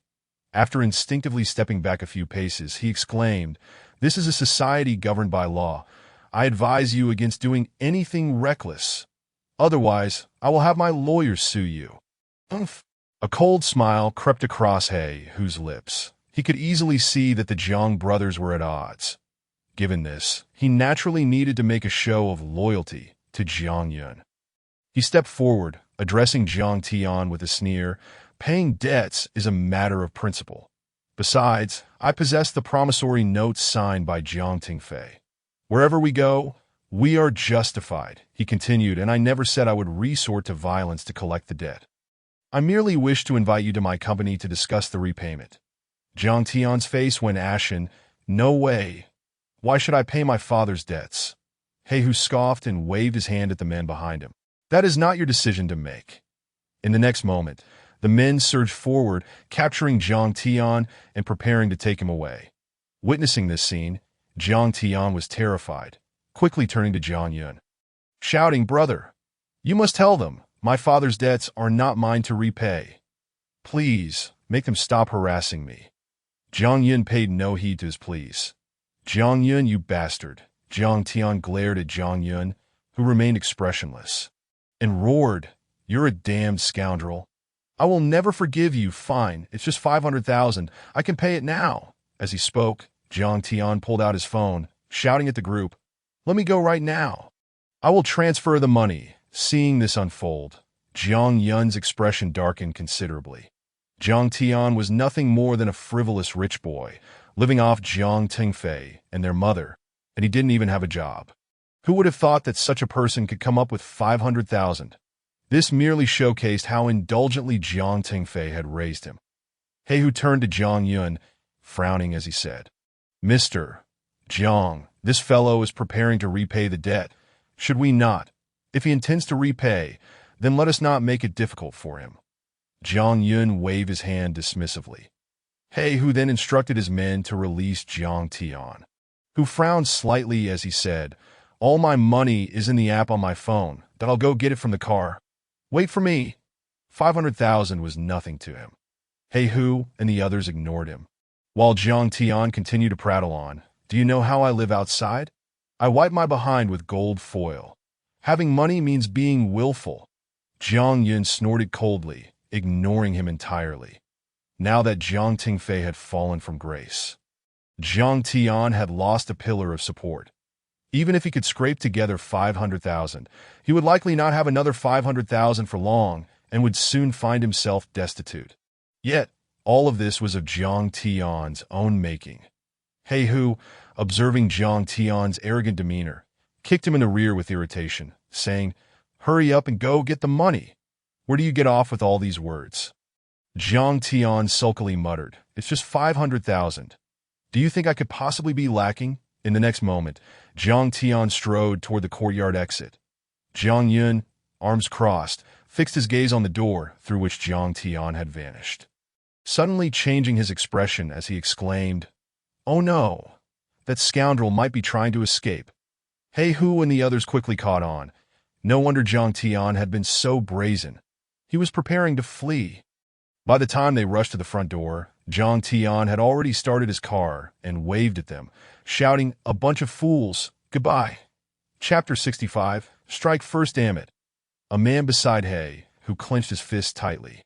Gritting his teeth, this bastard actually dared to deceive us. He is clearly a pauper, yet he is here bragging. He Hu's expression was equally grim. It was the first time he had been played for a fool. Jiang Yun approached He Hu, saying coldly, "Is this how you conduct your affairs? Mr. Jiang, I sincerely apologize that we never anticipated that this scoundrel would be so boastful." He lowered his head, and after a brief pause, continued, "But rest assured, he will not escape from Ningcheng. It won't be long before I capture him. That time. Not only will I ensure that he pays back every penny, but I will also render him incapable of causing any further harm." Jiang Yun, seemingly indifferent to the conversation, calmly replied, "Regardless, I have already provided you with the means to obtain the money. What transpires next is no longer my concern." With that, he turned and walked away. Meanwhile, the man known as Black Tiger kept his head bowed, waiting until Jiang Yun's figure vanished from sight before spitting on the ground and frowning as he declared, "Immediately search for that brat's whereabouts." Today has been a considerable embarrassment. The individuals beside Black Tiger nodded in agreement and hastily made their way to their vehicle, preparing to depart. Concurrently, Jiang Tian had returned to the hotel that a middle-aged woman reclined on the sofa and slowly rose upon catching sight of Jiang Tian. She promptly inquired, "What happened? Did Jiang Yun agree to give you the money?" "Agree? Nonsense." At the mention of Jiang Yun, Jiang Tian's expression darkened considerably. Clenching his fists, he coldly stated, "Jiang Yun is nothing but a despicable rogue. He even colluded with Jiang Tengfei's creditors to scheme against me. If it weren't for my cunning, I would likely be dead at their hands by now." The middle-aged woman's face shifted as she absorbed this information. "Jiang Yun conspired against you. But didn't Jiang Tengfei say he was utterly useless? For all these years, he has been nothing more than a puppet in Jiang Tengfei's hands. How could he possibly?" Before she could finish her sentence, Jiang Tian interrupted her with a wave of his hand, lighting a cigarette as he retorted, "I too wish to know what is happening. That scoundrel is even quite familiar with Jiang Tengfei's creditors. Damn it, if threatening him is futile, perhaps we should take a more ruthless approach. I could reveal Jiang Tengfei's predicament to the masses online, and then you could hire some internet trolls to ensure this matter becomes widely known. At that point, Jiang Yun would have no chance of recovery." the middle-aged woman, Zhao Lanjun, was the biological mother of the Jiang brothers. She frowned slightly and shook her head, saying, "You know my situation. Steve has divorced me. And since I was the one who strayed, I left with nothing but less than 100,000 yuan, that if I were to spend all of that hiring internet trolls, how would I manage my life?" Jiang Tian's eyes widened in shock as he stared at Zhao Lanjun, asking, "When did you divorce that old fool?" "Not long ago, but I simply hadn't informed you," Zhao Lanjun replied nonchalantly. "Damn." Jiang Tian kicked over a chair. Frowning as he exclaimed, "Jiang Tengfei is in trouble, and now you're divorced. What am I supposed to do? If neither of you are supporting me, I'll starve to death. And as for you, if you wanted to stray, couldn't you have been a bit more discreet?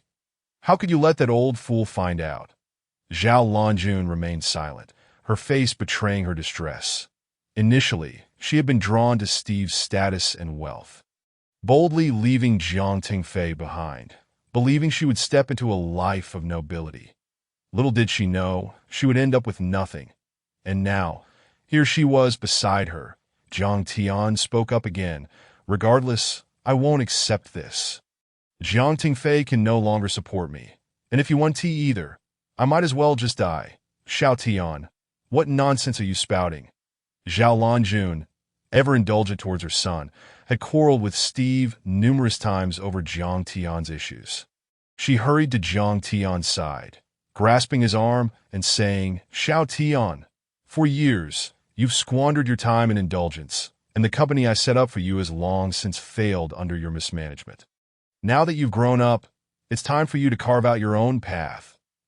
If we can't find a way to make a fortune, we should at least get some jobs to make ends meet." Jiang Tian violently shook off Zhao Lanjun's hand, his eyes ablaze with anger. After lighting another cigarette, he pointed at Zhao Lanjun, declaring, "What kind of joke is this? I am the esteemed young master of the Jiang family. You want me to work? I'll tell you this. I'd rather starve than work, at least not in this lifetime." With that, he stormed off towards his room. Zhao Lanjun sank to the floor, glancing in the direction Jiang Tian had just departed, murmuring to herself, "What sin have I committed to give birth to such a son?" Meanwhile, within the Lin family estate, after leaving the Jiang residence, Jiang Yun swiftly met with Lin Shui, calling a press conference to publicly disclose Jiang Tengfei's misdeeds. The online community responded with waves of praise for Jiang Yun. In the office, Lin Shui, seated nearby, looked at Jiang Yun with a puzzled expression and asked, "Why did you take the initiative to admit to this matter?"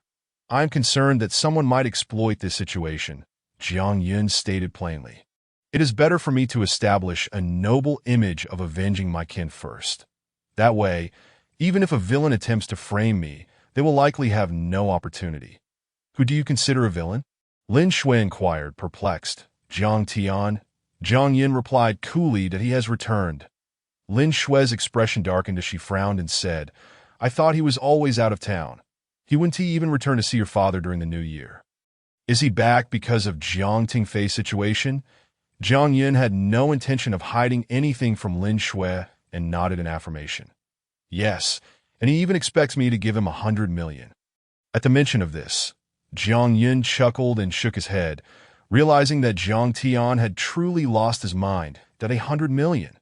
Is he out of his mind? Lin Shui frowned and asked, "What gives him the right to demand such an amount from you? Isn't he simply trying to leverage Jiang Tengfei's situation?" Jiang Yun flashed a grin, adding, "But I have already taken the initiative." Chapter 66. Policy of Conciliation. Lin Shui regarded Jiang Yun with renewed interest. This still the Jiang Yun I remember. When did he become so adept at scheming? Suddenly, a knock at the door disrupted Lin Shui's thoughts, and she turned to see Lu Qianqian briskly entering the office. "Lin Zong, there is someone causing a disturbance downstairs." Lin Shui paused, then asked who was causing the ruckus. "Can't we just have the security escort them away?" Lu Qianqian glanced at Jiang Yun, who was seated nearby, and frowned as she replied, "That may not work. The person claims to be Jiang Yun's mother." Lin Shui turned her gaze towards Jiang Yun, inquiring, "Isn't your mother supposed to have left Ningxing many years ago? Why is she back now? Could it be related to Jiang Tingfei's situation? Jiang Yun was uncertain and stood up, saying, Xiao Shui, you continue with your work. I will check downstairs. Regardless of the reason, I won't allow her to disrupt our lives, but be careful, Lin Shui warned. Jiang Yin nodded and made his way downstairs. That Liu Qianqian quietly followed him into the elevator, crossing her arms and commenting, Your family really has a lot of drama. First, your father keeps pestering Lin Zong, and now your mother shows up. Plus, she doesn't look like an easy person to deal with. I advise you to handle this properly. You wouldn't want your issues to negatively impact the company, especially now that things are just starting to turn around. Jiang Yin coldly replied, I don't need your advice. Nor do I wish to offer it, Liu Qianqian retorted with a huff. When the elevator reached the first floor, Jiang Yin stepped out and immediately spotted Zhao Lanjun standing in the lobby. The moment she saw him, Zhao Lanjun hurried towards him, exclaiming, Son, you finally came down. Those security guards stopped me and claimed I was causing a disturbance. You must help me teach them a lesson. Jiang Yin ignored her remarks and asked flatly, What brings you here? What do you mean by that? Zhao Lanjun rolled her eyes at Jiang Yun. It's so wrong for a mother to come see her son? A smirk crept onto Jiang Yun's lips. For over the years, Zhao Lanjun had never once reached out to him in his previous life. When he was on the brink of death, he had sought to borrow money from her, only to be turned away and even threatened. There had been no semblance of familial affection between them. Jiang Yun waved his hand at several security personnel standing aside, then walked unceremoniously to a seat in the hall and sat down. After glancing at Zhao Lanjun, who had approached him, he remarked indifferently, If you have come here to demand accountability, it would be wise for you to remain silent. Jiang Yun, do you honestly believe I came here regarding Jiang Tingfei? Just 10 minutes prior, Zhao Lanjun and Jiang Tian had seen the news online. Now, Jiang Yun had fashioned himself as a champion of justice, prompting her and Jiang Tian to devise a strategy of appeasement. To tell you the truth, I am here to express my gratitude. Zhao Lanjun smiled, saying, After all these years, I have long severed ties with old Jiang, and I harbor nothing but resentment towards him. However, your recent actions have indeed been commendable and have brought me great solace. Thus, I am here specifically to thank you. Jiang Yin let out a cold snort and replied, Very well, since you have expressed your gratitude. I shall no longer engage in idle chatter. I have matters to attend to. Farewell. That as he spoke, he rose to leave. Zhao Lanjun quickly grabbed his arm. Xiaoyan, I have a few other matters I wish to discuss with you. Why are you in such a hurry to leave? Don't you miss me after all this time? Miss, what a joke, Jiang Yin thought to himself. Xiaoyan, Zhao Lanjun seized the opportunity and continued, In truth, I have not been well these past years. I divorced Steve long ago, which is why I have refrained from contacting you, to spare you the burden. But now, I truly cannot manage any longer, so could you, for the sake of your mother. Lend me a small sum, just 10 million. 10 million. Not much. Jiang Yin nearly burst into laughter. He finally understood why Zhao Lanjun and Jiang Tingfei had become family. It was clear they were cut from the same cloth. Sensing his silence, Zhao Lanjun hastily added, If that is too much, how about 8 million?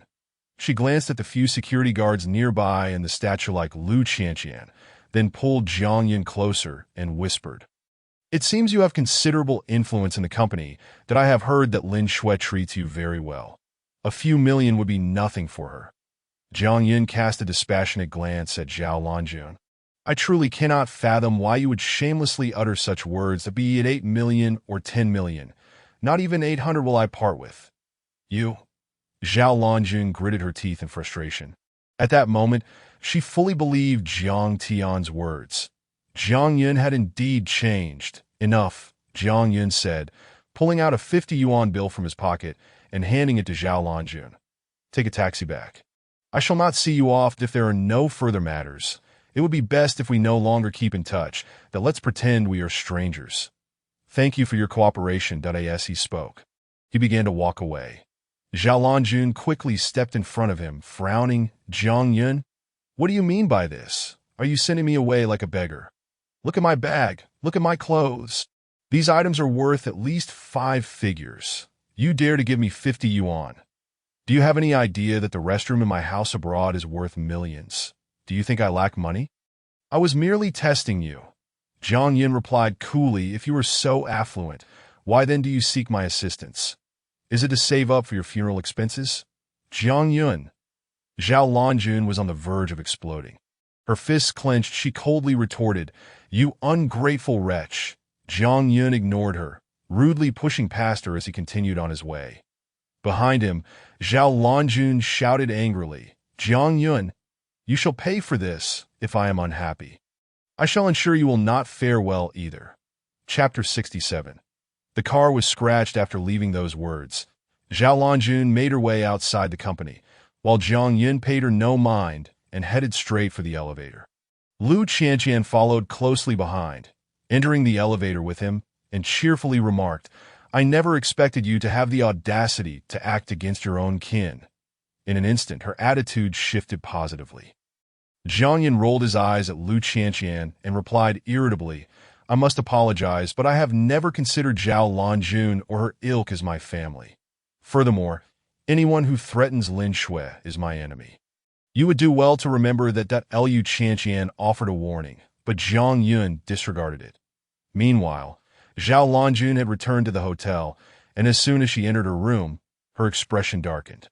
Jiang Tian, who had been anxiously awaiting news, rushed to her side and grabbed her arm, asking, Mom, how did it go? Did Jiang Yin give you any money? Money. What a joke. Zhao Lanjuan's face soured at the mention of Jiang Yun. Clenching her fists, she see that I never imagined Jiang Yun's heart could be so cold. It seems all these years Jiang Tengfei has been deceiving us, claiming he had control over Jiang Yun. Utterly ridiculous, Jiang Tian. Deflated like a punctured balloon, paid little heed to Zhao Lanjuan's complaints, he slumped down onto the floor, lit a cigarette, and looked considerably weary. Grasping his hair, he frowned and said, This won't do. We must think of a way to extract money from Zhang Yun and Lin Shui. Otherwise, how will we survive? Zhao Lanjun turned her face away and scoffed. Zhang Yun has resolutely severed ties with us. Even if we were to confront him again, he would likely maintain this same attitude. Why should we humiliate ourselves further? Mom. Zhang Tun shouted angrily, then frowned and said, This is not the time for complaints. We need to use our brains and devise a plan. There must be a solution. I believe Zhang Yun has his weaknesses. If we continue to sit idly by, how will we manage our lives in the future? Zhao Lanjun looked at the car keys on the table and suggested, Don't you still have your car and house? If you sell everything, you could still have a few million, enough for us to live comfortably at a few million. What good is that? Jiang Tian erupted. Zhao Lanjun was taken aback. And just as she was about to explode with anger, she saw Jiang Tian grab the car keys and slam them onto the ground, his teeth chattering in frustration that he then said through clenched teeth, Mom, to be blunt, I must tell you, I have already mortgaged my car and house to the bank, and if I can't repay the bank by the end of the year, they will take everything away. Weren't you and Dad always giving me money? Zhao Lanjun asked, unable to contain her anger. Why do you still need to borrow? Jiang Tian remained silent that a year ago he had become enamored with gambling and had even traveled abroad with friends, ultimately losing everything. His debts continued to mount, forcing him to mortgage his car and house, as well as sell anything of value in the house. However, even before Jiang Tengfei's incident, he had lived quite lavishly, unbothered by the tens of millions in debts, believing Jiang Tengfei would always be there to support him. Little did he expect that Jiang Tengfei would end up in prison. The Jiang family crumbled alongside it. In an instant, Jiang Tian's emotional defenses shattered, prompting him to rush back to Ningxing, hoping to extract some money from Jiang Yun. You must tell me, what have you done? Zhao Lanjun cried in despair. This is not the time for such discussions. Jiang Tian's teeth were almost ground to dust as he violently shook off Zhao Lanjuan's grasp and snarled, In any case, we must obtain money from Jiang Yun and Lin Shui, even if it means resorting to theft. Zhao Lanjun stared in shock at Jiang Tian, bewildered by how her son had come to this. Just then, the landline in the room rang. Both of them froze. And Zhao Longjun hurriedly answered the phone. "Is this Mr. Jiang?" Came the sweet voice of the receptionist. "That I am his mother." "What do you want with him?" Zhao Longjun asked coldly. Jiang Tian, hearing the commotion, swiftly moved to stand behind Zhao Longjun. The receptionist stated, "The situation is as follows. Mr. Jiang's car parked downstairs has been scratched by another vehicle, so he needs to come down to handle the matter. May I ask if you are still in the hotel?" For a moment, there was silence on the phone. Zhao Longjun turned her head to glance at Jiang Tian, frowning as she inquired, "What should we do? What else can be done?" Jiang Tian clenched his fists and replied with a furrowed brow, "I need to go down and take a look right now." As he spoke, he had already donned his coat and was striding towards the exit of the room. Previously, he had mortgaged the car to the bank, and the bank's personnel had appraised it, providing a valuation that if the car were to sustain damages now, not only would he have to continue paying off the mortgage, but he would also need to provide the bank with a sum of money. The mere thought of this made Jiang Tian's expression darken further.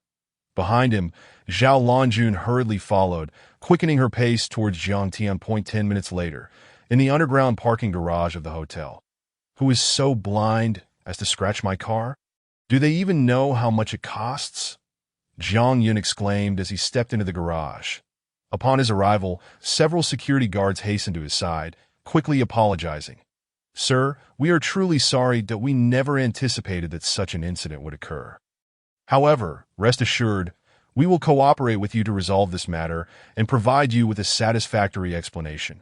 Jiang Tian shoved aside the guard who was speaking, coldly chiding, "Stop with the useless chatter. I only want them to pay for the damages, no repairs." In the next moment, upon recognizing the individual standing before his sports car, Jiang Tian's face turned ashen. "It's you?" Seeing the likes of Heihu and his companions beside the car, Jiang Tian felt his heart leap into his throat. The tardy Zhao Longjun rushed to Jiang Tian's side, urgently asking, "What is going on? They haven't left, have they? We must ensure they compensate us. They cannot be allowed to leave easily." However, Jiang Tian paid no heed to her words. Heihu approached Jiang Tian first, waving off the guards with a casual gesture, then stating nonchalantly, "All right, this is no longer your concern. Can't you see that we are friends with these gentlemen?"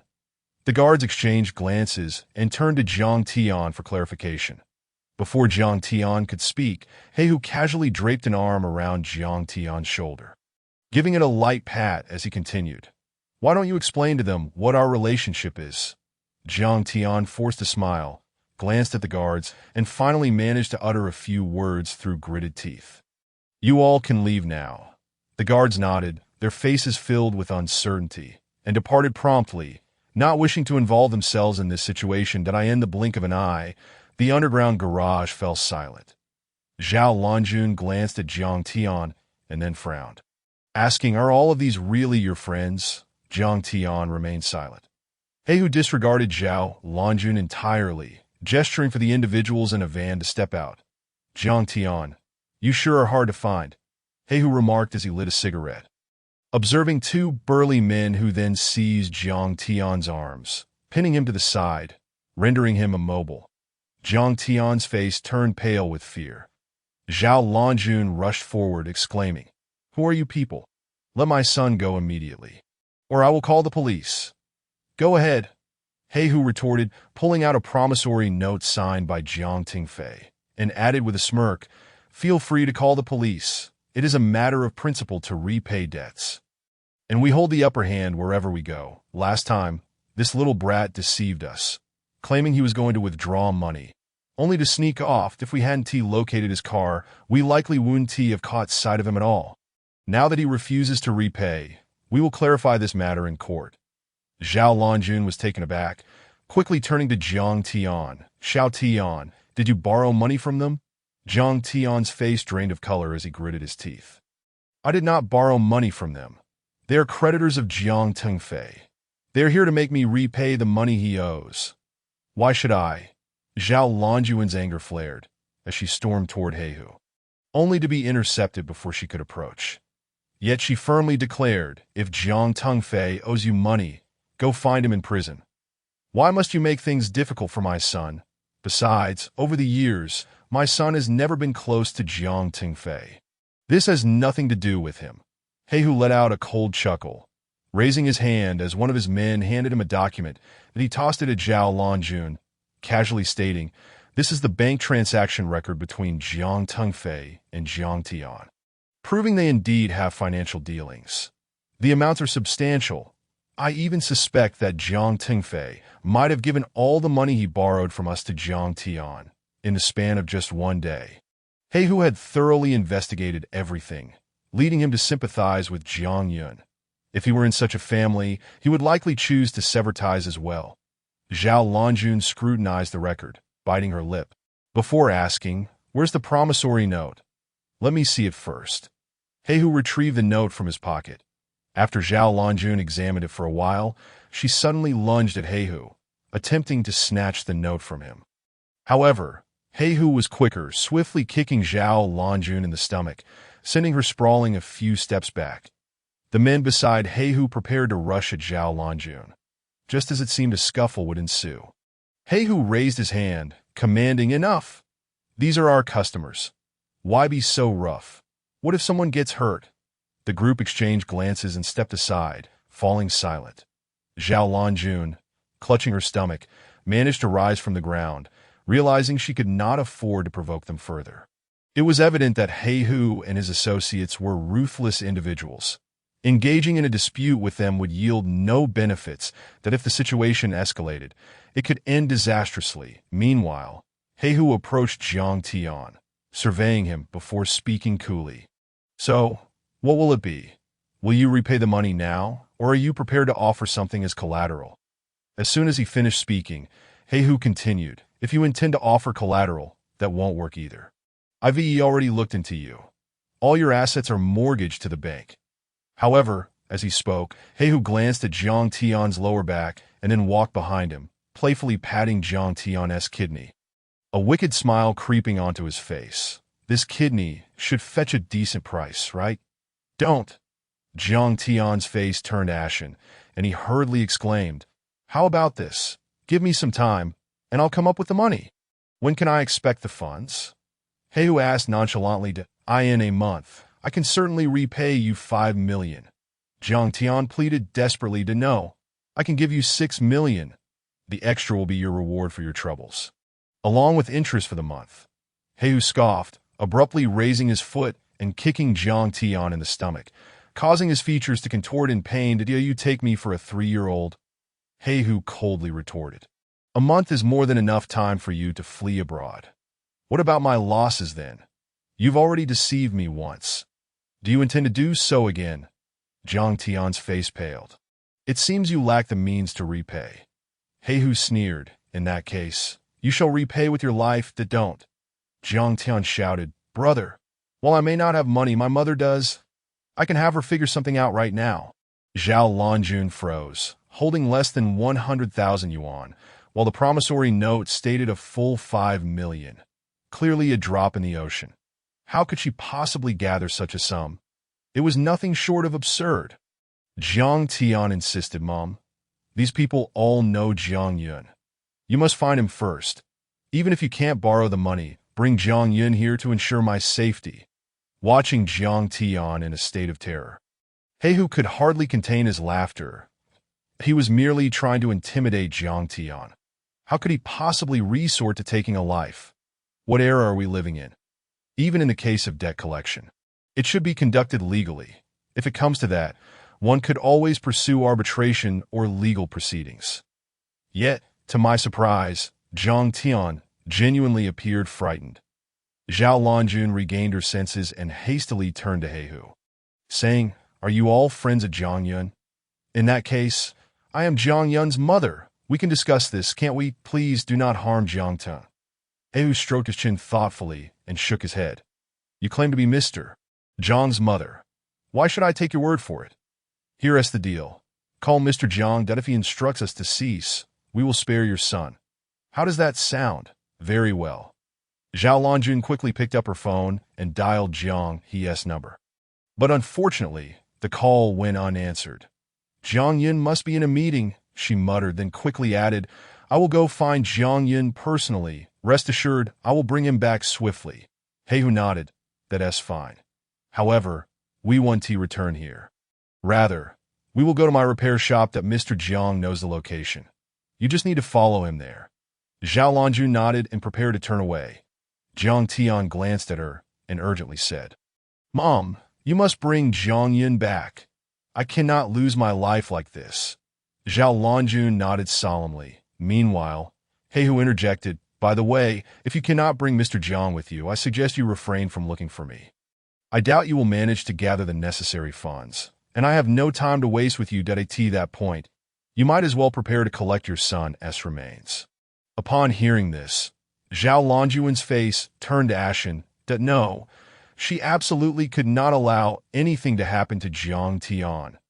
In the next moment, she dashed off into the distance, while Heihu and his associates returned to their vehicle, heading towards a repair shop an hour later, beneath the Lin building. Zhao Lanjun had returned just as the workday was concluding, and the lobby was bustling with employees chatting in small groups. Zhao Lanjun approached the security guard, saying urgently, Please help me call Jiang Yun. Tell him his mother wishes to see him.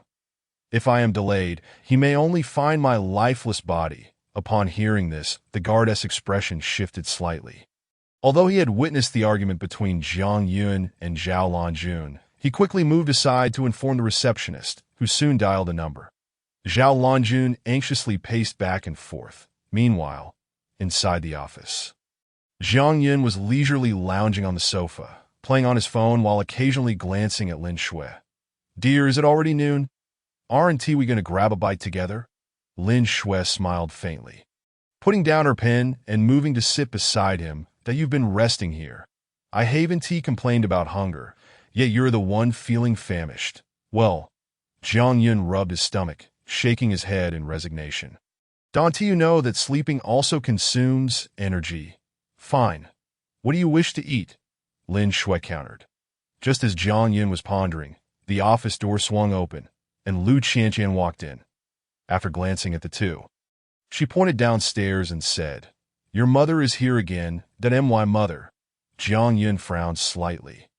Zhao Lanjun, she mentioned that if you don't come down and meet her, you might as well prepare to collect her corpse. Lu Qianqian stated nonchalantly. She had seen such theatrics far too often. It was merely a tactic, especially from someone like Zhao Lanjun, who would never actually go through with it. Jiang Yun stretched lazily and waved dismissively. Please inform the security not to let any irrelevant people upstairs. All right, Lu Qianqian nodded and prepared to leave. However, Lin Shui quickly seized Jiang Yun's arm, exclaiming, She seems quite eager to see you. There must be something urgent. Although Jiang Tingfei treats you poorly, your mother left for abroad long ago. Perhaps she wishes to mend your relationship. Let us go down and see. Jiang Yun replied, pulling Lin Shui closer. That you're so naive. My dear, enough of this chatter. Let us just go and see what is happening. Lin Shui insisted, urging Jiang Yun to follow her. With a sigh, he relented, as who could resist their enchanting wife. Just then, a security guard rushed upstairs, his face pale. Mr. Jiang, Ms. Lin, it's bad. What's wrong? Jiang Yun replied, irritated. Has Zhao Lanjun truly died? Not exactly. But the guard hesitated before continuing.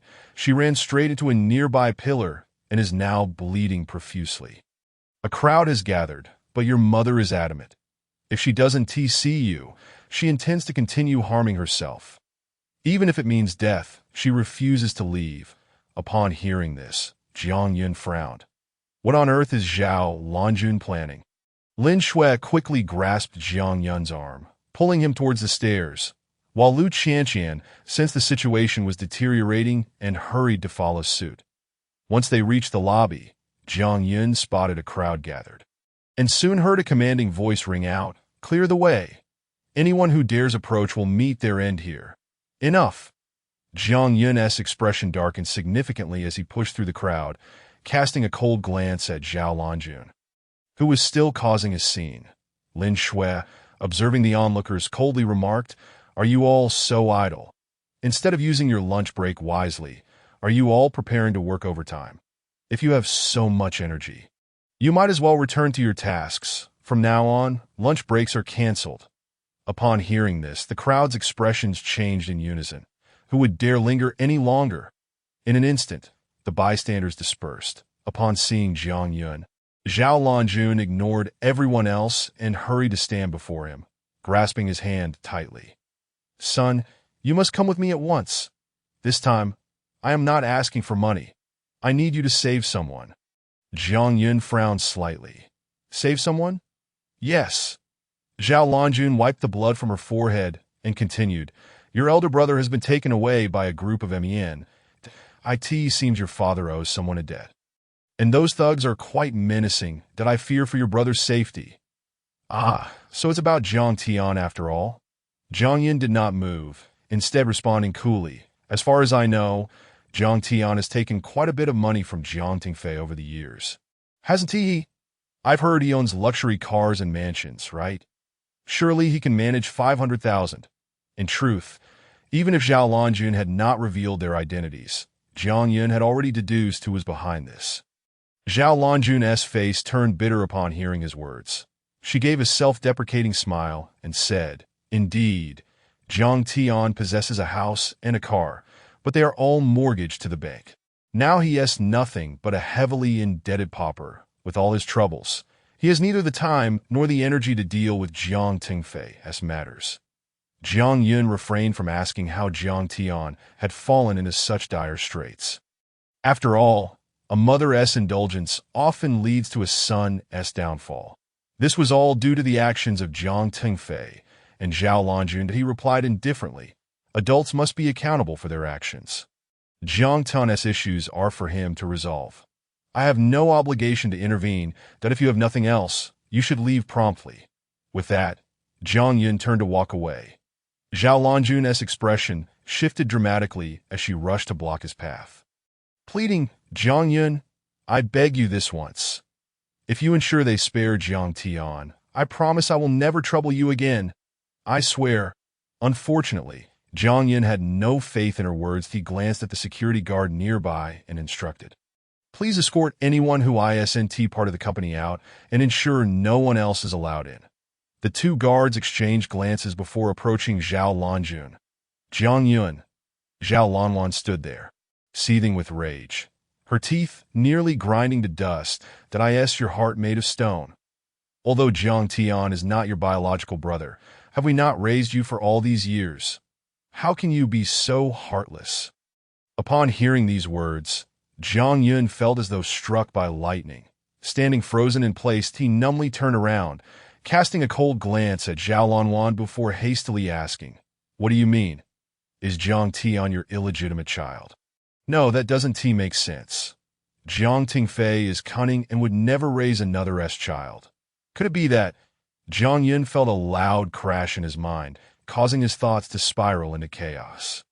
At that moment, Lin Shui hurriedly approached Jiang Yun, tightly grasping his hand. With matters reaching this point, Zhao Lanwan no longer intended to conceal the truth. After a cold glance at Jiang Yun, she sharply declared, I will tell you the truth. You are not a child of the Jiang family. You have no blood ties to either Jiang Tingfei or me. We only brought you back to be a companion for Jiang Tian. The sole purpose was to mold you into Jiang Tian's subordinate. Jiang Yun felt a throbbing pain in his head, swaying unsteadily and nearly collapsing. Everything suddenly made sense, why the Jiang family treated him with such disdain. It had been this way in his past life, and now it was the same. He was not a member of the Jiang family. Rubbing his aching temples, Jiang Yun felt a wave of relief wash over him. Supported by Lin Shui, he slowly approached Zhao Lanwan and calmly stated, In that case, I have no obligation to concern myself with Jiang Tian any longer. His fate is of no consequence to me. Zhao Lanwan gritted her teeth. Jiang Yun, do you not feel the need to repay our kindness in raising you? Do not forget, if it were not for us, you might have already perished. Do I need to express gratitude to you?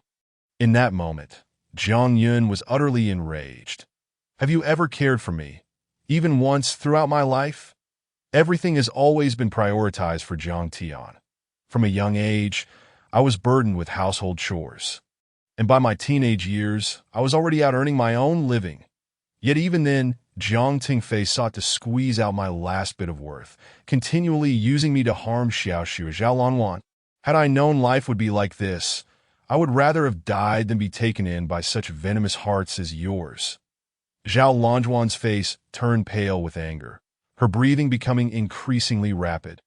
And then, her expression shifted dramatically before she collapsed to the ground. Jiang Yun furrowed his brow, quickly rushing to her side and tentatively asking, "Zhao Lanwan, are you dead?" Lin Shui promptly crouched down beside them, slapping Zhao Lanjuan's face, but she remained unresponsive. Lin Shui quickly turned to Jiang Yun, exclaiming, "This is bad. She may be seriously ill. We need to call an ambulance." The security personnel sprang into action. Half an hour later, outside the hospital's operating room, Jiang Yun and Lin Shui sat on a bench in the corridor. Since their arrival, Jiang Yun had kept his head bowed, cradling it in his hands, lost in thought. Lin Shui, feeling an ache for him, placed a gentle hand on his shoulder and said, "I have always been your family. You need not ponder so deeply that I end the future. I will always be by your side. Moreover, isn't it better to sever ties with the Jiang family now?" Chapter 71. Paralyzed Jiang Yun felt an overwhelming fatigue and did not respond to Lin Shui's words, resting his head on her shoulder in silence. Lin Shui could only sit quietly beside him. Time ticked by, and the lights above the operating room gradually dimmed before the attending physician emerged. The two rose to their feet. The patient suffered from intracranial hemorrhage. Fortunately, the arrival was timely, but the physician hesitated before frowning and saying, "However, there may be severe aftereffects, such as—" Jiang Yun quickly inquired. "There is a high chance she may remain bedridden, though recovery is possible," the doctor added hastily. Jiang Yun nodded. Half paralyzed was merely a minor concern. After giving a brief explanation, the physician headed toward the office. Lin Shui turned to Jiang Yun, asking, "Now that Zhao Lanwan is ill, she will likely need someone to care for her. What should we do? Should we bring her home, or—" At these words, Jiang Yun's expression changed dramatically, and he shook his head decisively. "No, we absolutely cannot bring Zhao Lanwan home. Doing so would disrupt our entire rhythm of life. Here is the plan. I will contact He Hu and ensure he does not trouble Jiang Tian. Over the years, Jiang Tian has taken a considerable amount of money from Jiang Tingfei, as well as a significant sum from Zhao Lanwan. It is time for him to repay it. As soon as he finished speaking, Jiang Yun picked up his phone and dialed He Hu. After securing a location, he and Lin Shui quickly made their way out of the hospital. Half an hour later, at an auto repair shop in the suburbs, as Jiang Yun approached, He Hu hurriedly led a group forward to greet him, and then stood before Jiang Yun with a smile. "Brother Jiang, you finally made it." Jiang Yun's mood was not high. He nodded faintly, his gaze landing on Jiang Tian, who bore no visible injuries but appeared pale. Clearly shaken. "Jiang Yun, damn it, you finally came. I thought you were dead," before he could finish. He Hu angrily marched to Jiang Tian's side, raised his hand, and slapped him hard across the face, pointing at his nose and shouting, "Shut up!" Jiang Tian immediately fell silent. Jiang Yun stepped beside He Hu, glancing at him before pointing at Jiang Tian and stating, "I need to take this person away," and, as he spoke, Jiang Yun leaned closer to He Hu and whispered, "Do not continue pressuring him for repayment. I know that over 200,000 of the 5 million is just interest, so I will return the principal to you. Consider it a form of atonement for Jiang Tingfei." He Hu looked astonished and quickly waved his hands. "Brother Jiang, what are you saying? What kind of relationship do we have? If you want to pay, then forget it. This money is nothing more than a few million." Jiang Yun shook his head. Matters of principle must be respected. However, you cannot let Jiang Tian know about this, and you must apply some pressure to keep him fearful of you. Although He Hu did not fully understand, he nodded vigorously. Though Jiang Yun had not spent much time with Jiang Tian, he understood him well. He was the type to crumble under pressure that if left unrestrained, he would undoubtedly cause Jiang Yun more trouble. After a brief exchange, Hu approached Jiang Tian, raised his hand, and frightened, Jiang Tian instinctively dodged. Hu, however, did not strike him. Instead, he seized Jiang Tian by the collar and yanked him up. Coldly, he glared at Jiang Tian and warned, "Remember this. Today, I am doing Brother Jiang a favor, allowing you to leave for now. Furthermore, I can grant you a few more days. But should I find out that you dare to sneak out of Ning City, do not blame me for your demise." Jiang Tian's face paled in fear, and he quickly nodded, refraining from uttering another word. "Now get lost." Hu tossed him aside. Jiang Tian scrambled to his feet, casting a resentful glance at Jiang Yun before preparing to leave. Suddenly, Jiang Yun's voice rang out. "You cannot leave yet." "Why?" Jiang Tian turned around, coldly eyeing Jiang Yun, grinding his teeth as he spoke. "They have already extended my repayment deadline. What more do you want?" No sooner had he spoken than he felt a sharp pain in his backside, and he collapsed to the ground. Hu kicked Jiang Tian's rear, and once more, pointing at him and admonishing, "Whatever Brother Jiang tells you to do, you do it. Where do you get off with all this nonsense? If you dare to retort, I will break your legs." Jiang Tian was so frightened he nearly wet himself. Fearing to utter another word, Jiang Yun shot him a glance, commanding, "Move." Jiang Tian hurriedly scrambled to his feet and fell in line behind Jiang Yun. Soon, the group returned to the hospital, heading straight for the inpatient department.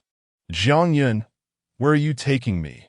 Jiang Tian gritted his teeth, asking in a low voice. "Have you forgotten the words of the Black Tiger?" Jiang Tian, while holding Lin Shue's hand, spoke without turning his head, saying, "Quietly follow my lead and do as I say. Otherwise, the Black Tiger will not spare you." Jiang Tian's expression darkened with anger that in the blink of an eye, they arrived at a hospital room. Upon seeing Zhao Lanjun lying on the hospital bed through the glass, Jiang Tian's eyes widened in shock that he turned to look at Jiang Yun and pointed at him, exclaiming, "You heartless bastard! My mother came to you for money, and you refused to give it to her, but now you've even sent her to the hospital." Jiang Yun paid no heed to his attitude and replied calmly, "As for who is heartless and who is a bastard, I believe you know better than anyone. Furthermore, I did not harm Zhao Lanjun. Her injury was self-inflicted. The reason she is in the hospital now is due to a cerebral hemorrhage that I have informed you of the situation. From now on, you should take care of Zhao Lanjun." After saying this, Jiang Yun prepared to leave with Lin Shui. Behind him, Jiang Tian clenched his teeth in frustration and furrowed his brows as he said, "Why should I? We are both our mother's sons and should care for her together." Chapter 72. The Mystery of Origins Apologies. Jiang Yun halted, turning his back on Jiang Tian, coldly stating, "Zhao Lanjun has already confirmed that I am not a member of the Jiang family. Moreover, I have used my connections to obtain Jiang Tingfei's genetic sample. The identification report will be available shortly. Additionally, considering how much money you have taken from them over the years, you should fulfill your duty of care." Jiang Tian's fists were tightly clenched, with a mountain of debt on his shoulders. How could he possibly care for someone else? More importantly, how old is he? Now with Zhao Lanjun, who is partially paralyzed in his life, what would his future hold? At that moment, Jiang Yun, having just reached the elevator doors with Lin Shui, suddenly turned back and looked at Jiang Tian, calmly saying, "If you dare to continue troubling me, I won't waste any more time, that I will directly let the Black Tiger handle it." Jiang Tian's face turned ashen. He clenched his fists tightly and gritted his teeth, exclaiming, "Bastard!" In a flash, Jiang Yun and Lin Shui had already left the hospital. Everything seemed to settle. However, Jiang Yun's expression was far from pleasant. Beside him, Lin Shui glanced at Jiang Yun and gently tugged at his arm, saying, "All right, you needn't dwell on it any longer, that it's a happy ending for everyone. And I believe Jiang Tian will not trouble us again. From now on, we can live well." Jiang Yun nodded faintly. His thoughts were not on the Jiang family. After all, since his rebirth, he had intended to sever ties with them. Now, however, there were more pressing matters to address. Jiang Yun looked at Lin Shui and said, "Shui, There are still many matters at the company that require your attention. You can leave me here. I plan to step out for a bit. Where to? Lin Shui parked the car and looked at Jiang Yun with curiosity. That I intend to meet Sister Duan. I need her assistance with something.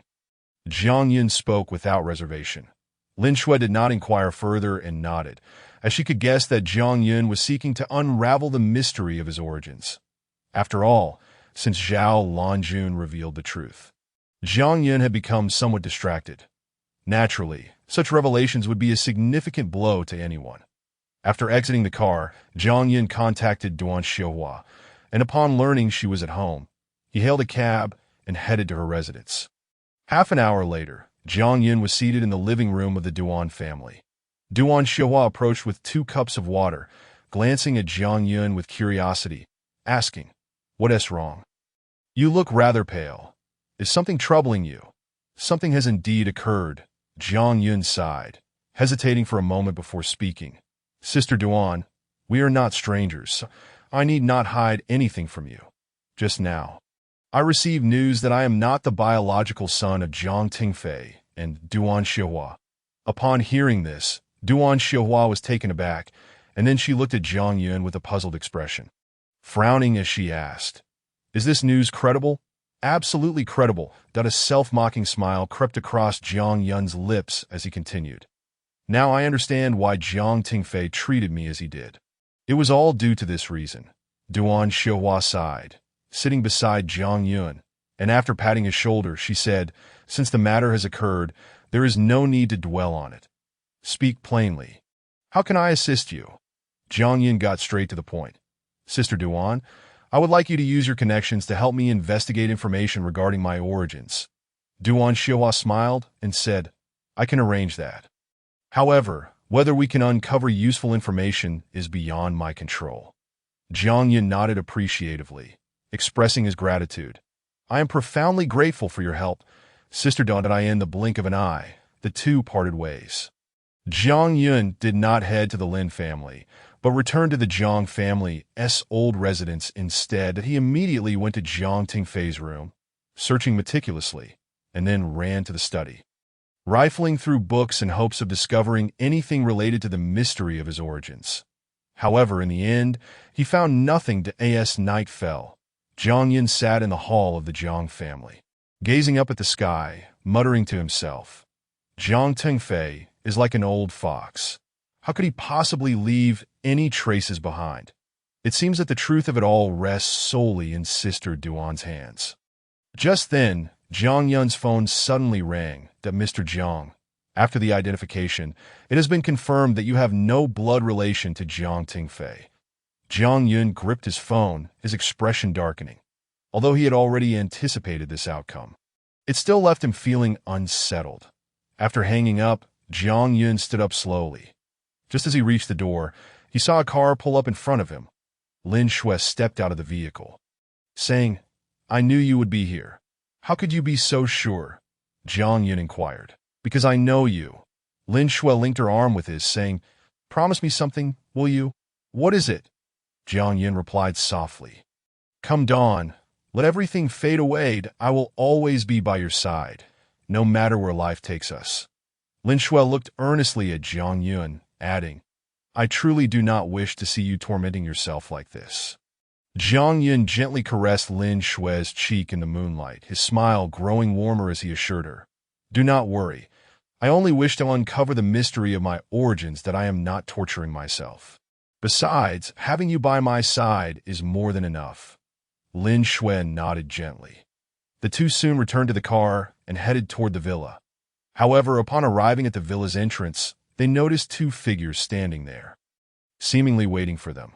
Jiang Yun quickly got out of the car, looking at the 2 individuals with a frown as he asked, "Who are you? Are you Mr. Jiang?" The person on the left spoke first. "I apologize for the intrusion. Allow me to introduce myself. I am Song Yuanfeng, the father of Song Xiaoyan. I have come to speak with you regarding a few matters." Chapter 73. Jiang Tian's escape. Upon hearing this, Jiang Yun's expression darkened considerably. "Please do not misunderstand," Song Yuanfeng said, observing Jiang Yun's reaction, "that I have come to apologize. Not to accuse you that on the contrary.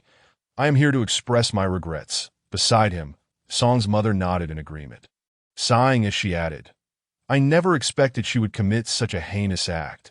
For the sake of money, she could go so far. Now that Jiang Tingfei is imprisoned, everything has become clear. Although Song Xiaoyan is a victim, many have stepped forward to condemn her actions. That a faint smile gradually appeared on Jiang Yun's lips as he patted Song Yuanfeng's shoulder and replied calmly, the past is behind us. There is no need for you to apologize. Moreover, the deceased deserve respect that I do not intend to pursue this matter any further. Song Yuanfeng and Song's mother exchanged glances, both expressing their gratitude to Jiang Yun. After Jiang Yun opened the door, he turned to the two individuals behind him and inquired, would you care to come in and sit for a while? Song Yuanfeng promptly waved his hand and replied, we merely came to apologize. Since the matter has been clarified, we shall take our leave. Jiang Yun did not insist they stay, responding with a simple, indifferent acknowledgement, and then he led Lin Shui back home. He was eager for the situation to reach a swift resolution. To his surprise, Song Xiaoyan's parents proved to be quite reasonable. As Lin Shui removed her coat, she chuckled and said, I must admit, I was a bit frightened upon seeing them. I thought they might come looking for trouble. During this time, Lin Shui had felt like a startled bird, overwhelmed by a cascade of events that had left her somewhat breathless. Jiang Yun approached her from behind, enveloping her in an embrace, and cheerfully reassured her, silly girl, even if they were to cause trouble, I would handle everything. That I would never allow you to face difficulty again. Touched, Lin Shui glanced at Jiang Yun and nodded in agreement. That in no time. The two had tidied up and made their way upstairs, soon succumbing to a deep slumber. The following morning, when Jiang Yun awoke, it was already past 9 o'clock and Lin Shui had left early. He lazily got out of bed and noticed the breakfast laid out on the table, a smile playing at the corners of his mouth. As he approached the table, he spotted a neatly written note. Be sure to stay at home and eat well, that I will return early after work. Jiang Yun sat down and began to eat, a resigned smile crossing his face as he muttered, it seems I have truly become a canary. After finishing breakfast, he changed his clothes and headed outside. Although Lin Shui did not require his assistance, he felt it unwise to squander his time at home every day. However, just as he stepped out, his phone rang. Upon answering, a strange female voice inquired, is this Mr. Jiang Yun? Who is this? Jiang Yun replied cautiously, I am a nurse at the hospital. Please come to the hospital urgently. Your mother is in need of care. After the nurse briefly explained the situation, she hung up the phone. Jiang Yun's expression darkened considerably, and he furrowed his brow, muttering to himself, where is Jiang Tian? Damn it. That scoundrel must have run away. Previously, Jiang Yun had employed He, who to intimidate Jiang Tian, but he had not anticipated that the rascal would still manage to escape. The thought of this made Jiang Yun's expression grow increasingly grim. He could not simply abandon Zhao Longjun in the hospital. He quickly exited the villa area, hailed a taxi, and headed straight for the hospital. In the hospital ward, the nurse stood nearby, and upon seeing Jiang Yun approach, she quickly stepped forward and said, Mr. Jiang, you finally arrived. Jiang Yun nodded slightly, and, peering through the window at Zhao Longjun lying in the hospital bed, he frowned and asked, wasn't Jiang Tian here last night? Where is he? I don't know. The nurse replied, shaking her head. When I arrived this morning, I found that this patient had no family members accompanying her. Given that the patient cannot care for herself, I had no choice but to contact you. Since Jiang Yun had handled all the hospital admission procedures and medical expenses, his name and contact information were on all the documents, making it easy to locate him. Jiang Yun nodded, moved to the side, and pulled out his phone, dialing Jiang Tian's number, but it remained switched off. Damn it! Has that scoundrel truly fled? After this realization, Jiang Yun quickly called He Hu, and within moments, the call was connected. Jiang Yun got straight to the point, saying, come to the hospital immediately. Jiang Tian is missing. He Hu acknowledged and promptly hung up. Half an hour later, he arrived at the door of the ward. Upon seeing Jiang Yun, he hurried over and respectfully said, Mr. Jiang, Jiang Yun snapped back to reality. His mind had been preoccupied with thoughts of Zhao Lanjun. Now that Zhao Lanjun was unable to care for herself, if Zhang Tian could not be reached, the responsibility of looking after her would fall squarely on his shoulders. Frowning slightly, he asked He Hu, "Do you have any news about Zhang Tian?" "Not yet," He Hu replied. Although he had previously mentioned keeping Zhang Tian under discreet observation, it was merely a warning, and no one had been assigned to monitor him round the clock.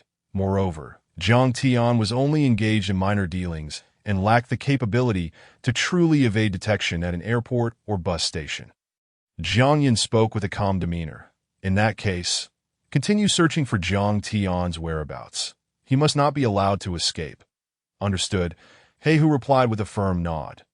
Jiang Yin approached the ward door and instructed, "Please help me find a caregiver, someone who can assist Zhao Lanjun with her daily needs for the time being that I will cover the expenses that no need for such formality."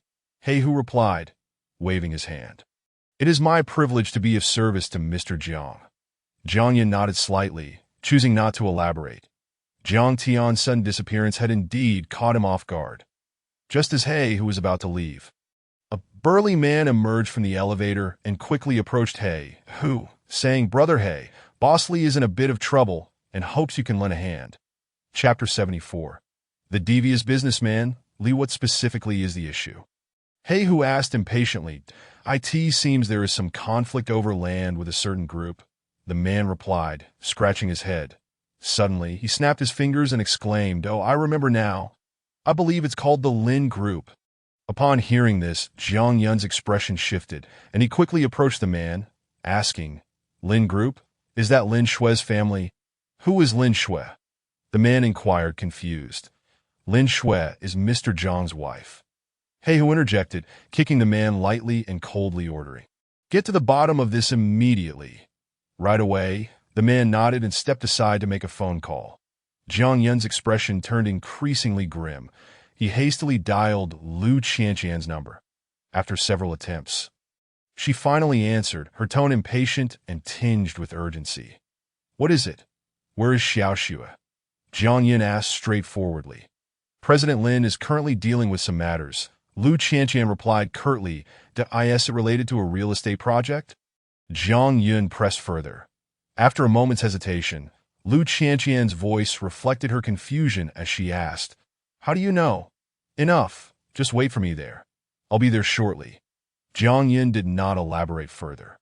After ending the call, he turned to He Hu and said, "Quickly take me to the location where Boss Lee is supposed to meet with you." He Hu nodded, understanding the urgency of the situation. It seemed that Boss Lee was indeed in conflict with Lin Shue. The two swiftly made their way downstairs to the hospital. Meanwhile, in a demolition zone, Lin Shue stood resolutely facing a man before her.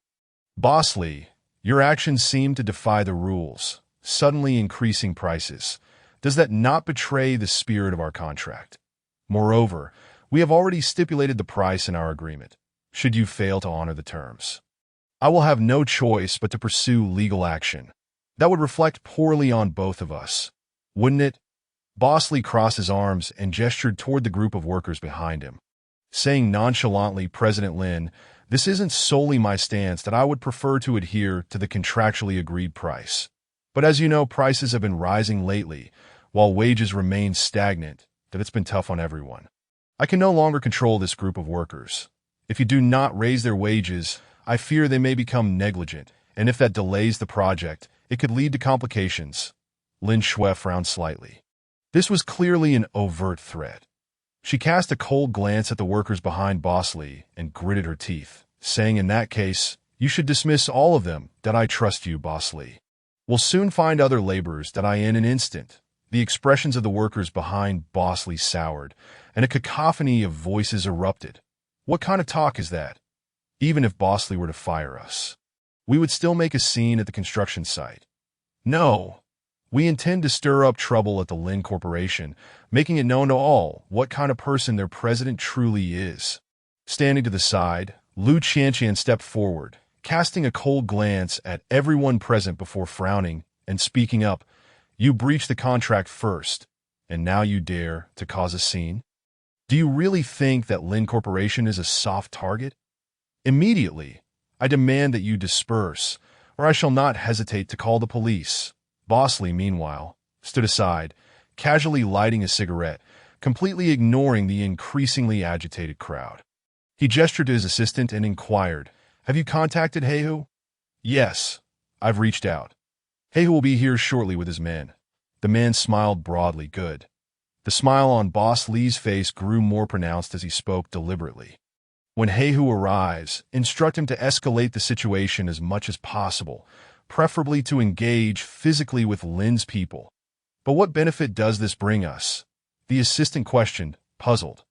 Bosley shot a glare at him and retorted, "You simpleton!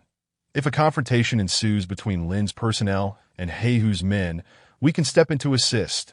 At that point, Lin Shui will have to show gratitude, and surely our salaries will be increased." The assistant nodded vigorously and then gave Bosley a thumbs up, exclaiming, "You truly have a visionary perspective, boss." Observing the escalating chaos, Bosley quietly instructed his assistant, "Remember, under no circumstances should these individuals engage with Lin Shui and her team.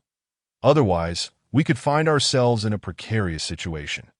However, if Lin Shui's people strike first, then it's another matter entirely." The assistant hurriedly acknowledged and moved into the throng of people. Meanwhile, Lin Shui watched the situation spiral out of control, her expression darkening considerably. Lu Qianqian approached her side, frowning as she suggested, "President Lin, if it becomes unmanageable, perhaps we should withdraw for now and have our legal team file a lawsuit against them immediately. After all, morally and logically, we are in the right, while they are at fault. That if this escalates, it would have no detrimental impact on Lin Corporation." Lin Shui's countenance was grim.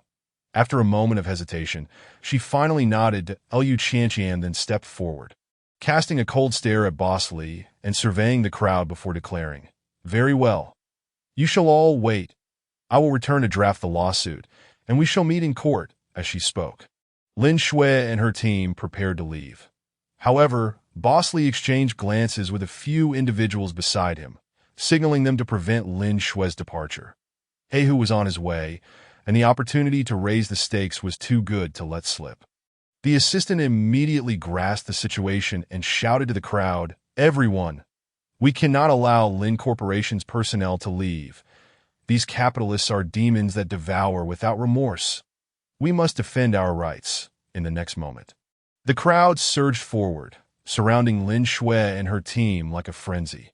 The bodyguards accompanying Lin Shui quickly formed a protective barrier around her, their expressions stern. Lu Qianqian gritted her teeth and demanded, "What do you intend to do?" Chapter 75. Visitors from the Lin family. The assistant stepped forward, asserting, "Unless the contract is amended, you shall not leave today." Lu Qianqian clenched her fists, her face as pale as a sheet. Just then, a chilling voice rang out from behind the crowd. "I dare anyone to try." The voice belonged to Lin Shui, and Lu Qianqian both turned to see Jiang Yun and Heihu emerging from the throng. Upon seeing them, Boss Li hurriedly approached Heihu, ready to speak, only to be met with a swift slap to the face from Heihu. In an instant, Boss Li stood frozen, clutching his face in bewilderment. They had engaged in this charade before. Heihu would create a ruckus while Boss Li played the benevolent mediator, ultimately inflating the price. But now, Heihu had struck him directly. What was happening? "Brother Heihu," Boss Li managed to utter, only to witness Heihu lift his foot and kick him in the stomach before pointing a finger at him, coldly stating, "Who gave you the audacity to provoke President Lin?" At that moment, Boss Li comprehended. Lin Shui and Heihu were acquainted. Instantly, he felt his complexion drain of color, hurriedly sidling up to Heihu, and stammered, "Brother Heihu, I sincerely apologize." "You didn't say." Heihu disregarded his words, delivering another kick that sent Boss Li sprawling. Meanwhile, Jiang Yun rushed to Lin Shui's side, asking, "Are you all right?" Lin Shui shook her head, but on their way here, Jiang Yun had already grasped the situation, that he glanced at Boss Li and stated, "This man harbors ulterior motives. Buildings constructed by such individuals are bound to have issues. We should terminate the contract immediately." Lin Shui hesitated, whispering, "However, if we terminate the contract, we would incur a penalty, which would be a loss for us." Boss Li was equally alarmed. While a price increase would be ideal, terminating the contract would render their efforts futile. Jiang Yun replied nonchalantly, "Then let him announce an unconditional termination of the contract, and we want to pursue any liabilities against them." Isn't that a suitable solution? Lin Shui's expression reflected her dilemma. Boss Li was no fool. He would never agree to such terms. Jiang Yun exchanged a knowing glance with Heihu, who then approached Boss Li, seizing him by the collar and lifting him off the ground, coldly declaring, "Did you not hear what Mr. Jiang said?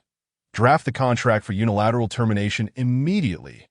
Boss Li's face turned ashen, his expression one of sheer distress as he pleaded, "Brother Heihu, this isn't right. Is it?" Heihu's face contorted with anger as he delivered a kick to Boss Li's abdomen, causing his features to twist in agony. "Not right? I find it quite satisfactory," Boss Li, fearing a direct confrontation with Heihu, reluctantly nodded in acquiescence. A satisfied smile crept onto Jiang Yun's face as he took Lin Shui's hand, stating, "Since the matter has been resolved, let us depart." "All right," Lin Shui nodded, following Jiang Yun's lead. Soon, the two were back in the car, heading towards the city center. Along the way, Lin Shui cast a curious glance at Jiang Yun and asked, "By the way, who was that person standing beside you just now?" It seemed like Boss Li was quite afraid of him. "A friend of mine," Jiang Yun replied with a smile, that he could not disclose his connection with Heihu. Otherwise, Lin Shui would undoubtedly worry that it was best to avoid such individuals in the future. Lin Shui had also noticed the tattoo on Heihu's chest, which clearly suggested he was no saint. Once Jiang Yun embraced Lin Shui, he opted not to pursue the topic of Heihu further, instead stating, "It seems Jiang Tian has fled, so what if he has? What does it have to do with us?" Lin Shui inquired, puzzled that at present, Zhao Lanjun remained in the hospital, and if he had indeed fled, the responsibility of caring for Zhao Lanjun would fall upon them. Although Jiang Yun shared no blood ties with Zhao Lanjun, everyone knew she was his mother. Even if Jiang Yun stepped forward to clarify the situation, he would likely face societal condemnation. Lin Shui hesitated before suggesting, "In that case, let us bring Zhao Lanjun to our home and hire a caregiver specifically for her." "That one do," Jiang Yun shook his head, frowning as he replied, "I understand Zhao Lanjun's temperament. Even bedridden, if we bring her home, she will undoubtedly continue to create trouble. That it would be better to—" A faint smile appeared on Jiang Yun's lips. "It would be better to send her to a nursing home. After all, Zhao Lanjun's condition has stabilized, and she no longer needs to remain in the hospital. That we can find her a decent rehabilitation center. That would be the most humane course of action." Lin Shui nodded in agreement. "All right." After returning to the city, Jiang Yun contacted Heihu's associates to arrange for Zhao Lanjun's situation, as he wished to sever any further ties with her, upon arriving at Lin Corporation's entrance. Jiang Yun and Lin Shui stepped into the lobby, only to see a middle-aged man approaching Lin Shui. "Xiao Shui, Uncle San." Lin Shui frowned slightly upon recognizing the visitor. "What brings you here?" The presence of the Lin family surprised not only Lin Shui, but also Jiang Yun. Lin Shui's relationship with her family was tenuous at best. After both her parents passed away when she was young, she had distanced herself from the Lin family. Yet, through her own efforts, she had clawed her way to her current position. Despite this, the Lin family had never reached out to her. That Lin's third uncle chuckled, "Xiao Shui, what are you saying? I am your third uncle. Can an uncle see his niece?" Lin Shui remained silent, yet an ominous premonition stirred within her. Clearing his throat twice, Lin's third uncle finally spoke, "Xiao Shui, it is actually the old master who wishes to meet you. Do you have any time to spare? Will you accompany me back for a brief visit?" "No time," Lin Shui flatly rejected. The old master of the Lin family was authoritarian and favored males over females, which was a significant reason for her departure from the Lin household. "Xiao Shui," Lin's third uncle hurriedly interjected, "I understand that you might still be upset with your grandfather, but we are all family, and your blood still flows from him. What deep-seated hatred could exist between a grandfather and granddaughter? Please just come back with me for a moment." Chapter 76. The past of the Lin family, I have no time. Lin Shue's resolve remained unyielding. After casting a glance at Lin's third uncle, she continued, "Third uncle, I believe you can see the current situation. There are still numerous matters to attend to at the company, and I cannot leave for the time being, so perhaps another time." Having uttered her words, Lin Shui turned and walked towards the elevator with Jiang Yun. Jiang Yun glanced back at Lin's third uncle, shaking his head helplessly. That Lin's third uncle's expression darkened instantly. He furrowed his brow and said, "What if I told you that your grandfather has only half a month left to live?" Buzz! Lin Shui felt a dull thud resonate in her head, and she turned back to look at Lin's third uncle, asking, "What happened?" Jiang Yin looked at Lin Shui with a helpless expression. He understood Lin Shui's weakness, her overly tender heart. Otherwise, after all these years, she would not have been exploited by the Jiang family. Lin's third uncle hastily approached Lin Shui's side, saying, "Xiao Xue, your grandfather has a growth in his brain. A tumor, is it malignant or benign?" Lin Shui asked casually. "With only half a month left, what do you think?" Lin's third uncle sighed. However, Jiang Yin noticed that Lin's third uncle's gaze remained fixed on Lin Shui, harboring a multitude of emotions, suggesting that the situation was far more complex than he had portrayed. "Xiao Xue, can you accompany me back to see your grandfather now? The old master has realized his mistakes." Lin's third uncle continued. "He wishes to set everything right before he passes and hopes to make amends for his shortcomings towards you." Lin Shui furrowed her brows slightly, momentarily hesitating. She glanced at Jiang Yun and instinctively grasped his hand, stating, "Then let us go see him." Jiang Yun spoke gently, "All right." Lin Shui nodded at Lin's third uncle, brimming with excitement, exclaimed, "Xiao Xue, the car is waiting outside. Let us depart at once, soon." The three of them were in the car. Jiang Yun held Lin Shui's hand firmly, noticing the chill in her touch and the tension etched across her face. At that moment, Lin Shui's heart was a whirlpool of emotions. Over the years, she had been carving her own path outside, utterly unprepared for how to interact with her family, let alone the thought of returning to the Lin household. Moreover, with the old master gravely ill, she felt utterly helpless. Jiang Yun patted Lin Shui's shoulder, leaning in to softly reassure her. "Silly girl, I'll handle everything. Even if the sky were to fall, I would support you through it. Relax." Lin Shui nodded gently, her heart swelling with gratitude. Meanwhile, Lin's third uncle cast a disdainful glance at Jiang Yun. Prior to meeting Lin Shui, he had conducted an investigation on both Lin Shui and Jiang Yun. Jiang Yun was merely a dependent, a good-for-nothing, and the Jiang family had long taken advantage of Lin Shui. Because of him, it could be said that Lin Shui was the cash cow of the Jiang family. How could such a person shamelessly utter such words? It was truly laughable. Before long, they arrived at the Lin family estate.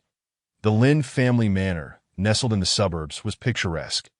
Exiting the villa area, they found a broad road. Yet it was surprisingly quiet. Jiang Yun's gaze fell upon the Lin family estate, and with just one glance, he discerned the family's profound heritage. The manor sprawled across an expansive area. The garden in front was as large as a football field. And within the courtyard, there were rockeries and a variety of rare flowers lining the cobblestone paths in front of the garage door. A luxury car worth millions was parked centrally, flanked by several other vehicles ranging from hundreds of thousands to millions. Truly, they were affluent beyond measure. Given this, the Lin family certainly would not lack for money. Although the Lin Corporation was thriving, it was not enough to catch their eye. Why had the Lin family suddenly sought Lin Shui's return? Was it truly merely due to the old master nearing his end and having a pang of conscience? Jiang Yun frowned slightly, skeptical of such claims. Beside him, Lin Shui gently nudged him and inquired, "What are you thinking?" "Just admiring the Lin family's estate," Jiang Yun replied after a moment's thought, smiling. "I must say, the Lin family is indeed quite impressive." "Indeed," Lin's third uncle interjected with an air of confidence. "Although the Lin family has not made an appearance in Ningxing for a long time, we possess numerous enterprises beneath us. Moreover, Our family's influence is vast. You must understand, 30 years ago, we were a prominent family in the capital. Jiang Yun was taken aback.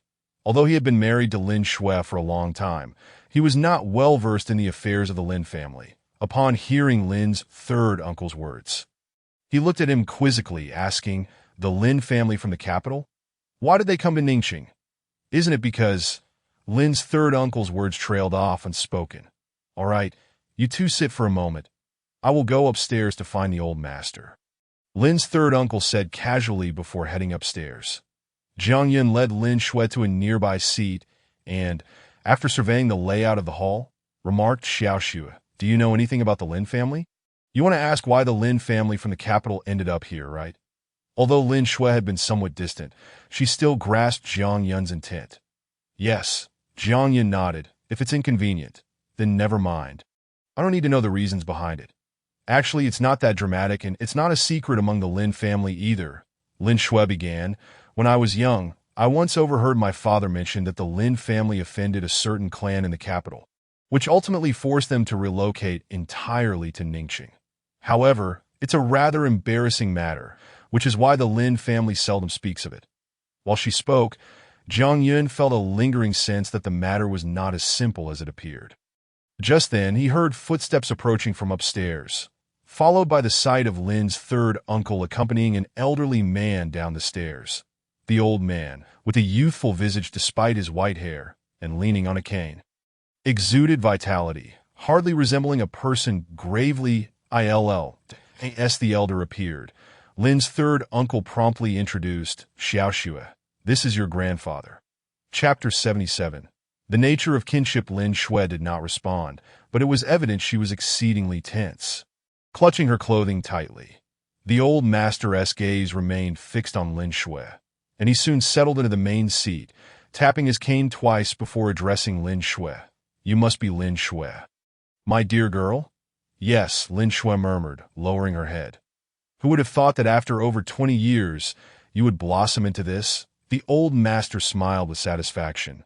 "Not bad, not bad. You truly carry the essence of a Lin family member." Jiang Yun furrowed his brows slightly. That hadn't Lin Shui completely severed ties with the Lin family after reaching adulthood? She was barely in her 20s now. How could she have not seen him in over 2 decades? Unbeknownst to him, when Lin Shui was very young, the old master had already distanced himself from her, disregarding her entirely. In fact, they rarely crossed paths, and all of this stemmed solely from the fact that Lin Shui was a girl.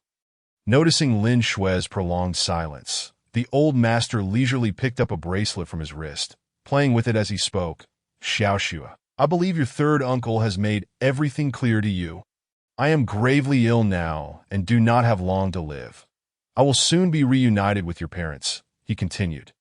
"The purpose of this visit is to hope that you can acknowledge your roots and return to the Lin family. Moreover, I wish to appoint you as the helmsman of our Lin family." This, Jiang Yun was instantly taken aback, his face a mask of astonishment. The Lin family is a colossal entity. How could the elder Lin be so willing to entrust such a vast family and its enterprises to Lin Shui? Could it be that his faculties were failing him? Lin Shui, standing nearby, spoke with a composed demeanor, saying, "There is no need for that I have merely returned to see you, and I have many matters to attend to. I shall be leaving shortly." "Xiao Xue," the elder Lin shook his head. "There's no need to rush to refuse. Whether you believe I pity you or wish to make amends, I am convinced that only under your stewardship can the Lin family reclaim the radiance that rightfully belongs to us." Lin family's third uncle nodded in agreement. "I concur." However, just as Lin Shui was about to respond, Jiang Yun grasped her arm and pulled her behind him, interjecting, "Xiao Xue, we are all kin here. When faced with such hospitality, it would be unwise to decline. The DOU harbor concerns about your ability to manage the Lin family." At this remark, Lin Shui paused, her brow furrowed in confusion as she glanced at Jiang Yun. Just as she opened her mouth to speak, Jiang Yun shot her a meaningful look. Though puzzled, she refrained from voicing her thoughts. The elder Lin's expression shifted slightly as he regarded Jiang Yun with cold disdain, furrowing his brow as he said, "Who do you think you are? Hmm. Zhang Yin pondered for a moment, disregarding the animosity in the elder Lin's tone, and continued, I am Lin Xue's lawful husband. Her affairs are inherently my own. The elder Lin's voice turned icily sharp as he slammed his wrist bracelet against the table, stating flatly, So you are the good-for-nothing who lives off her? If you have the means to indulge in such a lifestyle, it is indeed my blessing. After guiding Lin Xue to his side, Zhang Yin resumed, I believe many would wish to enjoy such a life.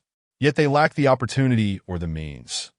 You are truly shameless, the elder Lin scoffed, taken aback by Zhang Yun's brazen attitude. Zhang Yun, undeterred by the elder's scorn, declared, My words reflect Lin Xue's intentions. Since you wish to bequeath the Lin family to us, we have no reason to decline. Silence. The elder Lin's demeanor darkened, his lips twitching as he lost the air of composure he once held. Xiao Xue, if you wish to assume control of the Lin family, you must first divorce this man and then represent our family in the capital. I have already arranged a fine marriage for you there. Should you wed him, you will undoubtedly ascend to the pinnacle of society, and the Lin family will be yours to command. So, the true intentions have finally surfaced. Lin Xue, incensed, stood abruptly. She had returned to the Lin family out of concern for the elder's precarious state. Yet now they were attempting to force her into a role she despised. With furrowed brows, Lin Xue replied, I'm sorry, but I cannot do that. Furthermore, I will never divorce Zhang Yun. The elder Lin frowned, realizing that after all his scheming, he had finally gained an opportunity to return to the capital.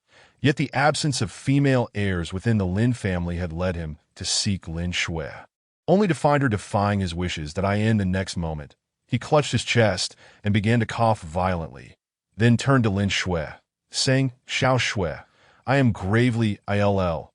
Do you truly refuse to fulfill my last wish?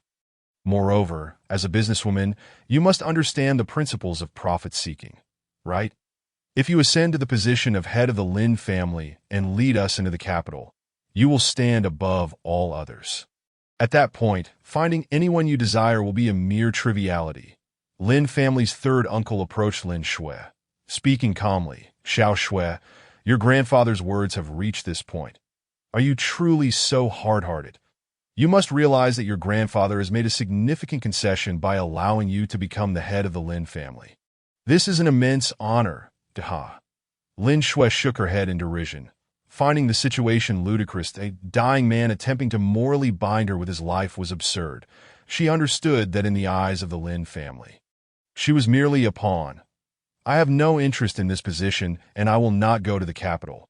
Lin Xue took Zhang Yun's arm and declared, in the future, I only wish to remain in Ning City with him, raise a child, manage the company, and live happily as a family. That is sufficient for me. Foolish. The elder Lin, infuriated, stood up that if you refuse, I shall be compelled to resort to extreme measures. That I will forcibly seize the Lin family. Obliterating your hard work. Chapter 78. Unyielding resolve. Have they truly turned hostile? Zhang Yun furrowed his brow. What difference is this from robbery? Lin Xue gritted her teeth in anger. Had she known things would unfold this way, she would not have returned at all. This was clearly inviting trouble upon herself. Meanwhile, the elder Lin, unyielding, coldly asserted, You need not concern yourself with what I am. Just understand what I intend to do. Lin Xue, do not think I jest. I grant you one day to consider. If I have no word by noon tomorrow, I will employ my methods to strip you of everything you currently possess. Lin Xue's face turned pale with fury. Zhang Yin led her away from the Lin estate. The moment they stepped outside, Lin Xue sat down beside her, her chest heaving as she bit her teeth and said, I cannot even ascertain whether he is truly ill. My foolish wife. Zhang Yun sat beside her, gently stroking her hair, then smiled. Even at this juncture, you still concern yourself with such trivialities, regardless of his true condition. He harbors ulterior motives and is scheming against you. We simply need to draw a clear line with them moving forward. Moreover, considering the situation from another perspective, while others must support both sets of parents, we need not do so. indicating that our lives will forever remain our own private world. Lin Shui chuckled softly, sighing, "It's not as simple as you suggest. Now the Lin family is intruding upon our lives. If I do not respond, I must prepare a strategy. With the financial and material resources of the Lin family, we are certainly no match for them. I fear the Lin family may face ruin." The Lin family is Lin Shui's labor of love. The thought of it brought her heartache. Jiang Yun gently patted her shoulder, reassuring her, "Xiao Shui, we will confront whatever comes our way, and I will not idly stand by. Anyone seeking trouble with the Lin family will be opposing me. Rest assured, I will find a way to resist and protect the Lin family." Lin Shui remained silent. What capabilities did Jiang Yun possess? After all, Jiang Tingfei and the elder Lin were not of the same ilk, and the Jiang family bore no resemblance to the Lin family. The individuals standing before them far exceeded their expectations. After exchanging a few brief words, Jiang Yun escorted Lin Shui home before heading to find Xia Jingwo. At this moment, in the office of the Chao Li Baba CEO, Xia Jingwo was seated across from Jiang Yun. "A rare visitor," Xia Jingwo remarked, glancing at Jiang Yun. That he then smiled. "My secretary just informed me of your arrival, and I thought I had misheard.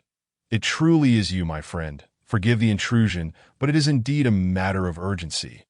Jiang Yun replied with a bittersweet smile that he had merely saved Xia Jingwo's life, yet he had already made several requests of him.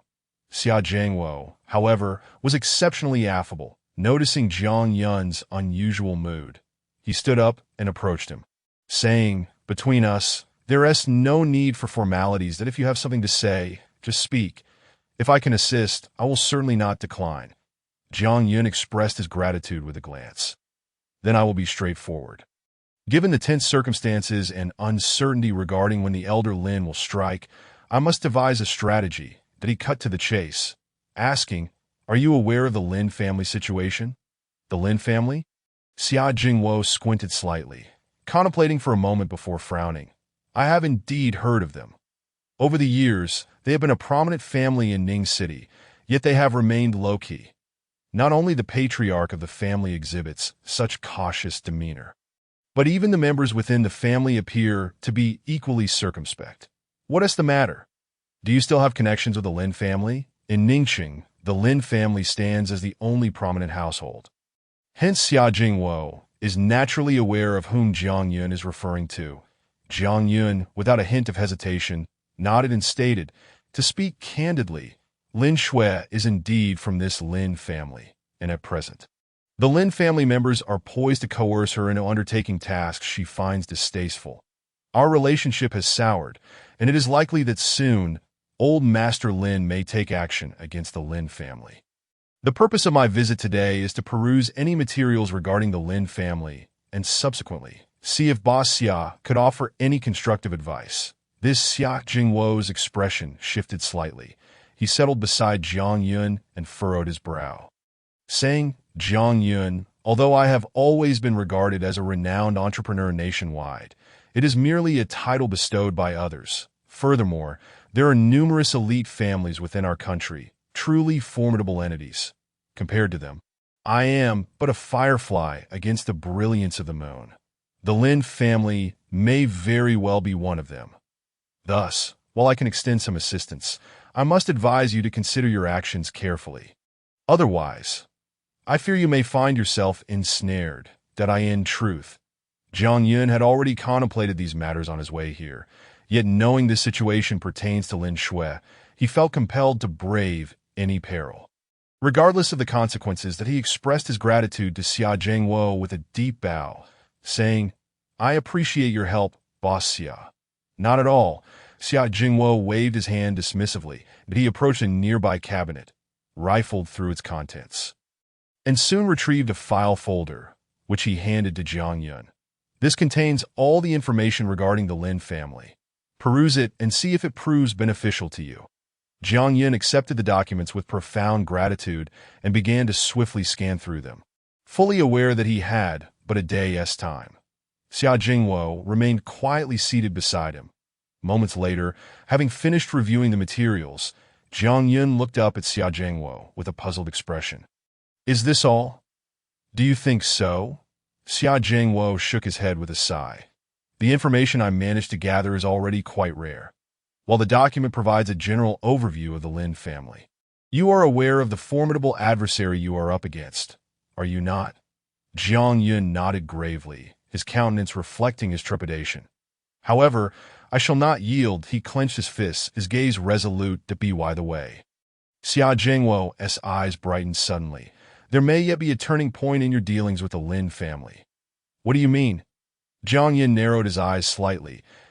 In his previous confrontation with Li Wenjie, he had felt no apprehension, but this time was different. The Lin family loomed like a colossal entity, and a misstep could lead to dire consequences that he was willing to sacrifice his own life to protect the Lin family that Lin Shui cherished.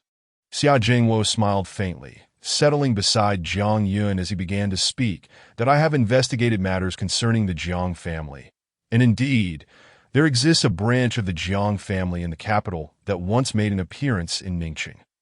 However, it was merely a fleeting moment, and since that Jiang family is not particularly renowned, few are aware of it.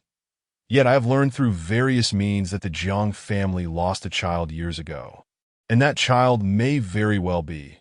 Upon hearing this, Jiang Yun's eyes widened, and he hurriedly interjected, You can't be suggesting me, can you? If that were the case, it would be rather melodramatic. Wouldn't it?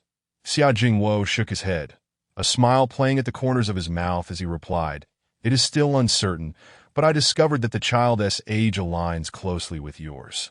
So, even if you are not that child, you could leverage this narrative to establish a connection with the Jiang family.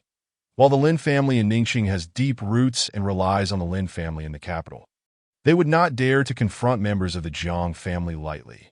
Should you solidify this identity, it could potentially lead to a breakthrough. A look of resignation crossed Jiang Yun's face. He shrugged and shook his head in response. Things are not as simple as you suggest. Setting aside whether I am indeed the so-called orphan of the Jiang family, I would still need proof. Wouldn't I? Meanwhile, the Lin family is already in a position to obliterate the Lin enterprise and suppress Lin Shui. Xia Jingwo hastily countered, No, the situation is not as dire as you perceive. Should this information come to light, the Lin family would be compelled to tread cautiously, fearing repercussions before acting against you. Jiang Yun squinted thoughtfully, pondering the feasibility of this course of action. All the coincidences seemed to align with him. Yet it was not beyond the realm of possibility to pursue this path. Beside him, Xia Jingwo spoke again. Jiang Yun, this is the best and only course of action available to you. Take some time to contemplate it. Jiang Yun's fingers gently tapped the tabletop as he hesitated for a moment before standing up with the documents in hand. Thank you for your assistance, Boss Xia, that I have other matters to attend to. So I will take my leave for now. Should the need arise in the future, please feel free to contact me. Very well, Xia Jingwo nodded, understanding that Jiang Yun was entangled in numerous issues and thus refrained from detaining him further. Upon departing from Kaolibaba, Jiang Yun promptly returned to his own villa. As he reached his doorstep, twilight had already descended. He composed himself and pushed open the door, proceeding toward his room. Hearing the sound, Lin Shui turned her head. Catching sight of Jiang Yun, she forced a smile and quickly concealed the photograph she held. However, in that fleeting moment, Jiang Yun had already noticed the picture depicting a family of three, presumably the last keepsake left by Lin Shui's parents. Jiang Yun settled beside her, gently embracing Lin Shui before speaking. Xiao Shui, relax. I will resolve everything concerning the Lin family, and no matter who attempts to trouble you, I will not allow them to succeed. That I understand, Lin Shui nodded, her heart swelling with emotion. By the way, where did you go just now? Jiang Yun replied with a smile. I went to see Boss Xia. Xia Jingwo. Lin Shui's eyes sparkled with interest, and she eagerly inquired, What did he say? Well, observing Lin Shui's excitement, Jiang Yun let out a resigned sigh, hesitating for a while before continuing. Boss Xia is reluctant to involve himself in this matter. After all, he is not a match for the Lin family. However, understand his position. He has many people relying on him for their livelihoods, and should anything go awry with Kaolibaba, he would undoubtedly feel responsible. Lin Shui fell silent, momentarily reverting to her calm demeanor. I will reach out to Sister Duan and see if she can assist us. Jiang Yun smiled. Moreover, we still have the Li family in any case. We will not allow matters to reach a point of no return. The prominent figures in Ningxing were all linked to him in some way, yet Jiang Yun was acutely aware that they might not heed his call. However, witnessing Lin Shui's expression, his heart ached with an indescribable pang. After embracing her for a while, Jiang Yun gently helped Lin Shui lie down on the bed, soothing her to sleep before retreating to his study, where he contacted Duan Xiuhua and Old Master Li. Regrettably, the responses he received aligned closely with his expectations. Yet, this was anticipated. He remained seated until the early hours, then reopened his computer to search for information regarding the Jiang family in the capital. It was then he learned that 20 years prior, the Jiang family had undergone a significant upheaval, leading to its dissolution, with several core members departing the capital, one of whom had come to Ningxing. However, records of this past were scarce, and he found himself unable to progress further in his search that he could not even ascertain the name of the individual who had once arrived in Ningxing. As dawn gradually broke, Jiang Yun leaned on the table, eventually succumbing to a deep slumber. The following morning, he was stirred by sounds emanating from outside his door. Rubbing his eyes, he rose slowly and, upon seeing Lin Shui busily engaged in the kitchen, approached her and said, "Xiao Shui, how about we consider hiring a nanny? At least someone could take care of our daily needs, don't you think? You and T have to work so hard." Lin Shui glanced at Jiang Yun and smiled. "What nonsense are you talking? It is only right for a husband to care for his wife. Isn't it?" However, Jiang Yun awkwardly scratched his head and shook it, saying, "I stay at home every day. You not only need to go out and earn money, but also have to cook for me. Just thinking about this fills me with a profound sense of guilt." "Silly. What are you saying?" Lin Shui tiptoed and kissed Jiang Yun's forehead, noticing the red veins in his eyes, and then said, "Jiang Yun, I've made up my mind that I will sell the company as soon as possible." Chapter 80. Unveiling the truth. Sell the company. Jiang Yun's eyes widened in shock as he grasped Lin Shui's shoulders, his face a mask of disbelief. "That Lin's is your life's work. You have tirelessly devoted yourself to it over the years. How can you simply sell it off like that?" "No, I absolutely cannot agree." While others may not comprehend the extent of Lin Shui's dedication to Lin's, Jiang Yun understood all too well. Moreover, if it weren't for Jiang Tingfei's relentless exploitation of Lin Shui, Lin's could have thrived even more, and the financial chain would not have faltered. Lin Shui pulled Jiang Yun to sit aside, her expression still adorned with a smile. "Silly, I know what you're thinking, that in truth, Lin's is not as significant to me as you believe. I merely seek a means to prove myself. The fact that Lin's is doing better now affirms that I have once shone brightly, and that is sufficient. Furthermore, this is not a hasty decision. If we continue to cling to Lin's, Old Master Lin will surely not let it go easily and may even exert pressure on us from various angles. Since Xia Zhengwo and others dare not provoke the Lin family, it indicates that before long, many collaborations will come to an abrupt halt, and Lin's may very well find itself in dire straits once again. Thus, it is better to sell the company while it still holds value and use the proceeds to help you with your career." Jiang Yun felt immensely touched that in his previous life, Lin Shui had sacrificed so much for him, remaining by his side until the very moment he closed his eyes, that he never expected it to be the same in this life. Jiang Yun trembled as he grasped Lin Shui's hand, his teeth nearly cracking from the intensity, and then resolutely stated, "Xiao Shui, the company cannot be sold. I will handle the matters concerning the Lin family." But Lin Shui attempted to speak, but Jiang Yun raised a finger, placing it gently against her delicate lips. "Rest assured, I only need one day, that if I cannot resolve this by today, you may do as you wish with Lin's."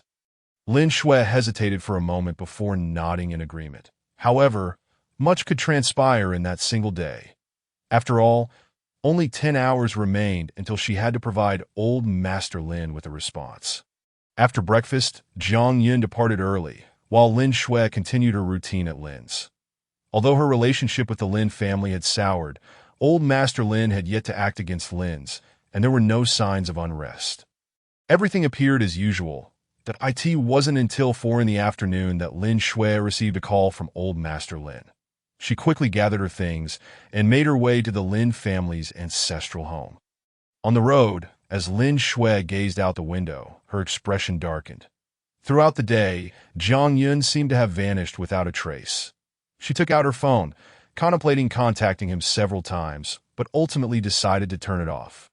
Since this was my own matter, it was best not to involve Jiang Yun. Half an hour later, before the Lin family's estate, Lin Shui stepped out of the car. Her uncle from the Lin family hurried over. Wearing a forced smile, "Xiao Shui, you've come? Hurry inside. The old master has been waiting for you." Lin Shui nodded faintly and followed her uncle into the Lin family residence. Inside the grand hall, old Master Lin was sipping tea. And upon hearing footsteps, he slowly lifted his head. His murky old eyes appeared remarkably calm, yet beneath them lay a hint of some sinister scheme. "Xiao Shui, please take a seat." Old Master Lin set down his teacup and began to play with his prayer beads. After glancing at Lin Shui, a faint smile crept across his face as he spoke. "Xiao Shui, it seems you have made up your mind, haven't you?" "I have," Lin Shui replied coolly, nodding. "That is my good granddaughter." Old Master Lin's smile widened, and he continued, "You are far more intelligent than your parents. Sometimes, one must learn to bow one's head.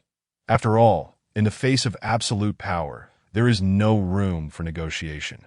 All acts of defiance are both foolish and laughable." Lin Shui let out a cold laugh, fixing her gaze firmly on old Master Lin. "That I'm sorry, but I refuse to go to Beijing. And I will not become the head of the Lin family. I came here to dissuade you from this notion. That as for what you intend to do, I have no right to interfere. If you truly plan to take action against Lin's, I will fight you to the end. At worst, I will simply move to another city and start anew. I can create a new Lin's that belongs to me." Old Master Lin chuckled instead of becoming angry, still playing with his prayer beads. "Lin Shui, you are indeed quite stubborn. But I must say, you do resemble your father. Don't mention my parents." Lin Shui suddenly erupted. "Xiao Shui, how can you speak to your grandfather like that?" Her uncle reprimanded. "He is not my grandfather," Lin Shui asserted firmly. "Once I left the Lin family, I severed all ties. That it was true then, and it remains true now." Seeing that her uncle was about to retort, old Master Lin gestured for him to be silent, then smiled. "You may leave, while I may not have found you. Do you fear that upon your return, you will no longer see your parents' graves?" "Buzz!" Lin Shui's expression darkened immediately, and her breathing quickened. "What do you intend to do?" she hissed, her voice low and fierce, like an enraged tigress. "Your father is also my son. I have the right to relocate their graves," old Master Lin replied nonchalantly. "No." Lin Shui felt her teeth nearly shatter. She could not believe the depths of old Master Lin's treachery. His murky old eyes shifted, and his smile grew increasingly sinister as he spoke softly. "Xiao Shui, I do not wish to continue this pointless conversation. The only path before you is to immediately arrange a marriage. Then, as the head of the Lin family in Ning City, lead us all back to Beijing. You must understand, I am not negotiating with you." At that moment, Lin Shui realized just how terrifying the old man before her truly was. "Otherwise, not only will I bring Lin's crashing down, but I will also obliterate the last vestige of hope your parents left you." Just then, a cold laugh echoed from outside the hall. "Old Master, you truly are insidious." Chapter 81. The Orphan of the Jiang Family, as the voice fell. Jiang Yun strode in, arms crossed. Lin Shui's uncle frowned slightly. "Who let you in? Get out immediately." Lin Shui quickly stood up and rushed to Jiang Yun's side, finding solace in his presence as she embraced him tightly. "Don't worry, my dear wife. Your husband is here." Jiang Yun's lips curled into a confident smile. "What use is your arrival?" Old Master Lin scoffed, shaking his head dismissively that you're merely a useless waste. Do you think you can turn the tide? Old Master, I advise you to check the trending news before you speak, Jiang Yun said with a smile. Trending news? Old Master Lin snorted, then continued, I have no interest in such trivialities to know if you don't take a look this time. You will surely regret it, Jiang Yun insisted. Meanwhile, Lin Shui's uncle, filled with suspicion, pulled out his phone and began to check. Upon seeing the content at the top of the trending list, his expression darkened, and he instinctively clenched his fists. How is this possible? Old Master Lin furrowed his brow, casting a disdainful glance at Lin Shui's uncle. Did I not tell you to remain unflinching in the face of adversity? Dad, you should take a look at this. As he spoke, Lin Shui's uncle moved closer to Old Master Lin, presenting his phone to him. Old Master Lin's complexion gradually soured as he examined the screen. Meanwhile, Lin Shui cast a puzzled glance at Jiang Yun, wondering what exactly was happening with the trending news. Jiang Yun wore a mysterious smile as he wrapped one arm around Lin Shui's waist and proceeded toward the entrance of the hall. In the blink of an eye, they found themselves back inside the car. Lin Shui, with eager anticipation, hastily retrieved her phone and checked the trending topics. Upon seeing the content displayed, her eyes widened in disbelief as she turned to Jiang Yun and exclaimed, Is this Jiang family orphan you? The headline at the top read, Jiang family orphan emerges in Ning City, along with Jiang Yun's photograph and a plethora of information about him.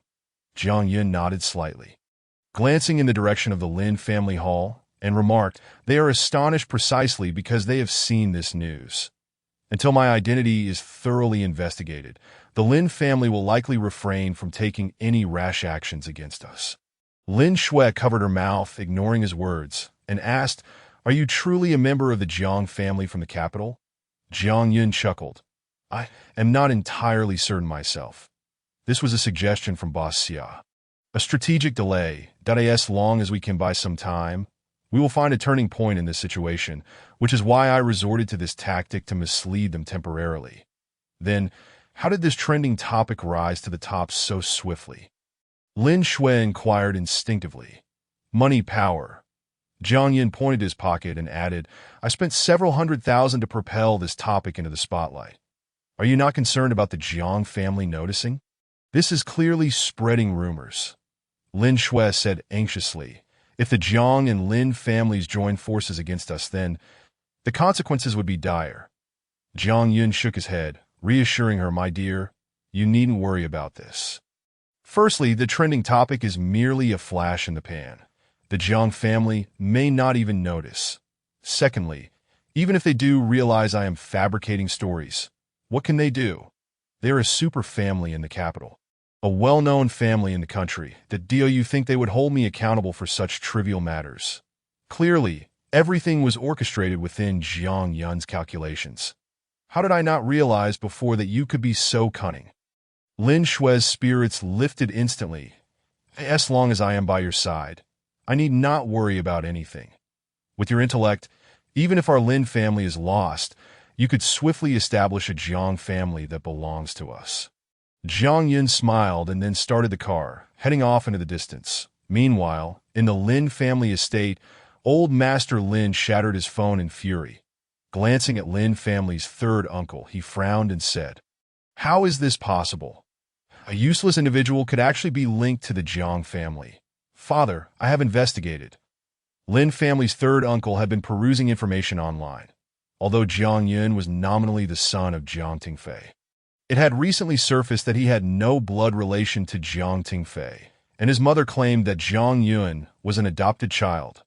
Furthermore, over 20 years ago, the most likely candidate to become the head of the Jiang family suddenly left, with his last known whereabouts surfacing in Ning City, and at that time, there were even rumors of a pregnant woman by his side. All these deductions pointed toward the possibility that Jiang Yun might indeed be connected to the Jiang family. Old Master Lin's face turned ashen, clutching the beads in his hand, unable to speak for a long while. Father, but times have changed, and how could the Jiang family care about this orphan? Moreover, it cannot yet be confirmed that Jiang Yun truly has ties to the Jiang family. Lin family's third uncle continued. Perhaps we should stick to our plan, first dismantle the Lin family, and then use the graves of big brother and sister-in-law to coerce Lin Shui into submission. What do you think? Ridiculous. Old Master Lin raised his hand and slapped Lin family's third uncle across the face, bellowing, "Has your mind been clouded? What if Jiang Yun is genuinely connected to the Jiang family? Even if he were merely a dog of the Jiang family, they would never allow outsiders to interfere, let alone an orphan of theirs. Until we have thoroughly investigated the matter, we cannot act rashly. Otherwise, I will make you pay." Lin family's third uncle frowned slightly, yet he noted, "However, the capital will not grant us much time." "We must wait," Old Master Lin replied solemnly. "This is our final opportunity. We cannot afford any mistakes. Moreover, if Jiang Yun is indeed related to the Jiang family, perhaps we can alter our plans. Regardless of the outcome, we stand to gain." Lin family's third uncle dared not ask further and merely nodded in agreement. Meanwhile, Jiang Yun and Lin Shui had returned to the villa, only to find someone waiting at the entrance. Upon recognizing the figure, Jiang Yun was taken aback.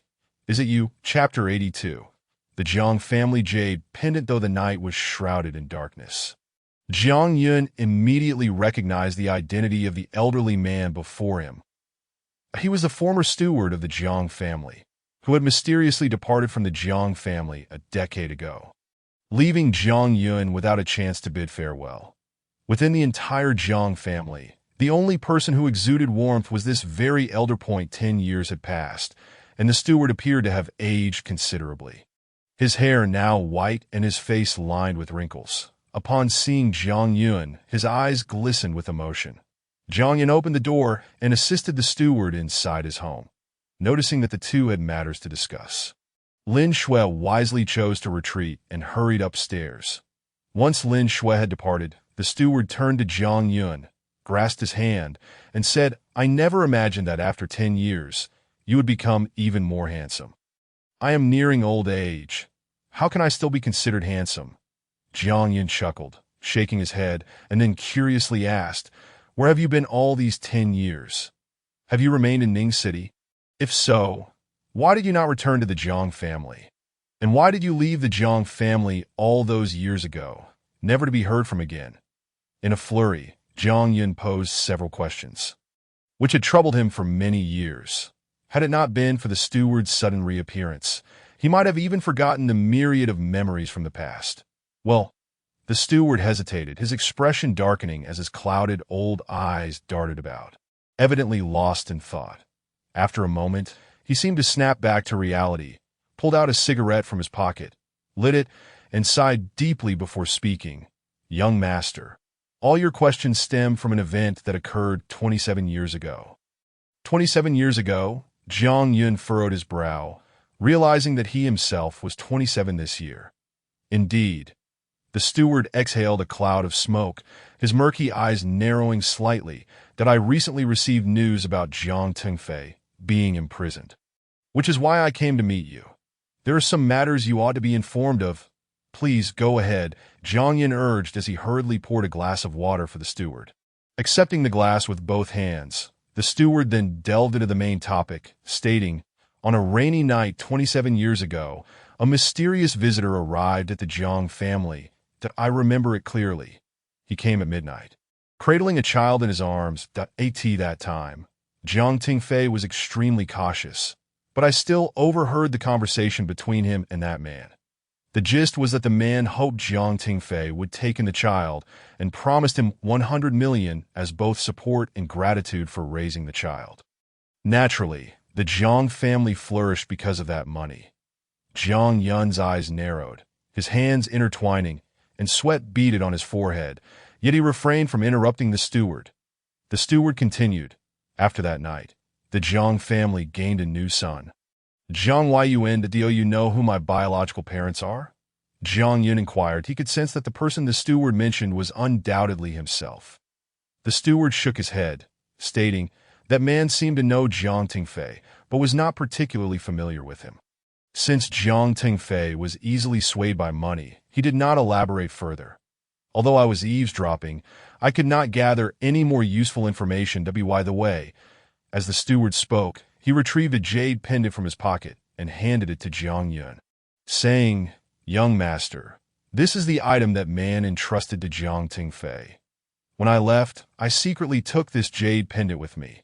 Fortunately, Jiang Tingfei did not seem to care much for it, so he did not notice its absence. Over the years, due to Jiang Tingfei's unwavering presence at the Jiang family estate and your consistent adherence to his words, I refrained from seeking you out or disclosing any of these matters to you." Jiang Yun settled beside the housekeeper, taking the jade pendant in hand for a brief inspection. That it was then that he noticed the two characters intricately carved on its front and back. Jiang and Yun. Jiang Yun spoke to himself. "It appears that my biological parents must also belong to the Jiang family, and they have prepared a name for me long ago. It seems that way." The housekeeper solemnly replied. "Indeed, by the way, why did you suddenly leave the Jiang family?" Jiang Yun inquired, casting a puzzled glance at the housekeeper. "Because Jiang Tingfei deemed me too old and concocted a flimsy excuse to cast me out." The housekeeper self-deprecatingly chuckled. "That in my old age, I have become somewhat obsolete. Yet perhaps it is for the best. These years have been relatively tranquil for me, that I have roamed alone, living a carefree life." Observing the housekeeper's demeanor, Jiang Yun felt his eyes grow moist. He grasped the housekeeper's hand and hastily said, "From now on, you should live here with me and Lin Shui. Rest assured, Xiao Shui will surely agree." "How could that be possible?" The housekeeper quickly stood up, exclaiming, "Young master, you have just entrusted Jiang Tingfei with your fate. It would be inappropriate for me to intrude upon the happiness you share with the young mistress. Moreover, I assure you, my life has been quite satisfying, and you need not worry about me." Jiang Yun regarded the housekeeper's appearance, shaking his head helplessly. Dressed in simple cloth and looking rather disheveled, it was hard to believe he was truly living well. As the housekeeper prepared to leave, Jiang Yun swiftly approached him from behind, seized him, and insisted, "In that case, if you do not wish to stay here without contributing, you can help me and Xiao Shui with cooking and household chores." The housekeeper hesitated for a moment, but ultimately nodded in agreement. Soon, Jiang Yun had arranged a room for the housekeeper before returning to his own quarters with Lin Shui. Upon opening the door, he saw Lin Shui emerging from the bathroom clad in a bathrobe. Unfortunately, despite Lin Shui's alluring beauty, Jiang Yun felt no spark of interest. His mind was preoccupied with too many pressing matters. In the blink of an eye, he approached Lin Shui, pulling her to sit beside him, and said, "Wife, I need to discuss something with you." Chapter 83. The Jiang Family Tattoo. Lin Shui raised an eyebrow, a faint smile adorning her lips. "You intend to have the old housekeeper stay with us, don't you?" "Indeed," Jiang Yun replied with a smile. "The previous caretaker has left, and we need someone to look after our daily needs. Moreover, he has brought me an important piece of news. Had it not been for him, I might never have uncovered the truth." Lin Shui nodded.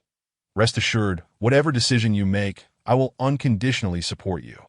No matter what you face, I will stand by your side." Jiang Yun felt a wave of emotion wash over him. The memory of previously conspiring with Jiang Tingfei against Lin Shui caused a sharp pain in his heart. He then produced the jade pendant from his pocket and presented it to Lin Shui, believing that there should be no secrets between them, that his secrets were not solely his to bear. "What is this?" Lin Shui queried, accepting the pendant and examining it.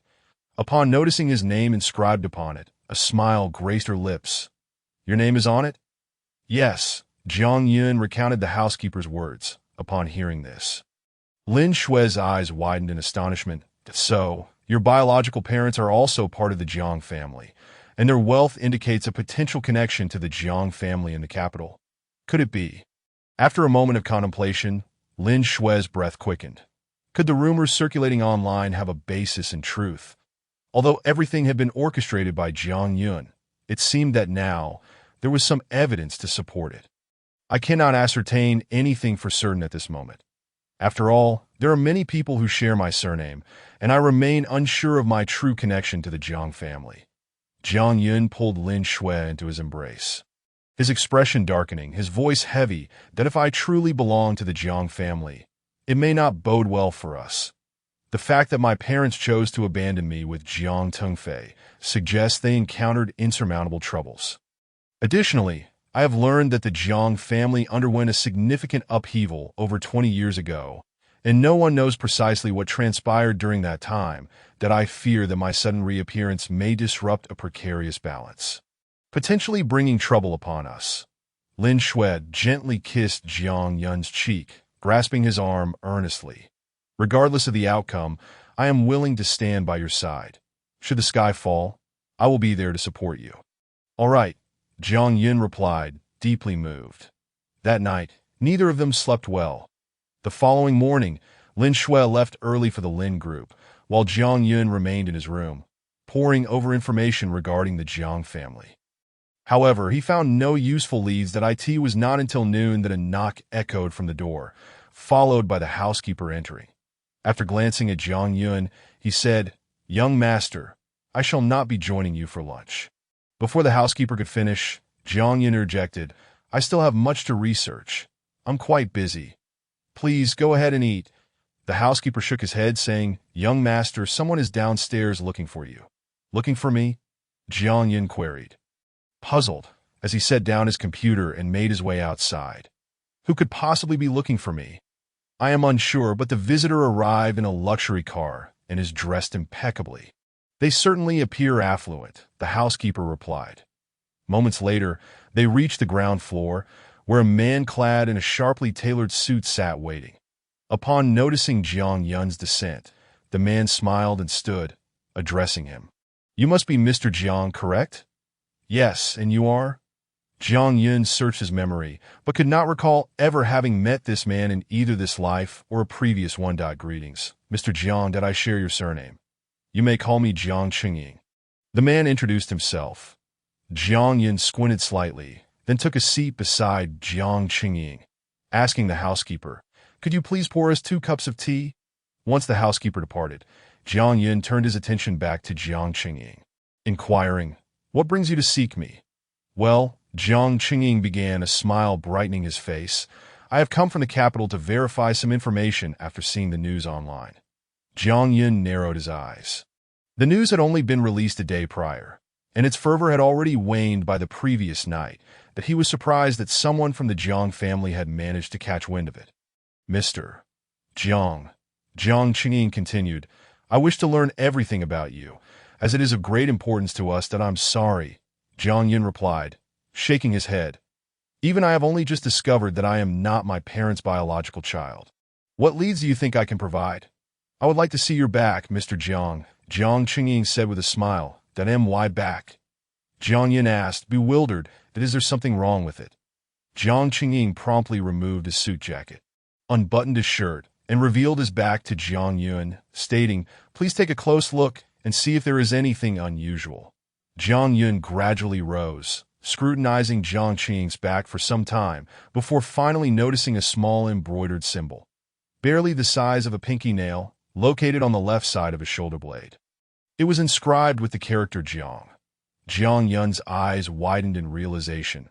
Understanding Jiang Qingying's intent, he quickly removed his own shirt for inspection, and as Jiang Qingying examined him, his previously composed demeanor was replaced by one of astonishment.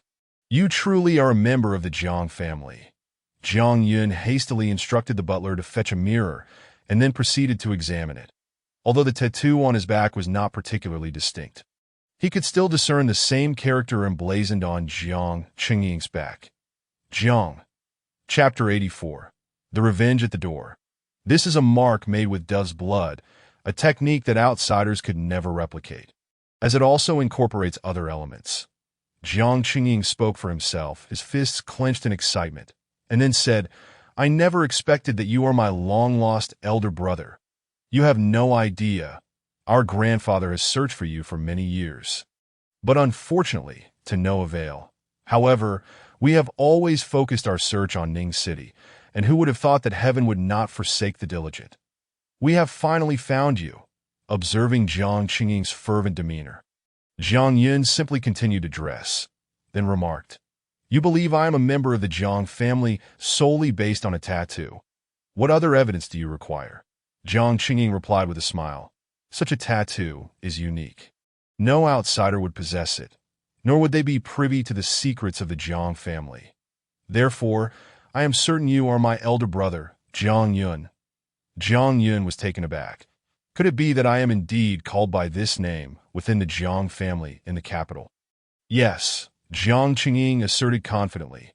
"Our family possesses a genealogy, and each child's name is selected before birth, after which a jade pendant is crafted for each of us. As he spoke, he produced his own jade pendant, upon which the characters Chung and Ing were clearly inscribed, identical to Jiang Yun's pendant, even in texture. Jiang Yun nodded, acknowledging, "I have one of those pendants as well, brother." Jiang Qingying excitedly embraced Jiang Yun, exclaiming, "I have finally found you a him." While it should have been a moment filled with emotion, Jiang Yun felt little inner turmoil. Instead, he glanced at Jiang Qingying and said, "Well, let us sit down and discuss this." "Very well." Jiang Qingying took Jiang Yun's hand and continued, "Brother, I will make arrangements, and we shall depart early tomorrow morning." "Where to?" Jiang Yun furrowed his brow slightly. "Naturally, we shall return to the capital." Jiang Qingying quickly replied, "Now that I have located you, it is only right to bring you back to the Jiang family, that I believe our grandfather will be overjoyed upon hearing this news." "Absolutely not." Jiang Yun firmly shook his head. "The Lin family's foundation lies in Ning City. Lin Shui would never easily leave this place, which means that if I were to forcibly accompany Jiang Qingying back to the capital, I would likely be separated from Lin Shui. Heaven has granted me a chance to start anew, and I must make amends with Lin Shui. I will not part ways with her so easily." "Brother, you are the legitimate eldest son of our generation. Upon returning to the capital, you could directly take over the family's subsidiary, and in the future, you may even become the heir of the Jiang family. The future is bright. Why remain in this small place called Ning City? Surely, you have unresolved matters? If so, entrust them to me, and I will see to them promptly." Jiang Yun shook his head, a faint smile gracing his lips as he replied, "You truly cannot assist me with this matter. Here's what we shall do. I will remain in Ning City for the time being, and once I have resolved everything here, I will take the initiative to seek you out." Jiang Qingying's expression shifted slightly, but before he could finish his thought, Jiang Yun raised his hand and quickly added, "By the way, I do need your help with something." "Brother, speak on." Jiang Qingying was exceedingly enthusiastic. "Well," Jiang Yun's lips curled into a slight smile as he slowly stood and beckoned Jiang Qingying to follow him, and together they proceeded outside. Along the way, Jiang Yun briefly explained the situation regarding the Lin family to Jiang Qingying. As they entered the vehicle, Jiang Qingying's expression darkened, and he coldly stated, "Brother, you need not worry. I will handle this matter. A mere branch of the Lin family dares to challenge us. We shall go there immediately." Jiang Yun smiled with satisfaction, acknowledging that his younger brother indeed had some merit. Half an hour later, they arrived at the Lin family estate. Upon exiting the vehicle, Jiang Yun noticed the driver following them, prompting him to say, "You may stay in the car." However, the driver ignored Jiang Yun's words and remained silently by Jiang Qingying's side, his demeanor grim. Jiang Yun coughed awkwardly, then turned his gaze to Jiang Qingying, pointing at his own ear and asking, "Is your bodyguard deaf?" "Of course not." Jiang Qingying smiled slightly, then introduced, "Brother, this is a bodyguard assigned to me by the family. He has been by my side since childhood. You may call him Ingzi. Moreover, aside from obeying my commands, only grandfather can give him orders." Jiang Yun nodded, understanding now. The configuration of this young master of the Jiang family was indeed worlds apart from his own. As they conversed, they entered the Lin family hall. The butler hurried over, and upon seeing Jiang Yun and the others, his expression soured considerably as he frowned and said, "What are you doing here? Leave at once. How dare you intrude upon the Lin family? Bring your master out to see me." Jiang Qingying's smile faded, and his gaze became significantly sharper. "Who do you think you are?" The butler's lips twitched. Since the Lin family had arrived in Ning City, who would dare speak to them in such a manner? No sooner had he spoken than Ingzi swiftly approached the butler, delivering a kick that sent him flying. Bang! The butler crashed to the ground, struggling to rise, and glared at Jiang Yun and the others, exclaiming, "You rascals!" Jiang Yun and the others ignored the butler entirely, sitting down as if nothing had happened. Moments later, the Lin patriarch and the third uncle descended the stairs, their expressions grim, for who would feel at ease being attacked in their own home? Jiang Yun glanced at the two, then returned his gaze to Jiang Qingying. Jiang Qingying slammed his hand on the table, exclaiming, "How audacious! You dare to trouble a member of the Jiang family. Do you truly believe the Lin family is invincible? A member of the Jiang family?" The Lin patriarch's face shifted, and he quickly glanced at Jiang Qingying, respectfully inquiring, "May I ask who you are?" Jiang Qingying snorted coldly, declaring, "I am Jiang Qingying of the Jiang family from the capital." Chapter 85, Making Concessions. Jiang Qingying. The Lin patriarch's gaze shifted slightly, clearly indicating he had not heard that name before. Meanwhile, the Lin family's third uncle approached the patriarch and whispered, "Jiang Qingying is the young master of the Jiang family. Quite esteemed, but we cannot be sure if this person is deceiving us." After all, none of them had ever seen the real Jiang Qingying.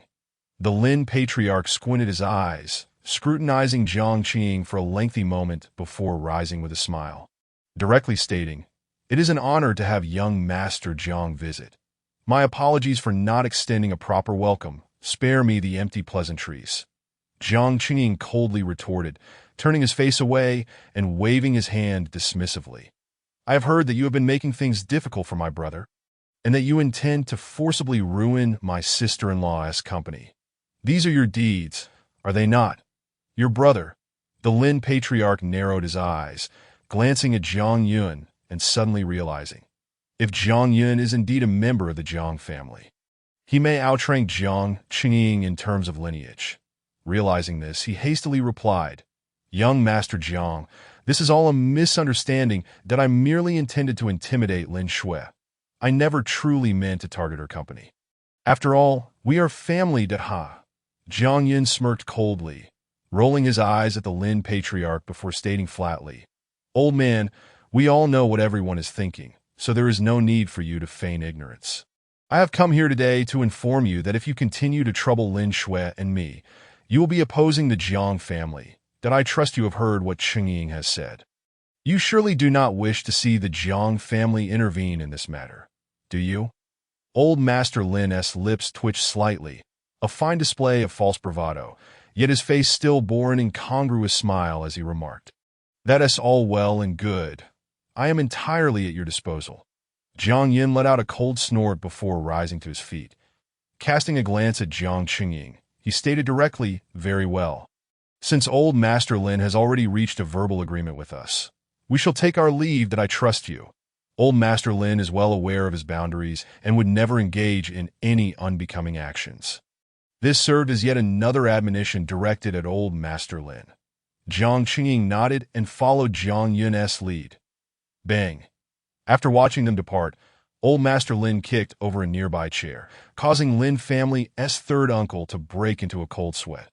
"That damned little brat dares to threaten me here. Merely a good-for-nothing who hasn't even paid a visit to the Jiang family. Does he truly believe himself to be someone of significance?" Old Master Lin's face flushed crimson with rage. Meanwhile, Lin family's third uncle spoke up cautiously. "At this point, we are still unaware of the full situation, Father. Let us wait a bit longer. If Jiang Yun has no ties to the Jiang family, or if he cannot gain entry into their door, we can deal with him properly then. Sooner or later, this scoundrel will pay for his insolence." Old Master Lin slammed his hand on the table, his voice cold and commanding. "Enough of this nonsense. Immediately verify Jiang Qingying's identity. It is the first time in my life that I have been bullied by a younger generation." After receiving his orders, Lin family's third uncle exited the hall. Meanwhile, Jiang Yun and his companion had already returned to the car, and he seated himself gracefully in the back, stroking the leather upholstery as he remarked with a smile. The interior of this vehicle is truly impressive. It must have cost quite a fortune, I presume. Considering the chassis, engine modifications, and sound system, it is merely over 10 million, replied Jiang Qingying with a smile. If you like it, brother, I would simply gift it to you, or I could take you to the dealership to select a car of your preference, Jiang Qingying offered. That is quite unnecessary, Jiang Yun chuckled, waving his hand dismissively, for he believed in the principle of not receiving rewards without merit. Jiang Qingying leaned closer to him, his smile growing increasingly radiant as he said, "Brother, you must be feeling the advantages of power now." "Correct. Did you notice old Lin's expression? He resembled a mouse confronted by a cat. If you return to the Jiang family with me, the entire Ning city will dare not offend you. Wherever you go, Wunti you command both wind and rain." Jiang Yin narrowed his eyes slightly and shook his head. "I still have matters to attend to in Ning city, and I do not intend to move to Beijing." "Brother," Jiang Qingying pressed, "why put yourself through this?" "Enough," Jiang Yun interjected. "If you have nothing pressing, you should return to Beijing soon. When I eventually visit, I will personally come to catch up with you." Jiang Qingying sighed. Choosing not to argue further, at that moment, Jiang Yun's phone rang. "Jiang Yun, are you still with Jiang Qingying?" Came Lin Shui's voice from the other end. "Yes," Jiang Yun replied, glancing at Jiang Qingying beside him, a faint smile gracing his lips. "Just now, Qingying accompanied me to the Lin family, and we have resolved all matters. Henceforth, old Master Lin will undoubtedly cease to trouble us. In fact, he may even come to curry favor with you. After all, given Jiang Yun's standing, maintaining a favorable relationship with him would greatly benefit the Lin family." Lin Shui replied with a smile, "Excellent. I knew you would handle this matter adeptly. By the way, I called to ask if you would like to have dinner with Jiang Qingying later. If so, I can make a reservation at a restaurant, and we can head over." Jiang Yin did not respond immediately, instead looking at Jiang Qingying before inquiring, "Do you have plans for the evening?" "Nothing at all." Jiang Qingying smiled faintly. In that case, your sister-in-law wishes to treat you to dinner as a token of gratitude for your assistance. Shall we go? Jiang Yin posed the question. Of course. Jiang Qingying exclaimed eagerly. I am also curious to see what kind of person your sister-in-law is, the one who has so captivated you. Jiang Yun chuckled softly, greeting Lin Shui over the phone before hanging up in the blink of an eye. The two had arrived at the restaurant mentioned by Lin Xue. At that moment, she had already entered the lobby. Upon seeing the two approaching, she shook her head and said, "It seems I have arrived late." "No, we arrived early," Jiang Qingying interjected with a smile, stepping closer to Lin Shui and greeting, "Sister-in-law." "Hello." Chapter 86. The Ancestor's Tomb. Disturbed Lin Shui smiled politely at Jiang Qingying.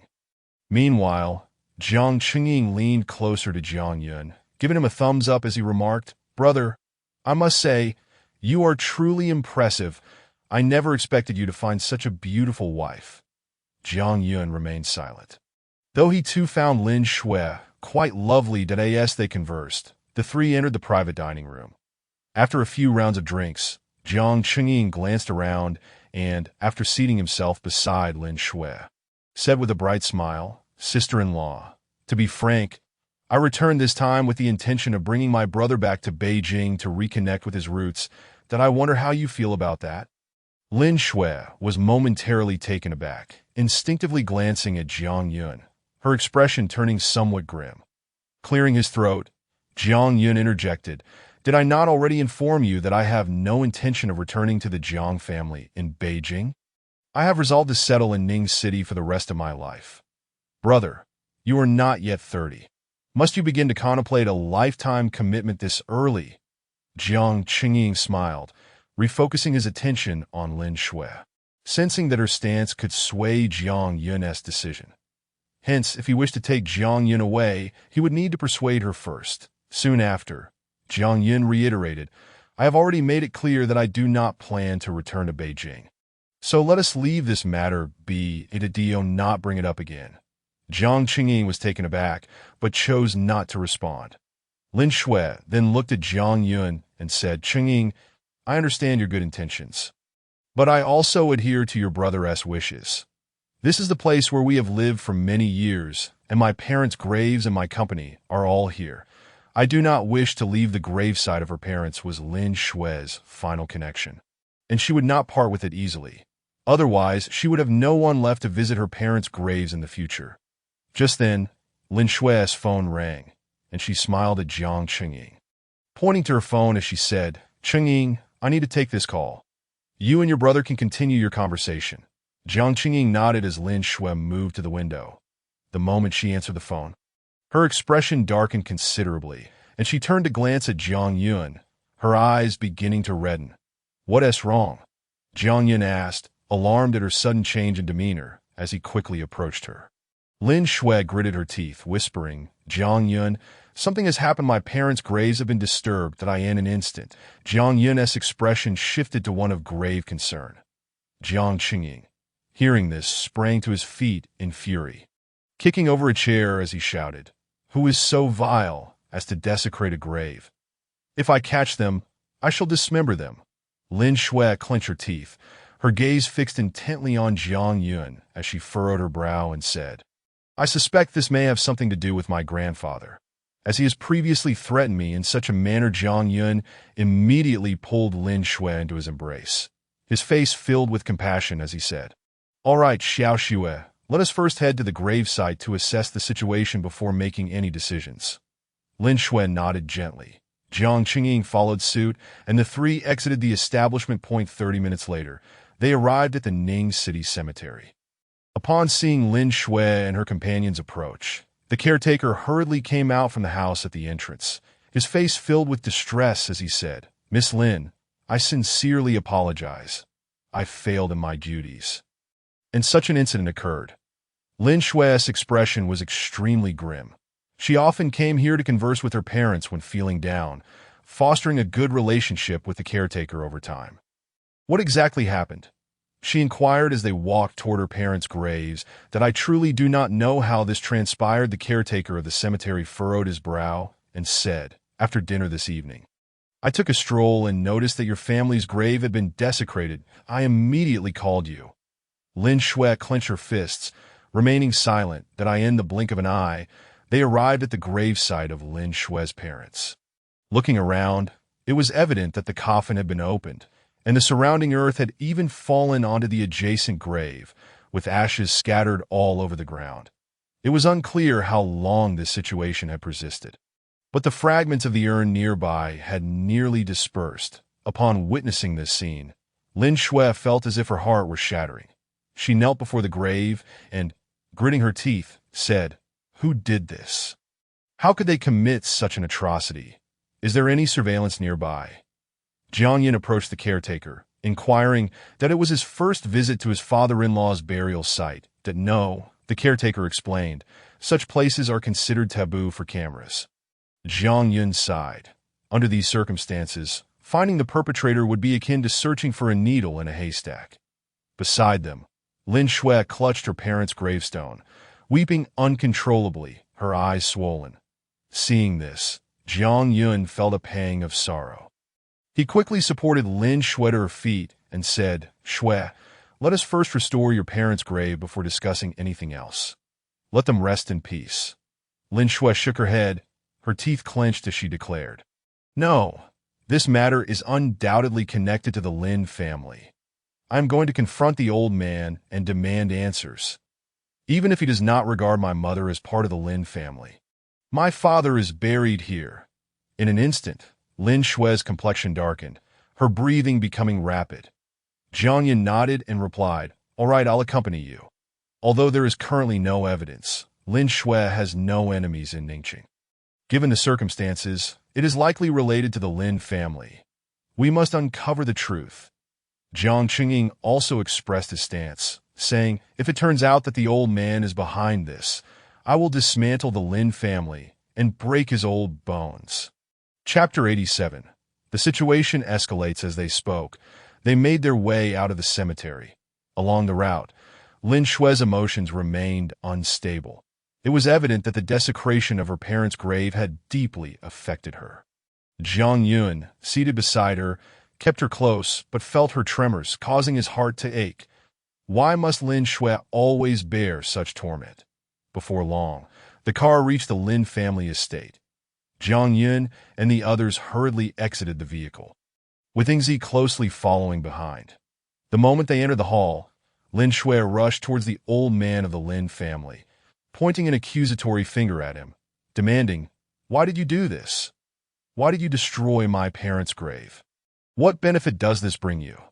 The old man, shedding the humility he had displayed earlier in the day, glared at Lin Shui defiantly. Then he raised his hand and slammed it onto the table. Speaking slowly and deliberately, "Lin Shui, how dare you speak to me like that? Do not forget that I am your grandfather." A cold, bitter smile crept across Lin Shui's lips as she shook her head, retorting, "No, I do not recognize you as such a monstrous grandfather. You would destroy your own son's grave for your selfish interests. Such behavior is beneath even the lowest of creatures." Impudent at that moment, the Lin family's third uncle stepped forward, blocking Lin Shui's path, and coldly stated, "Lin Shui, I do not know what has gotten into you, but it is fortunate you have arrived. There are matters we must discuss anew. You must take over the Lin family and represent us in the capital, allowing our Ningqing Lin family to become part of the capital's Lin family. And you will unconditionally obey the arrangements of the capital's Lin family." Lin Shui gritted her teeth in anger, frowning as she replied, "On what grounds? My parents' grave has been desecrated. I will not be subservient to anyone. Even if the Lin family falls, what does it matter?" In that moment, Lin Shui was resolved to fight against her grandfather to the bitter end, not only for herself, but also for her deceased parents. Just then, Jiang Qingying stepped up to the old man, saying, "Have you forgotten our agreement? Or do you look down on our Jiang family from the capital?" He continued, "To be frank, even the members of your Lin family from the capital need to show us Jiang family some respect. What do you think you are?" Jiang Yin quickly moved to Lin Shui's side, shielding her. The atmosphere grew increasingly tense. The old man's murky eyes flickered slightly. Then he smiled, "Young Master Jiang, I advise you to temper your anger. For this is not solely my decision. It is also the intent of your Jiang family. Your family does not wish to see Jiang Yun in the capital." Jiang Qingying retorted, "Impossible," just as he spoke. A voice echoed with chilling indifference. "Why is that impossible?" The words carried an air of icy disdain, sending shivers down spines that a notorious scoundrel, infamous in Ningxing, was a figure of disdain wherever he went. Such a person had no place in our Jiang family in the capital. Upon hearing the voice, Jiang Qing turned mechanically, his expression darkening considerably as he frowned. "Uncle, what brings you here?" Jiang Shan cast a cold glance at Jiang Qingying, then turned his gaze to Jiang Yun, tossing a stack of documents onto Jiang Qingying's desk, saying, "Take a good look at this. You were supposed to verify his identity. How did you handle it? You have not even confirmed he is one of us, yet you help him settle matters? Jiang Qingying, you are truly audacious."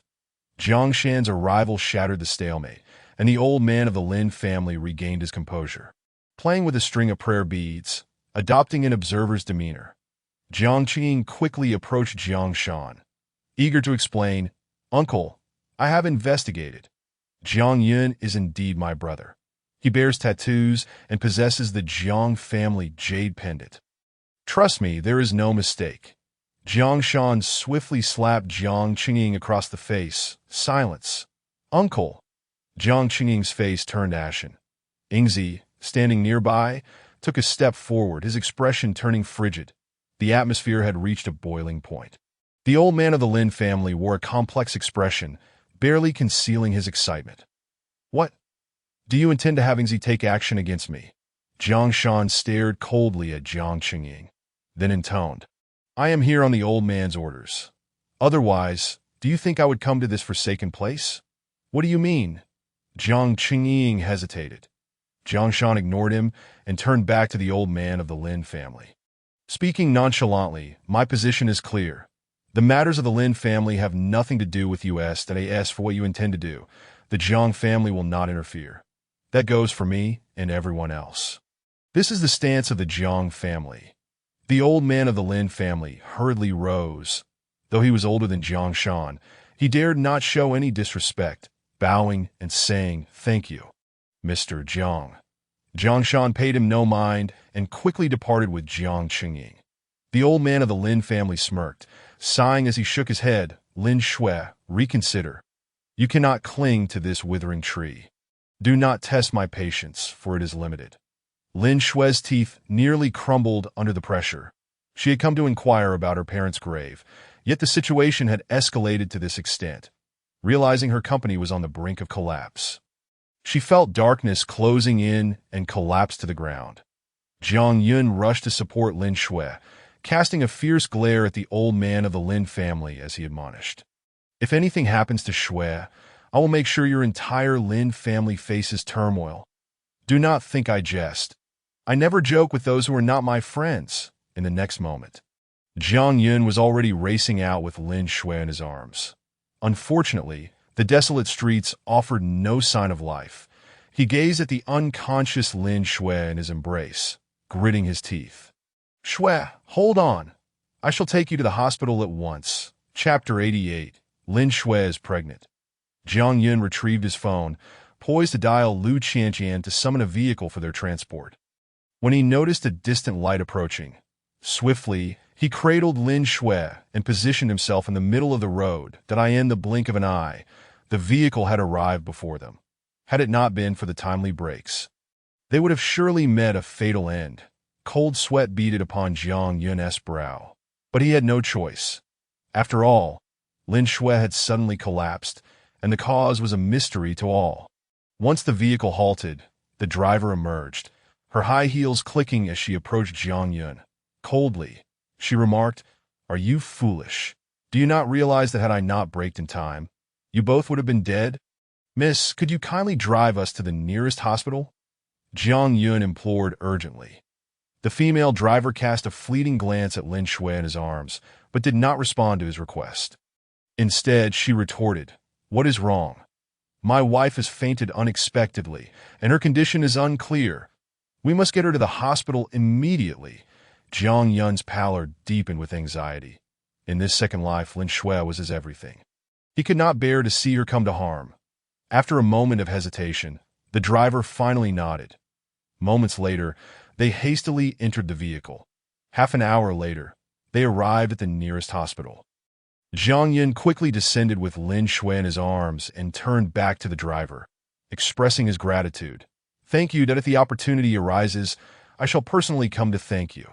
With that, he rushed into the hospital lobby, while the woman crossed her arms, watching their retreating figures, and muttered with irritation, "Do you even know who I am? Or where you might meet me again? Such a lack of courtesy." After a few more grumbles, she returned to her vehicle and drove off into the night sky. Outside the emergency room, Jiang Yun paced anxiously, his expression a portrait of despair. He clenched his fists, his teeth nearly grinding to dust. His mind solely occupied with thoughts of Lin Shui. While he awaited news, he spotted Jiang Qing hastening down the corridor towards him. In mere moments, he stood before Jiang Yun, breathlessly inquiring, "Brother, I heard sister-in-law is ill?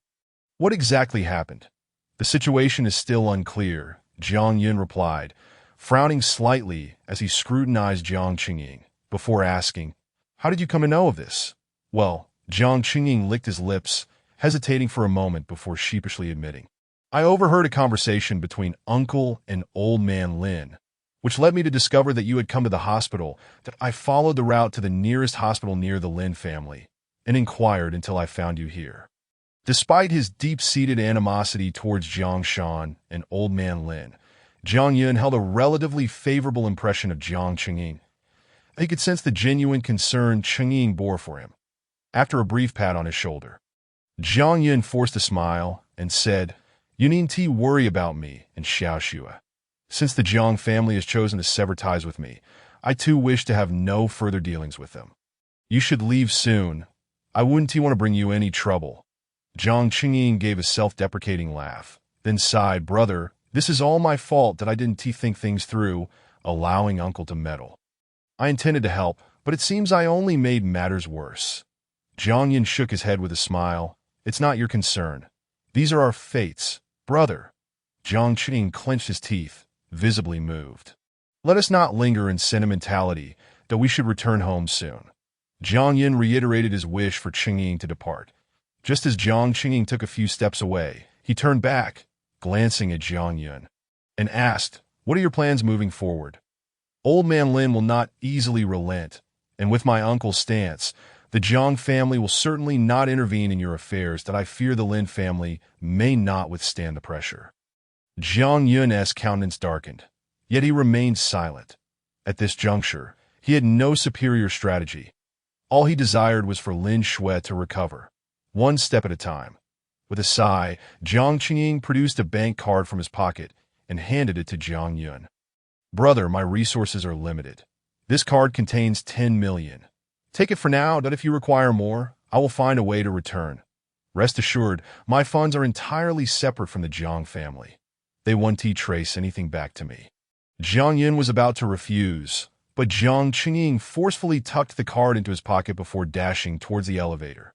Jiang Yun stood rooted for a moment, shaking his head in contemplation. He gazed at the card in his hand, a hint of reluctance tugging at the corners of his mouth. Indeed, there were still individuals within the Jiang family who possessed a sense of humanity. Suddenly, the attending physician emerged from the emergency room.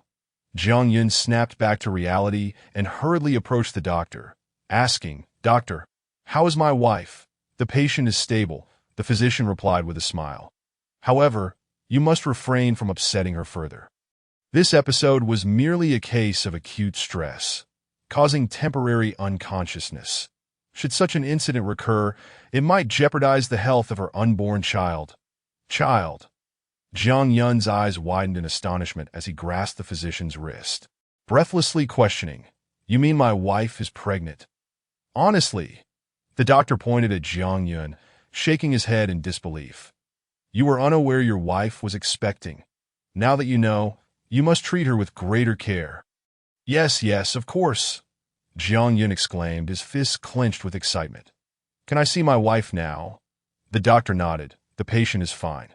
Once she is discharged, you may take her home to recuperate. During her pregnancy, it is imperative to avoid medication and intravenous fluids as much as possible." "Understood," Jiang Yun affirmed, eagerly making his way towards the emergency room door. That as the door swung open once more, a nurse assisted Lin Shui as she emerged, her face still pale and her gaze somewhat vacant. Upon seeing Jiang Yun, she managed a faint smile. "I worried you." Chapter 89. This child cannot be kept, fool. What are you saying? Jiang Yun immediately enveloped Lin Shui in his embrace, his face alight with fervor. "Wife, you must regain your spirits. Otherwise, the baby in your belly may not be healthy. Though many events had transpired recently, rest assured, as long as I am here, I will resolve every issue." Lin Shui paused, astonished at Jiang Yun's words, then covered her mouth in shock. "Are you saying I'm pregnant?" "Indeed," Jiang Yun replied with a smile. "I just learned this from the attending physician. You are going to be a mother." Yet Lin Shui's expression revealed no trace of excitement. Jiang Yun gently guided her to a nearby seat and inquired, "Wife, what are you thinking? Why do you seem so unhappy?" "Well," Lin Shui pondered, her emotions a tumultuous sea. After a moment's hesitation, she gazed earnestly at Jiang Yun, grasping his hand. "Jiang Yun, can we consider not keeping this child?" In an instant, Jiang Yun felt as though struck by lightning, standing frozen in disbelief. What did you just say?" This child was a testament to their love, their first offspring. How could Lin Shui utter such words? "Jiang Yun, please do not react so strongly. Hear me out," Lin Shui said soothingly. Observing his distress, "I too wish to bring this child into the world, to have a child that belongs solely to us. However, there are still so many matters left unresolved. The arrival of the Lin and Jiang families may place the Lin Corporation in jeopardy, and I cannot predict how far they might push me to my parents' resting place has already been desecrated. Should I neglect the Lin Corporation, resigning from my position as chairperson, the Lin family would be at a loss." Yet, once we have a child, that child becomes our Achilles heel. That if they exploit the child against us, how shall we respond? Indeed, it must be said that Lin Shui's considerations were remarkably thorough. In truth, she had long since awakened. It was merely that she had not yet emerged from the emergency room. She needed the solitude to contemplate how to resolve the troubles confronting the Lin family. After all, she absolutely could not lead everyone into the abyss. I disagree, Jiang Yun asserted resolutely. The Lin family wishes to bring you back solely for the purpose of arranging a marriage. Now that you are pregnant, I suspect they will certainly not allow you to act recklessly. After all, who would tolerate their fiancé, being with child? No one desires to be a scapegoat. As for the Jiang family, the situation was even simpler. They merely wished to avoid seeing me and certainly did not want me to return to the capital to reclaim my heritage. So be it, I shall never step foot in the capital again. Everything was well within Jiang Yun's plan. Lin Shui hesitated for a moment, her silver teeth clenched tightly, yet she remained silent. Jiang Yun sat beside her, enveloping her in his embrace, and then said, "Xiao Shui, rest assured, even if the sky were to fall, I would support you and the child, ensuring that you both remain unharmed." Suddenly, Lin Shui raised her head and, with utmost seriousness, gazed at him. "Will you accompany me back to the Lin family? You wish to go again?" Jiang Yun's eyes widened in disbelief. To him, the Lin family was a den of danger, and if a confrontation were to occur, it certainly was not the opportune moment. Lin Shui nodded firmly and continued, "Yes, accompany me, that if matters unfold as you suggest, that would be splendid. However, if the Lin family continues to cling to me, we may need to employ alternative measures that no one knows what the dawn may bring." "All right," Jiang Yun gritted his teeth and ultimately nodded in agreement. In the early hours of the morning, a taxi traversed the quiet streets, carrying Jiang Yun and Lin Shui within. The car was enveloped in silence. They resembled the most familiar of strangers, embracing yet wordless, each lost in their own thoughts. It was not until 3:30 in the morning that the vehicle finally halted before the Lin family's main entrance. Upon disembarking, Jiang Yun glanced at the time, took Lin Shui's hand, and smiled as he asked, "Are you aware of the legend surrounding 3:30 in the morning?" "Huh." Lin Shui's lips curled into a lovely smile as she nestled against Jiang Yun's shoulder, whispering, "They say that not returning home by 3:30 in the morning surely leads to misfortune. Yet here we are, confronting the Lin family at this very hour." Jiang Yun raised his eyes to regard the Lin family ancestral home, clenching his teeth as he declared, "Fear not. I am well aware of what lies ahead. Today, I shall disrupt the chaos of 3:30 in the morning and ensure our victorious debut." Lin Shui nodded gently. Though she remained silent, in the blink of an eye, they had pressed the doorbell. Minutes later, the lights in the grand hall flickered to life, and the butler emerged, visibly irritated, upon seeing Jiang Yun and Lin Shui at the threshold. His expression soured considerably, and he frowned as he spoke. "What brings you here again?" "I wish to see old Master Lin." Jiang Yun replied coolly, "Did I ask the old master someone you can simply request to see?" The butler shot Jiang Yun a cold glance, waving his hand dismissively. "Be gone. If you truly wish to meet the old master, you must wait until tomorrow morning to send a formal invitation before arriving." "You!" Lin Shui's face darkened with indignation. "When did the Lin family acquire such heirs? Were they not the ones who once begged us to visit?" Jiang Yun snorted derisively, gripping Lin Shui's hand as he retorted, "Very well. If that is the case, we shall not impose. Should you wish to find us in the future, I shall ensure that your old master presents an invitation and bows thrice before we even consider speaking." The butler scoffed, his face a mask of disdain. "Who do you think you are? Don't be so audacious. Leave at once." Having witnessed Jiang Yun's disgraceful departure earlier in the day, he felt no obligation to treat Jiang Yun with courtesy. Jiang Yun sneered. "A barking dog will surely come to regret its insolence." Just as he prepared to turn away with Lin Shui, a commanding voice echoed from within the courtyard. "Let them in." Chapter 90. A deadly standoff. The butler glanced back at Lin family's third uncle, then dared not utter another word, hastily opening the door.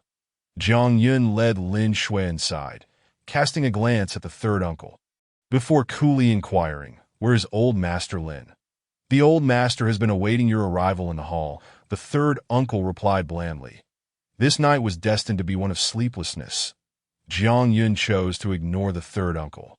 In his eyes, old Master Lin was certainly no saint, but the third uncle was even worse, perpetually donning a facade of geniality while harboring malicious intent.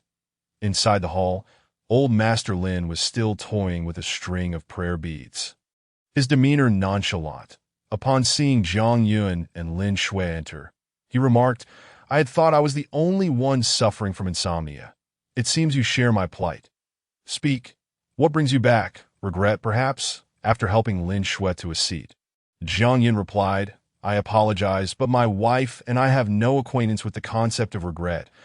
I have come to deliver a piece of news. Xiao Shui is pregnant, and I advise you to abandon any ill-conceived notions you may harbor." Upon hearing this, old Master Lin's expression remained unchanged. He continued, "A child? That is even better. After all, the person she is to marry cannot bear children." Jiang Yun narrowed his eyes slightly, questioning the implication behind those words.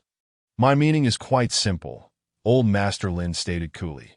"The prospective groom is a fool. Therefore, your wife's pregnancy will not adversely affect the situation. Our sole aim is to secure a marriage alliance between the Lin family and theirs. Everything else is of little consequence. Doesn't the other party worry about becoming a laughingstock?" Jiang Yun's brow furrowed, his expression darkening. Did they truly perceive pregnancy as a source of shame? In fact, this situation was fortuitous. Since the other party was a fool, it merely meant that the Lin family was marrying down. Now that Lin Shui was pregnant, they would effectively cancel each other out, and any rumors would not tarnish the Lin family's reputation. Clearly, everything was part of old Master Lin's intricate scheming to at this moment. Jiang Yun realized the terrifying nature of the family before him. Lin Shui's fists clenched in anger, and in that instant, despair engulfed her. To be forced into marrying a stranger was one thing, but to be bound to a fool, what did that make her in the eyes of the Lin family?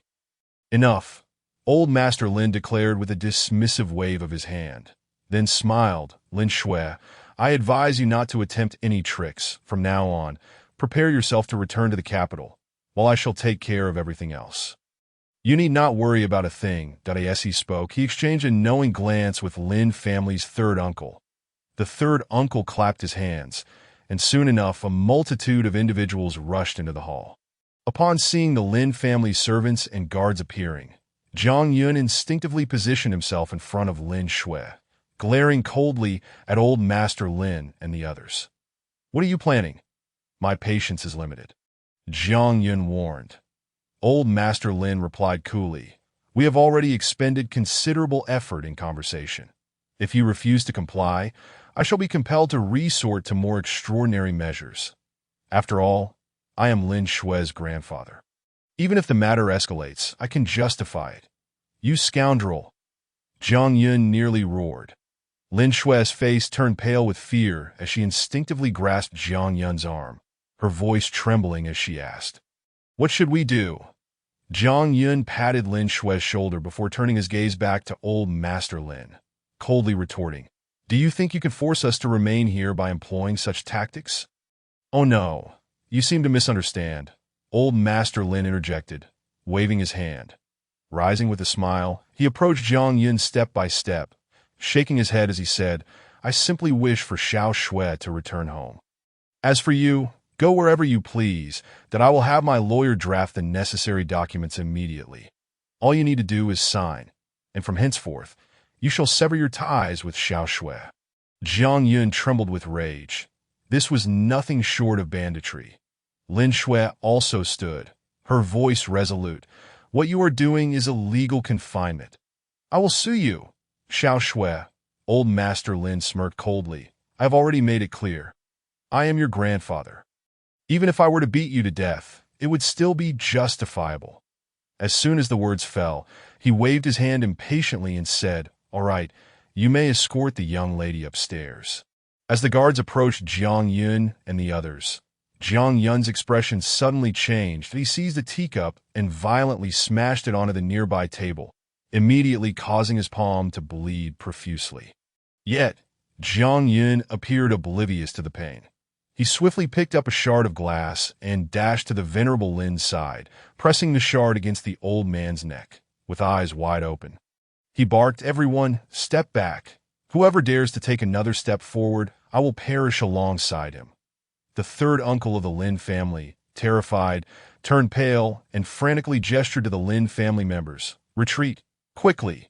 Lin Shui hurriedly followed behind Jiang Yun, wanting to speak but unable to find the words. Meanwhile, the venerable Lin let out a disdainful snort, showing no concern for his predicament, coldly glancing at the Lin family and declaring, "Do you truly believe this fellow would dare to kill me? Seize them at once." The third uncle of the Lin family looked distressed, and the rest of the Lin family exchanged glances that I end the next moment. Jiang Yun moved his finger, and the glass shard pierced into the venerable Lin's flesh, leaving a shallow but distinct gash on his neck. The venerable Lin swallowed hard, furrowing his brows as he spoke. "Jiang Yun, do you dare to kill me? I am but a dying man. Should you take my life, you shall accompany me in death." "Ha!"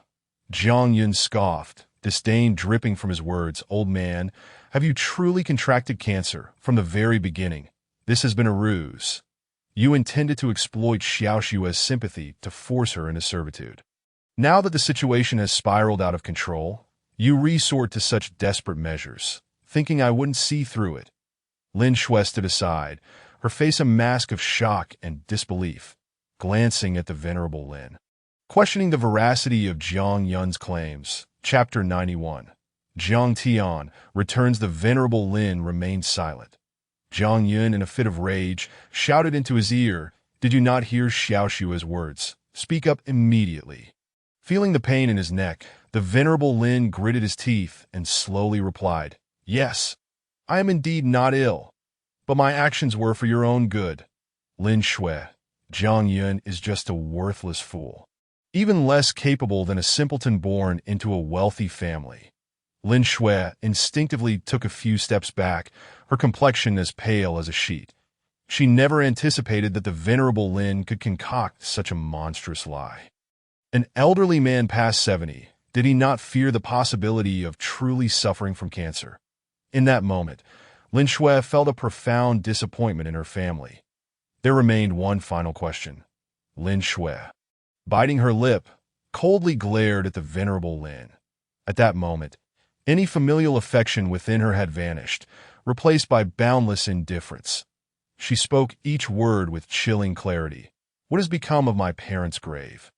Who has desecrated their resting place?" Upon hearing this, the venerable Lin was momentarily taken aback, then turned to glare at the third uncle of the Lin family, sharply reprimanding, "Was it you?" Both Lin Shui and Jiang Yun were agitated, and though the venerable Lin feigned calmness, a flicker of fear crossed his face. After all, he had no desire to trade his life for Jiang Yun's imprisonment for eternity.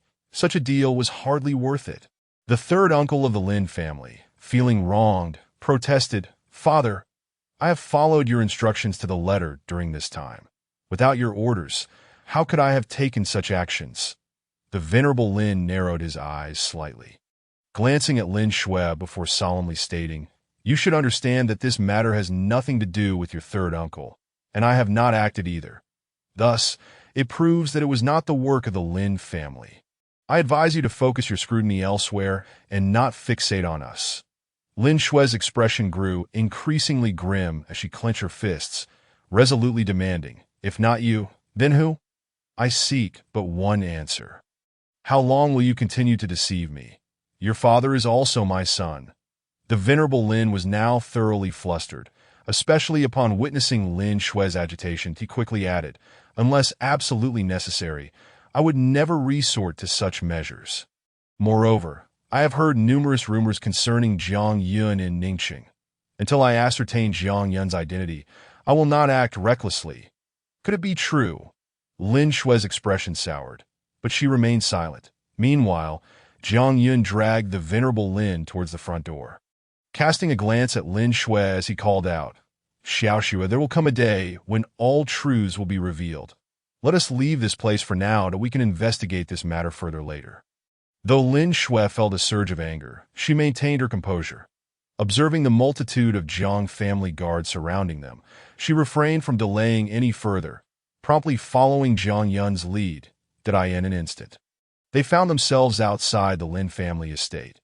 Jiang Yun instructed Lin Shui to get into the car first before turning to the crowd trailing behind them, sternly commanding, "Step back."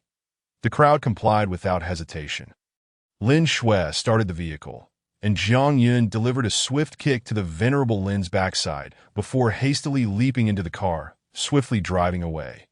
The third uncle of the Lin family hurriedly gathered the Lin family members, rushing to support the venerable Lin, exclaiming, "Father, I will take people to pursue them immediately. I will ensure that Lin Shui and that scoundrel Jiang Yun pay dearly for their audacity." The venerable Lin's lips twitched as he touched the blood on his neck. Casting a cold glare at the third uncle, he then raised his hand and slapped him across the face, growling, "Fool! Do you wish to escalate the situation? You disgraceful wretch, return home at once." The third uncle of the Lin family gritted his teeth in anger and frowned. "Is this how we will let it end? When has the Lin family ever endured such indignities?" The venerable Lin, clenching his fists in frustration, retorted fiercely, "How could this possibly end here? Tomorrow, I will ensure they suffer a harrowing consequence. Immediately impose an economic blockade on the Lin Corporation. I want them to never rise again." The third uncle nodded and quickly departed. Meanwhile, Jiang Yun and Lin Shui had already driven into the city. Gazing at the neon-lit streets, Jiang Yun finally exhaled in relief, glancing at the glass shard in his hand before tossing it out the window, casually remarking, "That was truly perilous that we were almost lost."